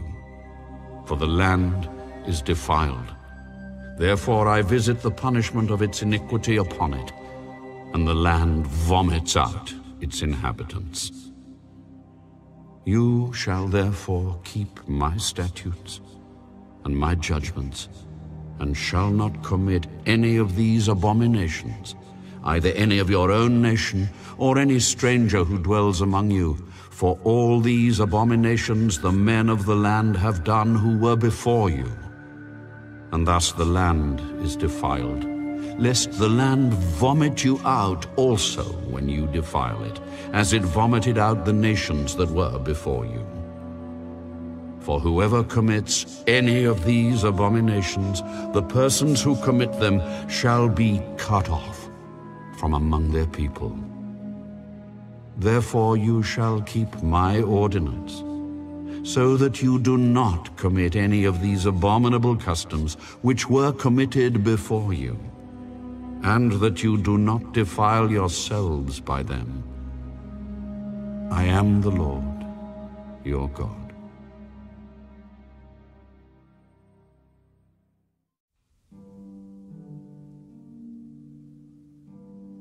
Speak to all the congregation of the children of Israel, and say to them, You shall be holy, For I, the Lord your God, am holy. Every one of you shall revere his mother and his father, and keep my Sabbaths. I am the Lord your God. Do not turn to idols, nor make for yourselves molded gods. I am the Lord your God. And if you offer a sacrifice of a peace offering to the Lord, you shall offer it of your own free will. It shall be eaten the same day you offer it, and on the next day. And if any remains until the third day, it shall be burned in the fire. And if it is eaten at all on the third day, it is an abomination. It shall not be accepted. Therefore everyone who eats it shall bear his iniquity, because he has profaned the hallowed offering of the Lord. And that person shall be cut off from his people. When you reap the harvest of your land, you shall not wholly reap the corners of your field, nor shall you gather the gleanings of your harvest. And you shall not glean your vineyard, nor shall you gather every grape of your vineyard. You shall leave them for the poor and the stranger. I am the Lord your God. You shall not steal, nor deal falsely, nor lie to one another. And you shall not swear by my name falsely, nor shall you profane the name of your God. I am the Lord. You shall not cheat your neighbor, nor rob him. The wages of him who is hired shall not remain with you all night until morning. You shall not curse the deaf, nor put a stumbling block before the blind, but shall fear your God. I am the Lord. You shall do no injustice in judgment. You shall not be partial to the poor, nor honor the person of the mighty. In righteousness you shall judge your neighbor. You shall not go about as a talebearer among your people, nor shall you take a stand against the life of your neighbor. I am the Lord. You shall not hate your brother in your heart. You shall surely rebuke your neighbor, and not bear sin because of him. You shall not take vengeance, nor bear any grudge against the children of your people, but you shall love your neighbor as yourself. I am the Lord. You shall keep my statutes. You shall not let your livestock breed with another kind. You shall not sow your field with mixed seed, nor shall a garment of mixed linen and wool come upon you. Whoever lies carnally with a woman who is betrothed to a man as a concubine, and who has not at all been redeemed nor given her freedom, for this there shall be scourging, but they shall not be put to death, because she was not free. And he shall bring his trespass offering to the Lord, to the door of the tabernacle of meeting, a ram as a trespass offering. The priest shall make atonement for him with the ram of the trespass offering before the Lord for his sin which he has committed. And the sin which he has committed shall be forgiven him. When you come into the land and have planted all kinds of trees for food, then you shall count their fruit as uncircumcised. 3 years it shall be as uncircumcised to you. It shall not be eaten. But in the 4th year all its fruit shall be holy, a praise to the Lord. And in the 5th year you may eat its fruit, that it may yield to you its increase. I am the Lord your God. You shall not eat anything with the blood, nor shall you practice divination or soothsaying. You shall not shave around the sides of your head, nor shall you disfigure the edges of your beard. You shall not make any cuttings in your flesh for the dead, nor tattoo any marks on you. I am the Lord. Do not prostitute your daughter, to cause her to be a harlot, lest the land fall into harlotry, and the land become full of wickedness. You shall keep my Sabbaths, and reverence my sanctuary. I am the Lord. Give no regard to mediums and familiar spirits. Do not seek after them to be defiled by them. I am the Lord your God. You shall rise before the gray-headed and honor the presence of an old man, and fear your God. I am the Lord. And if a stranger dwells with you in your land, you shall not mistreat him. The stranger who dwells among you shall be to you as one born among you, and you shall love him as yourself. For you were strangers in the land of Egypt. I am the Lord your God. You shall do no injustice in judgment, in measurement of length, weight, or volume. You shall have honest scales, honest weights, an honest ephah, and an honest hin. I am the Lord your God, who brought you out of the land of Egypt. Therefore you shall observe all my statutes and all my judgments, and perform them. I am the Lord.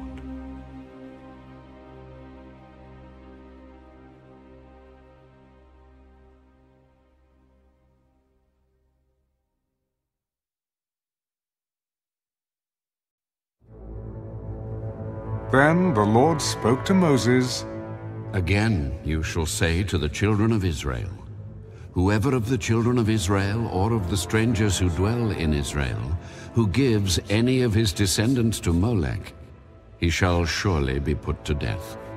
The people of the land shall stone him with stones. I will set my face against that man, and will cut him off from his people, because he has given some of his descendants to Molech, to defile my sanctuary and profane my holy name. And if the people of the land should in any way hide their eyes from the man when he gives some of his descendants to Molech, and they do not kill him, then I will set my face against that man and against his family, and I will cut him off from his people and all who prostitute themselves with him to commit harlotry with Molech. And the person who turns to mediums and familiar spirits to prostitute himself with them, I will set my face against that person and cut him off from his people. Consecrate yourselves, therefore, and be holy, for I am the Lord your God, and you shall keep my statutes and perform them. I am the Lord who sanctifies you. For everyone who curses his father or his mother shall surely be put to death. He has cursed his father or his mother. His blood shall be upon him. The man who commits adultery with another man's wife, he who commits adultery with his neighbor's wife, the adulterer and the adulteress, shall surely be put to death. The man who lies with his father's wife has uncovered his father's nakedness. Both of them shall surely be put to death. Their blood shall be upon them. If a man lies with his daughter-in-law, both of them shall surely be put to death. They have committed perversion. Their blood shall be upon them. If a man lies with a male as he lies with a woman, both of them have committed an abomination. They shall surely be put to death. Their blood shall be upon them. If a man marries a woman and her mother, it is wickedness. They shall be burned with fire, both he and they, that there may be no wickedness among you. If a man mates with an animal, he shall surely be put to death, and you shall kill the animal. If a woman approaches any animal and mates with it, you shall kill the woman and the animal. They shall surely be put to death. Their blood is upon them. If a man takes his sister, his father's daughter, or his mother's daughter, and sees her nakedness, and she sees his nakedness, it is a wicked thing, and they shall be cut off in the sight of their people. He has uncovered his sister's nakedness. He shall bear his guilt. If a man lies with a woman during her sickness and uncovers her nakedness, he has exposed her flow, and she has uncovered the flow of her blood. Both of them shall be cut off from their people. You shall not uncover the nakedness of your mother's sister, nor of your father's sister, for that would uncover his near of kin. they shall bear their guilt. If a man lies with his uncle's wife, he has uncovered his uncle's nakedness. They shall bear their sin, they shall die childless. If a man takes his brother's wife, it is an unclean thing. He has uncovered his brother's nakedness. They shall be childless. You shall therefore keep all my statutes and all my judgments, and perform them, that the land where I am bringing you to dwell may not vomit you out. And you shall not walk in the statutes of the nation which I am casting out before you, for they commit all these things, and therefore I abhor them. But I have said to you, you shall inherit their land, and I will give it to you to possess, a land flowing with milk and honey. I am the Lord your God, who has separated you from the peoples. You shall therefore distinguish between clean animals and unclean, between unclean birds and clean, and you shall not make yourselves abominable by beast or by bird, or by any kind of living thing that creeps on the ground, which I have separated from you as unclean. And you shall be holy to me, for I the Lord am holy, and have separated you from the peoples, that you should be mine. A man or a woman who is a medium, or who has familiar spirits, shall surely be put to death. They shall stone them with stones. Their blood shall be upon them.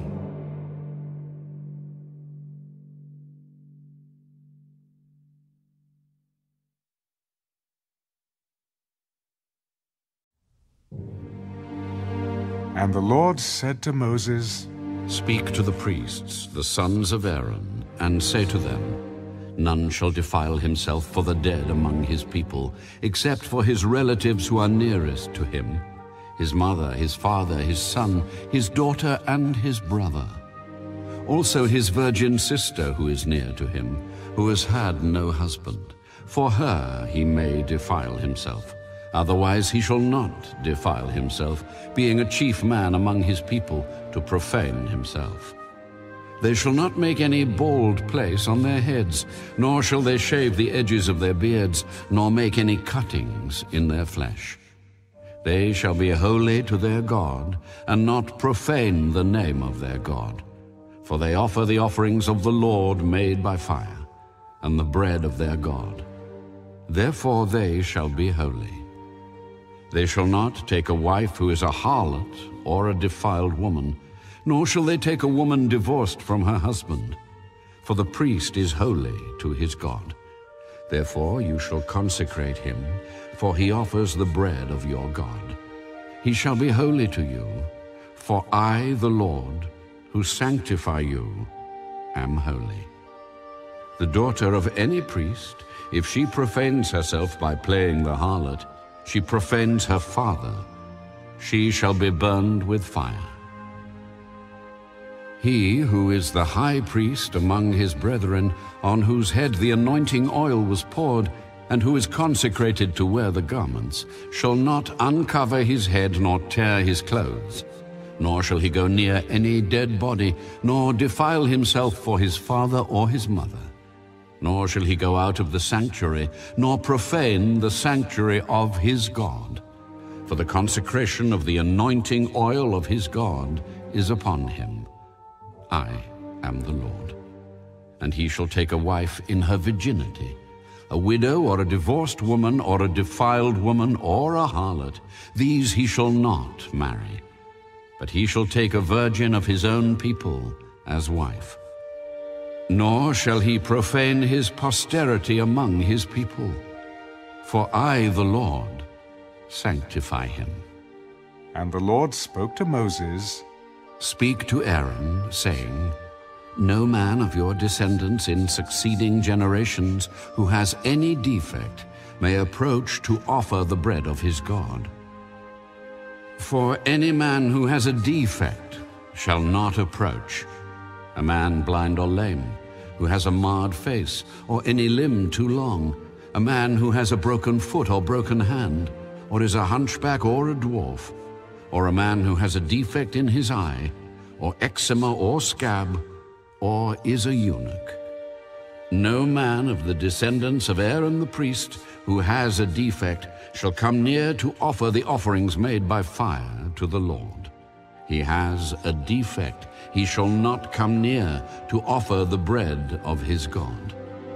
He may eat the bread of his God, both the most holy and the holy. Only he shall not go near the veil or approach the altar, because he has a defect, lest he profane my sanctuaries. For I, the Lord, sanctify them. And Moses told it to Aaron and his sons, and to all the children of Israel.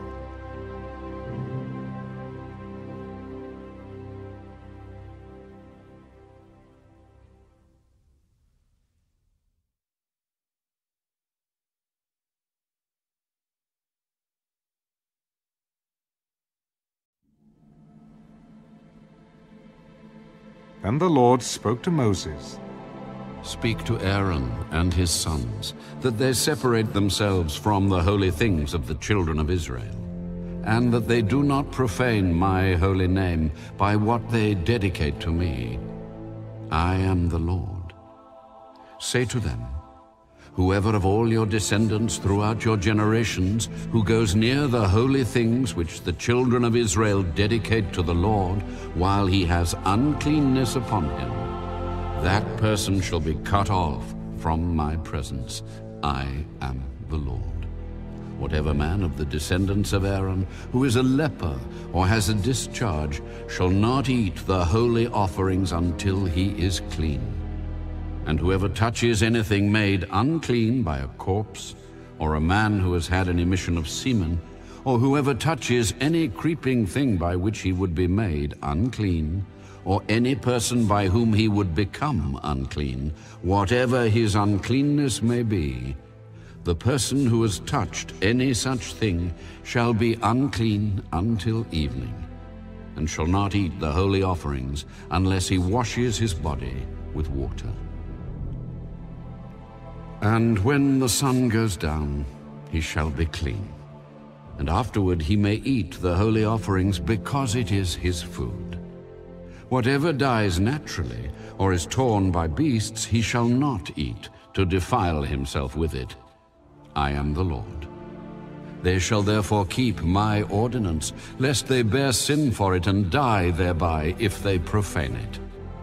I, the Lord, sanctify them. No outsider shall eat the holy offering. One who dwells with the priest or a hired servant shall not eat the holy thing. But if the priest buys a person with his money, he may eat it. And one who is born in his house may eat his food. If the priest's daughter is married to an outsider, she may not eat of the holy offerings. But if the priest's daughter is a widow or divorced and has no child, and has returned to her father's house as in her youth, she may eat her father's food. But no outsider shall eat it. And if a man eats the holy offering unintentionally, then he shall restore a holy offering to the priest, and add 1/5 to it.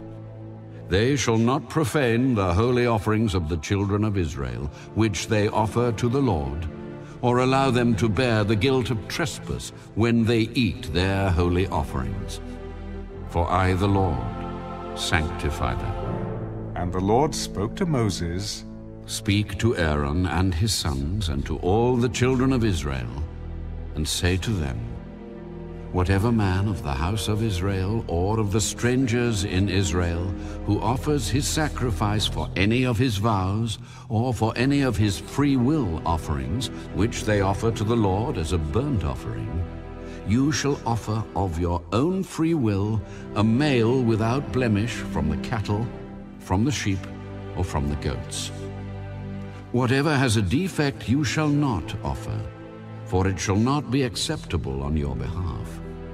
And whoever offers a sacrifice of a peace offering to the Lord to fulfill his vow, or a free will offering from the cattle or the sheep, it must be perfect to be accepted. There shall be no defect in it. Those that are blind or broken or maimed, or have an ulcer or eczema or scabs, you shall not offer to the Lord, nor make an offering by fire of them on the altar to the Lord.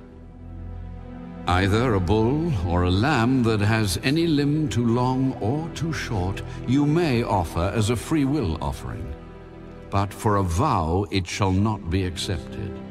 You shall not offer to the Lord what is bruised or crushed or torn or cut. Nor shall you make any offering of them in your land. Nor from a foreigner's hand shall you offer any of these as the bread of your God, because their corruption is in them, and defects are in them. They shall not be accepted on your behalf. And the Lord spoke to Moses.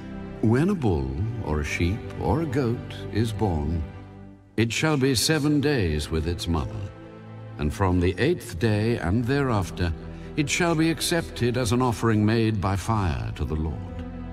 Whether it is a cow or ewe, do not kill both her and her young on the same day. And when you offer a sacrifice of thanksgiving to the Lord, offer it of your own free will.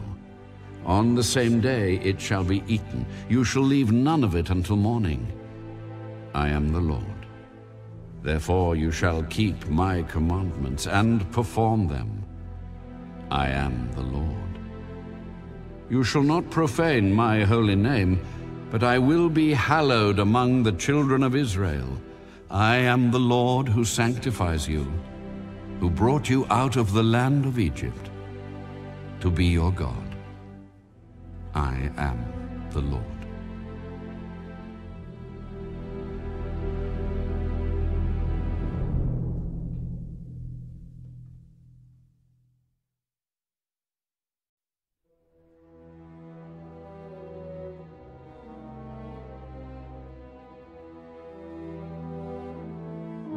And the Lord spoke to Moses.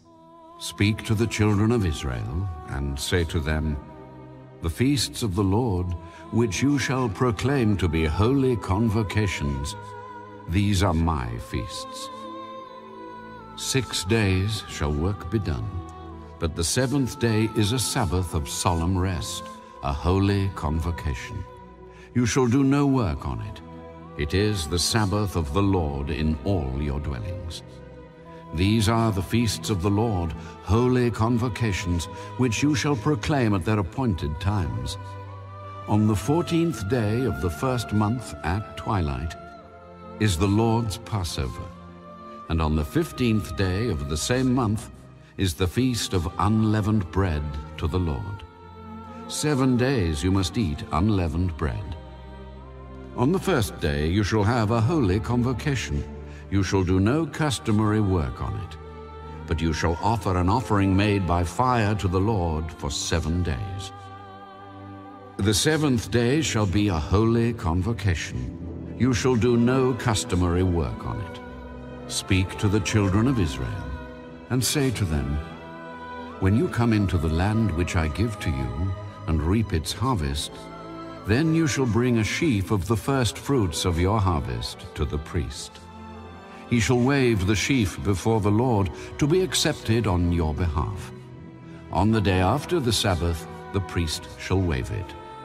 And you shall offer on that day, when you wave the sheaf, a male lamb of the 1st year, without blemish, as a burnt offering to the Lord.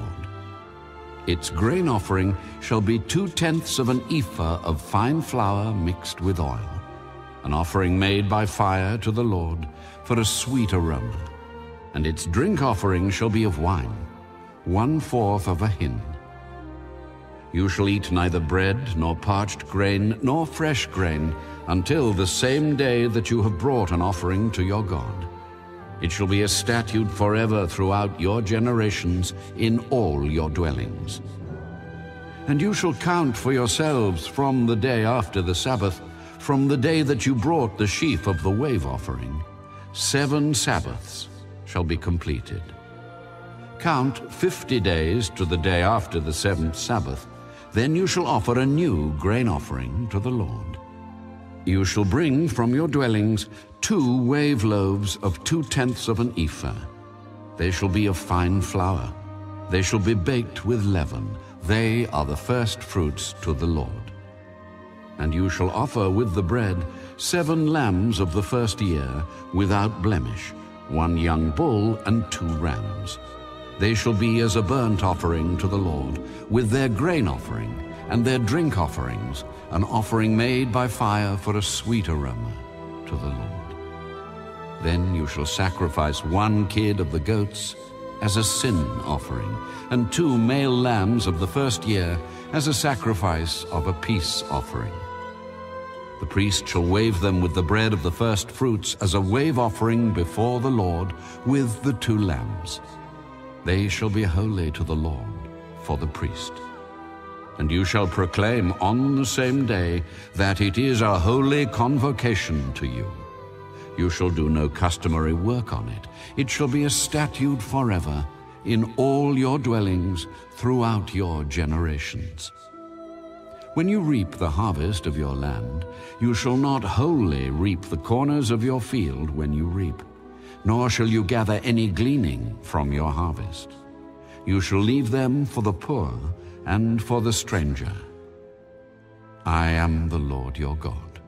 Then the Lord spoke to Moses, Speak to the children of Israel, saying, In the 7th month, on the first day of the month, you shall have a Sabbath rest, a memorial of blowing of trumpets, a holy convocation. You shall do no customary work on it, and you shall offer an offering made by fire to the Lord. Also the 10th day of this 7th month shall be the Day of Atonement. It shall be a holy convocation for you. You shall afflict your souls and offer an offering made by fire to the Lord. And you shall do no work